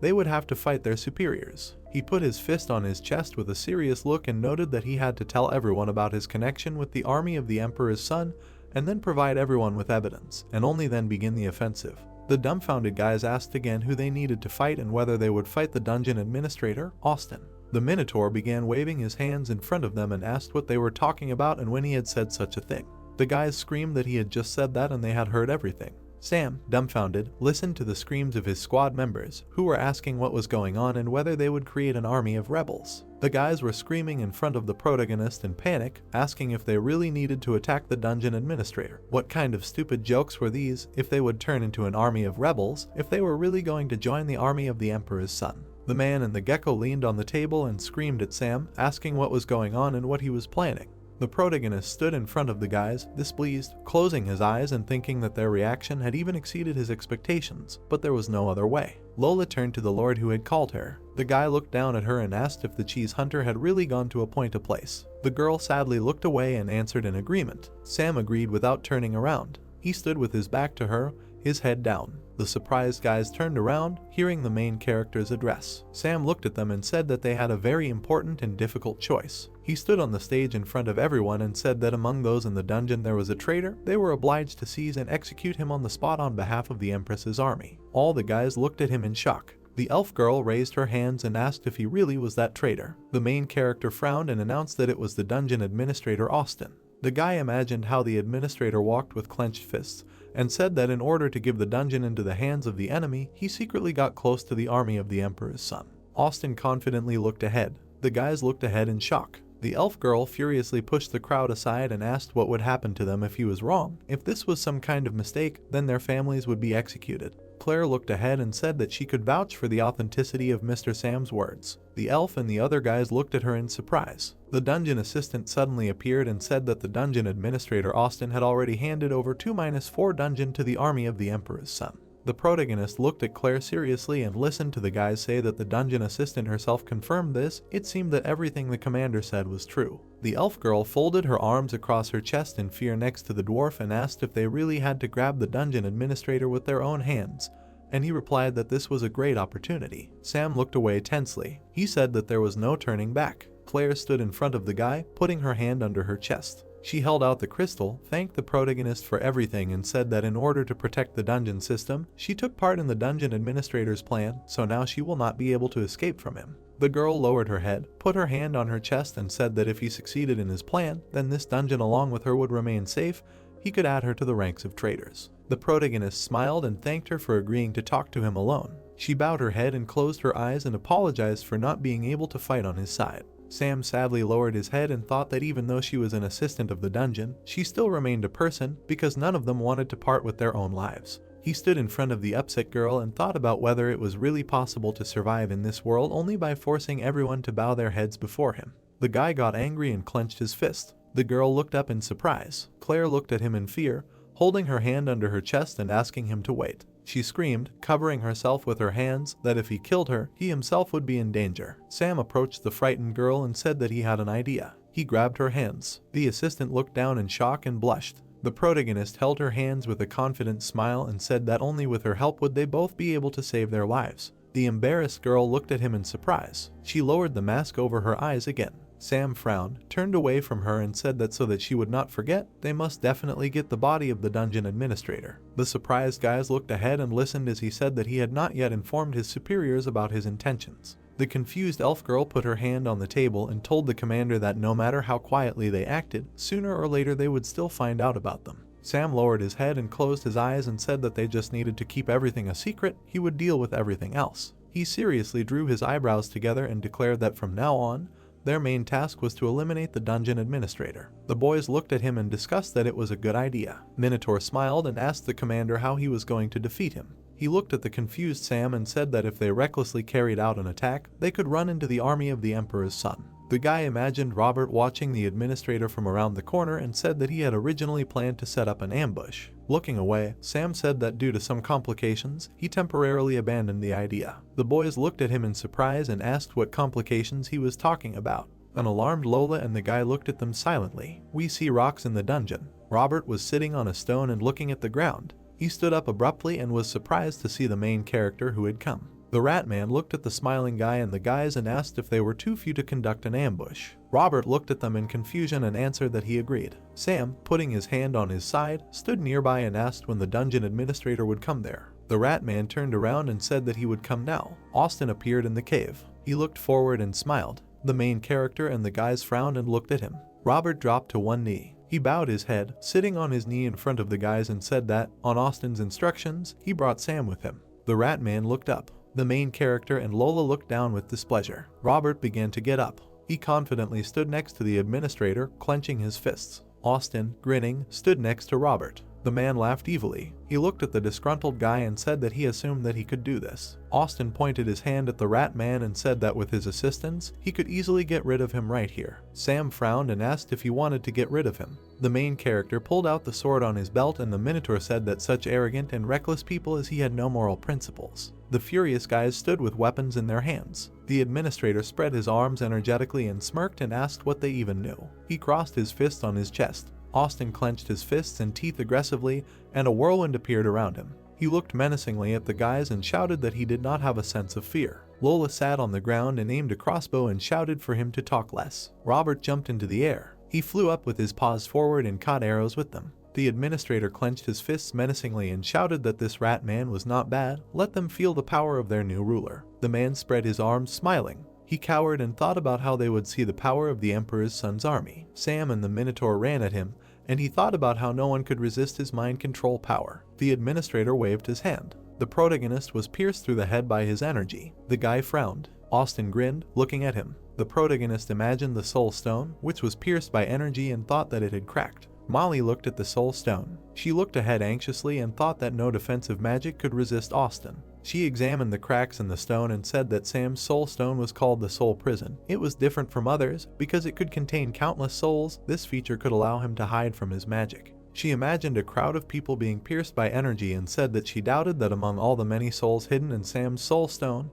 he would be able to find him. The souls trapped in the stone looked up. The protagonist ran forward with a purposeful sword. Austin looked at him in shock. The guy stuck the sword into him, and the Minotaur behind him asked if this unexpected situation had caught him by surprise. The protagonist put the tip of the sword to his body. Austin writhed in fear and wondered if he would die. Sam pierced him with the sword, and the man thought it was complete nonsense. Robert turned around and screamed in fear. There was a flash. The protagonist and the Minotaur stood in front of their rival, who was crumbling into particles. Lola, the Minotaur, and Sam exclaimed in shock when they saw that he had disappeared. Blood splashed. The wounded administrator flew back. The man stopped his back and said that he was sorry. Nick stood with his hand outstretched above Austin and said that he had not planned to help him, but he had forced him to. He turned to the old man, who was saying that if the gentleman had not intervened, he would have already been dead. The Duke stood with his arms crossed next to the old man and smiled, saying that he had been forced to do so. Austin was sitting on the ground with his head down. The man opened his eyes in confusion and wondered what was going on there. Nick stood with his back to him and said that he could forget about him. Now this man was of more interest to him. The Duke looked up and clarified Sam's name. The protagonist stood in front of him, frowning, holding out his sword and listening to him say that he had the power of light. Robert looked at Nick and thought that he could not even imagine that meeting a member of the Imperial family was a great honor for him. The Rat Man confidently held his sword out in front of himself, thinking that this was an incredible opportunity. He had to show himself well. The old man looked at the surprised Robert and told him to get out of there. The upset Rat Man hung his head and left. He went into the cave and turned around and said that the gentleman hadn't even said anything. He was suddenly surprised. Robert turned around in shock and shouted that it was impossible. We see a cave in one of the dungeons close to 2-4. There were wooden beams on the walls. There were also wooden foundations on the other side. A drill was boring into the ground. An elf girl with coal in her hands turned to Hector, who was drilling. The girl looked at the old man who was casting a spell and asked if his speed was too great, and the old man told her to stop looking around and get to work. She looked at the dwarf in surprise and said that he didn't look like himself, and he asked if she saw how everyone was working hard, sparing no effort. The old man looked at the guys who were building beams and said that since they hadn't joined the battle, they needed to work hard. He looked at the confused girl and said that the commander had even taken care to find an escape route for them before leaving, so they were obliged to do all the work ahead of them, so as not to get in his way once again. The dwarf turned around and said that she should also make a choice, advised her to join the work, and then improve herself with the commander in Jerusalem.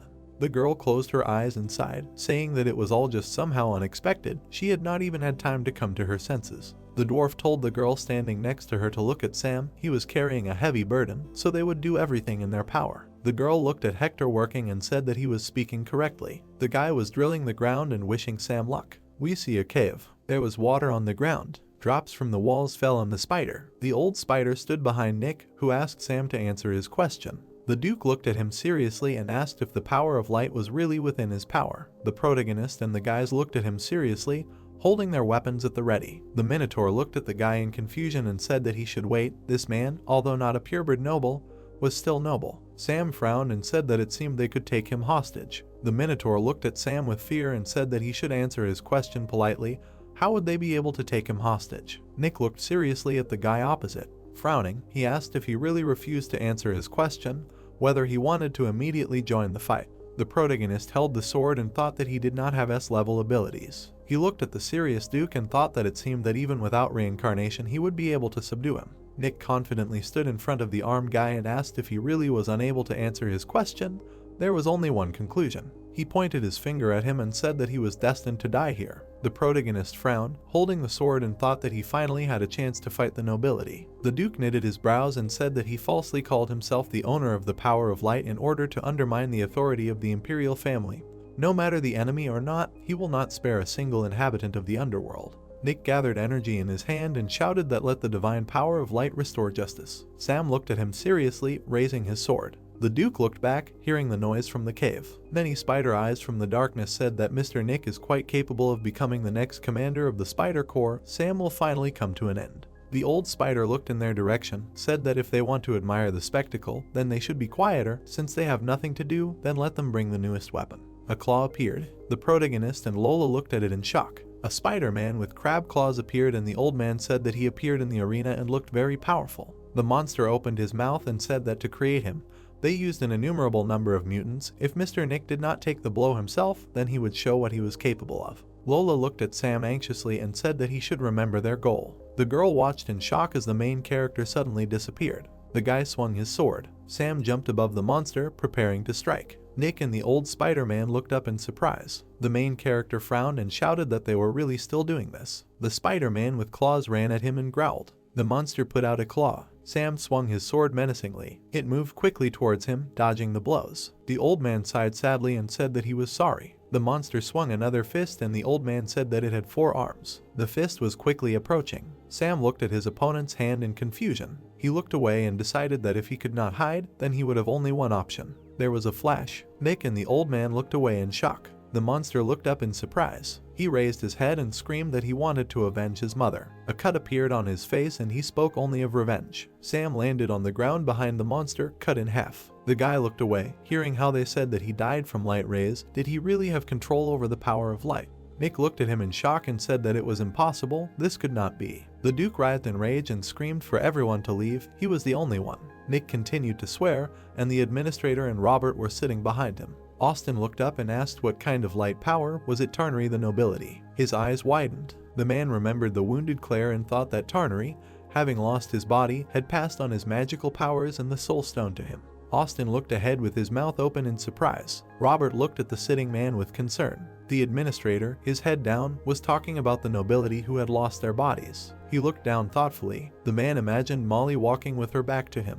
The guys stood grinning and looked ahead. They looked at the protagonist standing in front of the monster's corpse and discussed what he had just done. They looked in surprise and thought that he had used the light power, but they could not let it slip. Sam was lifting the monster's body. He was holding the soul stone in his hand. The protagonist frowned. Nick threateningly swung the energy in his hand and shouted at him to go away. The guys screamed in fear for everyone to quickly move away. There was energy in the Duke's palm and he used a cluster of light. Sam frowned and looked at him. Many monsters covered their faces and shouted that if they did not want to go blind, then they should quickly close their eyes. Nick screamed furiously, accumulating energy. He put his hand with the flow forward and shouted a spell of breaking through the light. The flow of mana flew forward. The protagonist looked tensely at the approaching light. There was a flash. The old spider, covering himself with his paw, asked if he had hit him. The Duke clenched his fist and grinned in agreement. He put his finger forward and told everyone to look. The guy's leg was lying on the floor and emitting light. Nick happily pointed his finger at the old man and said that he had failed to withstand his power of light. Sam was lying on the ground, enveloped in light, and the Duke was saying that because of the great power, the remnants of the force had not yet dissipated. Lola stopped the Minotaur with her hand, who said that he would save the commander. She turned to him and seriously said that he should believe in his commander. The Minotaur watched as the guy's body was enveloped in light and said that he was now in critical condition. The protagonist covered his face with his hand and held back the energy. Lola smiled, and the Minotaur looked at him in surprise. The girl grinned, saying that they would leave this fight to the commander, and they themselves would do the things entrusted to them. Sam began to kneel. The Minotaur looked forward in surprise. He watched as the protagonist stood up, holding the light in his palm, and said that apparently his guesses were correct. The old spider looked at him in shock and said that it was incredible. He looked at the surprised Nick and asked if he was really absorbing the power of light. Even the master himself should not be able to do this. The Duke looked at him angrily and the spider said that he had said too much. Nick looked angrily at the guy and was sweating. He watched as the main character stood with energy in his hand and thought that this was impossible. He did not have the blood of nobility, so why did he have control over the power of light? Robert and Austin were sitting by the wall in the cave. The man grinned and said that he did not expect Sam to be so strong. His strength was nothing against him. The rat man looked at him and, apologizing for his rudeness, said that his plan had finally collapsed. The man looked away and said that they still had a chance. He looked at the Minotaur and Lola and said that by taking possession of their souls, he would be able to threaten Sam. Robert looked at the administrator in surprise. Austin looked at him seriously and told him not to think about being smart again. The protagonist looked forward with confidence, holding energy in his hand. The light in his palm dissipated. The guy stood in front of the Duke. Sam frowned and sighed, thinking that he was lucky that his attack style was so simple and crude. He looked at the confused Nick and thought that his face showed that he had encountered such a situation for the first time. The spider looked at the frightened gentleman and thought that he was powerless, had already completely lost his balance. The old man was sweating and decided that there was no other way. He frowned when he heard the sounds of the spider behind him. The old man told the subordinate behind him to immediately return to the rear, find the commander of the military corps and send them reinforcements. This must remain a secret. He looked at the serious Sam with a sword and told him to go quickly because this guy is too dangerous. The protagonist furrowed his brows angrily. The guy looked at the confused Nick and the administrator sitting behind him and thought that okay, this aristocrat. But Austin's behavior is worrisome. He thought that he would use the power of mind control and take over the souls of Lola and the Minotaur. Looking at his serious partners, he thought that if the absorbing ball, recently bought in Jerusalem, was effective, using the power of control in an attempt to capture their souls, the magic would redirect it to him. He looked ahead tensely and wondered if he had really revealed them. Anyway, he had already seized the initiative and said that he had an assumption. The Duke and the spider looked at him in surprise. Sam looked away at the spiders behind him and said that, frankly, he did not expect a conflict to arise between them, so both of their sides would only suffer. Nick was angry and grinned. The guy raised his sword and said that he was pursuing only one goal. The main character pointed his sword at Austin and said that if he agreed to give up this traitor administrator, he would immediately withdraw the troops. Austin, sitting with Robert, closed his eyes and grinned, asked if this was possible. He looked up and said, smiling, that he refused. Sam looked at him with displeasure. The guy opened his mouth in shock. While the spider was scolding Austin, the shocked Duke spelled out that he refused. The old man looked at him in surprise. Nick turned away and said that he refused, he could not give it to the guy. An energy thread appeared. The administrator, grinning, extended the magic thread to Nick, who said that this gentleman was his master. Nick's face was dumbfounded. Austin was controlling him behind his back. Smiling, Austin said that this was great and his power of subordination was still good. A dumbfounded Robert wondered if it turned out that he was really able to subordinate other people to himself, even if his goal was to know. The monster screamed that Austin was a fool who should stop this. He asked if Austin himself understood what he was doing. The dumbfounded monsters asked if he dared to use force on the nobility and if he was tired of living. A stream of red energy came from Austin's finger. He said with a satisfied look that they were right and there was no turning back for him. The old man was taken aback and thought that Austin had finally gone crazy. Austin began to laugh loudly. Turning around, the old man told the other monsters that Mr. Nick would suffer as a result of the reckless decision he had made and no one would take responsibility for it. Sam thought with a serious expression that their attention was not focused on him right now, they needed to take advantage of the situation and escape. The protagonist began to call Lola to him with his hand. Showing his hand, Sam used sign language to clarify how much was left. Lola frowned and began to move her hands. She looked at the protagonist and replied that very soon. Taking hold of the blade, Sam noted that it was a pity to miss such a chance, but he should leave this place. He looked at Austin. He continued to control Nick with a satisfied look. The protagonist suddenly jumped up. Sam started to run away with the thought that he would spare Austin this time. Cracks appeared on the wall. Hector dug a hole with a drill. Taking off his mask, he said with a smile that everything was ready. The happy guys said that Hector was a good guy and even shrews could not compare with him in speed. Hector climbed through the hole and said that he would assess the situation from the outside. The girl clarified whether they had the courage to shout when the enemy was right in front of their noses. Peeking out of the hole, Hector began to look around. The guys said that they needed to quickly go back and warn the Minotaurs. Hector climbed back and said that they dug everything correctly and it was right there. Holding his hands in front of him, the old man asked not to worry. A blue glow emanated from his hand. There was light in the cave. Looking at the flow of blue mana, the girl asked if the glow was too weak and if it could illuminate the path. Hector asked if she wanted to be seen. In the cave, they had said that if Commander Sam or the Minotaur got close enough, a light would show them the way. The girl crossed her arms and asked if it was true that they had to wait for the commander to return.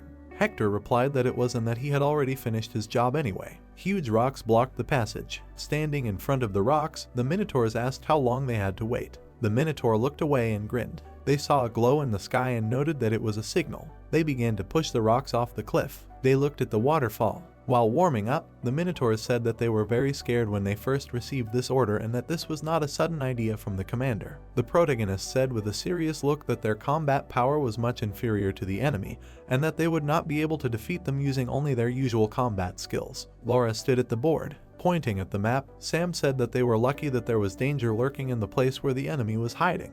The guys were dumbfounded. Pointing at the river, the protagonist noted that, based on the drawing on the map, the water flow was moving in that direction. He imagined how the river was blocked by stones and said that the areas that were at a large angle had long since collapsed under the influence of constant water erosion. Pointing at a pile of stones, Sam noted that the water flow had now leaked into the lower channel. Pointing his finger at the cliff, the protagonist asked what would happen if they blocked this area. The members of his squad were shocked by his question. The stones stood near the cliff. The enraged Minotaurs cried out that they were starting. They pushed the stones off the cliff. Sam said that soon the rapid lake waters would flood their shelter. The stone fell into the water. It hit the water. Standing at the edge, the Minotaurs said that everything had gone well and all that was left was to throw off the last boulder and they would clog the water flow. They suddenly turned around. Putting her hand on her chest, the girl said that their actions could lead to serious consequences. She advised them to give her a reasonable explanation. The Minotaurs were scared. Jean sat on her horse and said that she would destroy their bodies and soul stones. She frowned and looked at the Minotaurs. They asked if this was Countess Jean. The guys quickly ran forward. Some monsters shouted that the guys had escaped.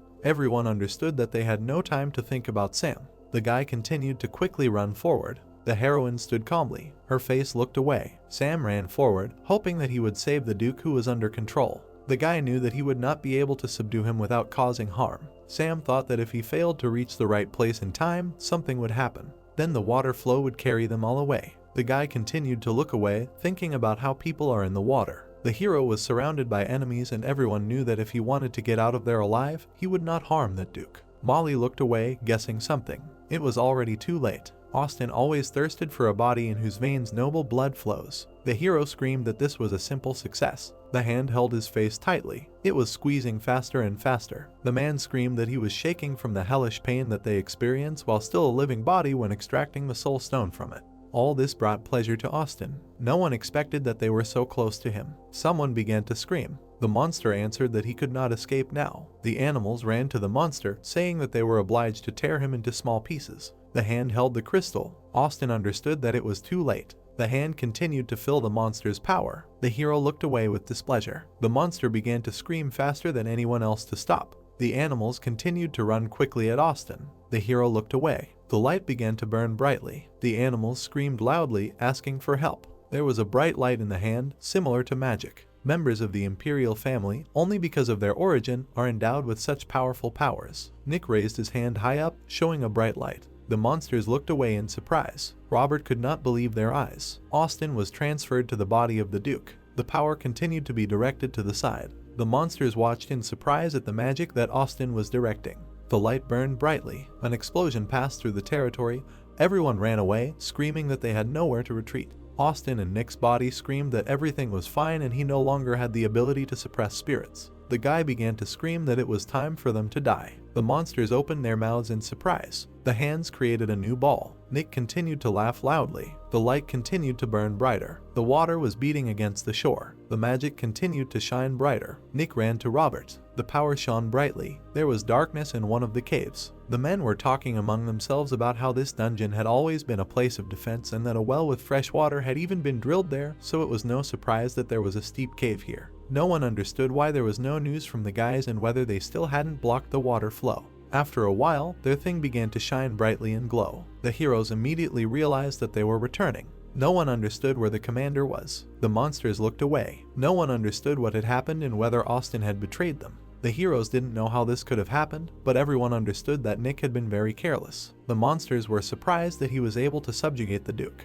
His gaze was full of anger and evil. His teeth were clenched. The monsters were shouting to throw all the troops back to the hill. The hero was shouting that he didn't care and it had to be done right now. The monster was shouting loudly that very soon this place would be flooded with water, so they had to leave quickly. The water continued to beat against the shore. It began to splash in different directions. The sea creatures quickly ran to the land. The heroes asked to be saved, since the spider had already climbed very high. The guys began to ask Morgan to go down to save the others. The monster did not understand that Austin had only this true goal. The hero understood that he was such a fool and should not be trusted. Morgan angrily shouted that Austin would pay for everything. The water continued to flow quickly. Waves floated through the tunnel. Waves filled the entire tunnel. One hand began to stick out from the land. Nick held onto the edge, tiredly looking forward. The body lay on the edge, suffocating from the water. Everyone was angrily saying that Austin had blocked the waterway. Nick was laughing, saying that it would be better if no one was left alive. His eyes were smiling as he looked at his hand.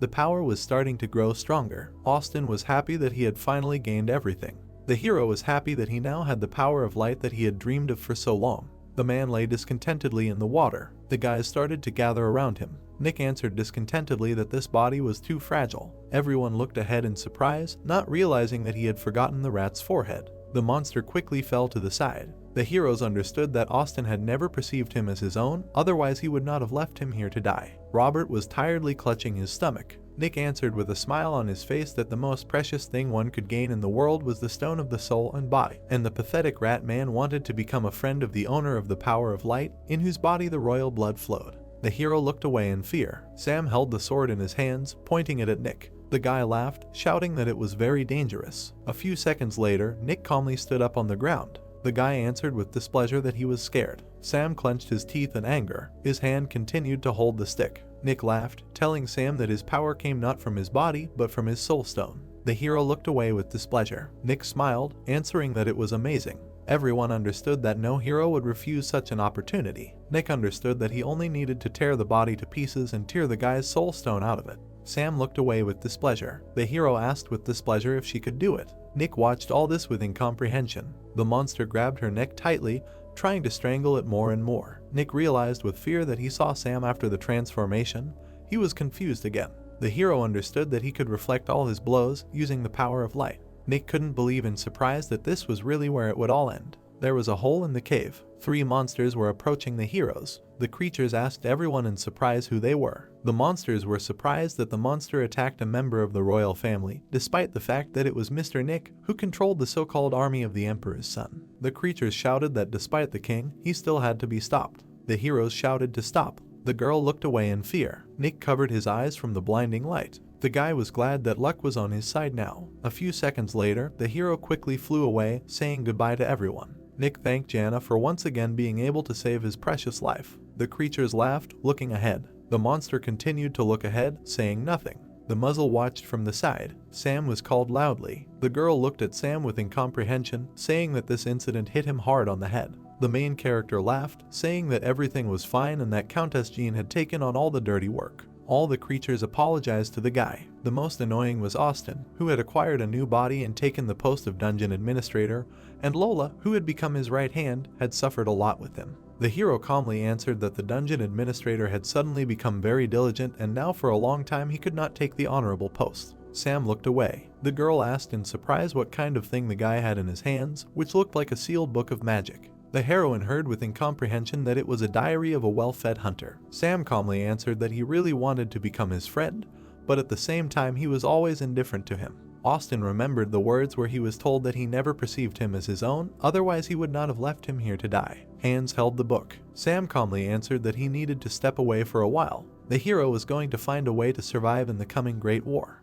The crystal was shining brightly in the sky. People were standing in the square. The plot tells us that this is the centuries-old capital of the Etobia Empire. In the center stood a statue. We are told that the capital symbolizes the dominance of the noble Tarnarians in the dungeons, but at that moment, a piercing scream was heard from the windows of the Imperial Palace. The windows of the building were dark. Screams were heard from them. The guy looked away and counted to 8. Someone swung a whip. The monster was beating the girl on the back. She clenched her teeth in pain and closed her eyes. The guy with a serious look ordered to scream louder and asked if she wanted him to start counting again. Looking at the spider, the guy continued to count and tell her to scream louder. The spider's face was serious. The guy looked at him and said that since, knowing the risk of their lives, they asked him to move troops. In case of failure, they should be punished accordingly. Looking at the exhausted girl, he ordered to reduce the number of floggings from 100 to 50. He noticed that he was very lenient. The girl watched the girl being beaten with a saddened look. Closing his eyes, the guy said that monopolizing the state by being sophisticated in praise was a grave crime, and even if the ruler's favorite concubine was in her place, he would not be more lenient, and most importantly, they lost one member of the royal family. The guy's face was furious. The monster looked down with a frightened look. Stretching out his hand, the guy cried out that they should not spare her, adding that she would not die anyway and that she needed to be whipped and simultaneously healed with the help of restorative magic. The spider stood in front of him and asked him to apply punishment to his subordinate in this case. Frowning, he said that this girl was guilty only of mistakenly trusting him. The spider began to scream that she had recently lost her only son, Duke Nick, and that this was the only thing that hurt her more than anyone else. There were marks from whip lashes on the girl's back. Raising his head, the monster said that all the blame lay solely with her subordinate and the guy could assign a spanking of 1,000 lashes, as well as move his soul stone into the body of a brickworm. Looking at the guy, he asked to spare the girl. The girl was hit on the back and she screamed in pain. The monster swung the whip. A bright flash suddenly appeared on his hand. The guy said with a serious look that this was enough. Turning around, he said that since the spider himself stood up for her, they should stop. The monster lowered his head and addressed his highness. Bowing his head, the spider said that all the inhabitants of the dungeon would forever remember his boundless kindness and he was ready to bear any punishment. Turning around, the guy noted that Morgan was still his favorite. Chuck looked at Morgan with a serious expression and called out to him. He said that he hoped Morgan would not disappoint him next time. Morgan, with a smile on his face, said that he swears to it. As he was leaving, Chuck ordered him to come back. Morgan started to open the door and was suddenly surprised. Chuck, with a smile on his face, approached the girl. He brought his hand to her chest. There was an evil grin on his face. Chuck suddenly turned his gaze. Morgan, dumbfounded, watched this. He turned around and walked away from there. Morgan left the room. The doors closed behind him. Looking at the door, the girl asked if Chuck had called her. Turning his gaze, Chuck said that he suspected that Morgan was responsible for Nick's death. He, with a satisfied expression, emphasized the fact that he would not sacrifice his entire spider army and subordinates just for him. Chuck narrowed his eyes and noted that if everything was as she said, Nick being on the enemy's side was more beneficial to them. Nick in a cape walked down the street. His face was serious. Chuck grinned and looked at the frightened girl, adding that at the right time he would have a pretext to destroy her and the entire spider army. Loud laughter was heard from the castle. There was a bright light in the room. A glow emanated from the crystal. There was a long bridge on the water. Looking at the gold bars, Bella noted that this was the proceeds from the last sale of military products. Smiling, Austin said that he did not expect that she would be able to sell it all. She pleasantly surprised him. Putting her hand on her chest, Bella replied that he was exaggerating. The enraged orc mentally asked whether Austin would still appropriate everything for himself and why do it in front of them. Sighing, the orc wondered if this was all the achievement of the squad under the command of the protagonist. Holding the coins in his hand, Austin asked for everyone's attention. He stated with a satisfied look that, according to Sam's orders, the profit would be divided equally between everyone. The boys were shocked by what he heard. Bella listened with a smile on her face as people shouted that they knew the protagonist could be relied upon. Bella walked along the bridge. Looking around, the guy asked why Sam was so respected. Turning around, Bella said that he should remember his name forever. She imagined the protagonist walking down the street and noted that it was because she had put her life on the line for him. A bright light enveloped the white building. Guards stood near the doors. Jean imagined the city and reported that, according to their spies, Morgan was hastily preparing for battle. Standing by the window, she suggested that perhaps, within a few months, he would make a second attack. Looking at Sam, Jana noticed that Morgan's target would be his dungeon 2-4. Smiling, Jana emphasized that they would soon have to face a fierce battle. Closing his eyes, the protagonist replied that he understood everything. Walking towards her, he stated that they urgently needed to strengthen their own forces. Jana was surprised by this. Looking out the window, Sam added that this is why they needed her support. Jana looked at the protagonist with a puzzled look. Standing in front of him, Jana clarified whether they needed it, noting that with Sam's abilities, they should be strong enough. The protagonist replied that they were just lucky last time and if they had faced them face to face, they would have been defeated. Looking at the surprised Jana, Sam noted that with the strength of his dungeon, they were no match for Morgan's army. Jana narrowed her eyes. She asked if the protagonist needed more money. Sam closed his eyes and said that the more money, the better, however. He said with a serious expression that it was not money that he needed from her now. Jana looked at him with an interested expression.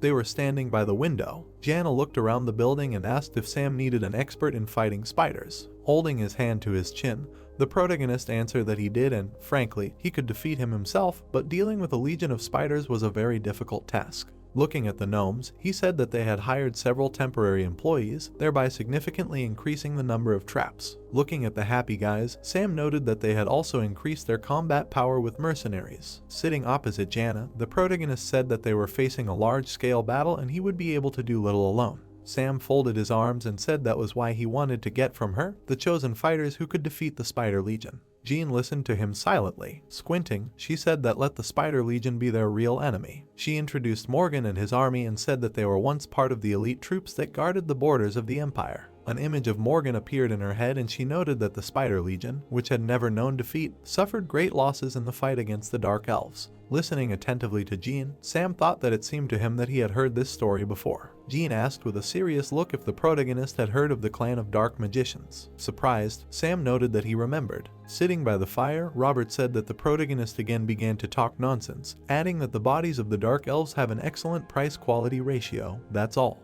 Looking at Sam, Robert assumed that he had probably heard about the punitive military expedition of the Dark Elves. He said with a satisfied look that because many Dark Elves were captured as trophies at that time, the value of their bodies never rose. Taking a club in his hands, Robert said that if the rank of his soul stone was not so low, perhaps he too could change his body to that of a Dark Elf. Sitting on the ground, Robert said that most of the so-called Dark Elves living in Jerusalem only bought the bodies of true Dark Elves and pretended to be them. Sam said that this was surprising. Robert calmly emphasized the fact that pure-blooded Dark Elves who did not stain their bodies and blood were becoming more and more expensive. Looking at the protagonist, he said that these included the Dark Elves of the Dark Magician's clan. Robert shrugged and noted that if they sold all of their bodies, the proceeds wouldn't be enough to buy even one elf body. Pointing his finger, Robert asked them not to think that Lola was so charming, noting that the whole city was teeming with people like her. Lola grabbed him by the collar. Lola asked if Robert was saying nasty things behind his back, adding that she, seeing that he was unwell, went out on night watch instead of him. The protagonist said that they cannot kill him. Robert said that her ability to beat people is surprising. Ginny looked at him and said that if he continues to make noise, then he will be in trouble. Robert told her not to worry, adding that he is destined to live longer than her. There was a smile on Sam's face. Robert noted that although the Dark Elves were defeated, their glory only increased. The protagonist was surprised by these words. Robert introduced the Dark Elves and noted that in the battle with the Spider Legion, their incredible courage sowed fear in the hearts of the spiders. Morgan looked at the many corpses. He looked at the battlefield with a serious expression. Sitting at the table, Sam said that if the clan of dark magicians would assist him in the battle, then they should not worry about the Spider Legion, but it would be unlikely to make a deal with them in such a short time. Jana replied that it was true and that was exactly it. Smiling, she said that the elves of the clan of dark magicians had already secretly joined their ranks. The protagonist listened with a serious expression to Jana's words that in Jerusalem, she only had to plan everything, and they would soon be able to meet. Jana, with a satisfied expression, asked if Sam wanted to meet them. She looked intently at the protagonist. Sam lowered his gaze. He opened his mouth with a serious expression and said that then, sitting at the table, the protagonist said that he wanted to ask her for something else. Jana was surprised. There were cups on the table. Sam was going down the stairs. Jana was looking at him from the window. She looked at Monica, who said that she did not expect him to catch her off guard. Approaching Jean, Monica assumed that this boy immediately realized that it was a trap. Stretching out her hand, Jean asked how she could hurt Sam. Smiling, Monica replied that she hoped that Jean could not because he was incredibly capable. Closing her eyes, Monica asked if Jean could allow him to make contact with the elves of the clan of dark magicians. Jean turned away. She looked out the window. Looking at the protagonist, Jean asked if he could not cope even with this, then how could she satisfy his excessive demand? The protagonist with a dissatisfied face walked down the street. He saw the sign of a bar. He examined the sign. Sam looked up. A glass of beer was placed on his table. The protagonist was sitting alone at the table. He was sitting in front of a glass of beer. His face was serious. Looking down, he remembered Molly's words about her losing her sense of self. Standing in front of the crystal, Molly had said that she was to blame for him. Turning away, she asked if he had any idea that, having become stronger, the purpose of meeting the Empress's daughter had become doubly disturbing to him. Sam, with a smile on his face, began to shake his head. Looking at her, the protagonist said that he had always been immensely grateful to Molly. Stretching out his hand, Sam said that he had long been sick of this meaningless life, and if it were not for her, he would have long since died in this world. Holding the back of his head, the protagonist said that he only vaguely remembered his previous life in that world. Looking down, Molly, with a smile on her face, said that she was glad then. Sam was surprised. She, with a saddened face, noted that from that day on, they should not see each other for some time. The protagonist silently looked at her. Molly closed her eyes and said that it was because she was going to hide from everyone. Molly brought her hand to the crystal and noted that the reasons were not important at all, because after stealing the body, his half-brother. She stopped her hand. Sadly, Molly added that her existence was revealed. Looking at Sam, she said that it was just an accident, they could not have avoided it. Clenching her hand into a fist, the protagonist thought that if he was stronger, then this would not have happened.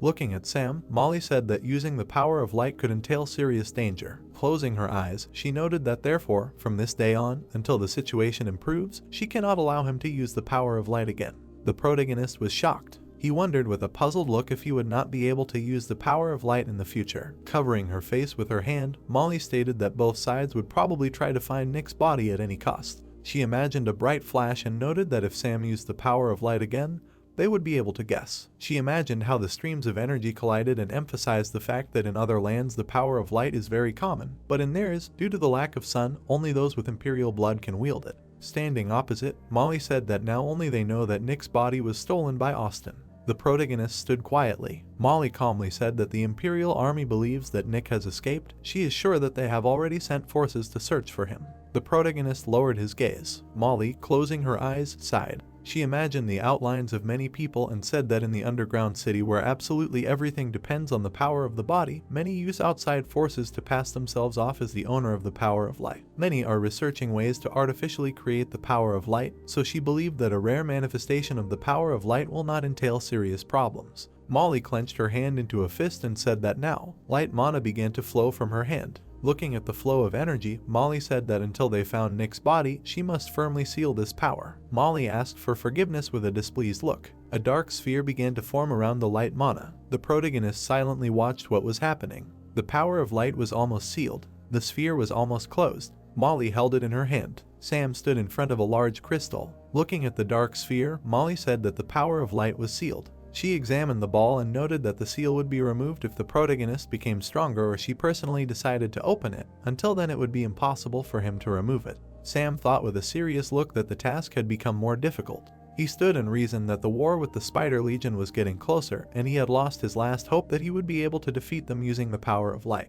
Sam held his hand to his face. Molly looked at him silently. She started to walk towards him. The surprised protagonist looked at her. Molly closed her eyes and turned to him. She hugged him. Embarrassed, Sam mentally noted that he was very soft. Molly, with a smile on her face, said that he should not be afraid and she would not disappear. She would always wait for him there. Hugging the protagonist, Molly said that they should work hard together for their future plans. Looking to the side, she noted that she would wait there for him to return stronger. In front of them was a huge crystal. Molly had a slight smile on her face. She looked at Sam and said that he was her master, so she believed in him. The protagonist agreed with her with a serious look. Looking at the dark sphere, Sam emphasized the fact that he would definitely be able to become stronger. The protagonist frowned slightly. He looked at the mug of beer. Taking the mug in his hands, he thought that although it may sound incredible, he had no choice but to find a way to defeat Morgan without using the power of light within a month. He saw his reflection in the beer and noted that he was cornered. He had no other way out. Ginny asked if it was Sam. The protagonist turned around.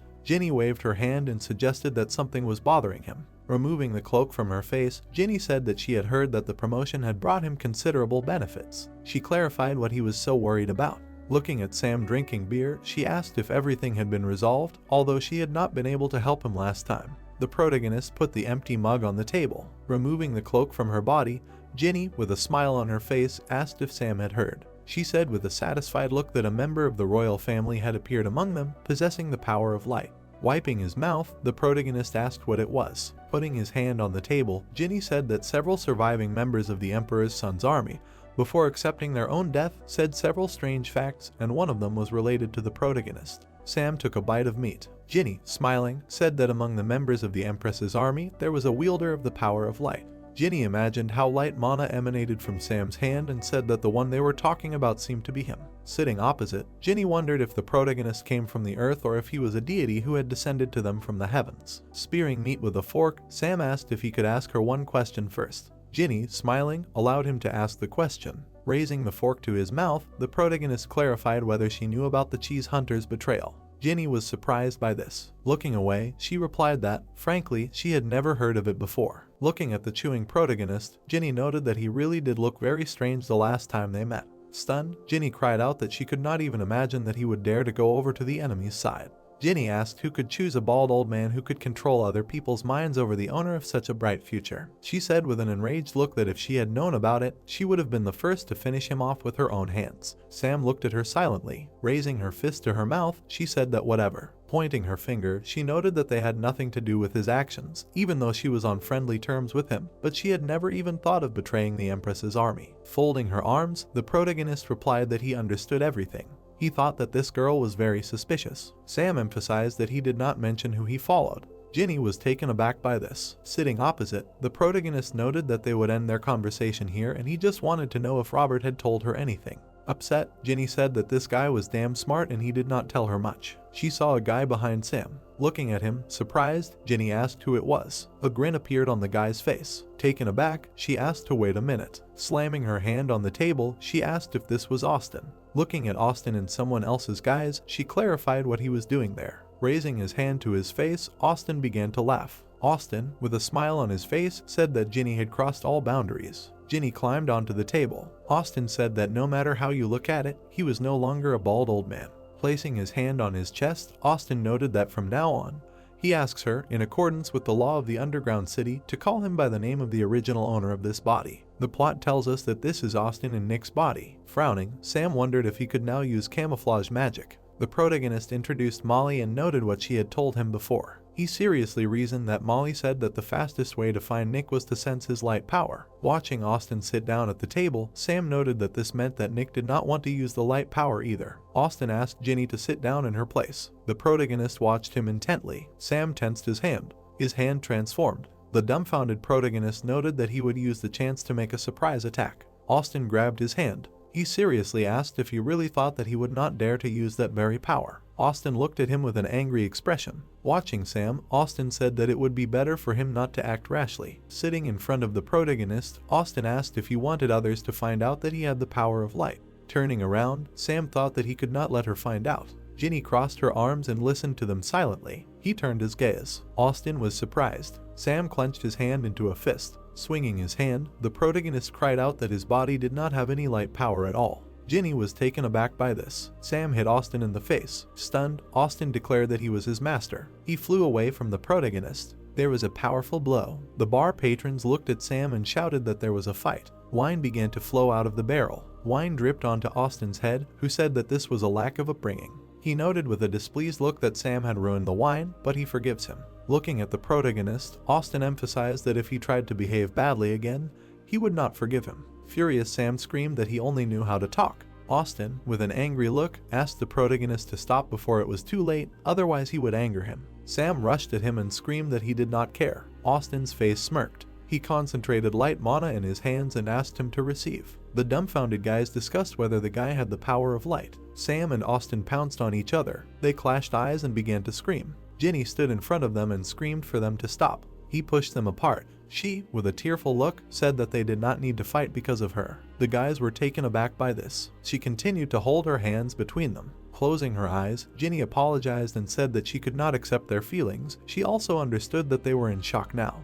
All the visitors were surprised. The girl began to hand out beer to everyone. Sighing, Ginny noted that they were saved. They were looking at the wine barrel. Sam and Austin were looking at each other with a serious expression. Ginny looked at them and asked if they needed to talk now. Austin had a mug of beer in front of him. Looking at the main character, Ginny emphasized that although it sounded a little pointless, she hoped that they could understand. Sitting at the table, Austin said that he wanted to ask the Imperial Army for asylum. The guys were stunned. Looking at him, they asked if he had gone crazy and if he knew what awaited him. He answered with a displeased look that he understood everything, because he was a traitor. Frowning, Ginny said that there were two sides in power now, but they were all hunting him. She asked if he had the courage to say this. Austin looked away, holding his hand to his face. He looked at the guys and said that hardly anyone knew about the body replacement. Sam listened in silence as Austin said that they couldn't let the Imperial Army get this body, and there were many other factors. Raising his hands, Austin stated that he felt that he had become much stronger than the original owner of this body. The boys looked at him with serious expressions. The protagonist's face became calm. Austin shifted his gaze. Sam narrowed his eyes and stated that if he still dreamed of a copy of 2-4, then he advised him to die before it was too late. Holding his chin, Austin asked about a copy of 2-4. Sitting at the table, Sam heard that he had one. The protagonist was furious. Looking up, Austin stated that it was only a matter of time before they were swept away by the Imperial Army and he was just offended for all his fine wines. An embittered Sam said that he was truly an irresponsible person. Slamming the table, the protagonist clarified how one could be such a bad leader. Austin asked if Sam had said that he should die before it was too late. Austin smirked and noted that the reason he had given him a copy. Lightning began to strike behind Sam. He sat at the table and thought that if it weren't for Lola, everything would not have come to this. Ginny calmly asked Austin to stop. She looked at him and said that if he didn't get to the point, she would finish her report. Austin put his hand in his sleeve and agreed with her. He said with a satisfied look that he was just teasing the protagonist and now he wanted to give him a gift. He put the key on the table. Keeping his hand on the table, Austin noted that he needed to go to the central fountain of Eleuthera 3. He would see a basement protected by magic. With it he would be able to get inside. Ginny looked at Austin and clarified that she was in the basement. Austin said that there was a body there. Dumbfounded Sam asked in his mind about the body. Austin smiled and emphasized the fact that this body suits the protagonist. Sam walked down the street. He saw the doors. The protagonist began to descend into the basement. Austin, with a wild look, cried out that he once soared above the city. Sam was shocked. Austin imagined a dragon in a tank and declared that the strongest dragon body now belongs to the protagonist. A huge crystal was shining. We see a building. Nick's voice was heard from the prison, saying that it was nice to unexpectedly get a good body. From the bars at the bottom of the building, he said that he was already tired of hiding. Through the bars, he said that he knew that he had no rights to apply for asylum. It was also clear that they would not treat him well. The confused Duke sat on the floor near the bed with his legs crossed. He raised his eyebrows and asked discontentedly if it was too much to imprison him. Nick, putting his hands on his knees, shouted to the Countess through the door that he asked for asylum. What else could she do? Only lock him up. Jana stood by the door and said that it was noisy there.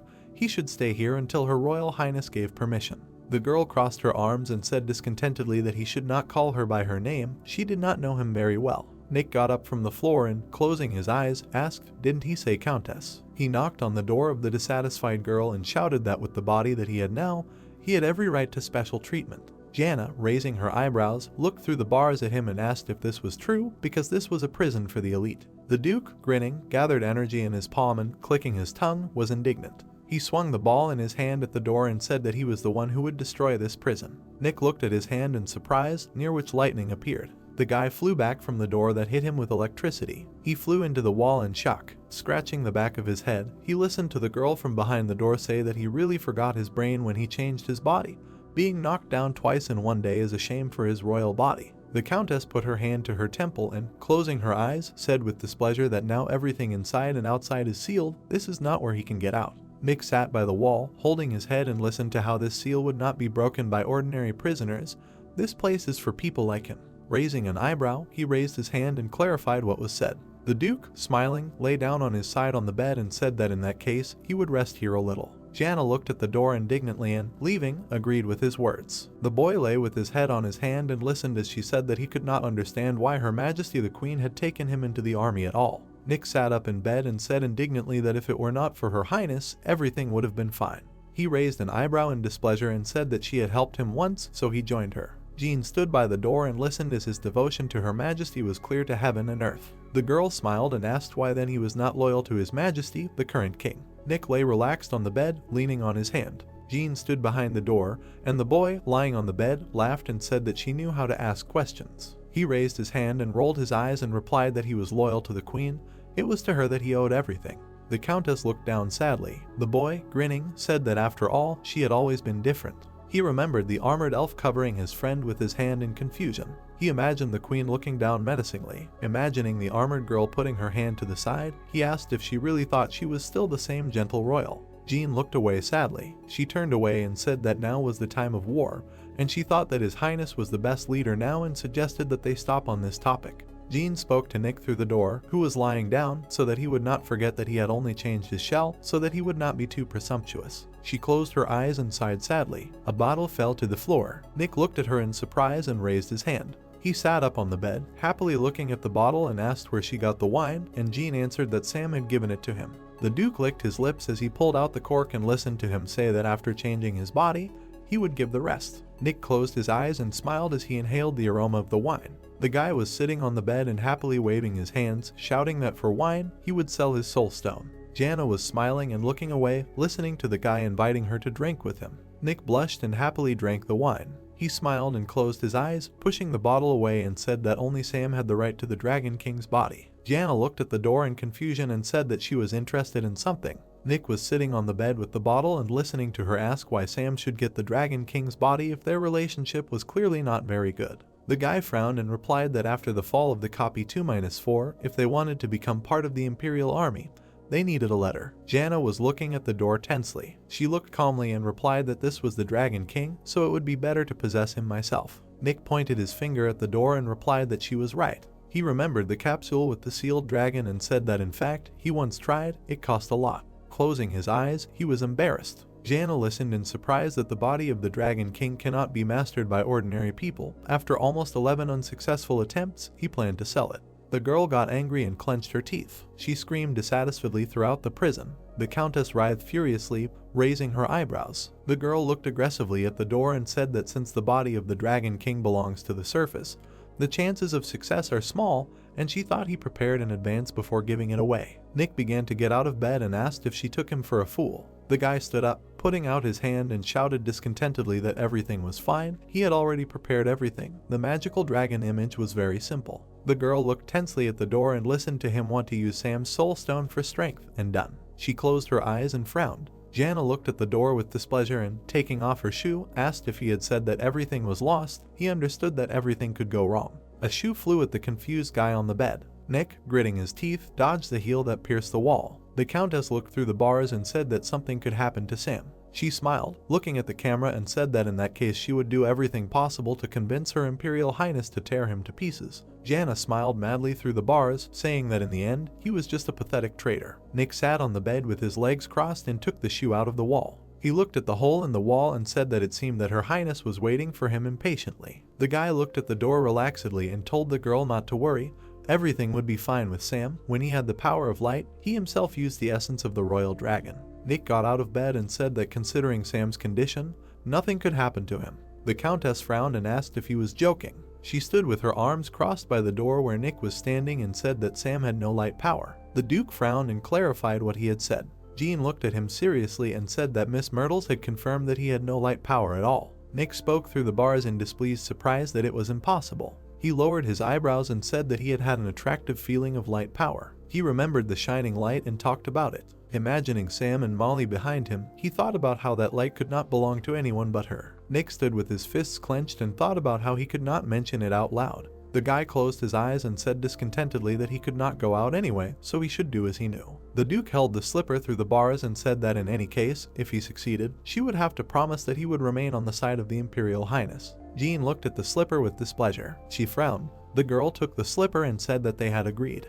The Countess took the slipper and told him that she promised. Nick grinned, looked at her with his hand outstretched and said that everything was fine, the deal was done. He sat down on the bed, closed his eyes and listened to the girl tell him that she did not understand where so much confidence came from. Whether he really thought that Miss Myrtles was wrong, if Sam did not have the powers of light and everything would end in his death, he would be damned forever. Nick lay down on the bed smiling, threw his arms back and replied that everything would go fine, she would still see. Jean listened with displeasure as he laughed. Frowning, she wondered why this fool was so calm about Sam. The guy was lying calmly on the bed, and she was thinking that even if Sam had the power of light, as long as it was not his, there would be many problems, and the biggest of them was this guy. She stood tensely at the door, thinking that, to be completely honest, Sam was not capable of much, but it felt like he was hiding something. Nick, lying on the bed, looked away and asked what was the matter. Had she really not left yet? Jana put her hand on her hip and turned away, listening to him say that since she had not left yet, let him bring a drink and something for a snack, and decided that she needed to leave there and think calmly. The guy looked at the door, behind which the girl said that she was returning and she did not have time for buffoonery. She walked down the corridor,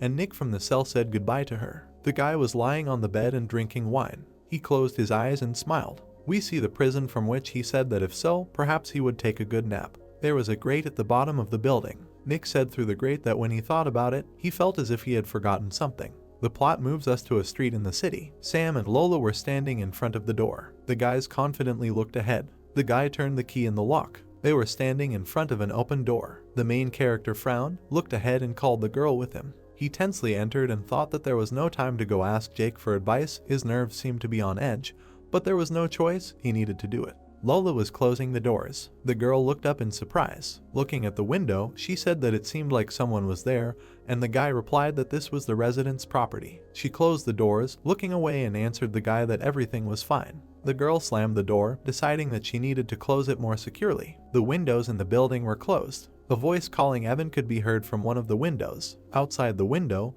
they were discussing that a human and a dark elf had just entered the lab.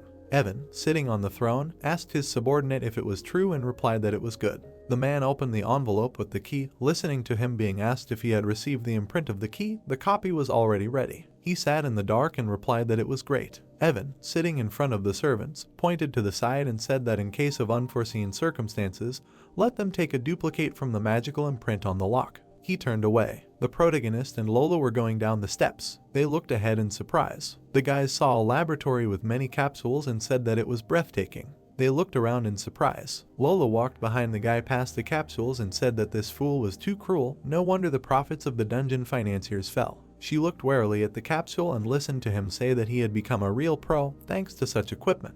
The boys stepped over the wires and the girl asked if he was talking about that super accelerated move he used last time. They stopped. Sam frowned and looked ahead. He stood with his fists clenched in front of the dragon and the capsule. He examined the capsule and said that this was the dragon's body. Lola looked at the dragon and asked the thoughtful Sam if it was true that this was an Earth dragon. Wendy listened from around the corner as the main character said that although the chances of this were small, some people living close to the border sometimes managed to find a couple of such bodies. The guy looked at the capsule smiling and said that in any case, this one looked good. He examined the body and talked about its thick scales and strong wings. Looking at the screen with its characteristics, he said that it had incredible magical power. Sam touched the capsule and smiling said that as long as he had such power, he would definitely be able to defeat Morgan. Wendy peeked out from behind the capsule warily. The protagonist, smiling, told the girl that when he finished the body swap, he would need a mercenary with a good level, so it was time to start. Lola looked at him sadly and asked if he really wanted this, if he would ask Jake first. The guy took his shirt off his shoulder and said that this old man would also be against the risk. He took off his pants in front of the blushing girl and said that that was why he did not go to him. Turning around, he smiled and said that Talia had already set everything up, so he was ready, it was time to start. Sam sat down in the capsule and happily said that they would see each other later. Lola smiled sweetly. The protagonist, smiling, lay down in the capsule and asked her to press the button for him. The program would start within a minute. He looked at the two buttons and said that if he heard a signal, then just let him press the button below. Sam, smiling, closed his eyes and wished them a successful outcome. Lola looked down seriously. She pressed the top button. A stream of energy appeared in the capsule. Sam was covered with liquid. The girl looked at Sam sleeping inside and the dragon. The man was going down the stairs. Wendy looked back, hearing the sounds. She quickly jumped up. Lola looked at the capsule smiling and thought that she had already gotten used to the master. She stood with her back to the crowd, thinking that she would probably have to get used to his new appearance. Several elves looked at her confidently. She frowned, looked down and decided that now all that was left to do was wait for the signal and stop the program. Touching the capsule, she saw the elves in the reflection and decided that she needed to be careful. Lola turned around at them in fear. Sam was lying with his eyes closed in the capsule. The guy lay tensely, hearing the screams of the girl who asked who they were. He woke up and thought about what was happening. Opening his eyes, he saw the elves grab Lola by the arms and decided that they probably didn't lock the door. Sam was losing consciousness and thinking that he felt bad, that he couldn't move. Everything in front of his eyes disappeared, and he was wondering what to do now. His consciousness was like in a fog. He was flying into the unknown. Sam opened his mouth in fear. Harvey stood with his hand raised in front of the guys who were holding Lola and said that they didn't even notice them on their tail. The girl grinned, tilting her head. She looked at the control panel and thought that she had to press the button, otherwise the process would be completely disrupted. Harvey went to the panel and, raising his hand, asked which button to press to turn it off. He aimed at the bottom one and asked if it was the one she needed to press. Lola frowned, thinking about him pressing it instead of her. The elf raised his finger to the button. The girl was nervous and wanted him to press it faster. He almost pressed it, but he heard someone yelling at him to stop and move away from the machine. Harvey looked away in surprise from the control panel. Lola hit her face on the ground and the elder was called. The elves knelt down, pinning the girl to the ground in front of Evan. The old man asked the scared Harvey if anyone had told him to touch the machine. He frowned and asked if he saw a body. Evan looked at the dragon in the capsule and said that it was a flying dragon. You wouldn't find one on the ground now. Wendy sat above the capsules and watched as the old man scolded the elf. She watched from around the corner as Evan said that if he pressed the button, her partner would successfully complete the transfer. Lola lay on the ground, angry and baring her teeth. The old man looked at the capsule and said that he didn't know him. Smiling evilly, he said that to his regret, they would not get a dragon body. Evan turned around in surprise. He looked to the side and shouted at Wendy to get out of there. He knew she was in there, she couldn't leave, the door was locked. He looked at the capsule with the body and told her to get out already. Wendy looked down sadly, listening to him shout at her to stop hiding in the shadows, let her watch the show. Evan pressed the screen. Two elves were holding Lola, and she was angry. The green indicator lit up. The elf pressed her back and told her not to move. The elves held the girl on the floor in front of the capsule and said that if she made too much noise, she would be turned into a zombie. Evan stood at the screen and turned around, laughed and asked if she was a zombie yet. The old man smiled and said that it would be a valuable experience for her. Becoming a zombie not only stops her feeling pain, but also can change her body at any time. Due to such advantages, no one wants to become one. The elves laughed, holding the confused girl. Wendy desperately watched from around the corner. She looked away when she heard the sound. She frowned, deciding that she had to be careful. She turned around to the shadow, who was telling her not to forget the lessons of the past. This fool, he would do everything possible to get her out of here. She watched as the elf tied up Lola and thought that it did not concern her. Wendy looked down sadly and thought that she did not care about their lives and deaths. Lola was tied up and was sitting on her knees. The old man was standing at the screen and asking Harvey to press the button below. The girl suddenly screamed, hearing that if he pressed it, the soul of this guy would go to the zombies. Harvey was standing at the control panel and turned around, hearing Lola screaming that he was a high-ranking officer of the Imperial Army. Not long ago distinguished himself in one battle. The elf turned around to the old man and asked what they should do. Evan answered smiling that he was ready to stand even against the Imperial Army. Lola looked at them in shock, hearing that now they had an officer as a hostage, everything would be fine. Harvey stood at the control panel smiling and said that if so, he would press it. He pressed the transformation button. Lola aggressively shouted at him to stop. He raised his hand and apologized, smiling. Harvey looked at the capsule and Sam's body and said that it was too late. The girl was crying and calling for the master. She was kneeling in front of the elder and asking what they had done wrong. Why was he doing this to them? Evan raised an eyebrow and asked if she was laughing at him. He looked at the smiling elves and said that this was the stupidest question in his entire life, and the answer was simple. The old man smiled and said that it was because they were weak. Lola looked at him in shock. Evan leaned over, pointing his finger at her, and told her that they were too weak. After returning to El Tirana, he found that the world was completely rotten, and he could not come to terms with it. The weak must submit to the strong. The girl lowered her head in confusion and was dripping with sweat. Harvey swung the pipe at Lola, who desperately screamed that she could give him her life, but let him go. The elf hit her on the back of the head with the pipe. The girl opened her mouth in pain. She fell to the ground in front of the elder. Evan looked at her with displeasure and clicked his tongue. He looked at Harvey and said that he was the future heir of the Dark Demon clan. Why was he so stupid? The elf lowered his eyes in embarrassment. He looked at the girl lying on the floor and said that he was upset. They were definitely using their bodies, and they still dared to speak without shame. Blood was flowing from her head, and she was thinking about the master. Lola lay with her feet on the wire and mentally apologized. She imagined the hose and thought that she wanted to go further with Sam. She imagined the capsule with the pipe and thought that it seemed to end here. Let him forgive her. Sam's body floated in the capsule. Lola's head was bleeding. The protagonist opened his eyes. He screamed furiously. The guy leaned his hands against the glass and thought that it was Lola's voice. Something had happened to her. Sam looked at his hand in surprise. The protagonist was confused. He was examining his hand, on which there was partially no skin.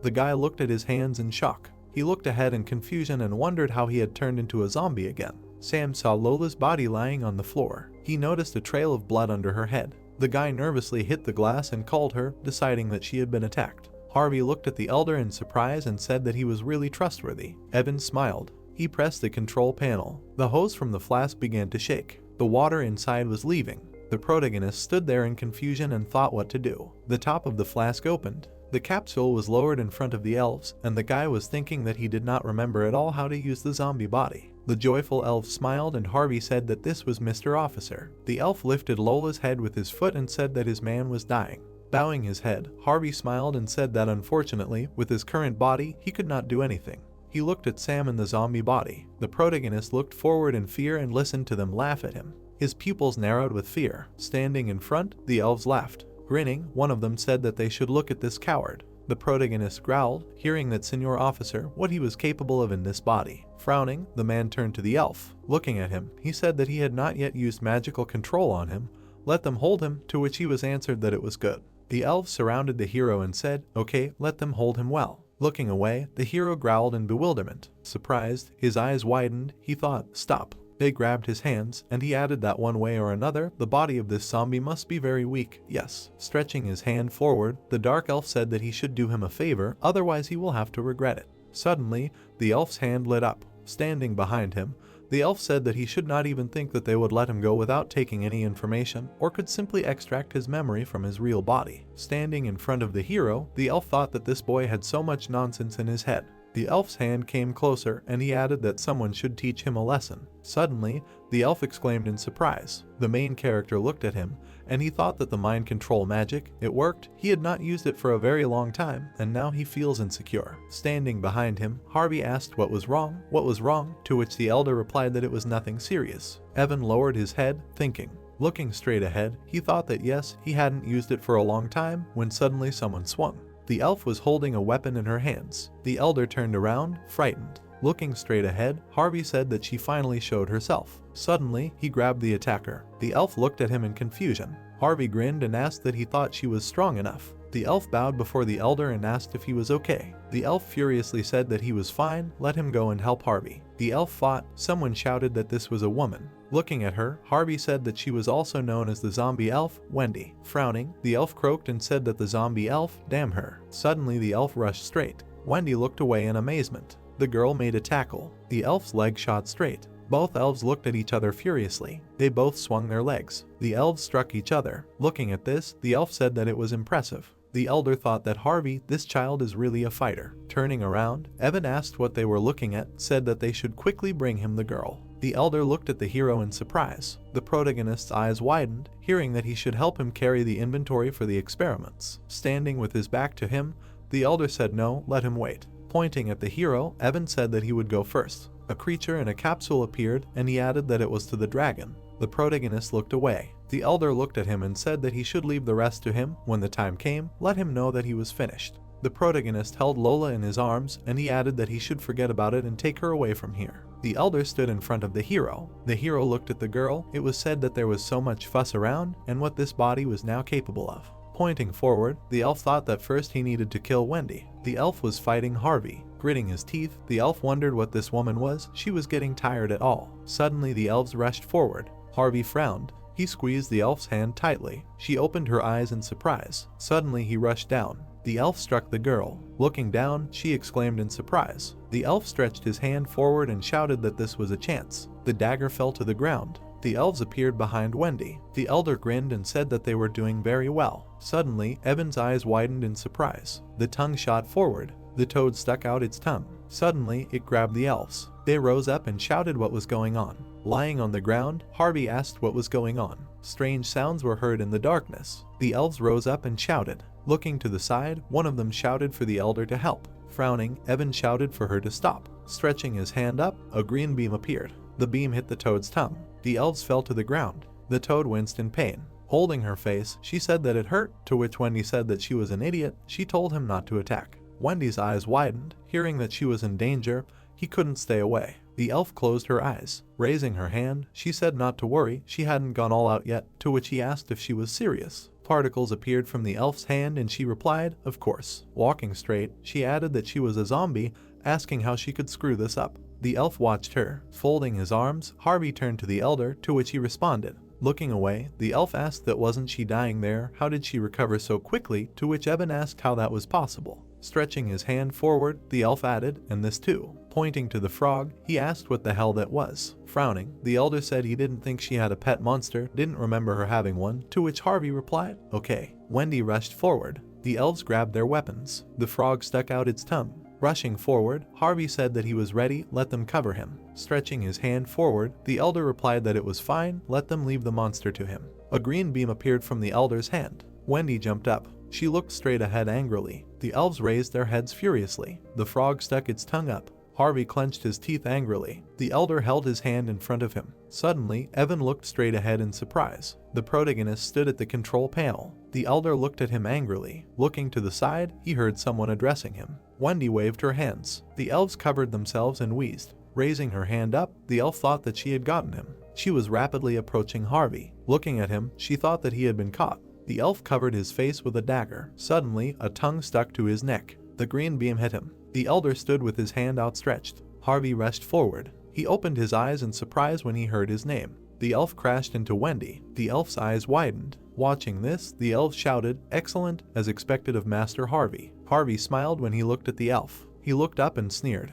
Wendy's clothes appeared, and the elf said that she was wearing too little. It was to get his attention. Thanks for the effort. A scar appeared on the elf's shoulder, and he asked her to wait. Wendy glared at him furiously. Suddenly, she swung her hand at him. The elf looked at the blow in fear. The elf struck them. The elves fell to the ground. The elf lowered her head and took hold of the dagger. She pulled the knife out of her body. Putting her hand on his shoulder, the elf asked if he was okay. Harvey, widening his eyes in surprise, said that she was. The elf looked at the dagger, and he said that she was not human at all. No wonder she was called undead. Wendy held her wound. Looking down, she thought that another wound. Frowning, the elf said that unexpectedly she was undead, and the other asked that it was still unclear how she recovered so quickly. Looking straight ahead, she heard that since she was a zombie, she would be easy to deal with. Wendy looked at them angrily. Looking down, the elder thought about what he remembered. Wendy was a dark elf, but since she was undead now, that meant. Opening his mouth, he added that she was a ghoul. Looking at the frog, the elf thought that she was fine. The elder stretched out his hand and wondered why she needed it.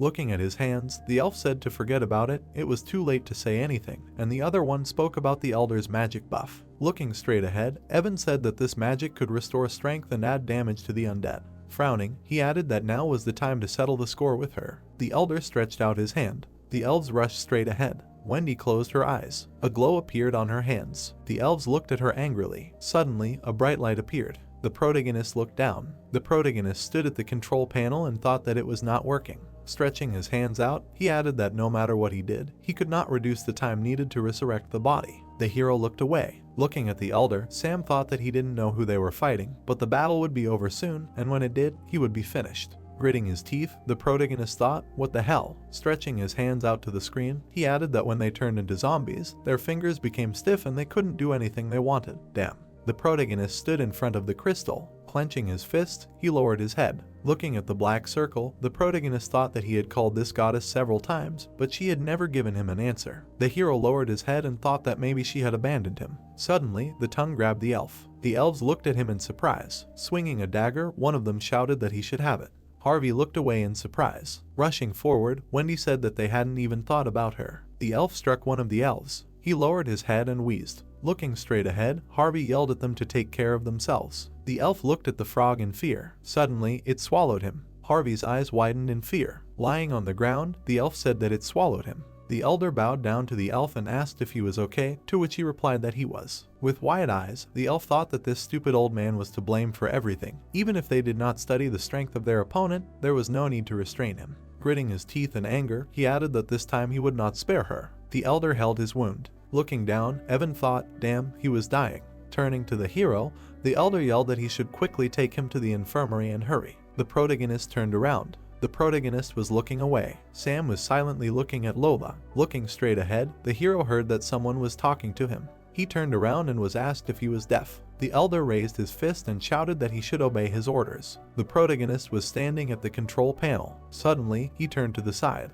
Evan clenched his fist and said that they should wait, asked if it was possible that the control magic simply didn't work. The protagonist lowered his head. One of the protagonist's eyes was black. A piece of the protagonist's skin appeared. Darkness appeared. A view of a black circle opened up. The protagonist was standing in front of it. Looking at it, Sam thought that only by special chance did he manage to use the power of light. A bright glow appeared, and he added that, nevertheless, the same could be said about the shackles of the soul. The protagonist frowned. Molly lowered her head. A thought appeared that it was waiting there until he became stronger. The protagonist scratched the back of his head and thought that he would become stronger, mocking, yes, he was now a defenseless zombie. Raising his head, the protagonist thought that hadn't she come to his aid before when he needed it. Touching the crystal, the hero asked her. Standing in front of the crystal, he added that she should come faster. The hero closed his eyes, thinking that he would not call her again. This was the last time, please. The protagonist opened his eye. Light was radiating from the crystal. Sam exclaimed in surprise. Putting his hand on the crystal, he thought that in his current body, he could not call her, let him forget. The protagonist raised his head and thought that it seemed that he would have to continue living in this darkness. A bright sky appeared. The hero raised his head and thought that when Lady Molly showed him this spiritual world, he thought that this nightmare would end forever. Opening his eyes wide, he added that stop the spiritual world. A bright crystal appeared, and the hero thought that he was now inside the soul stone. Looking straight ahead, the hero heard that he should remember. Molly smirked and said that soul prisoners can only be controlled with a completed soul stone.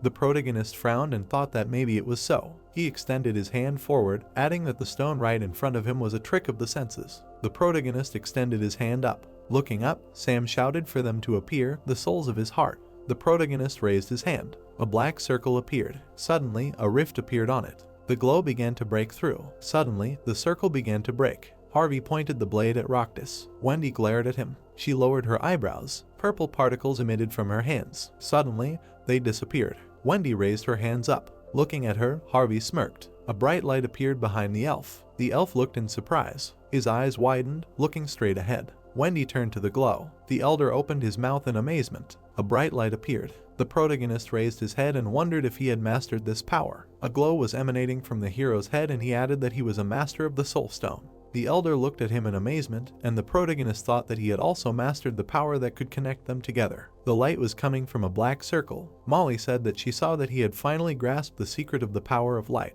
The protagonist looked at her in surprise. Taking a step forward, she asked what he had learned. The protagonist sighed and said that he thought she had died. Molly smirked slightly. Raising his head, the protagonist said that they would see. In fact, he had always thought that the so-called power of light was just a special energy that existed in this world. Standing in front of the girl, the protagonist said that subconsciously he believed that it did not belong to him. He simply thought of it as a more powerful power given to him by God. The protagonist smirked and said that, but this idea was completely wrong. The light was emitted from the lamp, and he said that the light can illuminate everything. The creature sat on the throne, and he added that it can also destroy everything. This is what he realized since he lost the power of light and turned into a zombie body. Hearing this, Molly objected. Looking to the side, the girl asked what the power of light, what exactly he sees in it. The protagonist looked at her and smiled. Stretching his hand forward, the protagonist said that it was this kind of thing. A blue light appeared. Many silhouettes appeared in front of the hero. Looking at them, the protagonist said that it must be like the shadow of the soul stone or the remains of the destroyed soul stone. Looking to the side, Molly asked that now he is here, he can already see them. Looking straight ahead, the protagonist said that now he cannot unsee for sure. The silhouette stood around, and he added that now he only sees shadows. He is sure that later he will be able to clearly see them. The girl smirked when she heard that they had to tell him about themselves or he wouldn't know who they were, to which she replied that she could see. The protagonist's eyes widened and he objected. Sam held out his hand and said that he couldn't see, however. Red beams appeared and he added that this should be enough to solve the problem. Light was emitting from the protagonist's eye. The protagonist raised his head up. The elder looked at him in amazement. Evan's eyes widened and he thought that there were rumors that there was a person in the army who could use the power of light. Could it be that boy? But hadn't he turned into a zombie? Harvey looked at the elder and asked what he was waiting for and said that he needed to be stopped. Evan thought that was right. What was he worth? What did it matter if he could use the power of light? He was just a low-level zombie now anyway. The elder gritted his teeth angrily and added that his power was enough. Release the sphere forward. The elf thought that to kill him. Smiling, Molly asked that he was not going to dodge. The protagonist frowned and replied that he should wait and let him concentrate. The green sphere flew straight at the hero. Smiling, the elder shouted that it worked, now he can't do anything. Suddenly, the dragon stuck out his hand. The dragon stretched out his hand straight to the sphere. Frowning, Evan asked what stopped. How is this possible? Wendy looked away in surprise. The protagonist frowned and said that even if he knows how it works. The dragon gritted his teeth, and he added that it is also very difficult. The dragon squeezed the sphere, and the hero said that in the end, this is the first time he uses the soul control skill. An inscription appeared that soul control, he can control all the souls in the soul stone. The hero smiled and thought that good, now all he had to do was defeat them and switch to the dragon's body, and everything would be ready. The dragon raised its head up. The protagonist opened his eyes in surprise and wondered what he was doing. A flame appeared in the dragon's mouth, and the hero added that stop, The dragon released the flame, and the hero thought that he had disobeyed his control. A bright light illuminated the entire city. The creatures looked away in surprise. The lion and the guards walked straight. The lion looked angrily ahead. The guards passed by the townspeople. Pointing ahead, the man said to let him look, the one in front. A trophy appeared, and he added that he had a sign that he had won 16 times in a row in the arena. The lion walked straight. It was said that when you win a match, he eats part of the opponent's limbs. Opening his eyes in surprise, the dog said that it was true, apparently. He eventually joined the military, to which the man replied that he eventually. Toby ate the limbs, and the man added that now no one dared to challenge him, so he had to join the army to continue fighting on the battlefield. Looking straight ahead, the dog said, well, that's it. Looking at the lion, she added that she thought he would be sent to the front lines, to which he was told, of course, he was the champion. Toby walked straight ahead. The man, with his arms folded, said that it was a decision from above, sending him to copy 2-4. Looking at him furiously, Toby asked, what about copy 2-4? Wasn't the second corps sent there? He was the gladiator champion, and he should go there. Putting his arms out to the sides, he added that his goal was fighting, that's why he joined the army.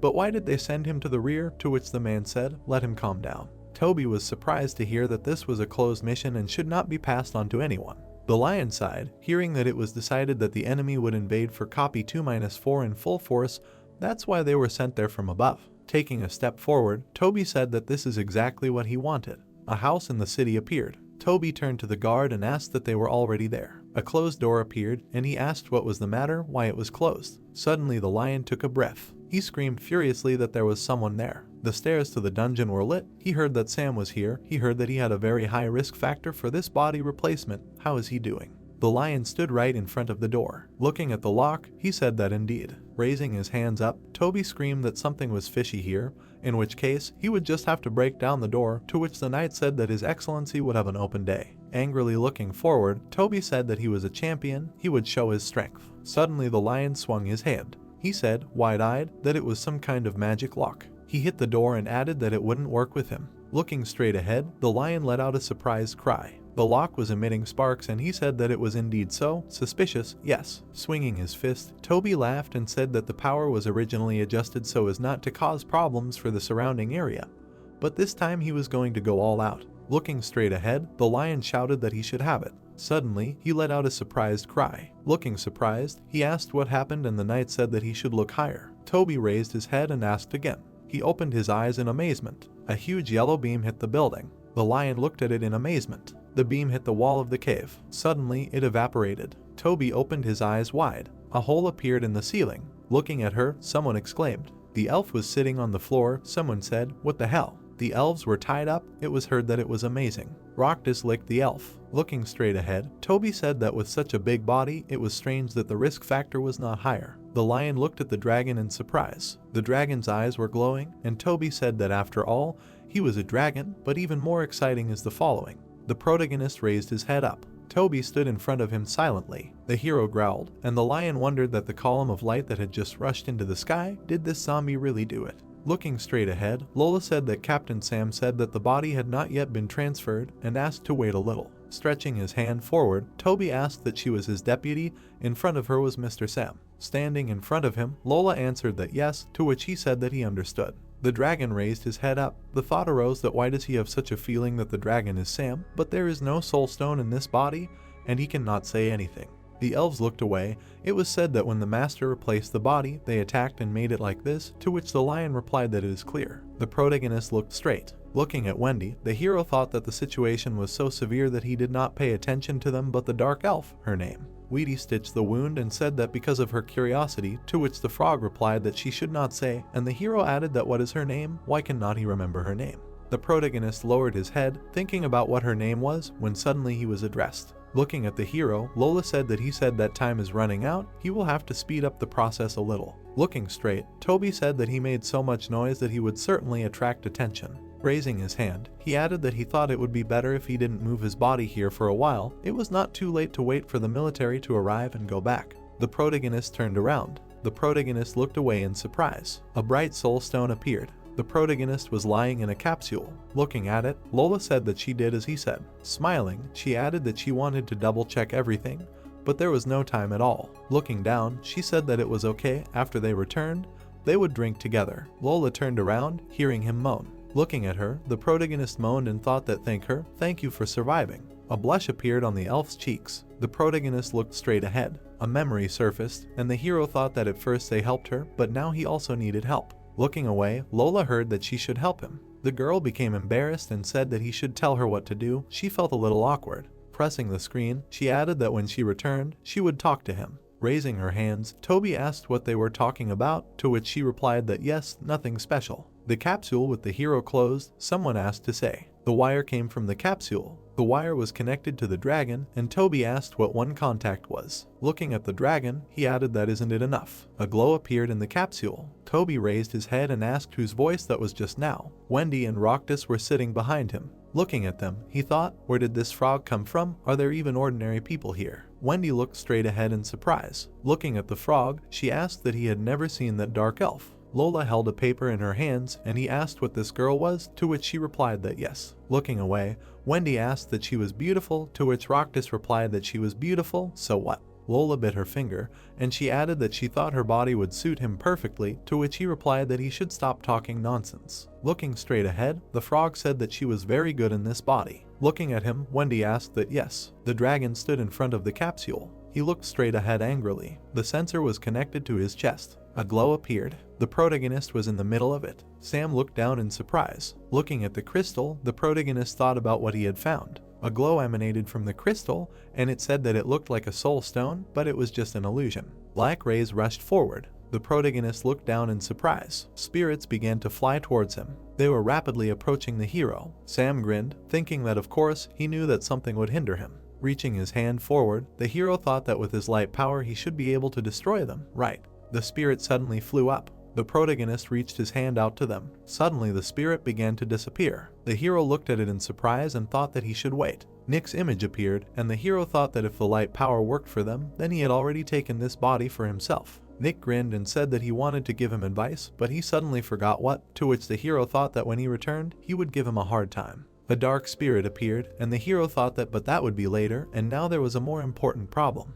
The hero frowned and thought about what it was. Light silhouettes appeared, and he added that these were the same creatures as the phantoms in his soul stone. The protagonist lowered his head down. Closing his eyes, the protagonist thought, well, he can choose. The dark spirits rushed up. The protagonist spread his arms to the sides and thought that he should believe in the power of light again. The protagonist closed his eyes. Suddenly Sam opened them in surprise. A bright light appeared in front of him. Looking straight ahead, Lola turned to the hero in surprise. The dragon's eyes lit up brightly. Smiling, the girl turned to the protagonist. The dragon's eyes glowed white. The dragon took a step forward. Lola looked at him in anticipation. They both froze, looking at each other. All the creatures watched in amazement. The dragon grinned slightly. The protagonist smiled and said the girl's name. A tear appeared in Lola's eyes and she asked what it was. Scratching the back of his head, the protagonist said that he was sorry for making him worry. It was a little difficult at the end, so it took some time. Lola abruptly rushed forward. The girl threw herself into the hero's arms. Closing her eyes, she replied that it was okay. A hole in the ceiling appeared, and she added that they could go. The man put his hand on the table. The man looked straight ahead nervously. Tapping his fingers, the man asked what he had just said, that the power of light was coming from the dragon on the ground. Standing in front of him,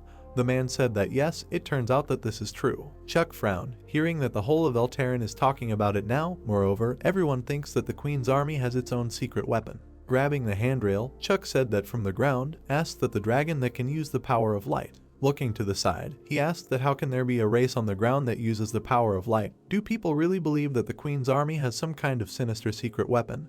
And then laughed. The man lowered his eyebrows and fell silent. Stretching out his hand forward, he said that it is true.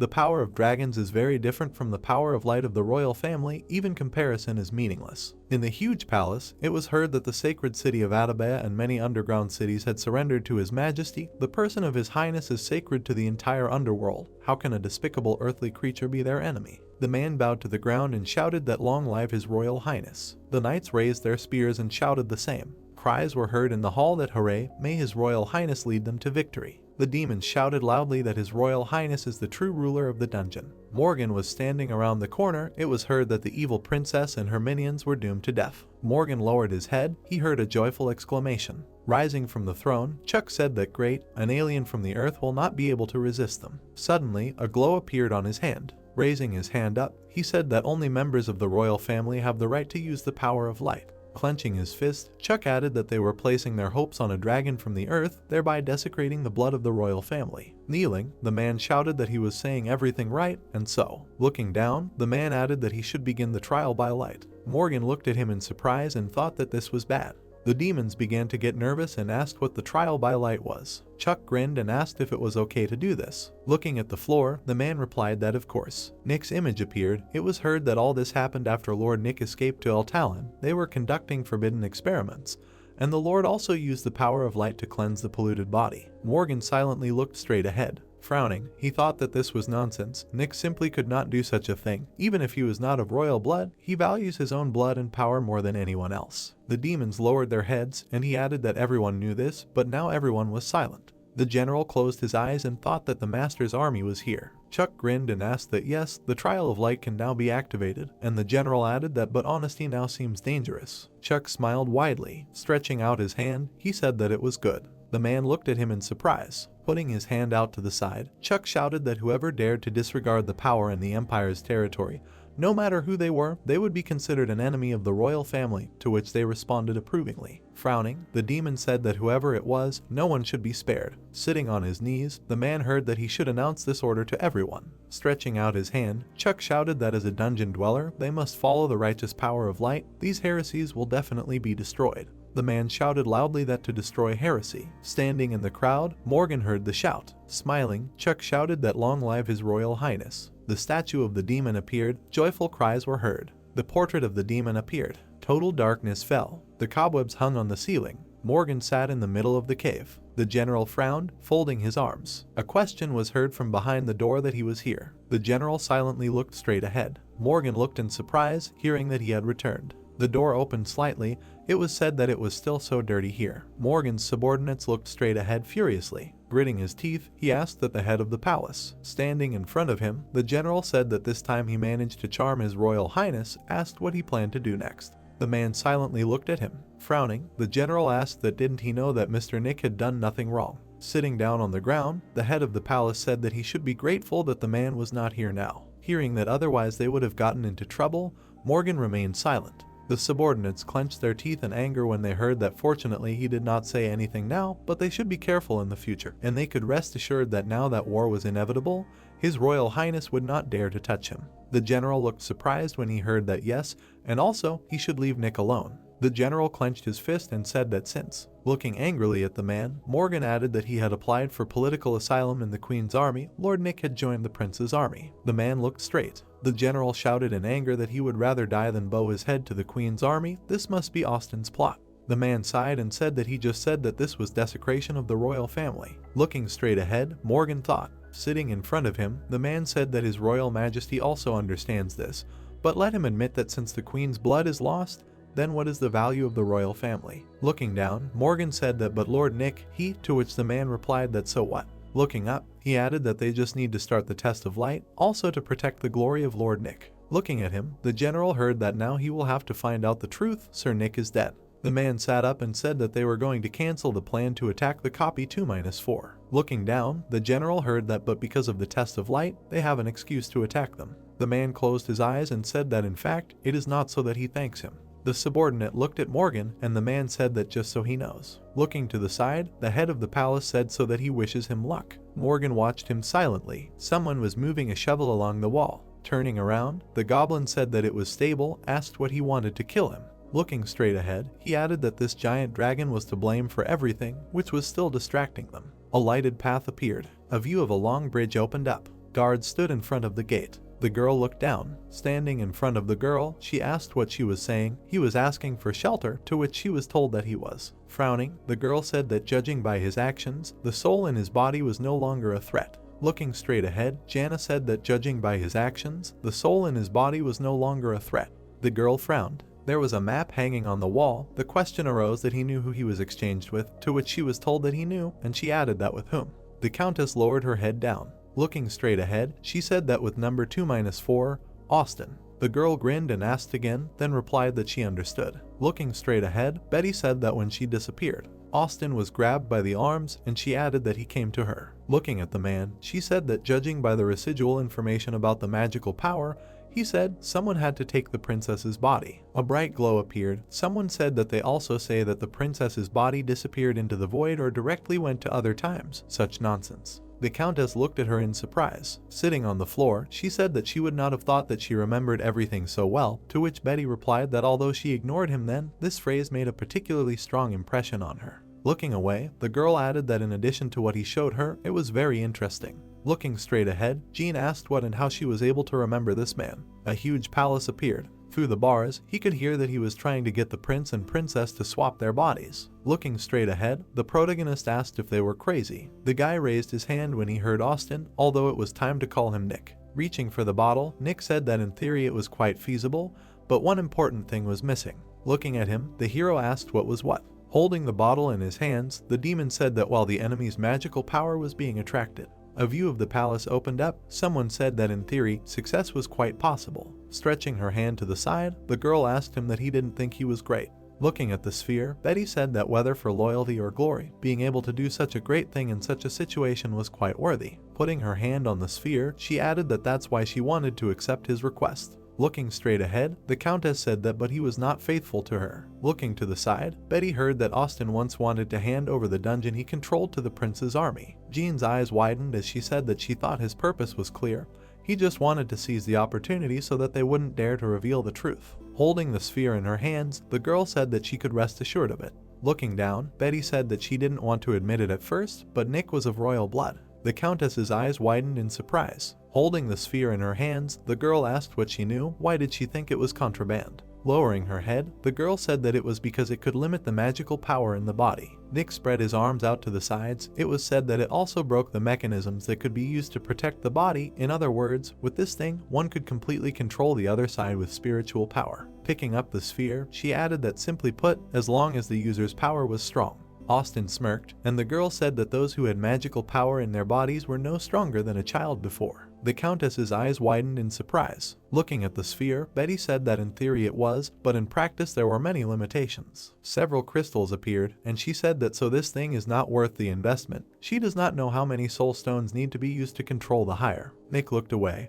and she added that but Austin still broke all possible rules and managed to control Nick. Nick opened his eyes in surprise, and the girl said that she received his body alive. Looking down, Betty said that in any case, Nick was not suitable for the royal family. If not for political difficulties, he would have been removed long ago. The Countess opened her eyes in surprise, hearing that she also said that Nick, who changed his soul, is now in danger because of Nick. The girl opened her eyes wide and said that in fact, the real Nick was the biggest threat. The Countess looked at the sphere in surprise. The grate in the dungeon appeared. It was said that the desire to obtain the body of a royal person in itself is a gamble. Empty bottles appeared. The girl said that since he had already failed before, he would definitely not take the risk if it were not for Nick's body. Sitting on the floor, the demon said that if he were replaced by the princess, he would have died already, and then laughed. Looking straight ahead, the protagonist heard that if the application for political asylum is approved, he will provide the results of his research to the royal army. The protagonist smiled, hearing that they should have seen his lab, who can compare to her when she works alone.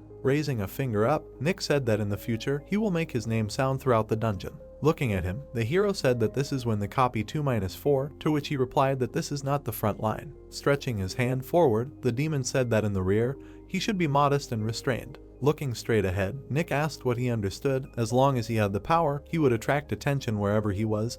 Even if he betrayed, he would be able to protect himself in return, however. The protagonist lowered his head, hearing that once he was taken off his horse, his fate would be very miserable. Didn't he try to drive him away when he had full wings? Of course, this is also part of his plans. The door opened slightly. Looking at the protagonist, he said that he should take care of himself. In the future, many will want to turn against him. Frowning, he said that at least for his own sake, he must overcome all difficulties and stand to the end. A lot of attention is now directed at him. The hero looked back, hearing that in the future, it will be difficult to get such an opportunity. Many will rush at him, hinder him, let him be careful. Looking straight ahead, the protagonist replied that thanks for the advice, but he is curious. Turning to him, the protagonist added that why did he give him the body of a dragon, and also changed the conditions of the war by 180 degrees. Looking straight, the guy answered that why. Molly sat on a stone, and he added that he knows the reason why he cannot be controlled. Suddenly, the girl exclaimed in surprise. The path to the dungeon appeared. A view of the doors opened.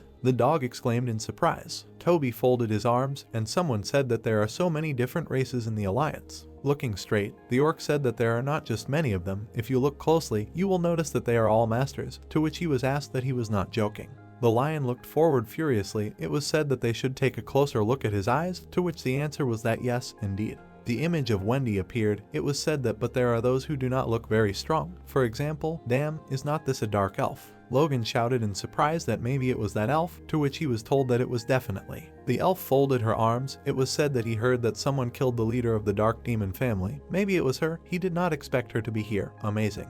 Wendy sighed slightly. Toby looked at her indignantly and wondered what was going on. They did not even look at him. Smirking, he added that wasn't she in the arena. Looking straight ahead, the dog said that she had interesting friends. Let her say, and what is this? An image of a frog appeared, and someone asked how he knew. It looks like a frog. There is something else to say. Suddenly Roctus looked back. Looking down, Wendy said that he should not worry about the others. Then she added that having finally earned money, she will definitely help him change his body. Let him not worry. Roctus looked at her in amazement. Looking straight ahead, he said that everything is fine. A scar appeared on the elf's shoulder, and he said that he was fine with this body. Wendy looked at him and said nothing. The man took a step forward. They looked at him in amazement. The protagonist confidently walked straight. The hero looked straight. It was heard that why is he not a dragon? Idiot, this is his human form. The protagonist took a step forward. Lola and Hector were walking behind the protagonist. Putting his hand to his temple, the hero shouted that he was reporting. Austin looked straight and heard that copy 2-4 had been successfully accepted as well. The creatures looked straight. It was said that with the help of Countess Jean, Toby and the former Dark Elf Wendy had joined them. Looking straight, the protagonist said that in addition, 10 squads had joined them, mostly lizardmen. Lola grinned, hearing that the report was finished. The man clapped and said that it was excellent. Austin smiled and said that they were on the front lines now and could replenish so much fighting power. This was great news. The orcs looked away. Frowning, the protagonist heard that he knew that they were General Morgan's main target. Looking straight ahead, the man said that although Morgan's Spider Legion had suffered greatly in the last battle, he still had a lot of strength. The image of the general appeared, and he added that if Morgan lost the battle before it even began, it would knock him off his feet. Raising his hand up, Austin shouted that he hoped that they would all do their best to protect the Empress. Clenching his fist, he added that for Her Royal Highness. Amanda and Ben raised their hands and shouted that for Her Royal Highness. The room heard that they would be killed. With Sam, they had nothing to worry about. The entrance to the office appeared. The man wiped his face and sighed. Sitting at the table, Austin asked if at least he was okay, said that he was so busy with work that he did not even have time to rest, to which the hero asked again and said that he should forgive him. They came too late. Closing his eyes, the man replied that it was okay.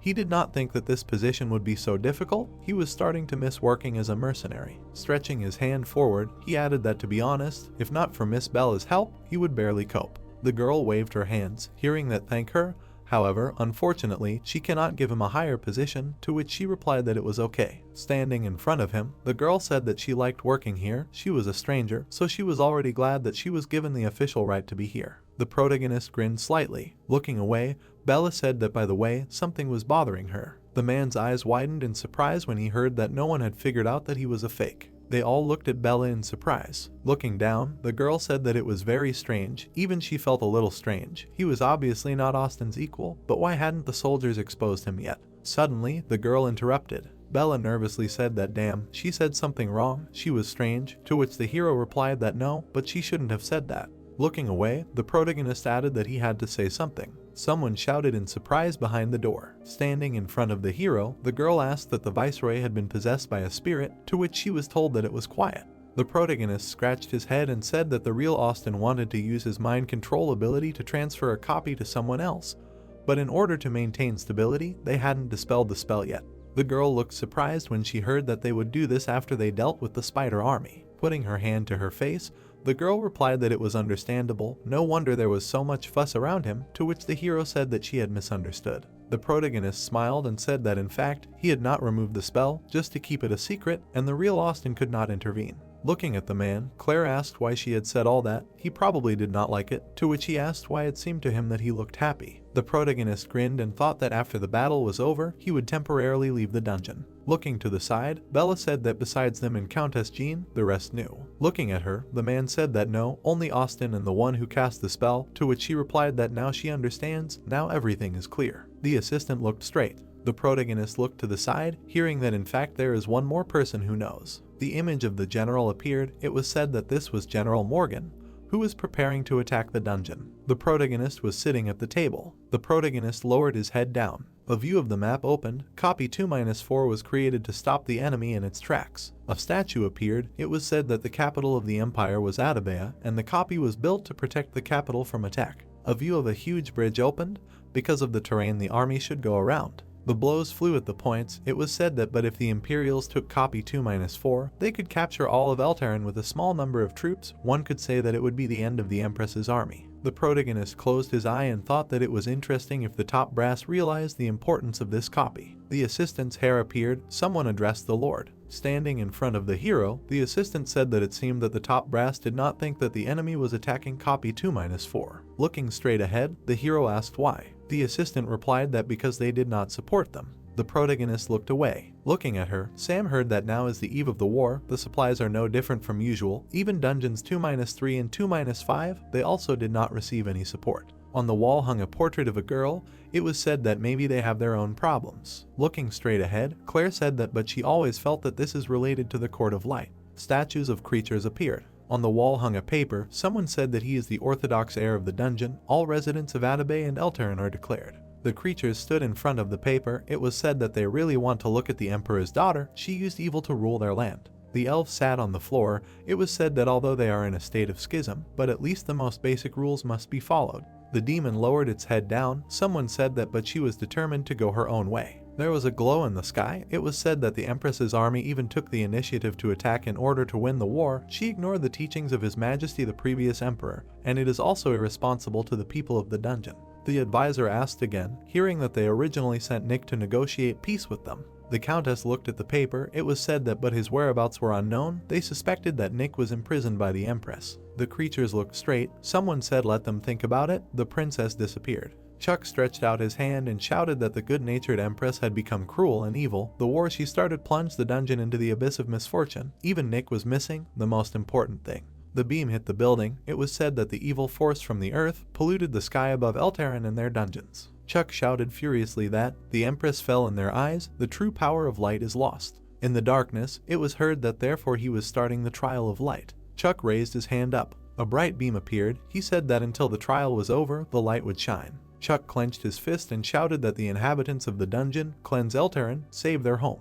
The general, looking straight ahead, heard that let them not let the evil forces take over their home. Morgan frowned slightly. The protagonist sat at the table. Looking away, he heard that the trial of light, in fact, is a call to attack. The assistant added that His Majesty the late Emperor did the same when the Dark Elves were sanctioned. The chandelier illuminated the room. It was said that so with this statement. Looking straight ahead, the protagonist heard that she was sure that he was their real target. The protagonist closed his eyes. Sam turned to the assistant. The protagonist raised his hand and asked if she had heard any news about the central troops being transferred to the front, or other copies, to which she replied that she had not. The protagonist smiled and said that it did not matter then, he just had to prove himself in battle. The assistant countered, hearing that if he could comb the battlefield, it would not take long to sort it out.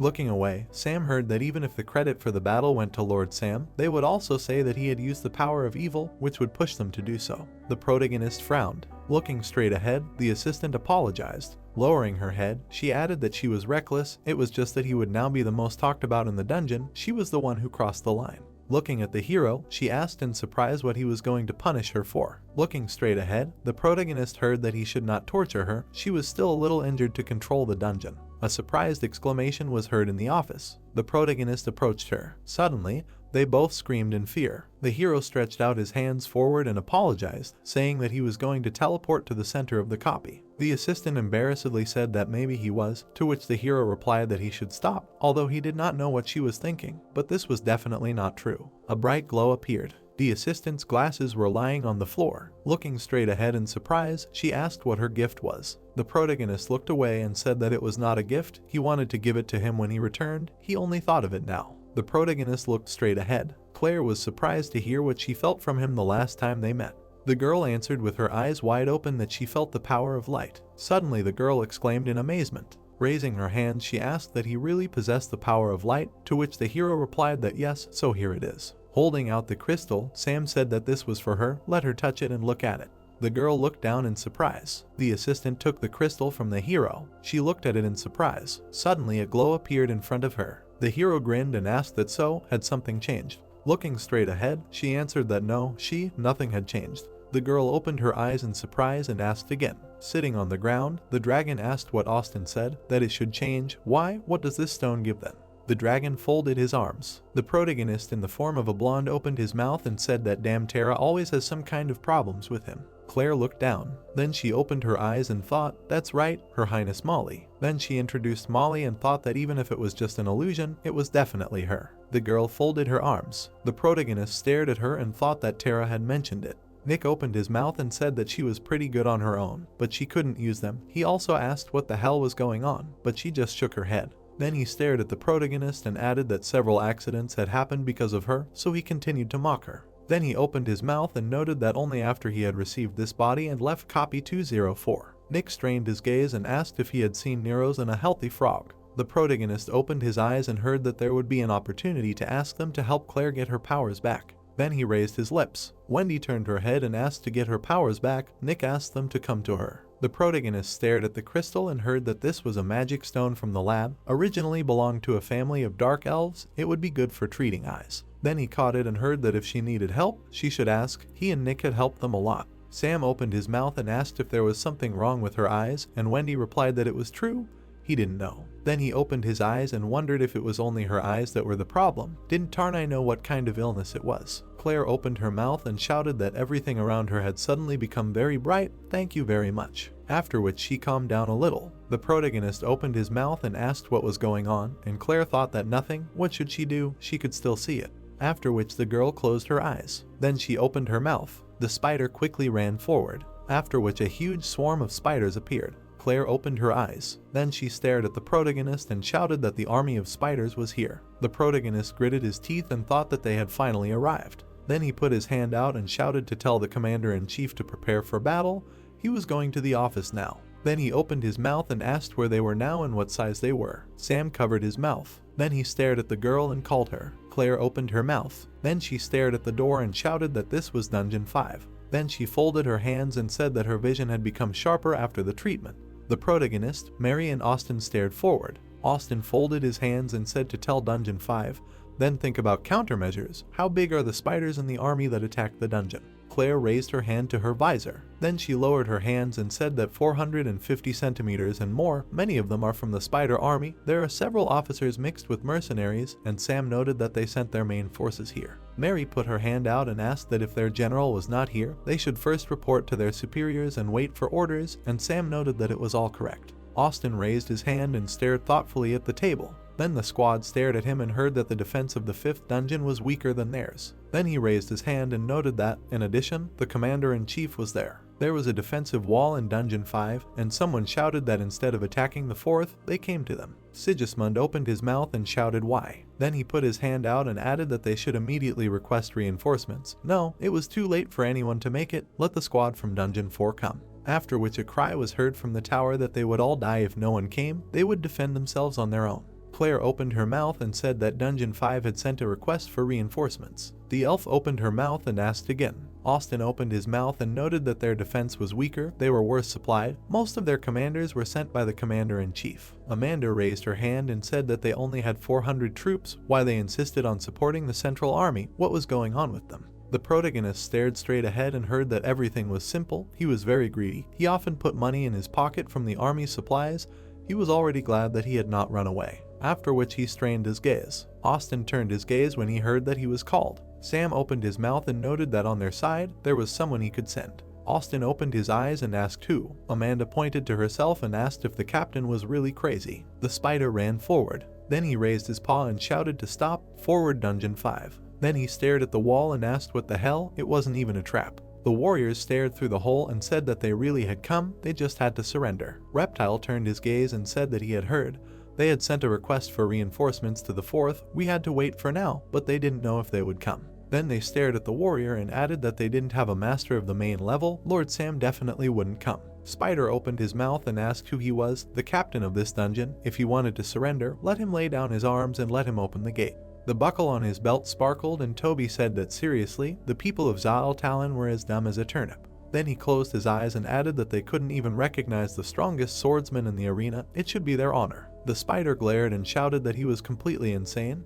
Then he would suck him dry before attacking the city and covering everything with webs. Toby pulled out his swords. Then he opened his mouth and shouted that if any of them survived, he would pass on his name to their commander. His name was Toby. Then he jumped on the spiders shouting that in the future he would become a legend. Toby swung his sword. Then again. Then he cut the spider. The lion opened his mouth and shouted that he was a man of iron. His blood boiled. Then he cut another spider and added that he was Toby. The soldiers smiled widely, heard that he knew no defeat, he had nothing to fear, and noted that it looked like their salvation. Toby twirled his swords. Then he gritted his teeth and noted that he was bored. Then he opened his eyes. The lion stared at the corpses and asked how this was different from playing in the arena. The spider stared forward in fear. Toby held out his sword and called him. Then he opened his mouth and said to drag their boss here, stop hiding in vain. Then he opened his mouth and shouted. The spider stared at him and heard if this was their boss bullet. Toby hunched over and noted that he was the guy who was hiding behind his subordinates. Then he lowered his sword and added that he was hiding behind their backs like a coward. The spiders looked at him with glowing eyes. Toby opened his mouth and shouted that if they didn't want to die, they should just get out of here. The man took a step forward and said that he was forced to stand up for the general's honor.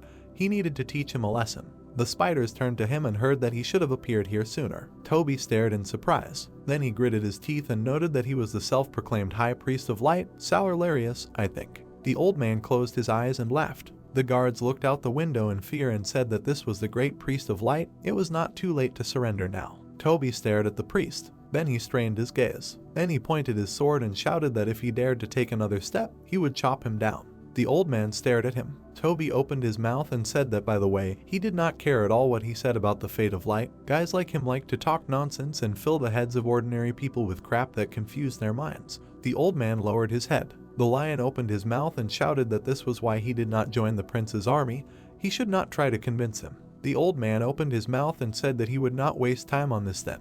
Then he raised his hand and added that the fate of light is not fiction, but the truth that protects the royal family and the dungeon, and other blasphemers will be rewarded. There is a box on the pillow. The old man opened his mouth and said to meet the true light. Toby opened his eyes. Then he opened his mouth and shouted what he had planned. The old man opened the box. Then he opened his mouth and shouted that this was the true light. A bright light appeared. Tony's blades fell to the ground. Then the lion opened his eyes. Then he opened his mouth and shouted. Tony flew away from the light. Then he hit the wall. The spiders stared at the bright light. The lion began to get up and said that this was the true power of light. Then he opened his mouth. The belt lay on the ground. The plaque glowed brightly. Claire opened her mouth and shouted that they captured the enemy army. The stones began to fall down. The girl looked at the protagonist and noted that 50 orcs were found in front of the trap they set in the 8th district, and Sam asked if Bullet was there. Claire opened her eyes. Then she presented a diagram of the dungeon and shouted that she had not found it yet.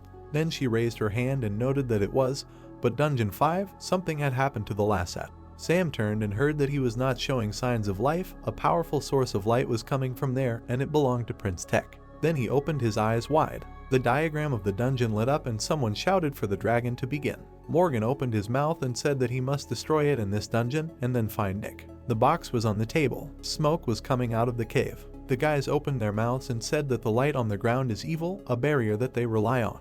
The spider swung his spear. The guys opened their mouths and chanted that a large glowing fireball, the energy that boils, neither one nor the other should exist in the world. The spiders began to chop down the warriors. The musicians opened their mouths and sang that they would, under the leadership of His Royal Highness the Prince, stop them with the true power of light. Sigismund opened his mouth. Then he put up his hand and added that he surrendered. Dungeon 5 surrendered to the Imperial Army of the Prince. The musicians folded their hands and sang that the time had come. It was too late for them to regret it. The soldiers raised their hands and shouted that, frankly speaking, they had wanted to join the Emperor's army from the very beginning. That was true. The Starks and the musicians closed their eyes. Then he opened his mouth and noted that they had used the power of light granted by His Highness. The musicians opened their terrible mouths and the old man noted that it was too late to surrender now. The soldiers opened their mouths. Blood splashed on the walls. Sigismund opened his mouth and shouted that they had surrendered and that they had killed them. Then he shed a tear. The soldiers fled the castle and Sigismund shouted why they didn't attack Dungeon 4. The old man stared ahead. Morgan stared ahead. They were both sitting at the table. Morgan stuck out a finger and said that he had heard. He was the commander-in-chief of this operation.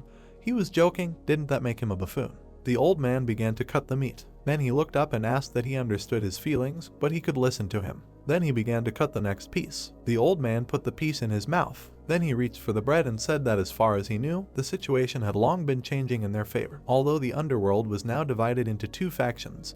But after the imperial capital of Atabea became the stronghold of the prince's army, in fact, they won half. Then he looked at the bread and added that the Empress's army had switched to a defensive strategy. They had not made much progress either. Morgan opened his mouth and remarked that he should not say what was clear. Let him tell them about the plan instead. The old man tore the bread and asked if there must be something new in it. Then he introduced the guy with the light and remarked that he knew they were conducting a light test not only for political propaganda. The old man opened his mouth and said that at present there were many military forces gathered on their side. Morgan looked straight ahead calmly. The old man opened his mouth and said that of course it was difficult for them to control them. The important thing was that the policy of making the public believe in the imperial family that had worked so hard for so long had finally blossomed. Then he looked straight ahead in horror and added that even the army from the Empress's side did not dare to risk using the power of light now. Morgan pressed his eyebrows. The horned man held out his hands and noted that he would get down to business. Then he lowered his eyebrow and added that he could not hand over the command of the spider army to him for a while. Morgan opened his eyes. In the dungeon, 4 lanterns were burning on the walls. The protagonist put his hand on his forehead. Then he looked down and wondered what to do. Then he presented a diagram of the dungeon and added that the enemy had little strength, there were none at all in various areas, and these people were so stupid that they easily fell into a trap. Hector clenched his fists and shouted that he wanted to work. The protagonist introduced the reptiles and added that they did not look like a trained army at all. Then he put his hand on his head and wondered what this eerie feeling of paradoxical dissonance was. These guys were clearly inexperienced in combat, but he always felt that something was wrong. Then he stared at the paper and said that it seemed Morgan would be in Dungeon 5. Sam turned his gaze and asked if she had not yet found Morgan's location, and she answered that she had not.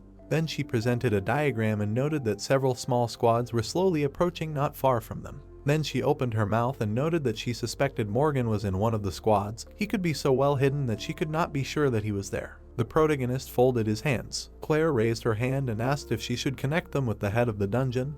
He wanted to see him. Austin opened his mouth and said that he had bad news. Sigismund opened his mouth and shouted that the prince's army did not accept the fact that Dungeon 5 surrendered. Dungeon 5 sent them a request for an emergency. Then he burst into tears and added that their dragon, couldn't they use the power of light to instantly travel? Let them help them. Austin put his hand out, noted that it was better to run, and heard that it was all because of that idiot he sent. They couldn't even run away now. Sigismund opened his eyes and shouted for help. Sam turned his gaze. Claire opened her mouth and said that there was no need to look further. Whether it was Dungeon 5 or their dungeon master, neither had any value to save. Then she turned her head and added that she thought it was a trap. Maybe Morgan was really there. Sam raised his hand and asked what he thought. Austin scratched his horn, after which he pressed his forehead and replied that he thought the last memory in this body was telling him that he could not judge by common sense. The protagonist folded his arms and heard that therefore he was not going to guess about his intentions, after which he looked straight ahead and heard that everything depended on him. The ram hit the gate, after which the soldiers hit again. Sigismund opened his mouth and shouted to hold on,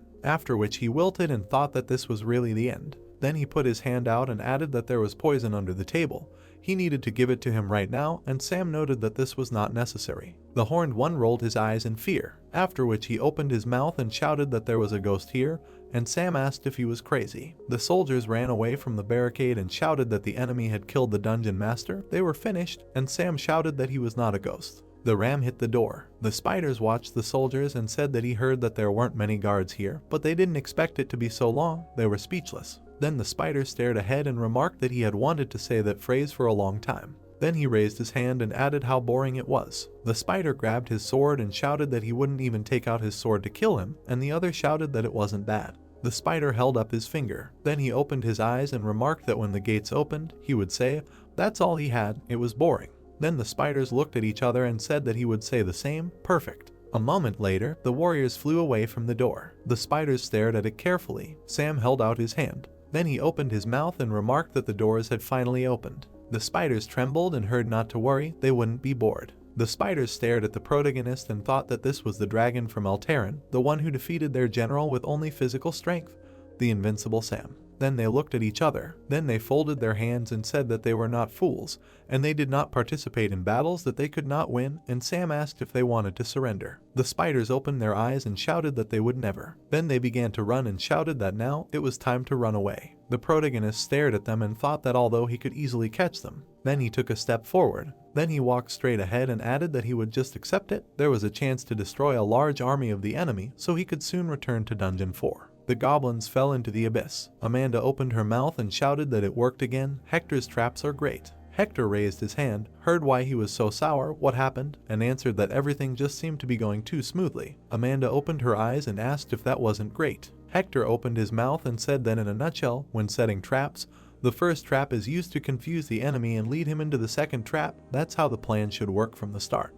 Then he presented a diagram of the traps and added that today the enemies fell for absolutely all the traps. Amanda looked at the guy and said that she thought the more the better, and Hector said that in fact, it was right to think about it that way. Neri looked at them and heard that they were deliberately stepping on the traps to remove obstacles in the way. Hector put his hand on his head and said that he spent a lot of effort to set the traps. If not for them, he would not be sitting here, leisurely chatting, thinking only about good things. Mary stopped and asked to wait. Amanda opened her eyes. Mary turned and said that trap wells alone might not be enough. Until Master Sam returned, they should be on the alert. Amanda opened her mouth, heard that weren't they responsible for the 9th district, they understood that they would not rest and drink here, and replied that she was about to leave, he should not rush her. Mary turned around and noted that they were in a hurry, and she would go to the dungeon master, after which the doors closed. Amanda opened her mouth and shouted that he was to blame, after which she released air. Mary walked along the corridor and said that in any case, when the fight began, the captain was sure that he would defeat all enemies. Then she passed by the lamp,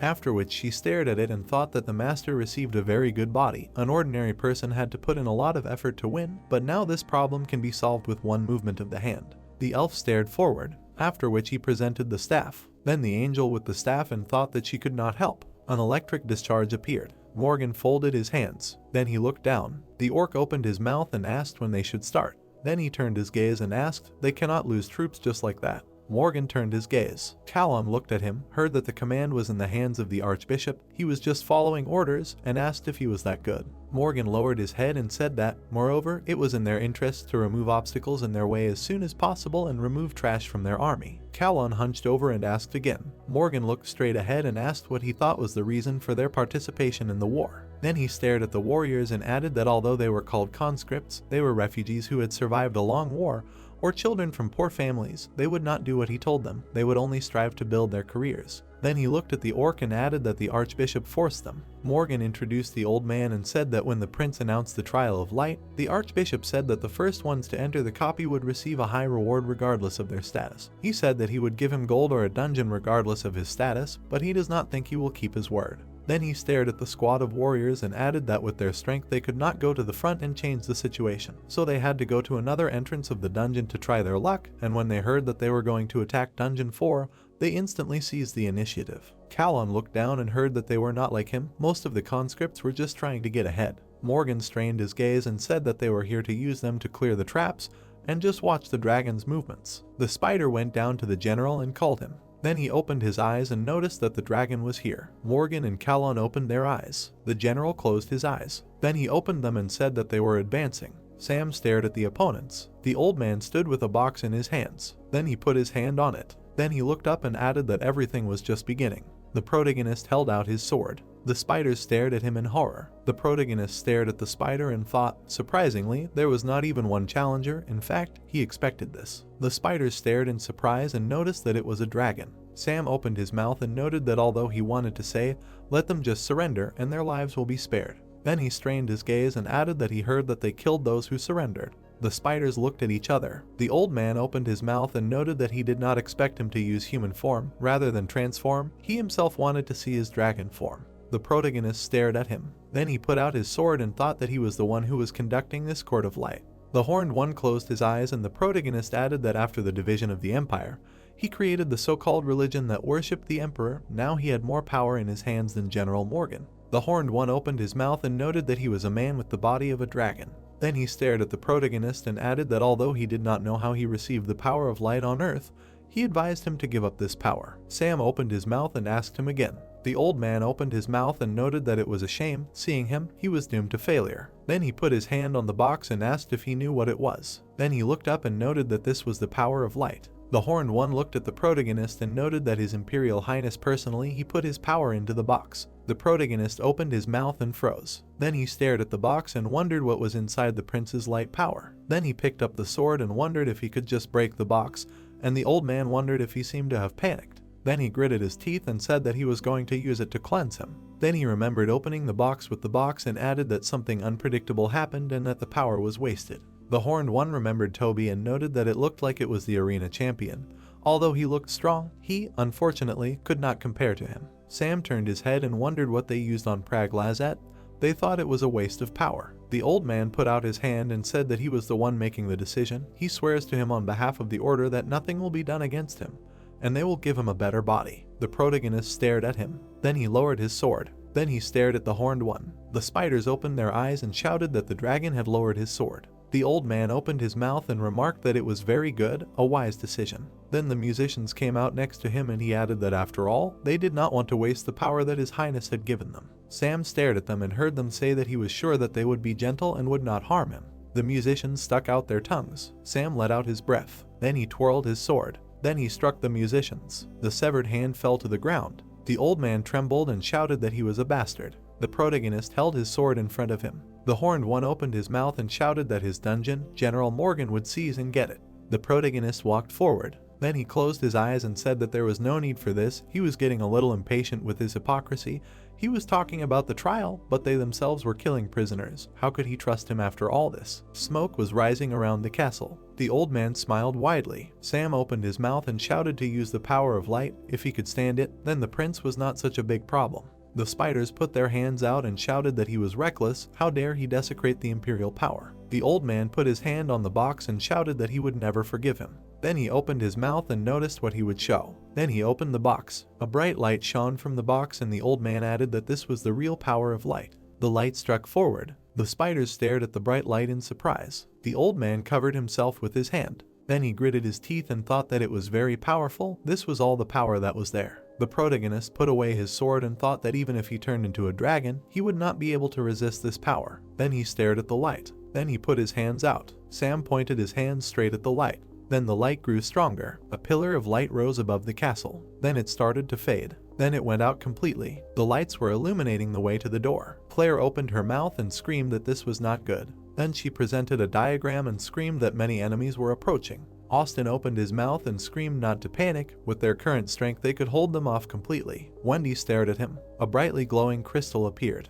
Morgan raised his hand and screamed that finally, the show was starting. He made him pay. Austin stared straight ahead in surprise. Claire opened her mouth and screamed that there were too many of them, weren't they? They needed help. There were too many of them. Lord Sam hadn't returned yet. Amanda ran forward and screamed that these bastards were fighting like hell, and Ben asked if this was a surprise attack. Austin held out his hand and screamed to put all their fighting power to the front. Only the first team in reserve, including himself, would come. Let him send everyone out. Claire sweated and wondered if she would really become a problem for everyone again. Austin turned to the girl. Then he opened his mouth and shouted for the dungeon administrator to come to her senses. Then he opened his mouth even wider and added that if she got into trouble at this time, then it would be the end. Claire opened her mouth slightly. Then she stared at Austin, heard that as soon as she began to doubt it, everything would become endless. Until he gave the order, he would stand his ground, and she thought that he was right. Now someone else was the dungeon administrator. Then she looked straight ahead. The spiders looked straight ahead in surprise. The old man opened his mouth. Then he opened his eyes. Then he stared at the dragon and wondered why he was still alive.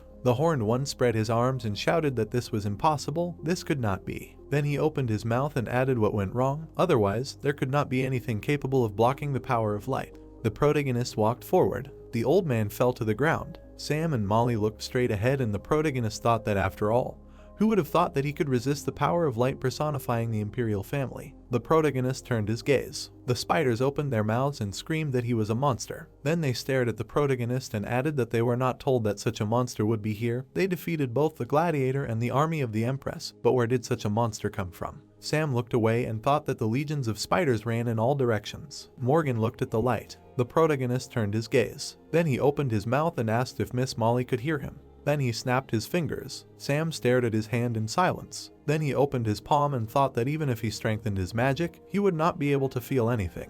Then he looked at the old man and called out to him. The horned man opened his eyes and heard that he really thought that General Morgan would attack Dungeon 4. Then he began to crawl to the side. The old man opened his mouth and shouted that it was so. He thought that he had reached Elterran. The strongholds were already occupied by the general. Then he began to sweat and added that even if he wanted to save the dungeon, it was too late, because as soon as he appeared, they showered him with magical particles, blocking all means of communication. Sam looked down and heard that, frankly, they did this only to prevent him from escaping. Now he would not be arrogant for long. The old man stared at the protagonist in horror. The protagonist stared at him furiously. The old man opened his eyes and sweated. The cage opened, after which the horned old man appeared behind the bars. Sigismund opened his mouth and shouted that he did not expect him to catch him. He would definitely report to the top so that they would receive greater merit. The old man stared at them and asked that he did not understand what was happening. Sam turned to the ruler and noted that it was time for him to go. Could he help him remove the magical particles from his body? Sigismund smiled and said that he should know that their dungeon was bad. The protagonist turned his gaze and heard that unfortunately, they did not have the appropriate capabilities. The man opened his mouth and noted that he could stay here. Who knows how they can return? Sam turned his gaze and heard that this was the safest place. If Dungeon 4 was captured, he should not worry. The spiders ran away from the castle. Tony was sitting unconscious on the stones. The spider turned to him. Then he stared at the lion and said that it was very scary when he raised a fuss. Now, to his surprise, another monster appeared. The spider looked at his comrade and noted that they would not do anything to him. Maybe they would go to the fourth dungeon. The spider reached for his belt. Then he grabbed it and heard what was the point of taking the prey before leaving. Tony grabbed his hand. The spider opened its eyes. Tony opened his mouth. Then he curled up and shouted that Praglazat would protect them. Sigismund spread his arms and asked if he was not dead, and Sam replied that he knew Praglazat really died.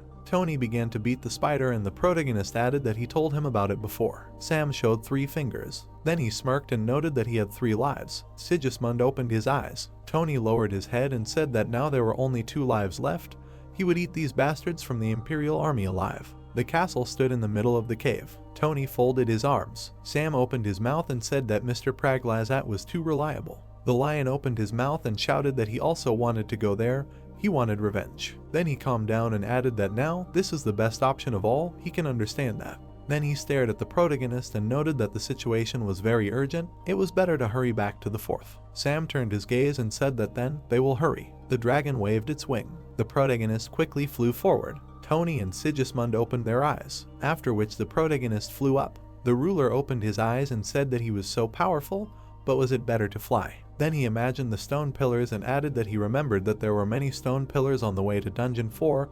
It would not be easy for him with his size. The protagonist clenched his fists. Then he delivered a powerful blow. All the pillars collapsed. Tony stared ahead and said that no serious problems should arise. The protagonist was flying under the ceiling. Then he stared ahead and thought that it was obvious that he had left Dungeon 5 a long time ago. Why couldn't he feel the fourth? What was happening? It was his problem. The protagonist's shadow fell on the floor and he added that it had nothing to do with using magic. There was nothing wrong with the skills Molly gave him either. It seemed he had something similar before. Claire stared at the screens. Amanda and her comrade were shooting back from the attack. Austin put out his hand. Wendy lowered her gloves. Then she put them on and Roctus asked if she still wanted to do it. The girl stared ahead and said that these farts appeared out of nowhere from the ground. Now it was time for her to intervene. Roctus looked down, and Benny said that he did not need to interfere, that he should not worry. Then she pointed to herself and added that she, an immortal elf. Roctus opened his mouth and said not to say such things. She could die. Menti waved her hand and noted that in any case,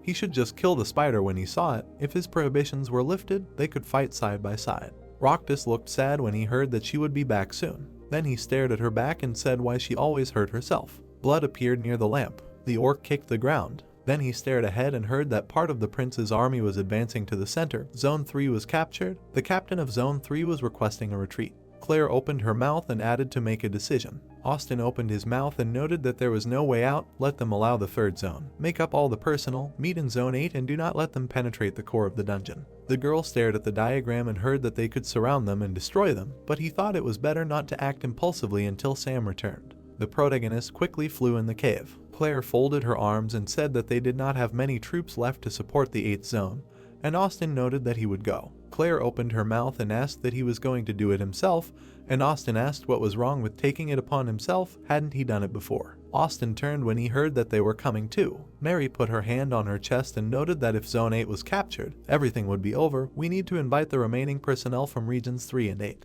The dungeon master opened his mouth and asked if they had any ideas, and Mary replied that they were delaying them. Then she turned and noticed that Hector said she had a way. They needed to talk while walking to Area 8. Austin raised his hand and said that to be honest, he was very worried. Then he turned his gaze and asked if they were really ready to go, especially Mary. If something happened to her, he would be ashamed to meet Lord Sam. The girl blushed and shouted that it didn't matter. Wendy stared at them and said to take him with them if possible. It was his turn to appear. Mary opened his mouth. The elf stared at her and said that she was an expert in fighting spiders. The orc stared straight. The other orc looked at the commander and said that they retreated. There was no conspiracy, was there? Is there a trap here? The commander opened his mouth and noted not to worry. They, the Black Pillar tribe, should not think about it so much. The orc opened his eyes and said that he still wanted to ask who this man was following right behind them. It wasn't just a priest of light.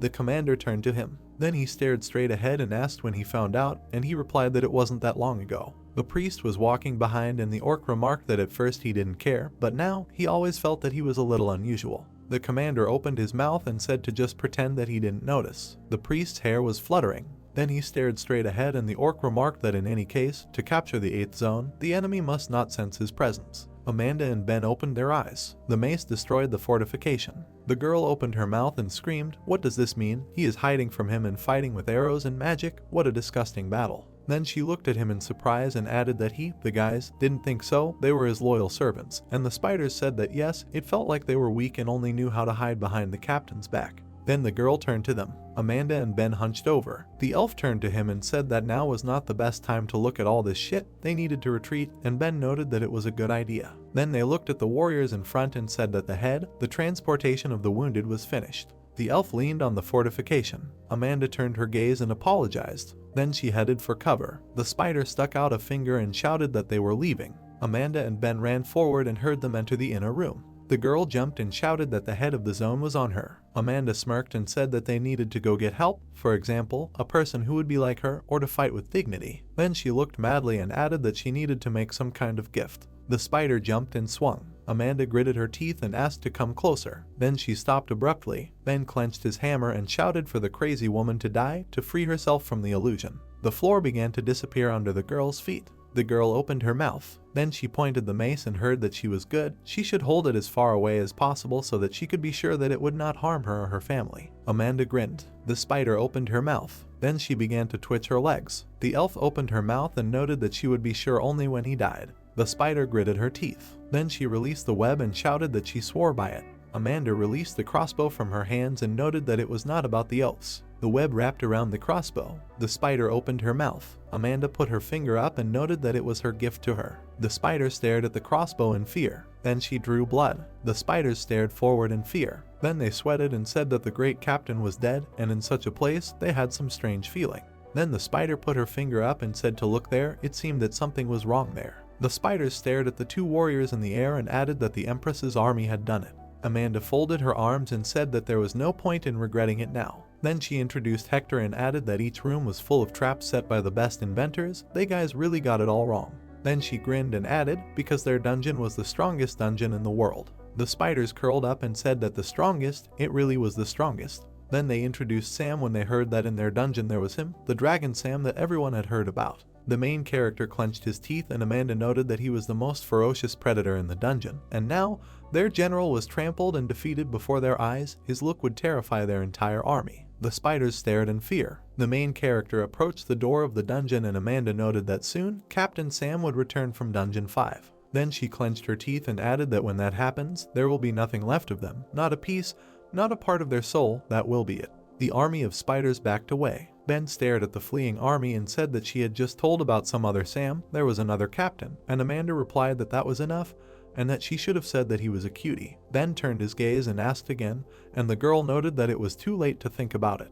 Amanda narrowed her eyes and said that before they changed their minds and came back, they needed to leave and clean up a bit. Ben looked at her and said to wait for him. She didn't think it was weird. Amanda looked at the corpses and noted that it was true. It was very weird. Then she remembered the scared spider and added that everyone ran away just like that. He could see people without real experience on the battlefield. Ben opened his eyes. Then he squeezed the sledgehammer. Then he looked at her and asked if she had a communication device, and Amanda asked why. The priest gritted his teeth and said that the dungeon administrator hadn't answered for a long time. Amanda dragged the elf and said that she didn't think anything had happened to Claire, and Ben noted that he had a strange feeling. Then he looked up and added that maybe they had already gotten to them. He hoped everything was okay with her, otherwise it would be the end. Claire sat with her head down. Then she strained her gaze. Her hair was fluttering in the wind. The priest heard something with his ear. Callan turned around, hearing his name called. The priest put his finger out and noted that there was a trap in front of him. Callan froze with his foot in the air. The orc opened his mouth and shouted not to dare to point them out to the captain, and Callan asked him to wait. The priest showed a goat. Then he lowered his finger. The web grabbed the orc. Then it lifted him into the air. The priest pointed down. Then the orc fell to the ground. Callan turned around to look at him. The orc raised his hand and shouted that he was doing this. There was no trap. He threw him out. He was fine. Callan turned his gaze and heard that he would just stand there and watch while he was humiliated. The orc twitched. Then cannons appeared from the wall. Then one of them fired. A moment later, all the cannons fired. Then there was an explosion. Callan put his finger on his forehead. Morgan opened his mouth and noted that he heard his name. Then he smiled and added that now he knew everything. He even felt the heartbeat of the dungeon. Then he opened his mouth and added that this dungeon fell into their hands. The hero looked away. Hector was very surprised by something. Morgan was on the screen. The guy could not understand why the connection could not go faster. The crystal was firmly in his hands. The girls walked to the side. Lola was told that one person had just been killed by a trigger from a trap. The heroine calmly replied that it was a rather noisy trap, but with all that there was only one person there. Claire confidently answered that right now they were saying that the enemy General Morgan appeared in front of them. The girls looked away in surprise. At this time, it was stated that all the troops were attacking. They were all gathering in room 8 and room 3, and each was also dispersed throughout each area. Morgan looked away with a smile on his face. The hero laughed. Austin confidently answered that he needed to focus on one point. The man asked Claire if they could buy time with the help of traps. Austin clenched his teeth in anger. The hero knew that some time ago it seemed like a joke and she still could not figure out the reason why this suddenly happened. The heroine understood that if Morgan was here, it meant that he was not in dungeon 2-5, and there was no news from this dungeon yet. Claire remained silent, not knowing how to react. They continued to hold the crystal in their hands. The girl looked away in fear. Claire screamed and said that despite the fact that this was her dungeon, all the signals that she sends and receives are still unstable and she cannot understand it. The girl thought that she would be able to feel the signals from Dungeon 2, but now something is not going according to plan. They asked Austin for forgiveness for the fact that everyone believed the girl. The man stood calmly. The heroine cried, answering that she would do it anyway and would never lose hope until the very end. Wendy looked away. Her eyes were full of sadness. Her hand was holding onto her clothes. The heroine laughed, realizing that she had done everything possible. The girl was asking Wendy if she could go home. Her eyes were closed. The heroine looked away thoughtfully. They were asking Claire what it meant that they would have no choice but to continue sending false information and videos the way they were doing now. Austin angrily asked the girl that if the traps weren't helping, why not check out other options? Claire didn't understand what they were talking about. The girl calmly said that it was a communication line. The man asked to take it off. The girl screamed to take off her equipment and focus the power of the dungeon on her eyes. The heroine looked away in confusion. Someone was flying into the cave. The monster understood that there was a strong magical interference surrounding Dungeon 2. No one could believe that the girl actually took off her equipment. It was then that she was broken in every sense, but those eyes were still special. The master tested Claire's potential in various ways, but eventually gave up. Because of this, Claire became even more dependent on the equipment with extremely low self-esteem. The heroine definitely has the potential, and the problem was that she was at a stage where she was not yet confident in her strength. No one knew if they would be able to help him when the battle began. The boy looked away. There was an army in the cave. The prince's soldiers looked dirty. One hero lowered his sword, answering that he had something to say. The man asked everyone if he knew how many days it took to get here. The mission to find the dragon should be carried out by the army, but the hero's turn had come to an end. In any case, going to battle would not work, since he was going to catch the dragon and try to change his life. One of the men shouted that he did not need any money and he was not sure that he could defeat it. The guy said that this is why he joined the army. The hero decided to show that he could. The army responded with displeasure that words could not solve anything. Wings appeared from his back. The heroes did not understand what it was. All the people were shocked by this. In front of them stood a huge dragon, looking at the guys. The army responded with displeasure and at the same time fear that they understood everything. The guys shouted that they should report him. The heroes quietly responded that this was too much. The guy turned to the dragon, responding that he would contact the captains for now. The beast began to notice that someone called him. The dragon asked the guy who he was. The monster answered that he was a dragon and then asked the guy who he was. The dragon calmly answered that he was sure that dragons must exist. The guy asked about the fact that he was also looking for Sam's dragon. The guy looked away with confusion, saying that he was this dragon. Sam looked away calmly. The warriors did not understand what it was. Sam answered that it was he. The dragon answered fearfully that he felt that it really was a demon. The monster pointed his fist, saying that he really was a dragon of light. Sam said with displeasure that it was he, not being afraid of the dragon. One of the guys asked in surprise that this dragon appeared at the entrance through which they entered. Morgan looked away with a sweet smile. The monster calmly answered that they would not be able to hold him back and only one thing could stop him. After all, only the power of the Emperor's gift could eliminate him. Morgan asked in surprise what was going on. The dragon looked away angrily. The army lay tiredly on the ground. The heroes looked forward in fear, not understanding what to do. The dragon held the ground with its paw. Sam the dragon stood on the monster. The protagonist confidently answered that they were both dragons, but he was weaker. Sam confidently answered that the dungeon was very far away. The army shouted to stop. Everyone thought that the hero was in contact with Morgan. Sam laughingly asked if this was true. The army continued to look frightened. Morgan calmly stood with another army. Spider confidently said that the groups at the entrance had lost their connection. Morgan asked everyone to hurry. The monsters said that it was true that they had turned off the dungeon connection, but problems could still arise at any time and then. When their enemies were vulnerable or excited, since they did not know their true strength, they should move forward. The monster silently watched all this. The army calmly said that the device that broke through the wall was very difficult to bring, since they continued to provide a stable neural network that connected to the center of the dungeon. Morgan was glad that they no longer had any doubts. Now the heroes decided to try to break through the wall. The army did not understand what was wanted from them. The monster shouted loudly, answering that it was time for battle. Morgan said that they had all the information of this dungeon in their hands, so they needed to win. Voices were heard from one place. One hero said that they hacked the dungeon to gain the trust of the inhabitants of the dungeon. Everyone said that he controlled the minds of the inhabitants of the dungeon, and this was explained by the fact that this was possible because the neural network of this dungeon was changed and used to the maximum. As a result, the heroes learned that this dungeon can be captured by taking control of the magical neural network without digging into the center of the dungeon. Morgan told the entire army that they do not need to risk their forces and the reward will be given as expected, so all the guys need to do is just go through this passage. This is the Court of Light given by the Emperor through the court officer, and this power controls the power of the same light and does not allow the enemy to use magical power. Everyone knew about the neural network enough. Claire calmly said that they need to do this to cooperate to control the dungeon administrator and at the same time control the center of the dungeon. Using the true power of light, if the enemy gets in the way, they can switch and start shooting to defend themselves. The army looked forward. One of the monsters had his eyes closed. Morgan understood that they were spiders and would not be able to fight. The monster looked away with incomprehension. The goblin calmly said that they were not here to help Morgan take revenge, but to sit with the emperor and the dragon. The hero looked at the army with displeasure. The spider looked at the general, saying that he had something important. The monster said that this was a reconnection from the group at the entrance. Morgan was told that the dragon had won. One of the goblins asked about the dragon of light. The guys were hanging on the rope, shouting that it was too late. The army was shouting at Sam that Dungeon 2 would soon be captured, so it was better to surrender and let them go. The guy wondered if this was a made-up operation on the dungeon. Morgan's voice was coming from the crystal. Sam was looking at him carefully. The hero heard the monster asking the guy if he was that dragon. Morgan laughed, answering that he would like to start apologizing. The monster asked Sam how he felt when he was addressed as a demon.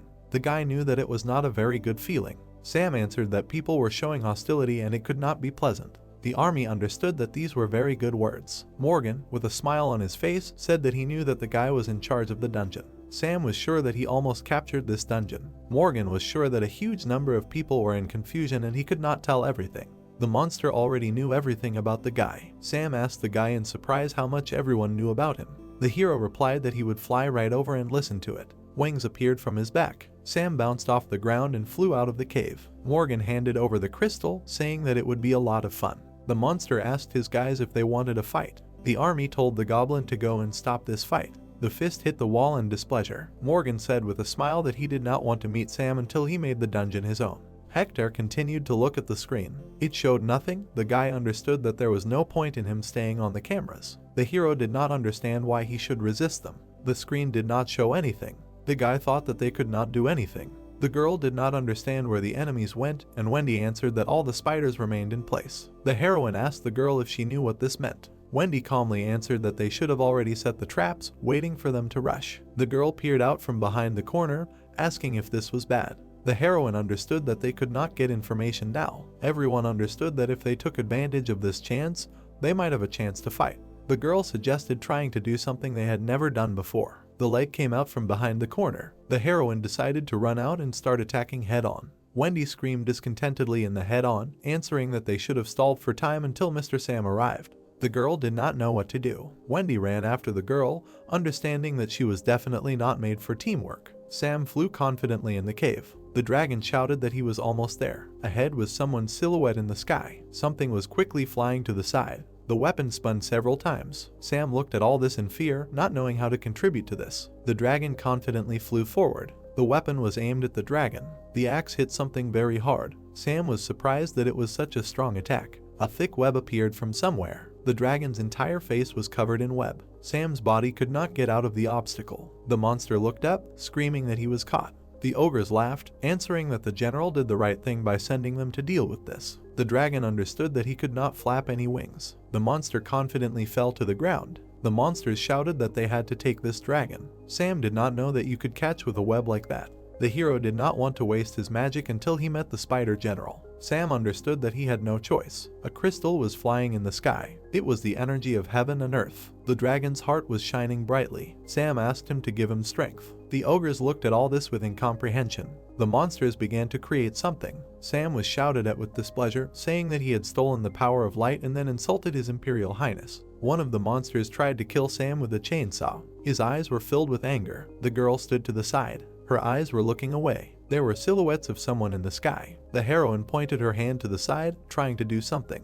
The girl had been in a spiritual state for a long time, so she couldn't help much. The sky was empty. Sam confidently said that this was enough. The guy was happy and said that now everyone would see the real power of light. One of the monsters looked ahead in fear. Some ogres were shouting loudly to run away from this place. The army didn't understand what to do. The monster looked ahead at the guys with great anger. A bright light passed through the territory. A crystal that created power passed from the monster. The chainsaw flew at the ogre. The weapon passed through the monster's body. Power was flowing all over Sam. The ogres were surprised that everyone died so easily. The main monster confidently answered that as long as he couldn't fly, the problem was solved. The army said that they understood everything. The ogres had been waiting for a long time to be able to have real fun. Sam looked at them all with incomprehension. Someone's legs quickly jumped to the ground. The ogre shouted to Sam that he would see everything now. The huge monsters gathered around the dragon, saying that he would see everything for himself now. Sam was surprised to see this. The arms were pumped up. All the ogres had biceps. The ogre replied that it was the size that suddenly increased and the muscle almost burst.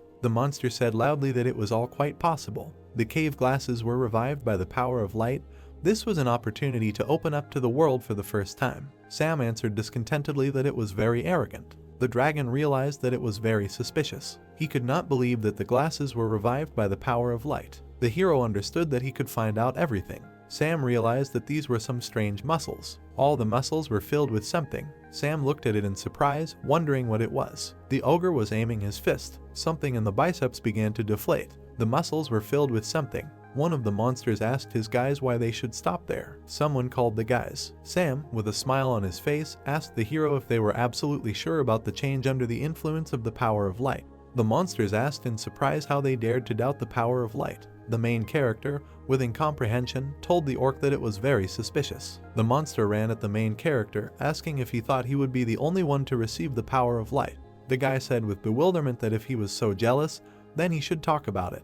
The fist confidently moved forward. The hero looked away with bewilderment. The paws slowly rose. The orc's fist hit Sam. The monster quickly fell to the ground. The army looked at this in surprise. The main orc thought with bewilderment what to do. Sam confidently answered that he had questions that he would like to ask personally. The hero said that they did not have time. The monsters were angry that Sam began to completely ignore them. There were new wounds on the body. The orcs clenched their teeth, saying that they were reborn again. Sam looked forward. A horn appeared on the monster's head. The main character looked away. The orcs began to confidently jump on the guy with their fists. Shield. Statue. The guy got out of bed. The hero looked away with displeasure. The mouth opened slightly and the guy himself began to shout to show himself. Something was peeking out of the shadow. The shadow was telling the hero that he had a very sharp tongue. The silhouette asked the guy if everything was okay with the cargo. The demon watched this with displeasure. Chuck, gritting his teeth, asked the hero what he was talking about imperfect and untested technologies. The shadow touched his face, answering that the performance was fully demonstrated in the war. The hero asked to tell him something.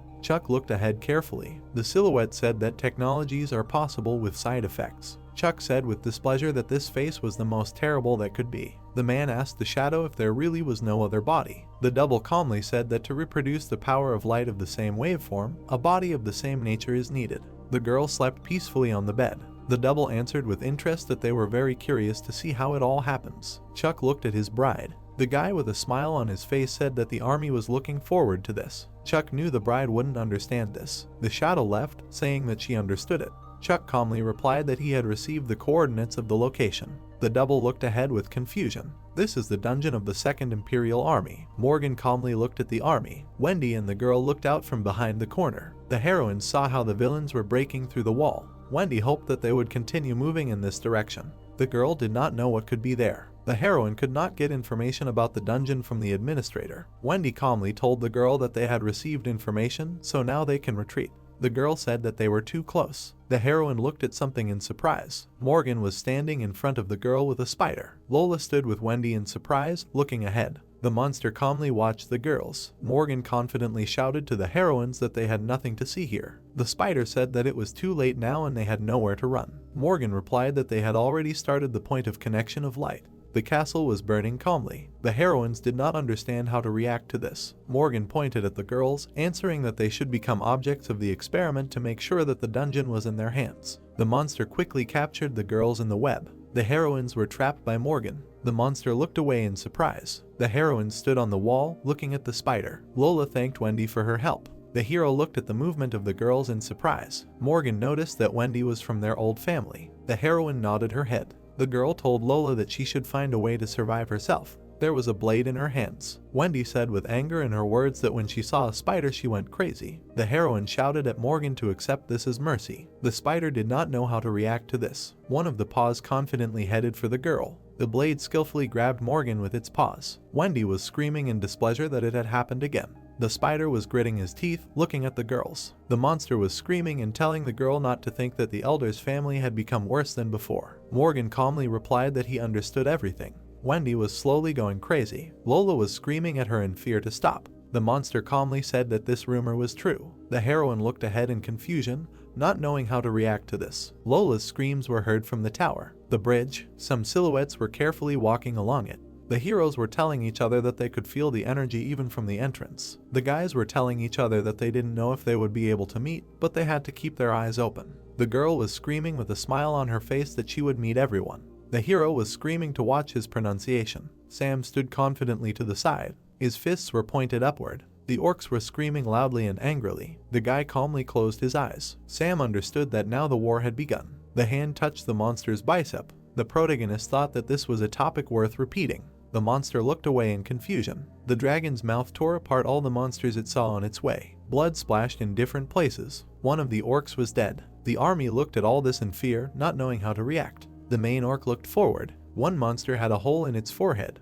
Hallucinations began to flash through its head. The orcs did not understand what kind of trick Sam had started. The monster looked away in confusion. The orcs screamed and called him arrogant. Blood continued to splash in different directions. The orcs' horns lay on the ground. The monsters held them to their heads in pain and screams. Everyone shouted that Sam was very strong. The dragon calmly looked away, doing nothing. Suddenly, the guy's gaze fell on something. The main orc was approaching Sam. The monster was surprised that the guy had such overwhelming power. The orc laughed, saying that he was right to stop them all. The spiders sent by Morgan also quickly ran away. The orc saw no chance of victory. The monster confidently said that his tribe were newcomers who did not have proper combat experience before becoming the Emperor's waves. The monster understood that even they had muscles and strength, but when Sam appeared, the will to fight appeared, which seemed to have disappeared from them. The orc looked back, saying that this was very reckless. The entire army looked at the commander with incomprehension. The monster shouted that he knew that he was fighting specifically so as not to spoil their bodies.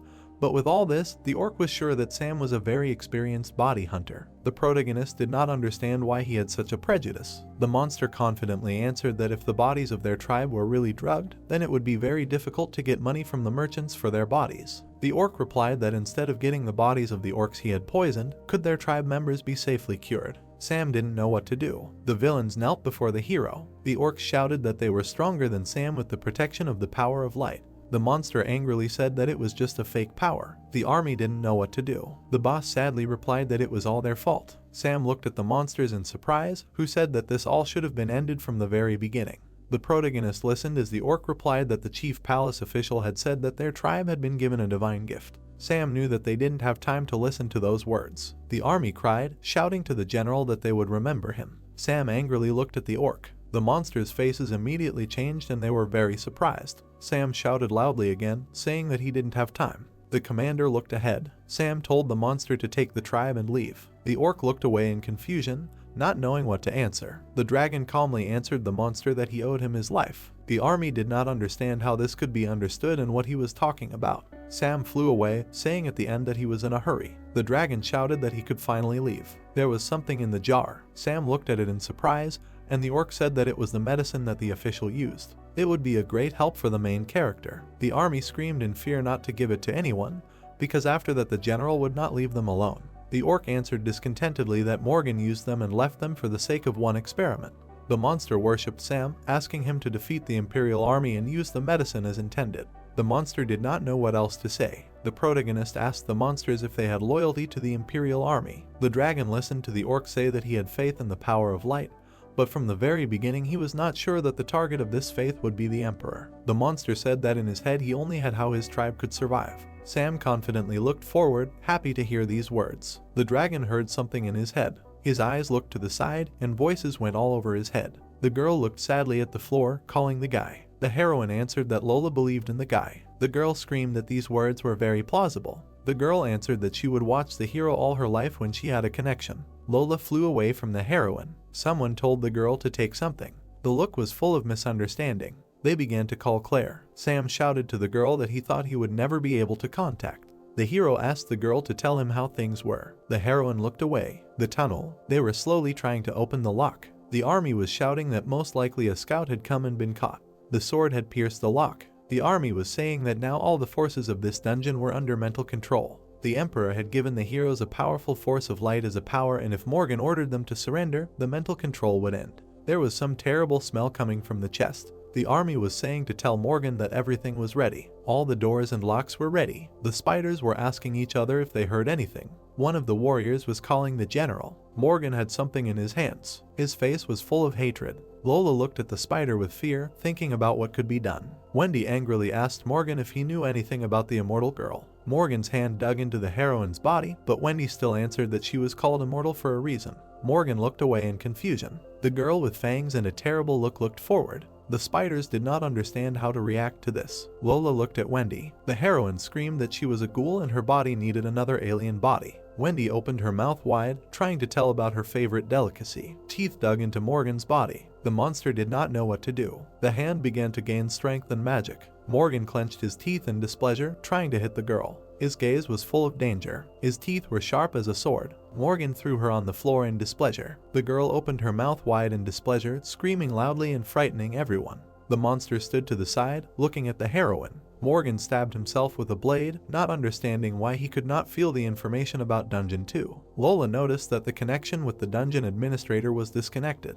The army was surprised and asking the general if he was okay. For Morgan, this was the end. The monster understood that he needed to restore the connection with the point of contact of light, and right now there was nothing more important than this. The warriors were shouting that they had everything connected and there was no need to worry. Wendy was sitting near the wall, her head down. Morgan was leaving the girl to the army. The warriors were frightened and asked the monster what would happen if she got up. Morgan asked to make sure that she died in this state. The monster calmly said that if there were no supplies of fresh meat, she would not keep him waiting. Liquid was flowing from one paw. Wendy was laughing loudly. Morgan heard her start to say something. The heroine ate a spider's paw, saying that there was nothing better than a spider's body, and she thought it was tastier because it was the body of a noble general. The spider stood with its back to the girl. Wendy screamed that she couldn't move yet, but now she wouldn't let her guard down like before. Morgan screamed for the army to get rid of them. The monsters couldn't understand how Wendy dared to wound the general's body. An arrow from Lola's bow pierced the monster's head. The girl quickly shot at the hero. The heroine screamed that she would shoot as many arrows as needed.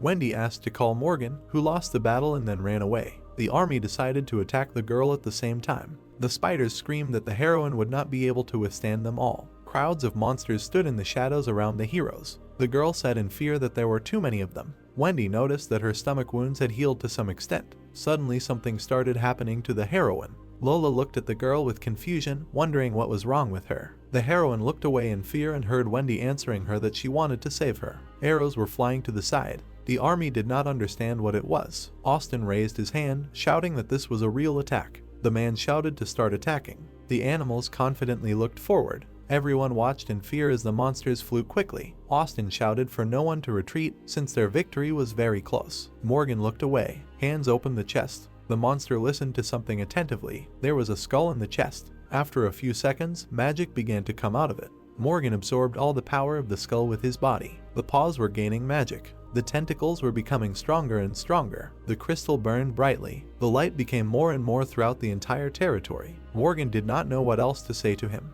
The spider was glad that he had succeeded. The hero was happy that the dungeon had fallen into his hands. Claire looked at the floor, and the spider answered that all this was possible because he was able to get all the information from the dungeon administrator, and thanks to this he was able to cover all the power and movement of this dungeon. Morgan shouted that none of this mattered. The monster was happy that now the heart of the dungeon was in their hands. Morgan understood that now the guys from the dungeon had to pay for a lot. The monster began to call the dungeon administrator. Claire answered him calmly. Morgan, in confusion, thought that he would have to undergo retraining or switch to a new administrator as soon as possible. The monster tried to say something. Claire, in confusion, asked him what he had just said. The heroine laughed, answering that this dungeon had another owner. It is believed that it was during her training as a dungeon administrator that Claire learned that she was different from others. The heroine took off her glasses. The girl called the officer. Claire asked the woman in surprise if she had to wear those glasses. The heroine asked Claire in surprise if she wanted to become the dungeon administrator. The officer told the girl with displeasure that she was either an administrator or a brickworm. Claire asked her fearfully not to take anything to heart. The girl answered sadly that she said that because she did not need something like that.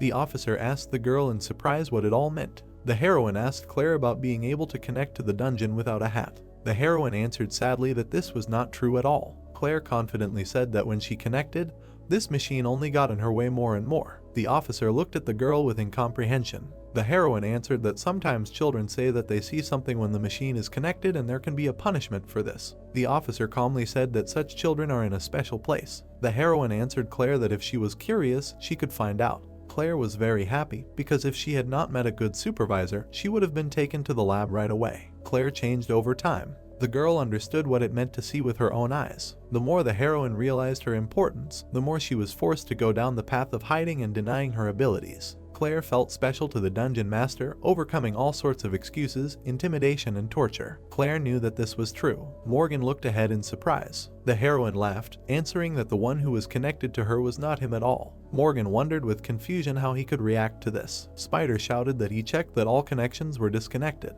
The heart of the dungeon definitely reacted to the guy. Claire said that everything was really like that. Morgan angrily told the girl that he did not have time to joke with her. Spider decided to give Claire an order. The girl looked away in confusion. Morgan confidently opened the magical power of the dungeon. The hero shouted to destroy this useless dungeon administrator. Claire tried to say something. A bright light began to burn. The heroine sadly grabbed her heart with her hands. Something was starting to happen. Morgan did not understand what was happening. The army was shouting at the monster to quickly leave. The hero did not know how to react to all this. Spider looked ahead in surprise. Some kind of force passed through his body. Austin confidently began to direct something at him. The hero understood that they were all under his control. Opposite Austin stood General Morgan's army. Spider asked the guys in surprise how they got there. The hand pointed forward. Everyone looked at Austin, realizing that he was the master of the dungeon. Morgan looked at all this in surprise. The monster immediately understood why his control over the dungeon did not work. A bright light passed through the territory. It blinded all the boys. Everything began to burn brighter. Lola and Austin looked ahead. The light was still burning. Sam, in the form of a dragon, was crawling through the dungeon. The hero was shouting that it was very hard for him to meet all of them. The hero was calling Morgan. Sam calmly answered that this was expected. Spider was glad that the guy had finally shown up. Sam looked at him confidently. The guy laughed at Morgan for trying to lure him here. Spider stood calmly, doing nothing. Sam closed his eyes, thinking about the girl. The hero understood that Claire was holding back the mana as best she could. Sam knew that now with the help of this mana he would be able to fight. The crystal continued to burn brightly. Morgan looked away with displeasure, shouting that the guy was a thief. Sam looked ahead. The man thought that he could feel it. The people behind the guy were standing and thinking that despite his human form, they could feel it. In his mind flashed that a huge force, a monster stood in front of Sam. The fragment glowed in space. Something around sparkled. Lightning flashed in space. Sam stood confidently on his feet. Someone thought it was funny. He continued the thought that the feeling as if he was used. It includes the power of the Dragon King and the power of the heart of the dungeon. The guy thought that this huge force, he is not sure he can handle it. Morgan called the soldiers. The monster responded. He asked that they want victory. The soldiers answered that of course, of course. The man said that it is true. They must win. The soldiers looked at each other. Morgan frowned and said to be ready and offered to demonstrate arachnophobia. The soldier shouted in shock that the general, this is too risky a game, he would prefer to retreat for a while. The man replied that he should not. If he leaves now, the last chance to defeat him may disappear. The soldier asked, what about it? Sam was standing behind them. He thought about it. Then he mentally told Sam that it looked like the Spider General was up to something else and said he didn't know what it was, but it was bad. He went on to say he was sick of it. Sam kicked the ground and said he was still going on. The guy yelled that they were just stalling to avoid a fight and to get it.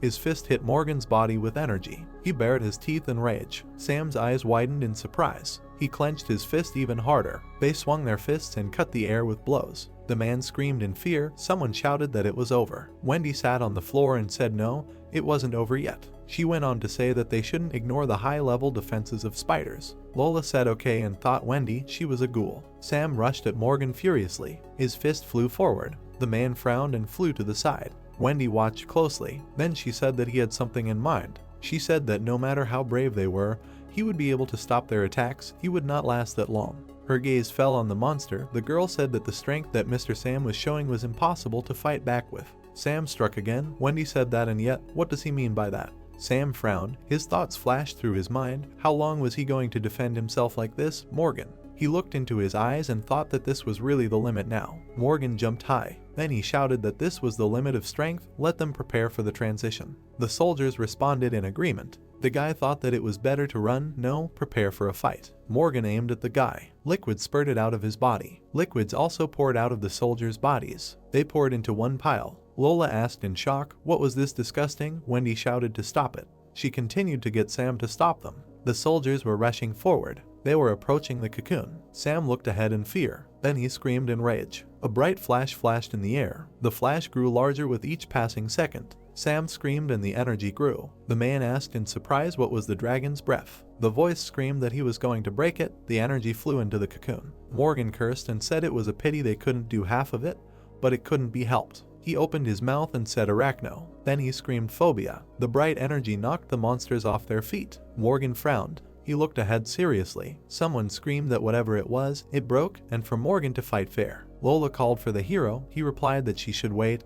It was not over yet. The voice called for Claire. Lola's eyes widened. Someone was calling for Claire and screaming if she was okay. The hero continued that they were definitely going in that direction. Let him provide and allow the teleportation coordinates. Quickly. The girl pursed her lips in fear. The soldiers were standing in front of her. Someone said that it was too late. Claire looked at the monsters. She was told that she couldn't give up. The tongue flew forward. It grabbed the soldiers. The voice laughed and said that the hero had arrived. The frog held the monsters with its tongue. Claire's eyes widened. Kate screamed that now it was her scene, called the frog and it responded. Kate was sitting on Roctus's back. Claire looked at her in shock. The monsters, surrounded by the tongue, screamed that they would be torn apart. The toad held the opponents tightly. The voice shouted for him to fall asleep. Kate's eyes widened in enthusiasm. The warriors exclaimed, "Oh my god, what? It's a monster." The man called him an idiot and asked what that meant. Someone exclaimed that if they caught the dungeon administrator, that would be the end of it. Claire said that that's right. Jay entered the room. The girl called her grandfather. He replied that she should move back a little. The girl looked at him in bewilderment. The warrior shouted that it would be good if they caught him. Everything would be over. A scream was heard. The voice said that if they failed here, they would never see the general again, and if they did not catch her alive, they would kill her. The weapons were aimed at the girl. Spears flew forward rapidly. The girl's eyes widened and she began to say something. She furiously shouted that now. The ceiling shook. A stone slab fell from above. Claire's mouth opened in surprise. Jake and Kate looked at the girl. Kate's eyes widened in enthusiasm. Jake laughed. Then he said that she was definitely not an ordinary dungeon administrator. He continued that maybe the person they were looking for was right. The girl was standing near the device. The warriors shouted what it was. They looked at the crushed Morgan. Then they quickly rushed forward. Someone was in front of him. Jake watched what was happening with interest. Kate shouted that he was here. The warrior's weapon was stuck in someone's hand. Claire looked at it with a smile. A dragon of light stood in front of the warrior. He said that he was Sam. Kate exclaimed that while Sam turned into a real dragon, the dragon turned to the girl. He stuck a spear out of his hand and said that it was dangerous here. Sam threw the weapon away and continued to stay away. The girl agreed. She turned to her grandfather and said that when she grows up, she wants to marry him. Jake answered that it sounds very sad.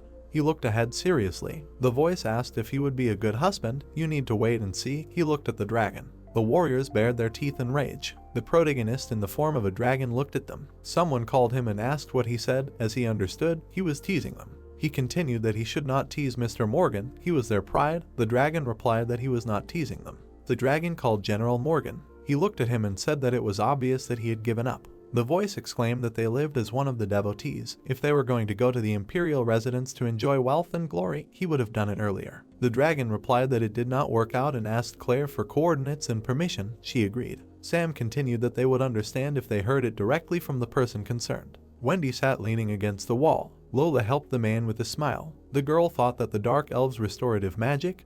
There are many things here that she does not understand. This place. She tilted her head. The girl thought, well, he is a fugitive from the village of Kusu. That is not what she should say. Austin turned around in confusion. The voice said that this is a warning about the teleportation of the dungeon administrator. Everyone to retreat. Everyone began to run away. Someone said that they managed to protect the heart of the dungeon.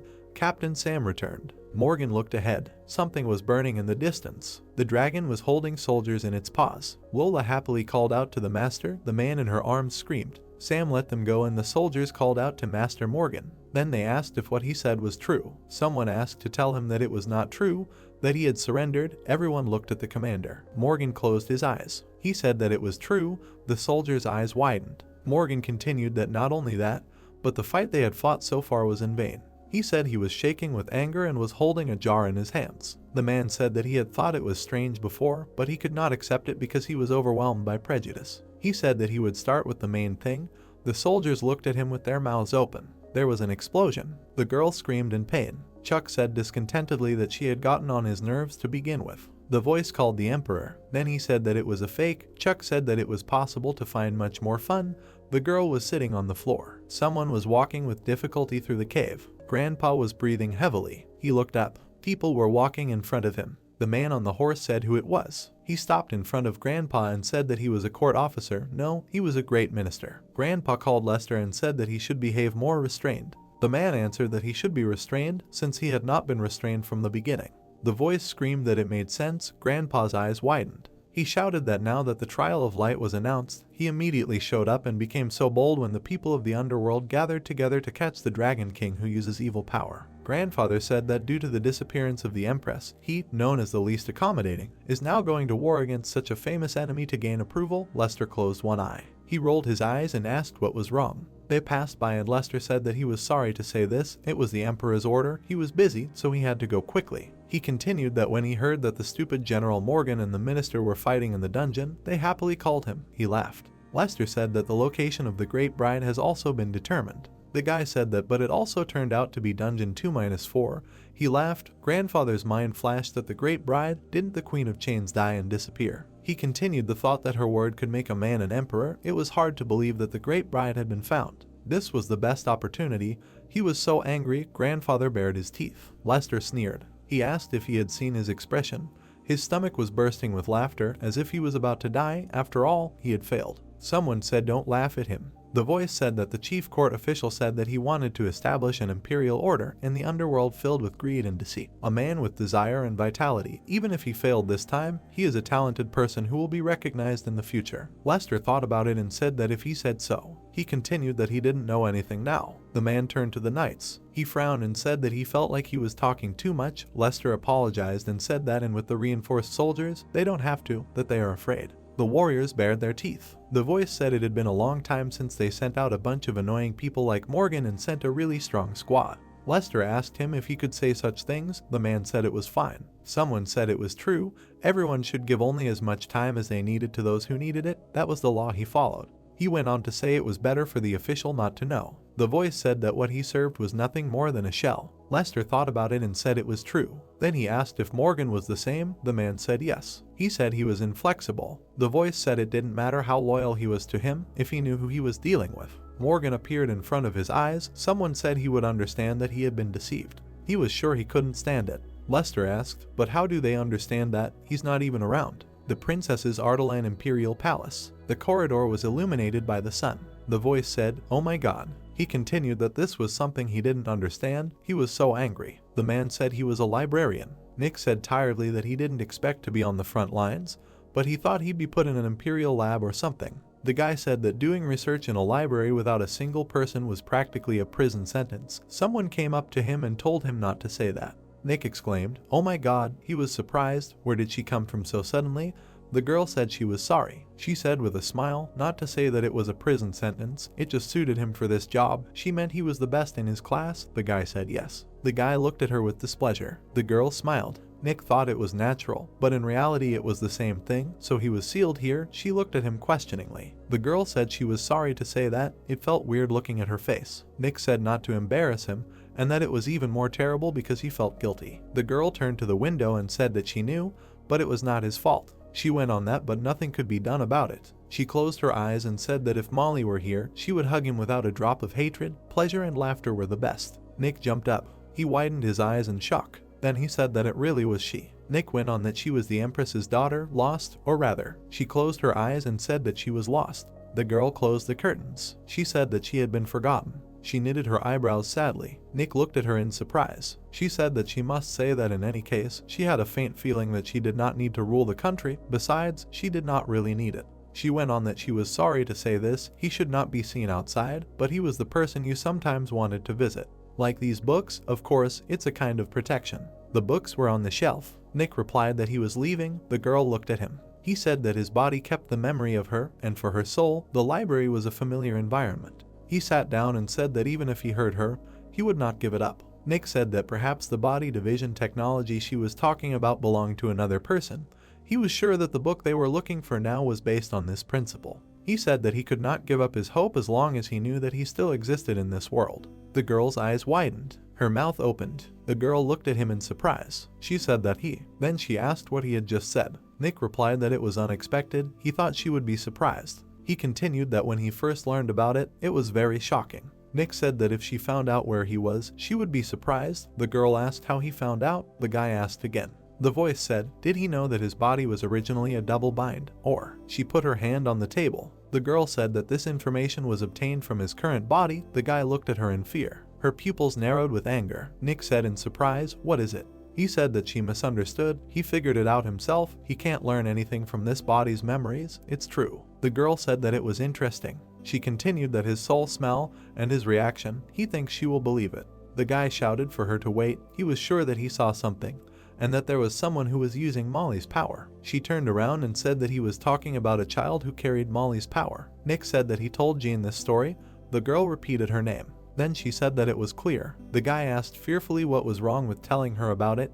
This is a confidant of Her Majesty. She answered that it was true. The girl said that Countess Jean is a confidant of the Empress. She continued that the support of the Imperial Army, along with Monica. Currently, there are two closest assistants to Her Highness, and if the information came to Countess Jean, then we can say that it came to Monica too. Nick said that he also knows they are close friends. A question was asked, but why does it matter? The girl repeated Monica's name. She continued that she is connected with someone. The girl clenched her hand into a fist. Nick said that the Imperial Commander-in-Chief is connected with someone. With whom? She answered that she does not know. Then she continued that it was that day. The smell of Mana left in Molly's bedroom. Betty stood in front of the bed. She said that it was very weak and soon disappeared. Betty said she remembered it distinctly. It was an unpleasant smell of Mana that couldn't be described. She continued that it was hard to understand what it was back then.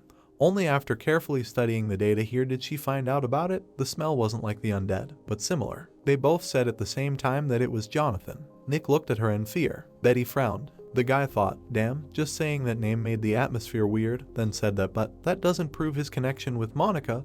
Why is she saying that? The girl put her little finger up. Nick looked at her in confusion. The girl said her little finger. Then she continued that the surest proof that Jonathan was holding back the stones of the body and soul was. Betty said that the copper little finger. The guy looked at her in shock. He said that he had seen it. Betty continued about the copper finger. Jonathan turned around. The girl watched him in surprise. The voice said that unfortunately, she did not know what it meant then. The man said that she had no business with him. He thought she was already in bed. Betty apologized and said that she wanted to discuss something. He answered that it was clear. Jonathan pulled on his gloves and said not to worry. He continued that he would be on her side under any circumstances. Jonathan said that yes, and she should not worry, all the necessary papers would be tomorrow. Betty sighed. She happily thanked Jonathan. He closed his eyes and she thanked him again. The voice said that then he had no choice but to immediately enlist support. Betty said that since then Jonathan became more human even than him. She looked up and said that at some point. She continued that when she collected her thoughts, she came here. Then she said that to her regret, the one Jonathan said he would protect was gone. He took over her body. Betty said that in the Endless War he had the ability to divide the underworld with his cold blood.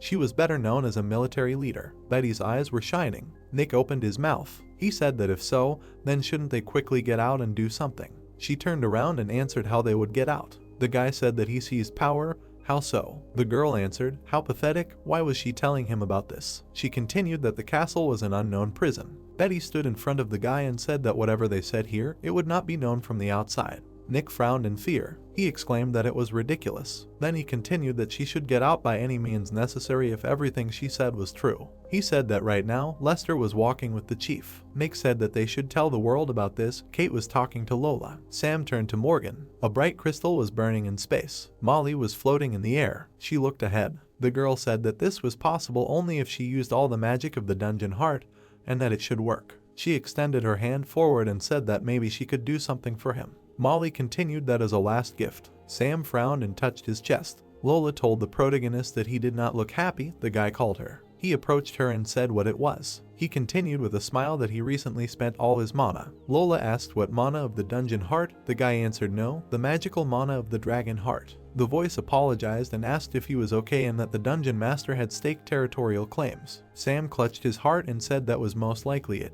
He continued that it was because of Morgan's surrender. He said that she needed to hurry. The hero said Morgan. He continued that there was still a hard fight ahead. Morgan was surrounded by soldiers. The warriors shouted that he was talking about such a thing. His imperial majesty was a fake. The voices said that he suddenly spoke about it and ordered them to surrender. Even if he was General Morgan, they still did not understand it, and that it was so, nothing was clear. They shouted that yes, and to retreat. The soldiers said that they could not understand it. Morgan frowned. He clenched his hands tightly into fists. The warrior called the general. Then he continued that their squad of spiders was created by General Morgan. He would participate in any battlefield without hesitation. The protagonist and Lola watched what was happening. The spider continued that although he had little combat power, he said that they had no doubt that the general's path was the path of loyalty and truth. They would devote all their bodies and souls to him. Morgan closed his eyes and said that he understood. He asked what else he could say. The spider replied that if possible. Then he added that he should explain. The man looked him in the eyes. The warrior continued that this time they would listen to everything. Sam watched the man. He stood silently in front of the guy. The protagonist's thoughts flashed that it was still very difficult for him, Morgan. Sam continued the thought that even if he was convinced of something, as the leader of the group it was very difficult to convince the others. The protagonist's heart was pounding loudly in his chest. He grabbed his chest again. Lola called the master. The guy frowned. He thought that this was what? Molly. Someone asked what happens when a person dies. Molly looked ahead with a smile. The hero asked again in surprise. Molly said that she heard that in their world they perceived the underworld as a place where people go after death. They were sitting at the table. The guy said what it was. The girl closed her eyes and continued that she knew it was some kind of legend, and they did not think that the world after death existed. The voice said that but they do think that life on the other side exists. Yes. The crystal broke into pieces. Someone said whether they would be able to live a new life in another world after the disappearance of the soul stone. Molly exclaimed, "What is this? Doesn't it give people hope?" The guy said yeah. In fact, he also lives in another world.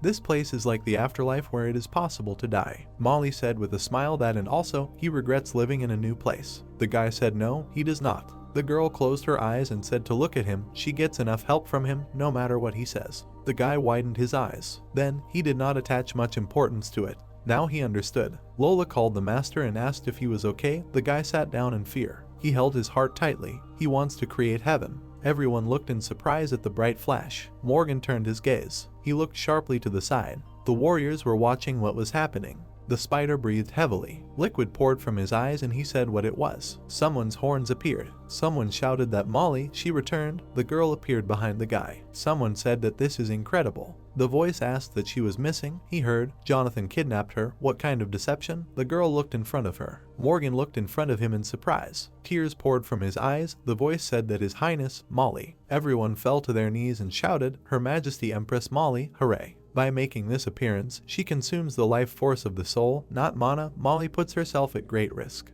It flashed through her mind that he had used up a lot of mana. Molly turned to look at the guy. The hero looked at her and thought, why doesn't she explain it to him properly as soon as possible? Molly. Jake and Kate looked at what was happening. The girl said, I see, it was a passage. The man replied, yes, it's good that they hurried. Jake continued, after a long wait, it's finally coming true. Kate replied, that's very good. But he doesn't look so relaxed right now. Claire watched the events in surprise. She turned around abruptly. Someone said, there's someone coming again. The voice asked why it seemed to him. A catastrophe was approaching. There was happiness on the faces of the monsters. Tears were streaming down Morgan's face. Looking at Molly, they were shouting that long live her, the imperial princess, and they couldn't believe that the true heir had returned. Sam seriously wondered in his mind if it was a ghost, noting that it was hard to believe, but it was Molly's mana set. Looking back, the protagonist thought that the spiders were confused. He looked at how happy they were and noticed that despite their strong affection for the prince, the spiders were praising the princess and were in a good mood. Sam seriously thought that their troops were, as expected, all confused. He saw Austin bow his head. The protagonist looked at his allies. Wendy had beads of sweat running down her face. The lizards lowered their heads. Sam frowned and closed his eyes. Sitting at the table, Jean asked if the protagonist thought that the more he talked, the more she had to keep promises that were unprofitable for her. Surprised, Jana asked if he was serious. Looking down, Sam replied that he was. The protagonist started walking forward. He was heading towards Molly. She looked around. A slight smile appeared on Molly's face. Taken aback, Lola wanted to call him, but she was stopped. Confused, Lola called Sam. The protagonist stood next to Molly. Putting her hand on her chest, she apologized for what happened. Holding the back of his head and sighing, Sam said that it was like returning the light that was lost. He thought with a dissatisfied look that it was time for him to say goodbye to Molly. She replied with a smile on her face that it was true. Seeing air bubbles in front of her, Molly said that her soul drowning in the water. Molly emphasized that now she needed to return to where she belonged. She was underwater. She lowered her head and said that the road to that world would soon open, and she was sure it was fate that she had such an opportunity. Molly clenched her hand into a fist. Turning around, she noted that according to fate, there was something she had to do. Molly walked up to the crowd of people and addressed them. Watching her, Sam mentally asked if she was talking about fate. Jake and Kate watched the protagonist. Their faces were serious. Jake stood next to her and said that they had to go. Kate asked to wait a little longer. Frowning, Kate noted that it was a sign of politeness to the princess. Looking at Molly's back, she assumed that this was a gift for the people of this dungeon and this would be her last appearance. Molly's face was sad. The protagonist knelt down on one knee. Amanda looked forward and stated that Sam was next to a ghost. The sorcerer said that it was Her Highness. Looking at the main character, the sorcerer noted that he was sure that he saw something coming from Sam. He had been very interested in this before. Looking at the main character's face, Ben wondered who he really was. Molly stood among all the people. She looked at the surprised spiders and apologized for suddenly appearing in such a situation. She put her hand on her chest and said that her name was Molly. For some unknown reason, his body no longer existed in this world. Surprised, Morgan thought that this was her soul. Smirking, Amanda noted that it was indeed a ghost. Molly said that she did not have time for details and she could not tell them. She said with a serious look that in this matter, one thing is clear. She said that the one who made her like this is none other than. The guys were taken aback by what they heard. Molly sighed. She screamed furiously that Jonathan had done this to her and in collusion with him. Sam's face was serious. Looking at the books, the girl asked again what Nick had said. The dumbfounded girl clarified whether Nick was saying that the Emperor was involved in Molly's disappearance, adding that it was an accident. Turning around, Nick replied that they thought so then.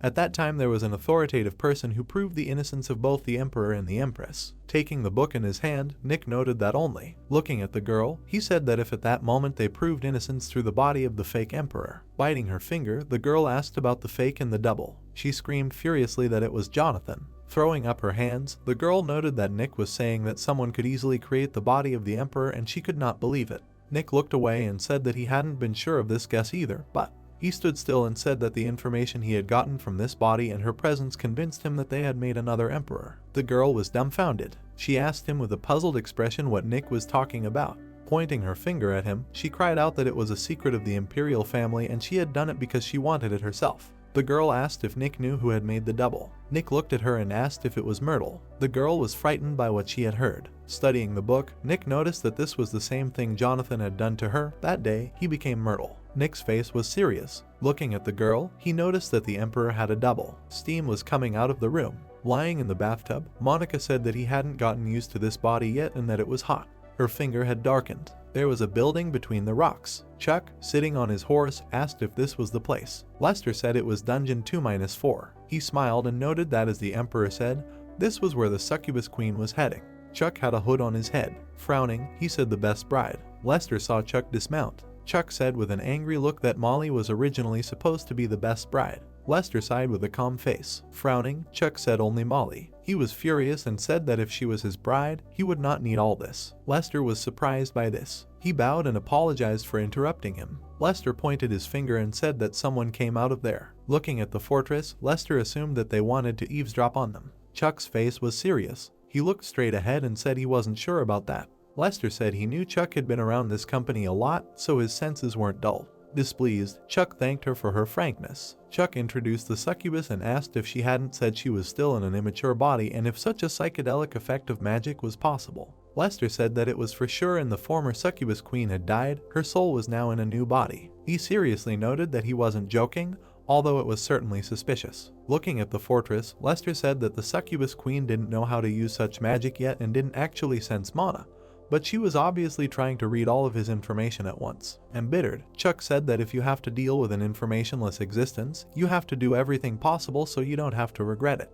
He threw off his cloak. He stood there with a serious face and said that there is such a wonderful thing behind. If so, then Myrtle is really amazing. There was a blade hanging on his belt. Chuck looked straight ahead and said that he often goes to the Coliseum games lately, and he was lucky. They began to move towards the fortress. They looked at the entrance to the castle. Claire was surprised. She asked with a frightened look in her mind whether Myrtle and the forces of evil were in conspiracy and whether the person who was going there was real. She saw an army. Looking at the monsters, Claire emphasized the fact that this was not just a squad of undead, but artificial troops made with special technology. Claire was very puzzled. Taken aback, she noted that she had seen them. Molly was standing among the people. The protagonist put his hand on his knee. Frowning, Molly said that the one who conspired with Jonathan was the Emperor, with whom they were dealing right now. Everyone present was shocked by this. Sam's face was serious. Austin, kneeling, thought about the prince being an iron curtain for Jonathan and asked if she had just drawn a line against the anti-prince's camp. Molly said that there were still people and that someone was still left in Ardalan.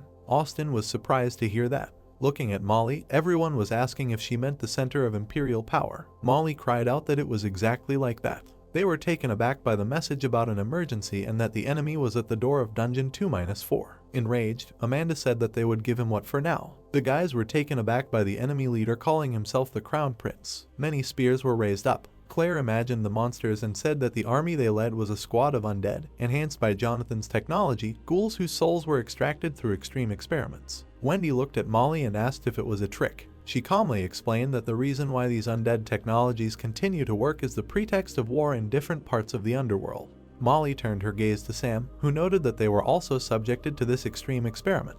The protagonist frowned. Sam, with a serious expression, heard Claire's voice. Claire, dumbfounded, said that they were also informing Molly at the same time. Sam looked at her. The surprised protagonist heard Claire's voice, who noted that she could not tell him because there was a large flow of information since he did not have time she would show. Sam was suddenly taken aback. His consciousness was transferred and he saw Chuck. Holding his face, the protagonist mentally asked what it was, adding that something suddenly happened. Claire clarified if Sam was okay, noting that she could not help since there was no time. She said with a surprised face that Molly should stop and not say what she was going to say earlier, adding that she was sure that this was the key that would open the gate.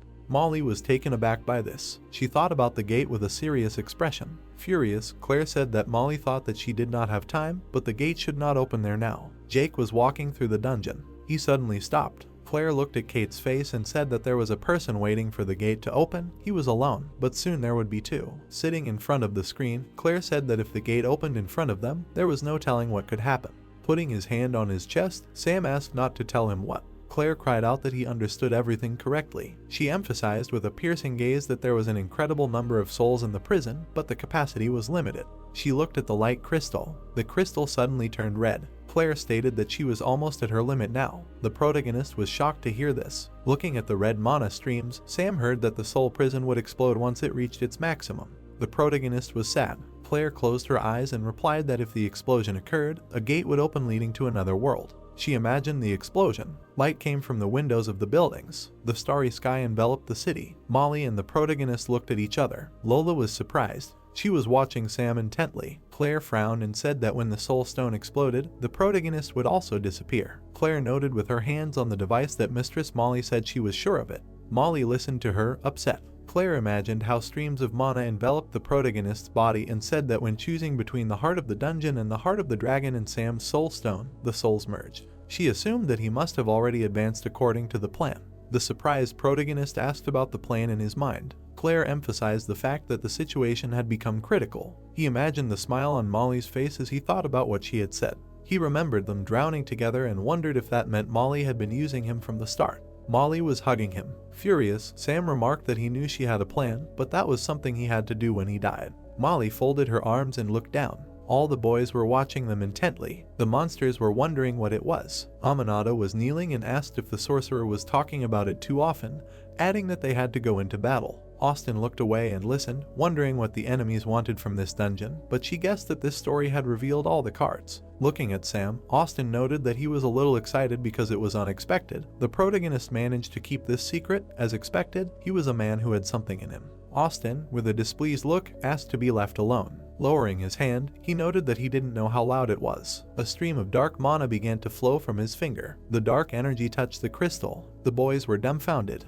Frowning, Austin shouted that the dungeon master was ordering them to be ready to take their positions and prepare for battle right now, noting that the priority right now was to fight the Emperor. The fighters were scared from what they heard. Austin looked at Sam and stated that he needed Morgan to go somewhere else for a while. The embittered protagonist wondered if this was really a place where he shouldn't trust anything. He remembered Robert drinking beer and clarified if that was the answer after all. Austin watched Sam, who was kneeling. His face was serious. He looked at the back of his head and called out to him. Smiling, he asked the protagonist to keep in mind that everyone there was learning from him about true trust and faith, no matter who the opponent was. Sam was taken aback by these words. As he was leaving, Austin remarked that he wanted the protagonist to follow the same path as before. Austin turned slightly and emphasized that now it was their turn to show what they called trust. Sam was shocked by these words. Lola looked at him and turned to him. She asked with a sad face if there was some misunderstanding between him and Molly. The protagonist thought that it was true and he should have told Lola. Sad Sam apologized to her. He told her that everything happened unexpectedly. Mistress Molly hid something important from him. Molly approached them and repeated the word mistress. Folding her hands, she apologized for not telling. Putting her hand on her chest, she said that she just wanted to clarify that destroying the soul stone did not mean that he would die. Sam listened to her attentively. Bowing her head, Molly emphasized that, however, it was her fault for not telling earlier. She stood in front of the protagonist and apologized. Sam turned his gaze to Lola. Looking down, Lola asked to trust her a little more than Molly. Looking at her, Sam was surprised. Lola looked at Molly and stated that her soul was very weak and right now she felt like she was still using most of it. She stated that she was also embarrassed that her master's soul could be destroyed. Molly looked away. Lola said that she should thank Molly who saved them and she would be grateful if the master believed her. Molly looked at Sam and turned to him. She remembered standing in front of the crystal and asked the protagonist to remember what it was. Surprised, Sam looked at Molly, who asked what kind of wish it was. The protagonist extended his hand to Molly. Dumbfounded, Sam wondered what he wanted and what it was. He saw Molly's outline and noted that in this world there is faith and trust, order. Confused, Sam asked if it was a dream and not Molly's wish. They were sitting at the table. The frightened protagonist heard Claire's voice asking him to wait a little. She screamed with a dumbfounded look that no matter what Sam chose, she would not be offended, but, however, she held her hands in front of the white device. Frightened, Claire asked him to wait just a little. She stood in front of the crystal and said that she could finally help and had to repay him. Streams of white mana emanated from the crystal. Jake and Kate stood still. Jake said with a serious look that it was time for them to take a step forward. Kate agreed with him. They watched Sam and said that it was such an urgent and difficult matter, everything went as planned. Jake's eyes suddenly lit up and he noted that there was no hope in this world either. Kate with glowing eyes said that in the end, running away in this world is the answer and it is sad. Kate lowered her head slightly and noted that it was not what allowed this child to have its own body. Her eyes returned to their normal form and she stated that they would be glad. Kate imagined the woman hugging her. The succubus stood behind her. She said with a smile on her face that she was sorry. The succubus watched Kate with a satisfied look and noted that now she was not the best bride, the predictable life had just ended. Kate was surprised. Jake stood quietly and agreed with the succubus's words that it was time to begin. The girl with a serious face stated that if Molly was hesitant, maybe she should open it. The plot introduces us to the succubus's spirit, Mona. Mona looked at the light crystal and noted that in the end, she had no choice but to break the soul stone, which was becoming larger. She extended her hand and said that Sam was a poor stranger. Lola looked at him with a surprised look. The protagonist suddenly turned around. Mona's gaze was serious. She directed dark streams of mana to Sam's crystal and said that she hoped he had a good dream. The protagonist was dumbfounded by this. Lola began to run to his aid. Molly was at a loss. Mona clenched her hand into a fist. Shards began to fall from the crystal. The shards turned into glittering dust. Betty looked out the window and examined the crystal shards. Looking at the book, Nick cried out that there must be a way to get out of there. He asked Betty with an angry look not to just look out the window, but to think about how to escape from it. Betty said that it was a waste of mana crystals flying around. Standing in front of the window, she assumed that there was a big battle in Ardalan. If it was decided by the higher level, then everything will be known in the palace. Nick continued reading the book and asked not to exaggerate in order to distract him. Flipping through the pages, Nick explained that if there were highly concentrated mana crystals flying around in Ardalan, it wasn't because of a battle. Looking at the city, Nick said that it was more likely that some crazy people were experimenting and destroyed the lab. Betty continued to look out the window and said that it made sense. She looked at Nick and said that with crazy Tarnai in Ardalan, she didn't think the probability would go down. Nick was puzzled by her words. Sighing, Nick asked again about crazy Tarnai. Putting the book back on the shelf, he told her that a long time ago they called him Rougebol. If she saw him, she wouldn't say that, but he was insignificant compared to him. Betty asked if Nick was insignificant. Standing by the shelves with books, Nick asked not to talk about it and asked if she really didn't know how to get out of there. Betty calmly stated that she did. Dumbfounded, Nick asked again. Looking at Betty, he cried out that she should have said earlier and he was constantly looking for the notes of the forbidden Jonathan. Nick looked at the books. Betty stood still and replied that there was something that needed to be checked. Betty asked if what she said earlier was true. Nick was surprised by these words. Frowning, Betty noted what was called cloning Jonathan. Nick reached for the next book with a serious look. He opened the book and said that he had just recently found the necessary literature and there was something else in it. He pointed his finger at a line in the book and noted that it was Erlak, the division of the soul. He said with a keen gaze that they need 2 bowls to contain the divided soul. He kept his finger on the book and noted that one of them is a large soul stone that contains the soul, and the other. Betty began to walk towards him. She walked quickly towards Nick, who continued reading that the other one will accommodate many restless souls who have nowhere to go. For this they naturally collect a large number of souls through constant battles. Nick, dumbfounded, added that these souls are in the form of the undead. Betty snatched the book and began to read. Her face was serious. Nick crossed his arms and said that in their day, both armies had a lot of undead and over time, their skills improved, so it was necessary to increase the number in favor of the Imperial Army, which he talked about a lot. Nick emphasized that he meant that it was like canned food for rituals. Betty slammed the book shut. Looking down, she clarified what they were getting for this. Nick, holding his finger to his face, replied that he didn't even know and he was not Jonathan to know that much. Betty asked him to tell her what Nick thought. Nick was taken aback by these words. Betty emitted a powerful energy and noted that this was an order from the Empress. Nick was scared. The warriors started to charge. Many arrows were flying at them. An arrow pierced the face of the undead. The monsters continued to run. Amanda was dumbfounded and asked if the sorcerer had seen it. He replied that he had, noting that the crossbow was useless. Amanda was upset and said that firstly, it was an unbeatable fight. The sorcerer asked her to stop whining. Looking at the battlefield, he asked if she was ashamed to see the undead troops below. The Minotaurs were standing in front of the army. Holding their fists in front of them, they asked Austin to step back a little, adding that they did not know how Minotaurs did, but the captain should be behind. Austin grinned and replied that it was not funny. He cried out with an enraged look that no matter what body they were born in,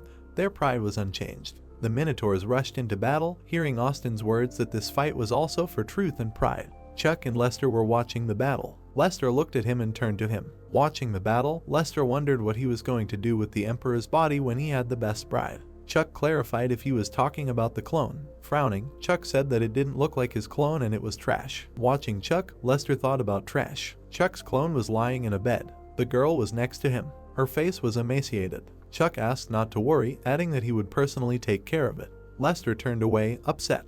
He calmly cried out that he thought he should not interfere in Jonathan's affairs anymore. Toby stepped on the monster's body and asked how they could teleport now. Amanda and Ben were happy. Looking at Toby, they cried out that the main character was appearing. Enraged, Toby began to growl loudly. He charged into battle saying that he heard the Emperor was there and that he would take his soul stone. Swinging his blades, Toby said that he had enough for everyone. He fought alone and told the monsters that if they were strong, they could compete with him. Lester turned around and looked at Toby. Taking his blade out of its sheath, he said that he would take care of the loud guy. Lester turned around and asked Chuck to let him do it. Chuck looked at him and agreed. Toby rushed at him and asked if he could promise such a thing with a thin weapon. Lester held his sword in front of him. He seriously said that Toby was too slow. He launched a series of attacks at the lion's arms and ordered him not to mess with him. Lester smirked and said that he was inept. He struck Toby in the chest and remarked that they would finish this. Toby was shocked. He fell to the ground. Leaving Toby, Lester emphasized that he didn't even know what it could do. Looking at Chuck, Lester noted that no one would be safe as long as there was someone standing in the way of his highness and no one could stop him.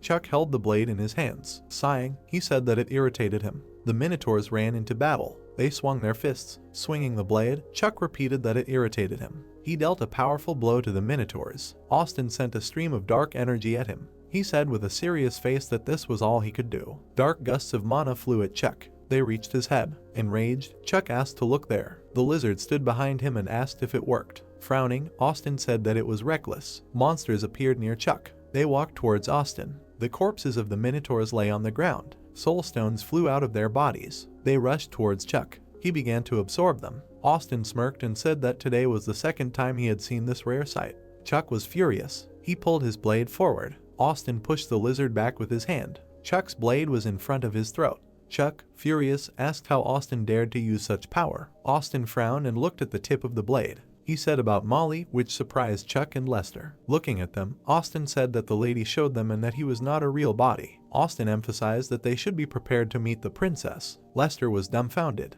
He stood with a thoughtful look and thought that this was the missing princess and therefore the best bride was not the empress of the succubi, the charming fairy. Toby was lying on the ground. He was gradually coming to his senses. Chuck, holding his sword over his shoulder, asked Austin if he wanted him to believe that, adding that he couldn't even feel Molly's mana. Lester walked up to him and stated that he had an idea. He narrowed his eyes and said that he was actually worried that the mana detection wasn't working. Looking at the fortress, Lester noted that the base was clearly in the way and he didn't know if Molly was there, but he was sure that there was something fishy about it. Chuck looked at the fortress with a thoughtful expression. He started to walk away from Austin. He smirked and ordered Austin to tell him everything he knew, and if he was sincere, his life would be spared. Lester, with a serious expression, asked him to consider it an honor. Austin lowered his head and heard that His Majesty was in the process of taking the first big step towards changing this underworld. Austin looked up. Red pollen began to fall. Mona was surprised. A bead of sweat ran down her face. Lola and Molly were also confused. Jake and Kate opened their mouths in surprise. Sam suddenly disappeared. Lola fell to the ground. Frowning, Mona asked if Molly did it. She clarified if Molly knew what would happen if the gate did not open. Lola suddenly turned around. Furious, Molly screamed that she was the one who wanted to open the gate more than anyone else. She stated that it was her long-standing desire to save their souls and Mona should know this. Mona listened to her and sighed. Turning around, Mona addressed Jake, calling him a servant. She ordered him to quickly find Sam's location. Surprised, Jake replied that he would try. He was dumbfounded. Jake screamed that he had found the protagonist. The girls were taken aback by this. Frightened, Jake began to say that Sam's location. We see a cave and smoke. Dark energy enveloped the space. Dave asked if the gate had opened. Clark was holding the staff and laughing, saying that something had gotten in the way. He sat on the throne and said that it had been decades since he had fallen into deep oblivion. It was not so easy to repay for that. The monster looked down in doubt. He sat in front of a confused Dave and said that it was funny that even the location of the key was unknown. Dave looked at him and said that if he hurried, he could use the supply as soon as possible. Clark sat opposite and said that it was a big waste, and the monster replied that in any case, he thought he had saved the soul prison for now. They were close and Clark asked if the soul prison was really that big. The princess raised her paw and said that sometimes he did not understand why they were so obsessed with the soul prison. The brick worm was not used to recycle the soul. Clark looked at him and said that the soul prison was amazing. Dave looked at her in surprise and said it was a masterpiece. Lila imagined a crowd of souls and explained that the population that the underworld could support was limited by the total number. He imagined monsters fighting and said that was why the monarchs of the underworld solved the problem with endless wars. Clark and Dave looked at Lila, who looked scared, and said that the population was not always overcrowded. There were times when there was not enough, especially at certain times. Clark imagined the soul stone and said that in that case, the soul prison could be the answer. The boys stood in front of the princess and Clark explained that the soul prison had access to the entrance. He bowed his head and explained that after placing the sick or deceased souls, the gates to this world would open. He imagined the soul stone glowing. Clark imagined souls coming out of the stones and said that they would go to this world for purification and healing. Layla raised her paw in front of them and asked what kind of purification of the soul is in this world, and they do not want to believe it. Clark imagined the globe and said that it is already a legend. He looked ahead and asked if the Tarnai technology is absurd. The monster introduced the table and the computer, saying that the nature of each technology is so disparate, most of these technologies are influenced by the world. The princess looked at him in surprise and asked how he knew that. Dave and Clark looked at each other. Clark introduced a serious Chuck and said that he was reading the Emperor's spirit, creating a double. Dave put his hand to his head and said that he was sorry, he had to do it, and Clark said that he really cared why the prison of another soul suddenly disappeared. The monster raised his hand up and said that they did not have the ability to do this. He pointed his finger at the dark energy. Looking at the surprised Leela, he said that she was the princess of the undead, a deeper monarch. Clark raised his finger up and said that they predicted to him that his wedding with the best bride would be a grand event in the promised land. Lowering his head, he added that this prediction must definitely be fulfilled. Dave looked down sadly and said that he had declared to the gods that the prophecy was true, saving his neck. The princess watched them calmly and listened. She stood in front of the boys who were saying that if it didn't happen, they would be punished. Layla raised her paw, embarrassed. The boys were surprised to hear that she agreed with them. She looked at Dave and said that if it was about a great emperor, that was enough. The princess calmly agreed with them. She stood up, spread her paws, and offered to give the emperor a wonderful time. The monsters looked at her. She wished them a good journey. Glowing particles appeared in the air. Sam squinted, covering his hand from the light. He frowned. The boy was looking at the bookcase. He opened his eyes in surprise and thought about the library. Sam was sitting on the floor, looking at the bookcases. He looked at the window, wondering why he was here. The guy looked at the light in surprise. The protagonist looked away when he heard his name being called. He looked in shock. Nick ran through the library in surprise and said that suddenly the flow of internal mana changed, so he thought it was strange. Then he looked away in surprise when she heard him asking how he got into the dungeon 2-4. She turned around when she heard that the guy didn't know how it happened. The girl quickly ran away, and the guys discussed that this was a sign of teleportation. They had never heard of anything like this. Nick put his hand to his chin and said that if he had time, he should study it. It was a pity that now was not the time. The protagonist knelt down in front of him and asked where they were, and the guy asked if he knew where he had escaped to. Sam listened in surprise that this was the Imperial Library of Ardalan. Nick looked at the open window and said that it was only called a library. In reality, it was a prison. He looked at the open window and asked why the window was open. Could it be what he had mentioned earlier? The exit door. Nick turned around in shock and called out to his highness. Betty closed her eyes and raised her hand to her face, asking him not to call her that. She frowned and said that it was a little strange. That was right. What kind of door was that? The girl looked at the open window and said that someone had removed the magic seal. Could it be that the courtyard's magic barrier was so fragile? She looked out the window and asked how she could protect her body from Urzlak. Nick looked at her in surprise and clarified what he had said. She sat up and said that there was no need to worry. The girl bowed her head and pointed out the window, telling them to hurry. Many were now in dungeon 2-4. It was no longer so suspicious to move around openly. Nick closed his eyes and scratched the back of his head. He looked at her awkwardly and asked if she would go. The girl smiled, looking away, and replied that she was safe here. The boys looked at her in surprise. She turned away and said that it was because he wanted exactly this. The protagonist looked at her in bewilderment. Lester and Chuck looked forward seriously. Chuck frowned as the man wanted to know what happened to the souls of his highness that had been absorbed. Austin stood in front of the army and asked if this was any different from what Her Majesty Baphomet had absorbed. Chuck looked at him indignantly and asked how he dared ask the Emperor such questions. His veins were sticking out through his skin, and Lester asked if he knew where he was now, so he could apologize to his highness right now and tell him everything he knew. Chuck extended his hand to the elf, stopping him. He frowned and said that he remembered him, the dungeon master. The man looked at Austin and said that he was the one who had issued the challenge, but he had not turned his promise upside down and humiliated their military. Chuck's hair caught fire and flew up. Lester looked at him with alarm. He looked at him with fear as he exuded light and thought that these were expected side effects. Chuck walked forward with his fists clenched and exuding energy and said that if he was really that curious then he would tell him. The man looked at his opponent furiously and said that he would show him how to use souls. Austin looked at him seriously. Frowning, he said that of course he knew that the soul stone could be used as a driving force to obtain mana, which is what he wanted to ask. Imagining the road from the city to the dungeon, he said that in order to give them a way into the dungeon and Ardalan, they needed a true story about the Emperor being able to revive the absorbed soul stone. Chuck looked at him with fury and elaborated on what he had said. The space was filled with dark energy. He looked ahead angrily and said that he had made a mess of the country. Looking at Austin and the lizard, he asked if it was Tarnay. Chuck was angry, radiating light, and said that he was arrogant and about the soul of a minotaur. Looking at Austin, he asked if he was trying to negotiate with the sacred emperor. The man introduced Molly and said that he did not intend to tell him or her anything. He imagined a crowd of minotaurs. Austin looked ahead seriously. He imagined a smiling Sam. The man closed his eyes and remembered how the protagonist said that in his place, he would be interested if everything was different. Austin suddenly opened his eyes. Chuck grabbed him by the neck and lifted him up. He smiled madly and said that there was nothing that would not come from Tarnay.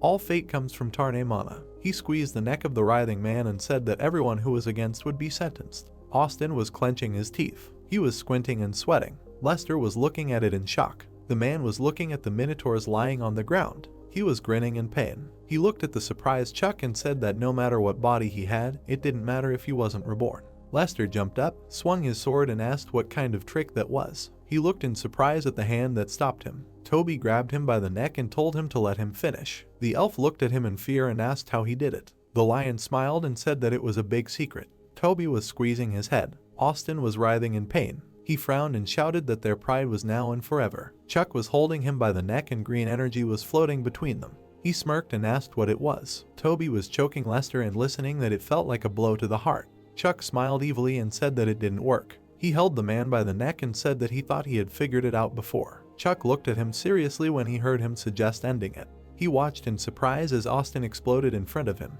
Ben and Amanda looked at it in shock and screamed. Chuck calmly looked at the light in front of him. Toby held Lester and looked away. He quickly ran with him in his hands. The lizards were kneeling. Chuck looked forward seriously, holding out his hand. He looked at the pieces of Austin's body in his hand and called him arrogant. The black pieces fell to the ground and he said that it was only natural that even the soul stone fades. Chuck smiled and looked away and asked if that was true. He saw Toby and Lester fly into the air. The man frowned and tisked, saying that he was impudent. He must have let his guard down. Amanda and Ben looked down in shock. The girl watched the army below and said that the dungeon master had disappeared. She turned around in surprise as the gnome walked away and called her to come with him. Ben watched as Toby flew and said that he was not that easy to kill. He moved very fast. The gnome looked at the girl leaning over and told her to go. They had done all they could. She frowned and said that he had done enough. She looked ahead sadly and said that she had not done everything yet. Ben looked at her in surprise. Amanda pushed herself off the edge and the gnome asked what she was doing. Ben watched as the girl frowned and jumped down and called her crazy. Amanda flew down crying, screaming that she was crazy, all because of Captain Sam. She landed on her feet, bracing herself with her hand on the ground. The girl ran towards the army, screaming for them to get up or they were going to accept death without a fight. The lizard and Chuck looked at her in surprise. Amanda clenched her fist in tears and shouted that Captain Sam and Molly were coming. The army turned to look at her in shock. Chuck frowned, held his hand out and said that it was too loud. He lowered his hand. Pulling his hand back, he was surprised. The man turned around. A crack appeared in the ground. A body broke through it. He watched in shock as a head emerged. Hector frowned, threw open the doors and called the dungeon administrator. He looked ahead and shouted to Claire that the dungeon was in trouble. The assistant was lying on the floor with her arms outstretched, and the boy was shouting that Captain Sam had disappeared and the dungeon master was dead. Claire was lying with her eyes closed. She opened her eyes and asked if the dungeon master was dead. Hector clenched his fists and shouted that the dungeon heart had lost its light, all the equipment had shut down. He looked away in surprise. The boy watched in surprise as Claire struggled to get up. She raised herself on her hands and asked what happened and why the dungeon heart had changed. The exhausted girl raised her head. She saw the disabled soul stone in front of her. Hector stood behind the girl, clenching his fist, shouting that now was not the time for this and asking where Captain Sam was. The girl, who had turned away, repeated the main character's name several times. The boy grabbed his head in shock when he heard that Sam could not come. Sad Claire turned around and said that if the dungeon master was dead, then the dungeon was finished. They had to run away quickly. Hector looked at her in confusion, raising his hands. He looked at the silhouette and said that it was impossible for Sam not to be here. He could not do this. The girl turned away and said that he was not the type to run away. She sat with her back to the boy and said that she was sure of it. Hector looked at her in surprise. Someone in the darkness asked if it was true. Claire and the boy turned around. In front of them was a serious Mona, who was asking if she really sent him to the Imperial Palace with her power. Mona, along with Jake and Kate, entered the room. She looked at the confused boys and asked them to speak faster. They had little time. Claire closed her eyes. She looked at the surprised Mona and Jake, saying that it was her. Claire burst into tears, saying that she should not have done this, but she did. She imagined 2 streams in the universe and said that she seemed to have heard about the line of fate of the world. The boys looked at her in shock, thinking about the line of fate of the world. The protagonist looked ahead in surprise and listened that there was such a forecast, the movement of the body through the soul stone that they use. This is a prediction. Betty sat on the windowsill smiling and said that the more often it is repeated, the more irreversible the fall of the soul can be. She put her hand on the windowsill and said that an increase in lifespan is good, but fallen souls began to devour society. She looked ahead seriously and said that a lot of research was done to prevent this. Betty imagined the thread connecting the city and the underground and said that one of them was the purification of the soul through the gate.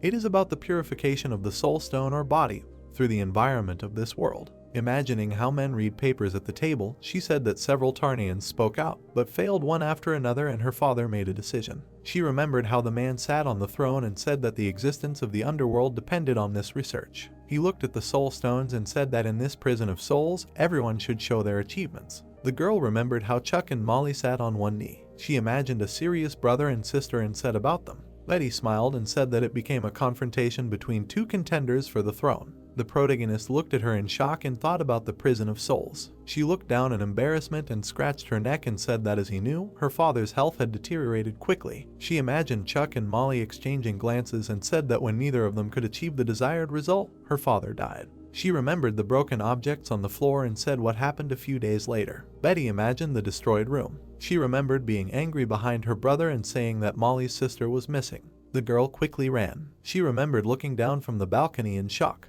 Betty looked in fear and called her sister. She remembered standing in front of a dark spot on the balcony and said that even then she had no doubt that she had been attacked by some powerful being. The girl turned around, hearing her call. The protagonist behind her knelt down on one knee and asked why she had done such an important thing for him, and now when she needed to go back immediately she told him this. She turned away and said that she constantly felt energy. Betty frowned and said that she was from the direction of Dungeon 2-4 and the Prison of Souls. Sam looked at her in shock. We see a cloud of dark energy. Lila appeared from it, holding her hand on her chest. She smiled and greeted the Emperor. Chuck raised his hand and asked what brought her here. He looked at her confusedly and said that she probably did not come because she missed the undead squad she sent. The princess stood, holding her hand on her chest and laughing, said that she came to see him. Chuck smiled and clarified if she wanted to be a guest. Lila smiled madly and refused. She looked at the surprised man and said that she came as a bride candidate. The tip of the sword flew. Amanda dodged the weapon in fear, holding the sword, and screamed. She cried, holding the sword in front of the knights and saying that she was going crazy, swung the sword only a few times, and rushed into this battle only because she was crazy. The monsters in armor looked at her in confusion. Amanda looked in surprise, seeing that they had retreated. The girl held the sword in shock and asked why the undead were retreating. She looked forward in fear. Lila smiled, spreading her arms and creating a vortex around herself. She smirked and said that she had a deal. A huge energy field appeared around her. Mana filled the space. Amanda frowned as she saw the approaching light. The energy struck and erased the girl who was calling for Sam. Lila stood in front of Chuck, emitting purple energy. She smiled, spreading her arms. The boys were struck by the light and they screamed. The lizards were struck by the energy. Mana filled the space. Chuck covered himself with his hands, holding back the flow. He grinned at the weight. The man held the energy and asked what she was going to do. Layla smiled and called him dear sir. Looking at him holding the shield with all his might, she asked if he felt it. Layla pointed her finger forward. She removed the flow and pointed her finger and said that the line of fate of the world had changed. Chuck turned around. He looked at the buildings and listened as she said that everything remained the same, the bride too. Turning around, he clenched his teeth and asked what line of fate of the world she was talking about if nothing had changed. The princess smiled and answered that the prison of souls had faded into the background. Chuck looked away and said that Ardalan could be reached in a matter of seconds. Looking at the disgruntled girl, he declared that their marriage did not matter now. Chuck turned away and raised his hand and said that he was going to officially marry after the enthronement ceremony and suggested that they pretend they did not hear this absurdity. Layla stood with her head down. Chuck turned around hearing that he didn't understand anything. The girl looked at him seriously and said that if the world line was changing, the choice was limited. He looked at her in surprise as she put her hand on his shoulder. Leela hugged him from behind and said that they had to unite the two worlds. The man looked at her in shock. The girl smiled evilly. While hugging him, she pointed her finger forward and said that it was there. She looked at the building in front of him and said that the bride he was waiting for promised only one world. Leela smiled, releasing energy from her mouth and promised him two worlds. Chuck looked forward in surprise. He squinted and his face was enveloped in energy. The girl's face was torn in half. She threw her leg over the man and said that from now on they were together. Leela wrapped her arms and legs around him from behind and said that she wanted them to make a child between the living and the dead. The girl smiled and whispered in his ear that what he had been obsessed with until now was actually worthless. She exhaled energy into his ear and asked if she was right. The sword quickly approached her. Layla looked away in surprise. Lester swung his fist and approached her with the sword. He shouted furiously that she was really going to turn his highness into her puppet. She looked away in fear and said that someone survived. Layla looked madly and activated decomposition. She grabbed the sword. Holding the tip, she released a stream of energy at Lester. The guy writhed in pain and called out for his highness. He dissolved in energy. Layla threw the sword on the ground. She looked away in surprise and asked why it was difficult to feel the life force here. The girl froze in shock, hearing someone behind her disagree with her. She quickly turned around, waving her hand, and asked how dare he. Toby jumped up from behind her in a furious manner, grabbing her by the back and asking if she could start fighting properly. Layla was in a state of shock. Chuck fell face down on the ground. Toby looked down at him and laughed. He looked at the girl lying down and told her to get up. Although it was a surprise attack, a champion does not attack a fallen opponent. Lila grinned, hearing his laughter. Lev crossed his arms in surprise, looked at her body filled with energy. Claire sat in front of Hector and the boys. Mona looked at the girl and asked how she, being a human, changed the line of fate of the world. Jake stood behind her and said that now is not the issue, they need to leave here right now. Claire looked down sadly, listening that it does not matter, but they are all in danger. Molly put her hand on her chest and worriedly said that they need to run, they are having a hard time maintaining the dungeon. Hector sighed sadly and listened as she said that it is about to disappear. Mona closed her eyes and put her hand to her face and said that the location was established, but it was impossible to escape to this world. There was no prison of souls where one could hide. She looked at Jake and said that it was not necessary. The girl looked down sadly. Kate listened in fear, holding Jake's hand, that the girl knew that it was hard, but she would ask for more. The old man looked upset and answered that he would do it. Molly frowned anxiously and shouted for everyone to hurry. The energy of the undead only intensified. Hector looked at Claire sitting on her knees and told her to hurry. The girl looked down in despair and said that she was the administrator of the dungeon. The boy knelt down and looked at her with sympathy. He closed his eyes and screamed. Molly looked away in fear and exclaimed. An explosion occurred in front of them. Leela held Chuck and Dave by the hair and asked how much more she had to kill them so that they would understand. She walked through the hole in the wall and dragged their heads, asking if she was here, the bride her groom was looking for. Molly looked ahead in fear. She saw the girl throw their heads and asked what it was. Leela looked seriously and asked if he said he would marry the remnant of the soul that would soon disappear. Jake ran through the tunnel, holding Kate in his arms and saying that the body was moving there. Leela stretched her arms forward and said that her groom wanted this precious body, she could not miss it. Mona frowned and raised her hand and exclaimed. A crack appeared in space. The girl looked away in fear. Two paths diverged in different directions. A huge dragon landed behind Mona. The tunnel. The heroes ran quickly through it. The man looked around in fear. The legs continued to run quickly. Jake laughed loudly, trying to sit the heroine down. Kate looked at her grandfather in confusion. The hero calmly replied that he had returned. Light passed through the territory. In this world, Sam is the one who wants to protect truth and order more than anyone else. The hero looked ahead with displeasure. Hector and Claire called the guy in fear. The dungeon administrator could not accept the teleportation request. The heroines looked at the guy in surprise. Molly understood that she had finally met her. The heroine took off her mask. The girl looked ahead with incomprehension, saying nothing. The monster asked Sam if his soul belonged to the world. The dragon silently looked ahead. Sam heard him being told that even if the soul was hiding among the countless souls in the prison, it was impossible to escape the feeling of undead. The heroine laughed and told the guy that if he was a creature of another world, then he did not need to be involved in all this. Sam calmly looked ahead. The monster left. Chuck asked in surprise what they could talk about. The beast wondered if they had also been through all this. The hero shouted not to be afraid of anything. The girl shouted that the reason for taking part was very simple. The girl shouted that she was stronger than Sam. The monster radiated power. Sam looked at it all with incomprehension, saying that it was a mixture of primary mental domination. The monster told Sam that he would have to think it over carefully. The heroine shouted that her army had already passed through the entrance to the dungeon. Even in Artland there is an amazing counterforce. Molly thought about what counterforce was. One of the heroines walked forward. The commander-in-chief was a spy who was sent by them. Hector looked at it all in surprise, not knowing what to say. Sam laughed. The monster said that he could have predicted this. The ceremony. The girl looked away in surprise. The heroine looked forward and answered with a smile that now it was time to leave the library. The girl looked away. Betty told Monica with a smile on her face that she had solved all the problems when she appeared before her. The girl answered that she had succeeded. Monica understood that she could not be sad, even if she had spread the rumor. The guy heard the girl answer that it was worth staying in the bath with medicine every day. Monica was glad that now her task was completed. Betty did not understand what it meant that her task was completed. Her eyes were closed. Monica smiled, answering that now the girl would finally be able to ascend the throne. Her eyes were full of misunderstanding. The heroine answered that her older sister had found a more suitable person. This is the one who understands the power of light in the prison of souls best of all. This person was found.